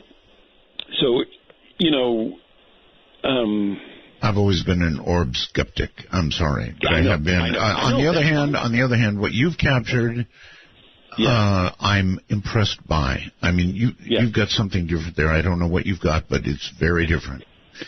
Now, I'm going to draw a little picture here. Okay, now we have the Max Planck Institute of how the universe is diagrammed, and it looks exactly like the human brain's neural network. Okay, so the entire universe is electromagnetically connected, just like the human brain. Not only just like, it is exactly like. So if you're really telepathic, or if you're really psychic, you can jump on this galactic superhighway and go to your power station sitting off 1,500 light years away and tell you exactly what it is. Why are we sending spaceships into space or whatever when if we had the right psychic, the right capability, even technical remote viewing has evolved to a certain extent. We could be looking, NASA could say, here is the planet 1, 2, 3, go, and technical remote viewers could come back with more data than ever. I had a friend of mine was a NASA scientist, worked on the Space Shuttle program, and we were on a radio show together. And he pulled out the latest planet that NASA had found, and it was just slightly larger than Earth. And but they could not figure out if it had life on it or what was going on. And? Well, he laid it down on the table, and I said, okay, I'll look at that. So I have recently become a very good dowser, and so I dowsed if our life could live on that planet, and the answer was no. Okay, then a few more questions later, it comes back that the sun in that solar system is giving off lethal radiation to our type of life form. Okay. And that planet could not be colonized by us because we could not survive on the surface. Right, okay, fine. But that doesn't mean some other life doesn't survive there and thrive there. True, that's true. But to save time, instead of sending a spaceship out there, which would take years, we can send psychics first. Find the planets that are perfect for our life form. Well, that's a good point. And some remote viewers are full of baloney. Other remote viewers are spot on. And you and I talked for a moment before the show, and of all the seers that I've had on my radio program, Evelyn Paglini, who claimed to be a witch, she has now passed on, hit everything on the mark. I mean everything that she said she saw coming. Brother, you could take it to the bank. It was coming. And I know you heard her, right? Yes, I remember that show. That woman was astounding. All right, hold it right there. We've got a break coming up, short one. I'm Art Bell. Dr. Michael Lynch is my guest. She promised you heaven, will you ever win? She is like a cat in the darkness. She is the darkness. To reach Midnight in the Desert via Skype worldwide, if on a computer, please be sure to use a headphone mic and call MITD 51. That's MITD 51. That's it. All right. Let me give you the quick talk, and then we're going to begin to take some calls. There are some people I know, Doctor, that are going to think you're a lunatic, absolutely crazy for thinking these things, and others not so much. It depends, I guess, on what you believe. So here we go. My public number is area code 952-225-5278. That's area code 952-225-5278. Not so much a lunatic, though, if you look at the photographs that he's got. That's pretty telling stuff. And then if you want to come in by Skype, you can come in that way as well. In North America, simply add us as a contact, and then we'll be on your contact list. So the little plus sign on Skype, you would put MITD51. MITD as Midnight in the Desert 51. And elsewhere in the world, MITD55. MITD55. And we do have a first-time caller line. Let me dig it out here. And let's see. Our first-time caller line is area code 775-285-5800. Area code 775-285-5800. I know there's a lot of people out there that look at orbs and believe in orbs, and I have not been one of them. But I must say, what the doctor has captured on film here seems to me to be a very different sort of animal. Now, I had my producer look, Doctor, for the sound you talked about. I think it was sort of a grunt or a scream you mentioned that was on your website. No. It's on my website. It's on the radio station's website at 971talk.com. Yeah. And it's under the Dave Glover Show or DGS Halloweens. And I'm sorry, that's owned by the copyrights on the radio station's website. No, I see. All right. Well, then scratch that idea. Well, but next time, if we do another show on EVPs, I'll definitely get their permission, and we'll run some EVPs. There's another thing about this. We were doing an investigation, and I was shooting off some photography, and I caught a couple of orbs. And immediately, I took the microphone, which was a wireless microphone, during this show, and I raised it up to the air, and I said, if there's anyone in the room who would like to talk to us, go right ahead, and now's your opportunity. And, everybody got upset because they thought I was hogging the show, and when they played the tape back, there were two voices on the recording exactly. So those dust specks were talking to me, which I don't think so, or they knew English and they were speaking. They were speaking directly into the microphone. Odd indeed. Certain paradigms we have to shift to gain better perspective. It's just one of those things. How is the soul, or if you will, a consciousness, created in the first place? In afterlife, there is so much energy and there is so many frequencies that the frequencies have to set up with our genes. And so those frequencies are selected for our genetic profile. And that energy is inserted as we become a vessel. 21 days before we're actually born, our consciousness 21 days. Inserted, into our genetic makeup. And so we are born with the consciousness for those genes. And this is where we get into a lot of debate on, is it nature or nurture? Is it, epigenetics, or is it something else? Is it handed down? If you have an abnormality through genes, is it handed down and things like that? All right. Well, here's another one for you, Doctor. It has to do with reincarnation. The Buddhists firmly believe in reincarnation.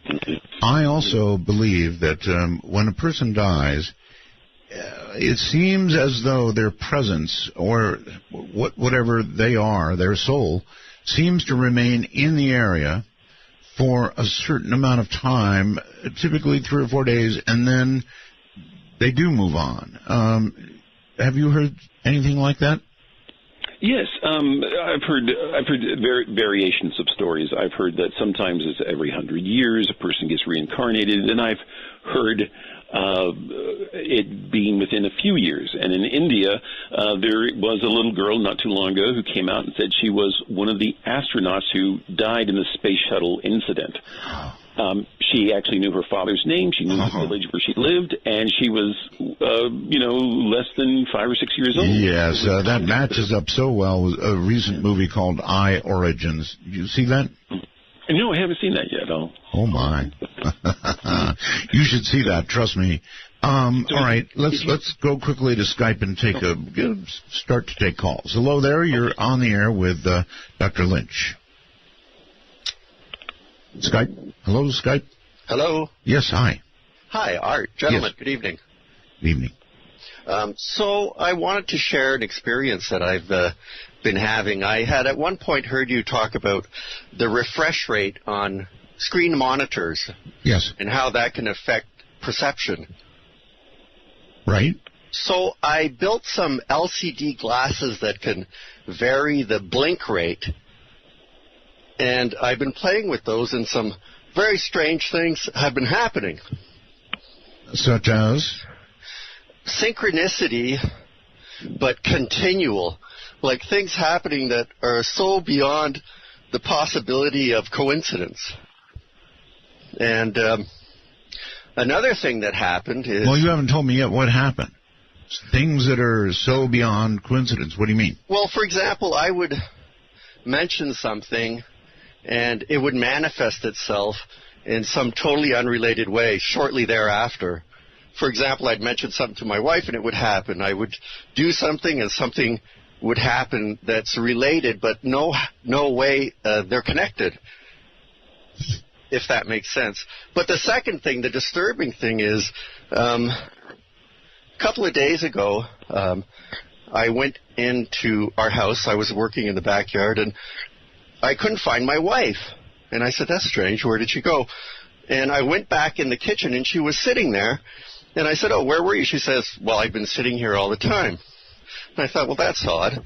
The next morning, I woke up, and for a brief second, I saw an entity standing beside me. And a brief fraction of a second later, it was as if I reawoke. The fabric in the background changed, and that entity was gone. All right. Well, this is very weird. Yes, very weird indeed. All right. Well, thank you for the call and the story. Doctor, I had a recent experience. It was, I don't know, weeks before I actually began doing this program in July that I'll describe to you briefly, and you can make of it what you will. I was working, and this is why he mentioned what he mentioned. I was working late at night on my computer, and I was doing research for this show coming up. You know, I knew I was about to be on the air in July. So, sitting at my computer for hours, late at night, after my family had long gone to bed, hours and hours in front of that computer, looking up stories and things, and all of a sudden, on my right, I saw what was a human figure shape, Doctor. Mm-hmm.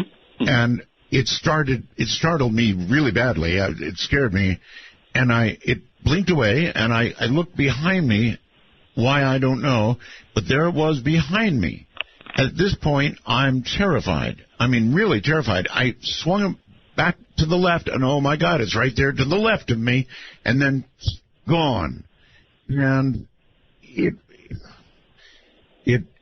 really didn't have, you know, appendages to it, but it was a human form. Head, torso, something where the legs should be. I don't know what this thing was. I call it a shadow person. I guess we can call it whatever you want to call it. What is a shadow person anyway?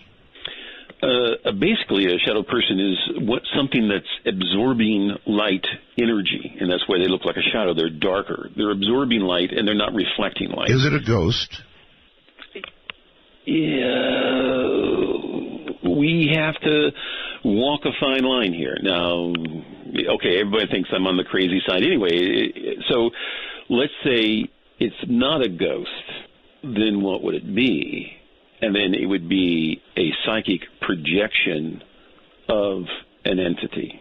So let's say there is someone incredibly telepathic or remote viewer, and accidentally they're viewing you. Why is it not? I'm sorry. Why is it not as likely to be a ghost? Is it because of this energy deal, or? Yeah. Okay. On the flip side, let's say it's a ghost. Okay, if it was, it would be able to, at that size of energy, to memorize this entire body, should be able to move something, it should be able to reappear, and at later dates, be interactive, be more interactive. Now, you have some wanderers that just, wander through the neighborhood, and they just move on. I'm not seeking this stuff, Doctor. I don't. No, you don't have to. No, it's curious about you. It's just curious about you. Here's Art Bell, legendary radio announcer. Oh, come on. Let's look over his shoulder and see what he's looking at. And curiosity on the other side is very curious. We used to go to this one place which was incredibly haunted, and we would open the door. We'd have to start videotaping when we opened the door. And as we opened the door, the two little balls of light would be sitting right there waiting for us. And then within a few minutes, they were gone. They didn't care about us anymore. We weren't exciting enough for them or whatever. And so they'll meet you at the door. They're curious. All right. They're really curious. We're in the final hour here. Let's take a call. Spartanburg, South Carolina, I believe. Hello, Art. How are you today? I'm okay, sir. You're on the air. Yes, sir. Just wanted to let the gentleman know, or I had a question, rather. I saw a full-bodied entity, and I didn't know that was possible. But it stands over along Interstate 40 in Tennessee, and I'm an amateur radio operator also. And when you drive by this entity, and this has happened many times, I can actually hear the entity on the 20-meter and 80-meter bands. And I knew that they communicate electronically. You're hearing them on the radio? Really? Yeah, right, on the HL. And I never knew that this was possible. I know there's some evil entities on 75 meters, no question about that. I agree with you totally, exactly. All right. Yeah, I just wanted his opinion of that. I just never knew a full body could do that. Okay, well, so, Doctor, they can project themselves, if they can project themselves to a recorder and become an EVP, then it seems to me they could project themselves to the radio spectrum if they wanted to, right? Absolutely. There are something like a police scanner that scans hundreds of frequencies, and you can run this apparatus, and it will start to scan, and when it hits a frequency, you may get several words, you may get a couple. I've seen this apparatus actually work. They call it different names, a ghost box or ghost antenna and things like that, and as it scans, you'll actually be able to pick up certain conversations. Other people have tried to narrow in the frequencies, but sometimes they change per entity to entity. There is something called, I forget what the name of it is some triangle out east, and if you drive through it, you'll see apparitions alongside the road. Sometimes they're Native American Indians, or they're the redcoats, from a different time. There is also the ancient story of Resurrection Mary, where she comes out of the cemetery in Chicago, and she'll be walking alongside the road, and people will pick her up, think she's absolutely real, deliver her, and she disappears. Okay, Doctor, it's not that I want to see anything. Thank you very much. However, it was my theory that staring at that computer screen for that long period of time affected me, that the refresh rate of the computer screen affected my brain after a while. Now, that's just a wild that's theory. True. Hypnosis, a form of hypnosis. The 60 cycles or the 120 cycles form in the mind, the subconscious brain, and you start becoming hypersensitive to suggestion and autosuggestion. That was just my theory. Okay, listen, a lot of people... I'm somebody who doesn't want to find these things because I'd rather not see them, thank you. But if somebody actually wants to find a ghost, Doctor, what is the best advice you can give those who would wish to actually see? You would have to go to some place that's public and that advertises that they're haunted, and then you could take your equipment with you. Like I said, sometimes a still camera is better than a video camera if you don't have the right frequencies, but that's the way you kind of get started. I don't recommend going to cemeteries, but with my equipment, at night they have certain restrictions, and I've been to several at night, and I don't get a lot of evidence. I get more evidence walking down the street. Like, I got more evidence walking down the street of Tombstone, Arizona, than I did inside the birdcage. That's really, really interesting, because the best EVP people I know also say they don't get their best evidence in cemeteries. They go to places like prisons. Yes. Places where... The loop. You get caught in that loop. You can't forgive yourself. You're not good enough. And you have to stay in that prison because you just can't pass that reality. So what do you hear? You hear the same things over and over. They're new conversations, but you get that EVP because they can't break out. See, that is legitimately scary to me, to imagine being caught in a loop. And then you're with consciousness doing the same damn thing again and again and again. Yeah. You can't forgive yourself. So when someone comes around, you're in my space, they become territorial or predatorial.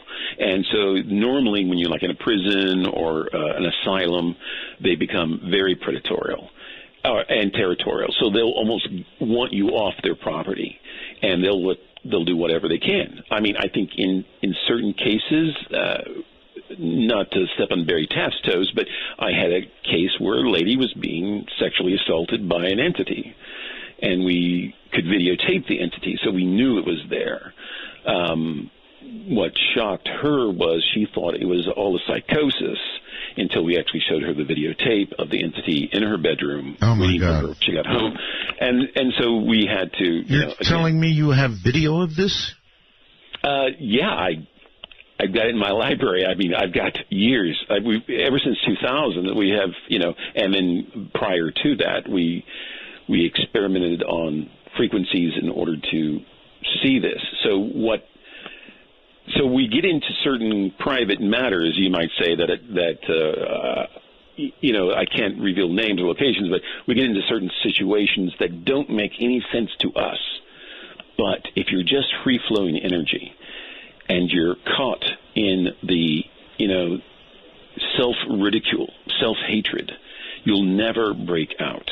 You'll never break that loop. And that's why when you go to these prisons, you go to these asylums, their minds can't forgive themselves. Okay, well, apparently that is a good hunting location if you really want to find these things. JN on Skype, hello. Hello, Art Bell. This is Jeremy in Aransas Pass. Thanks for having me on. Art Bell, I've been listening to you since 94, 95, and this is my first time to get to talk to you, so I'm really excited. Mr. Dr. Lynch, great show tonight, man. I'm really enjoying it a lot. A quick little thing, and then I'll let you get on with some other people. I'm sure there's plenty of people who like to talk to you. When I was young and we had this ranch out in Goliad. I used to wake up a lot of times with scratch marks all over my stomach. Now, when I was a kid, I never told nobody that because I was more or less scared, And I know it wasn't from playing or something like that, but I remember them being almost like, five fingers, which you would notice, and they'd be like on my stomach and on my... Caller, let me ask you this. Did you feel it happen to you at the moment it happened, or only when you woke up did you see this stuff? Yeah, only when I woke up. It was like, I never felt it in the night, It was always like whenever I woke up the next day. And it was only when I went to the ranch. It was only when I went up there and we spent the time at the ranch with my grandparents and stuff. It never happened to me like at my house where we lived. It was always only at the ranch. And, I know it wasn't from playing because I was a pretty careful kid. I would remember these scratches. But I just remember him being, the size of a hand, and they would be on my stomach, and they would be sometimes on my chest, and even I think sometimes on my back. But I would just like to get Mr. Lynch's retrospect on that. Okay. And Dr. I Lynch. appreciate you having me on. Yeah. Right, thank you. Yeah, that entity was trying to get your attention and not trying to lethally harm you. So that entity was in that room while you were there all the time. Now, you don't have the ability, we're not telepathic, we don't have the ability to find out what they really wanted, but they were just trying to nudge you to get your attention for some reason. All right, well, it sure gets my attention. Some of what we talk about, you can either believe it or not believe it, but when you have these scratches, I mean, really bad scratches, as depicted on our website, the photograph you sent, my God, that just doesn't come from nothing. Or in this case, sort of in a way, I guess it does. Let's go to Silverdale, Washington. Hello. Hello. Hi. I just wanted. Hi, Art.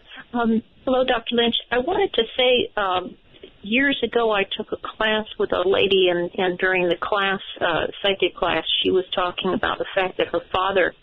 She would go to the Akashic records at night for the class, and she said she'd always see her father, who had passed. He was a French soldier, and he had passed years before. And he was laying there always with, looked like angels around him working on him, and she'd see him every night, and they would reassure her he'd be all right.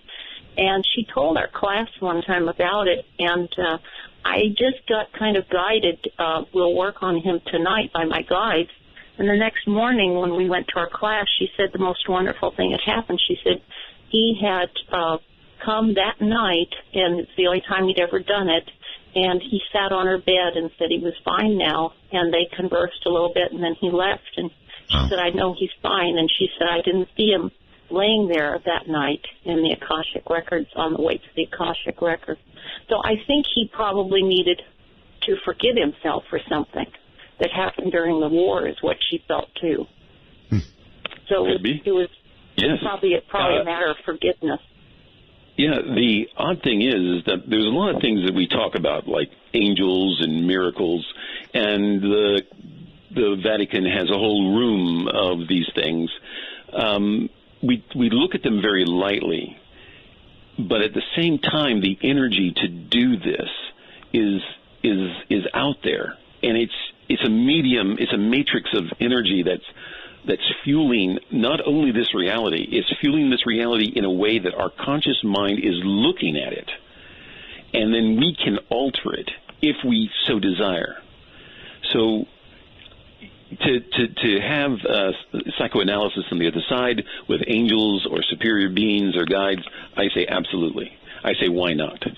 You know, and we may be totally embarrassed once we get on the other side of, you know, our lifestyle or our lives or whatever, but at the same time, if we can forgive ourselves, accept this next life, then we are re-immersed in that energy, and we are reconnected on the same level. So my energy is absorbed back in, and all my memories come back. I can go back to all my past lives, all my future lives, if I so desire. It becomes infinite time, infinite space, because you're nothing but energy. If we look at the process, even Einstein said if you go to the speed of light, time stops. Well, if you're just pure energy, electricity, if you're just pure electricity, you have no time, zero time.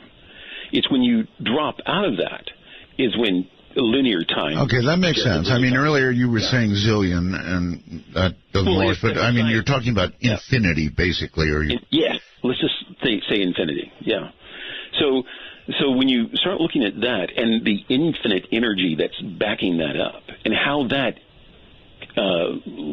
connects to the genetic code in your body, the genetic matrix, then we start to see that we're interconnected. We're in a medium of we're in subatomic energy. We're in subatomic plasmas, and this is a benevolent, gentle energy.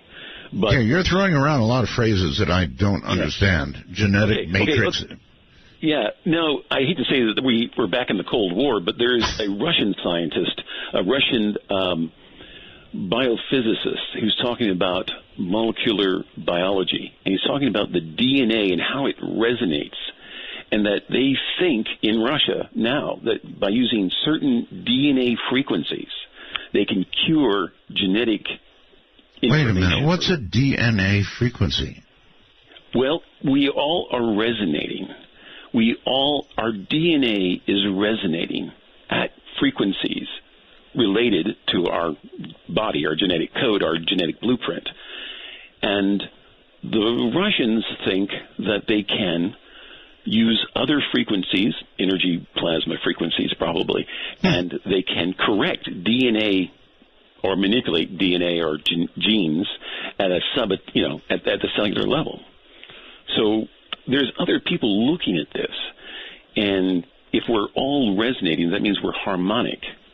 Now, I was in Europe, and I went to this museum for harps, and I was just amazed at these harps, and these people were playing these harps in a symphony. You're leading me all over the place here. I'm not... Yeah, well, I'll tie it up. So these harps are resonating strings, and if each part of my gene is a resonating string, we are a symphony of vibration, a symphony of energy. Yeah, I'm going to actually have a guest on audio energy. It's a very, very interesting subject. Somebody named Chaz on Skype very quickly. Hi. Hey, Art. Hey, Doctor. I'm calling from Vegas. Quick question. You see all of these shows on TV where these investigators are going out and they're investigating prisons and asylums and that type of thing, but none of them ever talk about the possible attachments that these ghosts or entities or whatever could attach to them and go home with them and cause havoc. I can take my answer off the air, but what are your thoughts on that? God blesses the naive mind. I'm just going to say they are incredibly fortunate if they don't take something home with them or something doesn't follow them home. And that is something that now I'm with you. I think that I've been warning a friend who's using this program, this app to find ghosts. It's like, in my mind, it's like using a Ouija board. Mm-hmm. You're going to invite something into your life, and you're not sure what you're inviting into your life, and you may not be able to uninvite it from your life. In other words, once you get something hanging around you, you've said it yourself, those orbs, those energy balls, whatever they are, those spirits may not leave. Once you invite them in, they may not leave, like a bad guest at night. Mm-hmm. Speaking of the Ouija board, I later on this week will be going back to the Exorcist house in St. Louis. And that's a story within itself. All right. Well, it's a story that'll have to wait. We've got a break coming up. National number, area code 952-225-5278, or, of course, on Skype.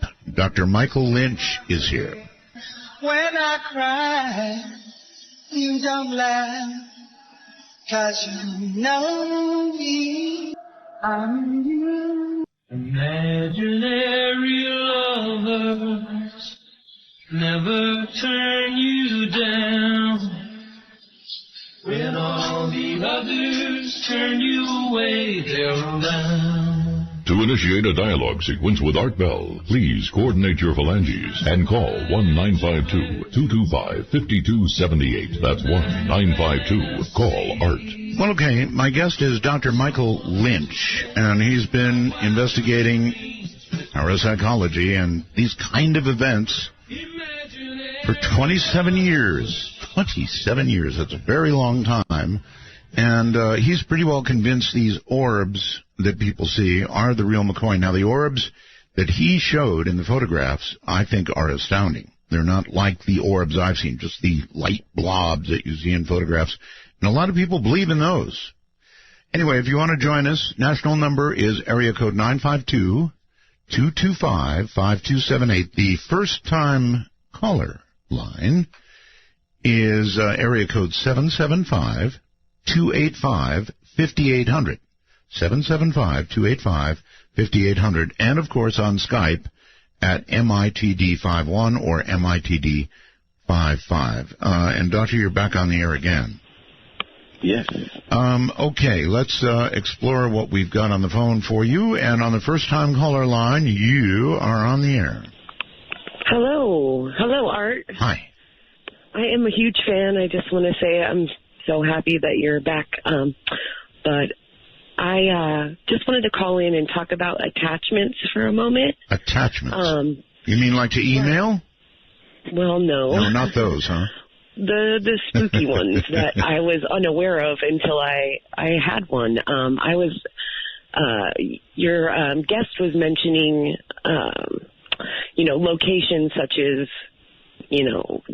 prisons or things like that. This is our regular hospital where you're hospitalized and your stay, isn't very comfortable depending on what you're there for. But I had an emergency surgery and ended up being there for a couple days, and something came home with me, and I didn't realize it until, weeks later. I had just a lot of depression, and I didn't know why. I felt really gloomy, and anyways, it took quite the toll on me. How do you know, excuse me, how do you know something came with you? How do you... Well, I didn't know it at first. It took some time for me to realize, because I kept questioning myself and wondering why I would feel a certain way or these mood changes, and it really wasn't until I was actually revisiting one of your shows with Malachi Martin. Yes.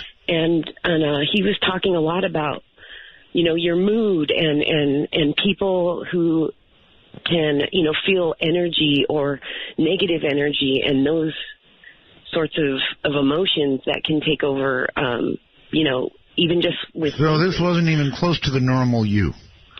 No, it just felt like, part of me is present, like I am right now, but some of these emotions would come over me, and I just was wondering where it was coming from, and eventually, I found out by meeting with a person who had a lot of I guess psychic ability, and asked me questions, and it took a lot of digging, but when I found that out, it was a little scary. It was like, that ride at Disneyland where a ghost follows you home. Yeah, so how did you get away from this?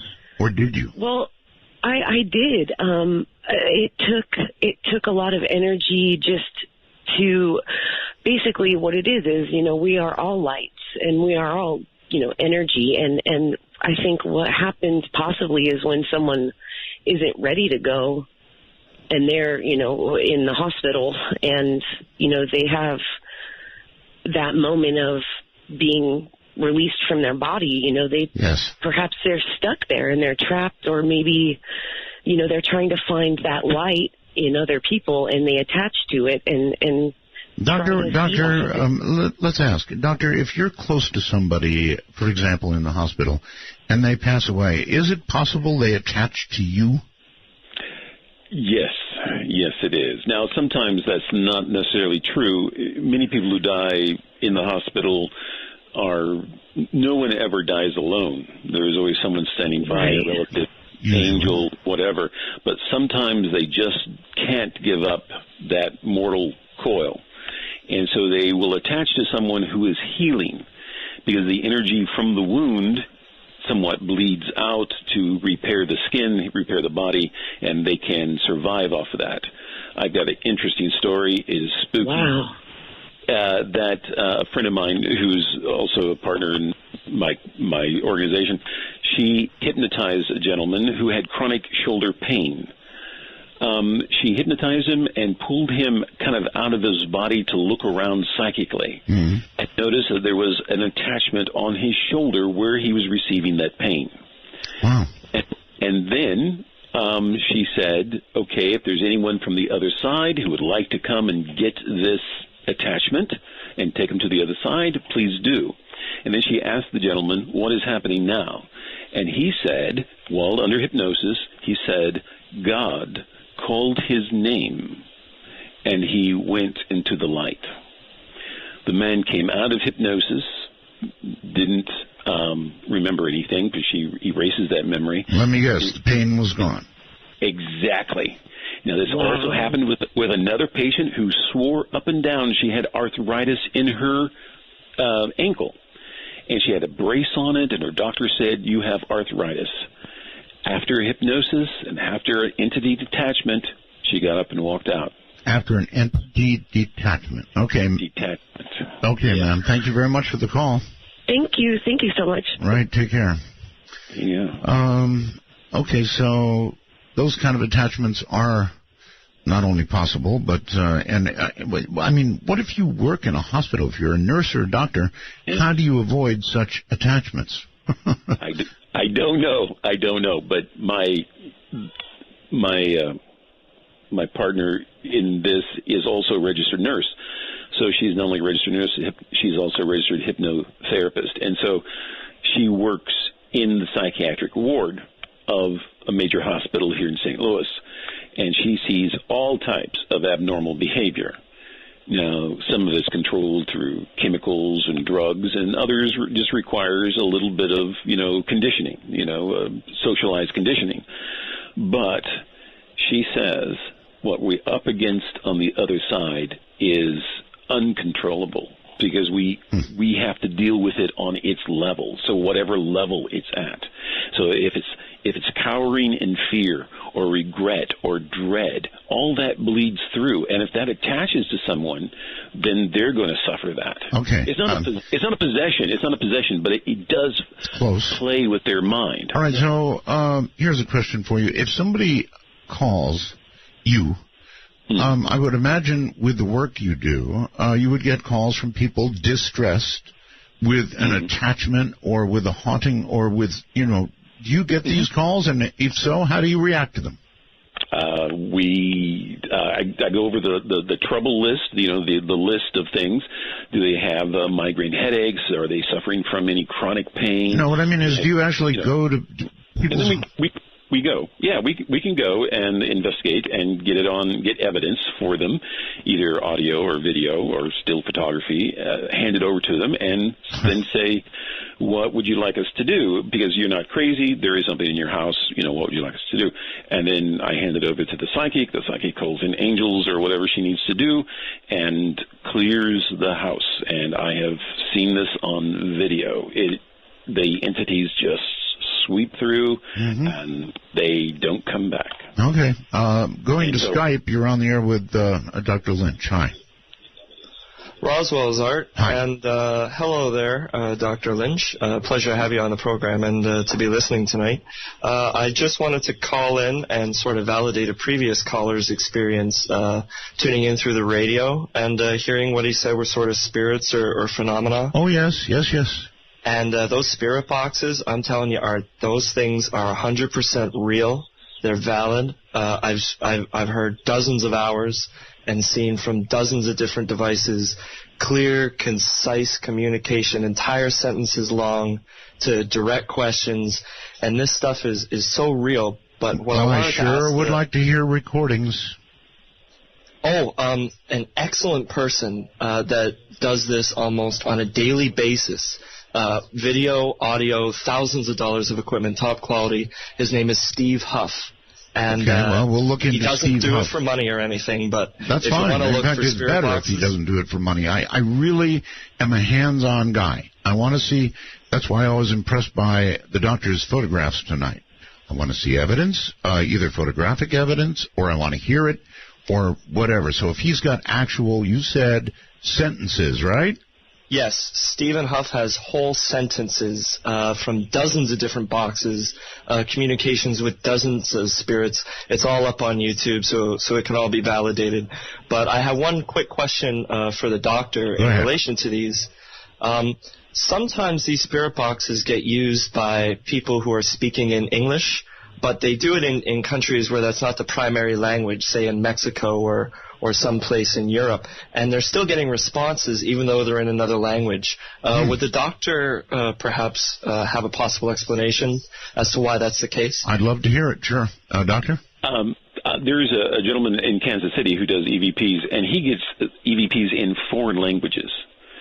Not only in English, he gets them in Hawaiian and some other American native dialect. Not all of them are in English. I think it's just the entity's way of trying to communicate. I don't understand. All right. So here's a question, Doctor. Do entities remain in the general physical area where they passed? No, not necessarily, no. In that case, we ought to be getting EVPs in Swedish, German, Japanese, Chinese. French, yes. All absolutely. of it, right? If you go to those countries and let's just say you go to a family who's had a recent death. No, wait a minute. You're reversing yourself. You're saying, if you want to hear it in Japanese, go to Japan. Yeah, exactly. Well, then wait a minute. Entities do remain in the area of their passing. Oh, I'm sorry. Yes, right. But I'm sure that if you had Japanese in America, just like these Canadians were in America, and the entity followed them here, they could easily be in America and converse with them in Japanese. They could be with the family, not necessarily with the place. But the rule of thumb is a person, place, or thing can be haunted or attached. Okay. Very quickly to the phones. Hi, you're on there with the doctor. Hello? Hello? Yes, hello. Oh, hi. This question's for the doctor. So I go to a school that actually used to be an insane asylum in California. It's called California. No, don't tell me. Don't tell me. Oh, sorry. I don't need the name. No name? Okay, all right. Sorry about that. You go to a school. It used to be an insane asylum. So I'm calling from the dorm right now. My father used to work at the insane asylum. And I was just wondering if there's a way to either, on both sides of the spectrum, stay away from any kind of activity or maybe, invite any kind of activity if I wanted, Is that? What do you want to do, sir? You want to invite it, or you want to stay away? But both. I'm not really sure. I guess, yeah, I want the doctor's opinion on that. All right, doctor. So He should not invite it. No, I'm of the content that no one wants another person's lifestyle imposed upon themselves. So no, I don't classify to invite it or do anything like that. I don't even recommend them having a school. These buildings like this that remain dormant clear across the country should be destroyed. They should be destroyed. Really? And even though the entities would probably move on, they need to be cleared through some type of, clergy or psychic to pass these people on, to pass them on so there's no residue of them, occupying this space. Well, here's what I don't get. You say that can be cleared, that those spirits can be, I guess, sent on. Is that correct? Sent on, right. Sent on, okay. But on the other hand, you said so many are caught in a loop in judgment of themselves and that nothing moves. Nothing can move them, right. This is because the structures are still there. The prisons are still standing.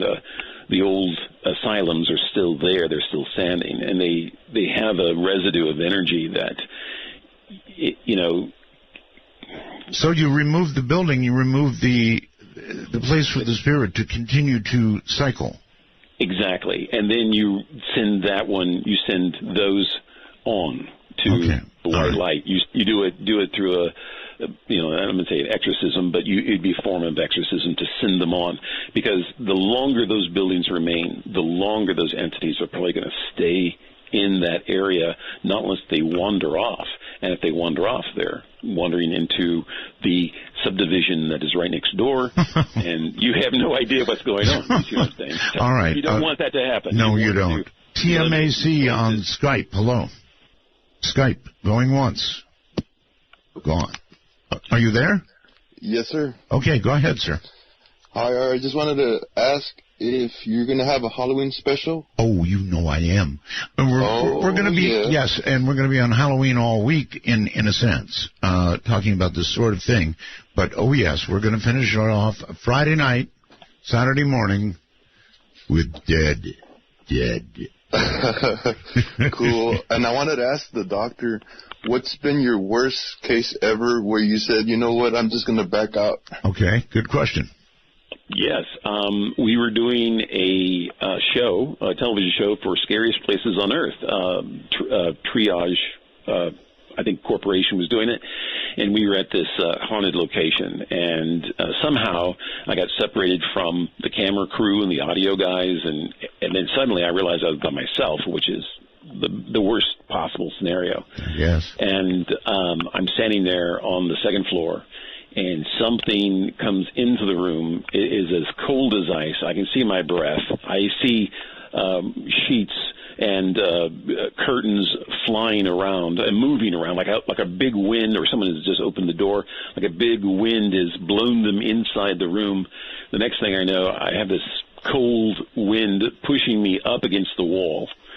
And I cannot see anything. There's, my camera is on. I still can't see anything, but I am ice cold, freezing. What is it, by the way, about ghosts that makes it cold where they are? Why? It's something about the way thermodynamics work, and they are colder than the environment. They are always about 10 degrees colder than the air molecules around them. And when these things get big, like a cloud, they can force you right up against the wall, and it's freezing. It is ice cold.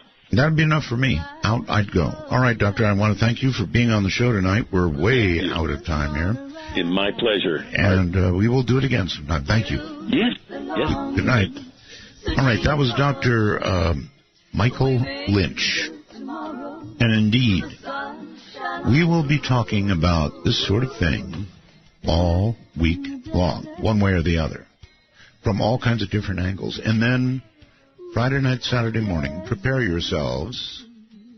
It was promised. Dead air comes.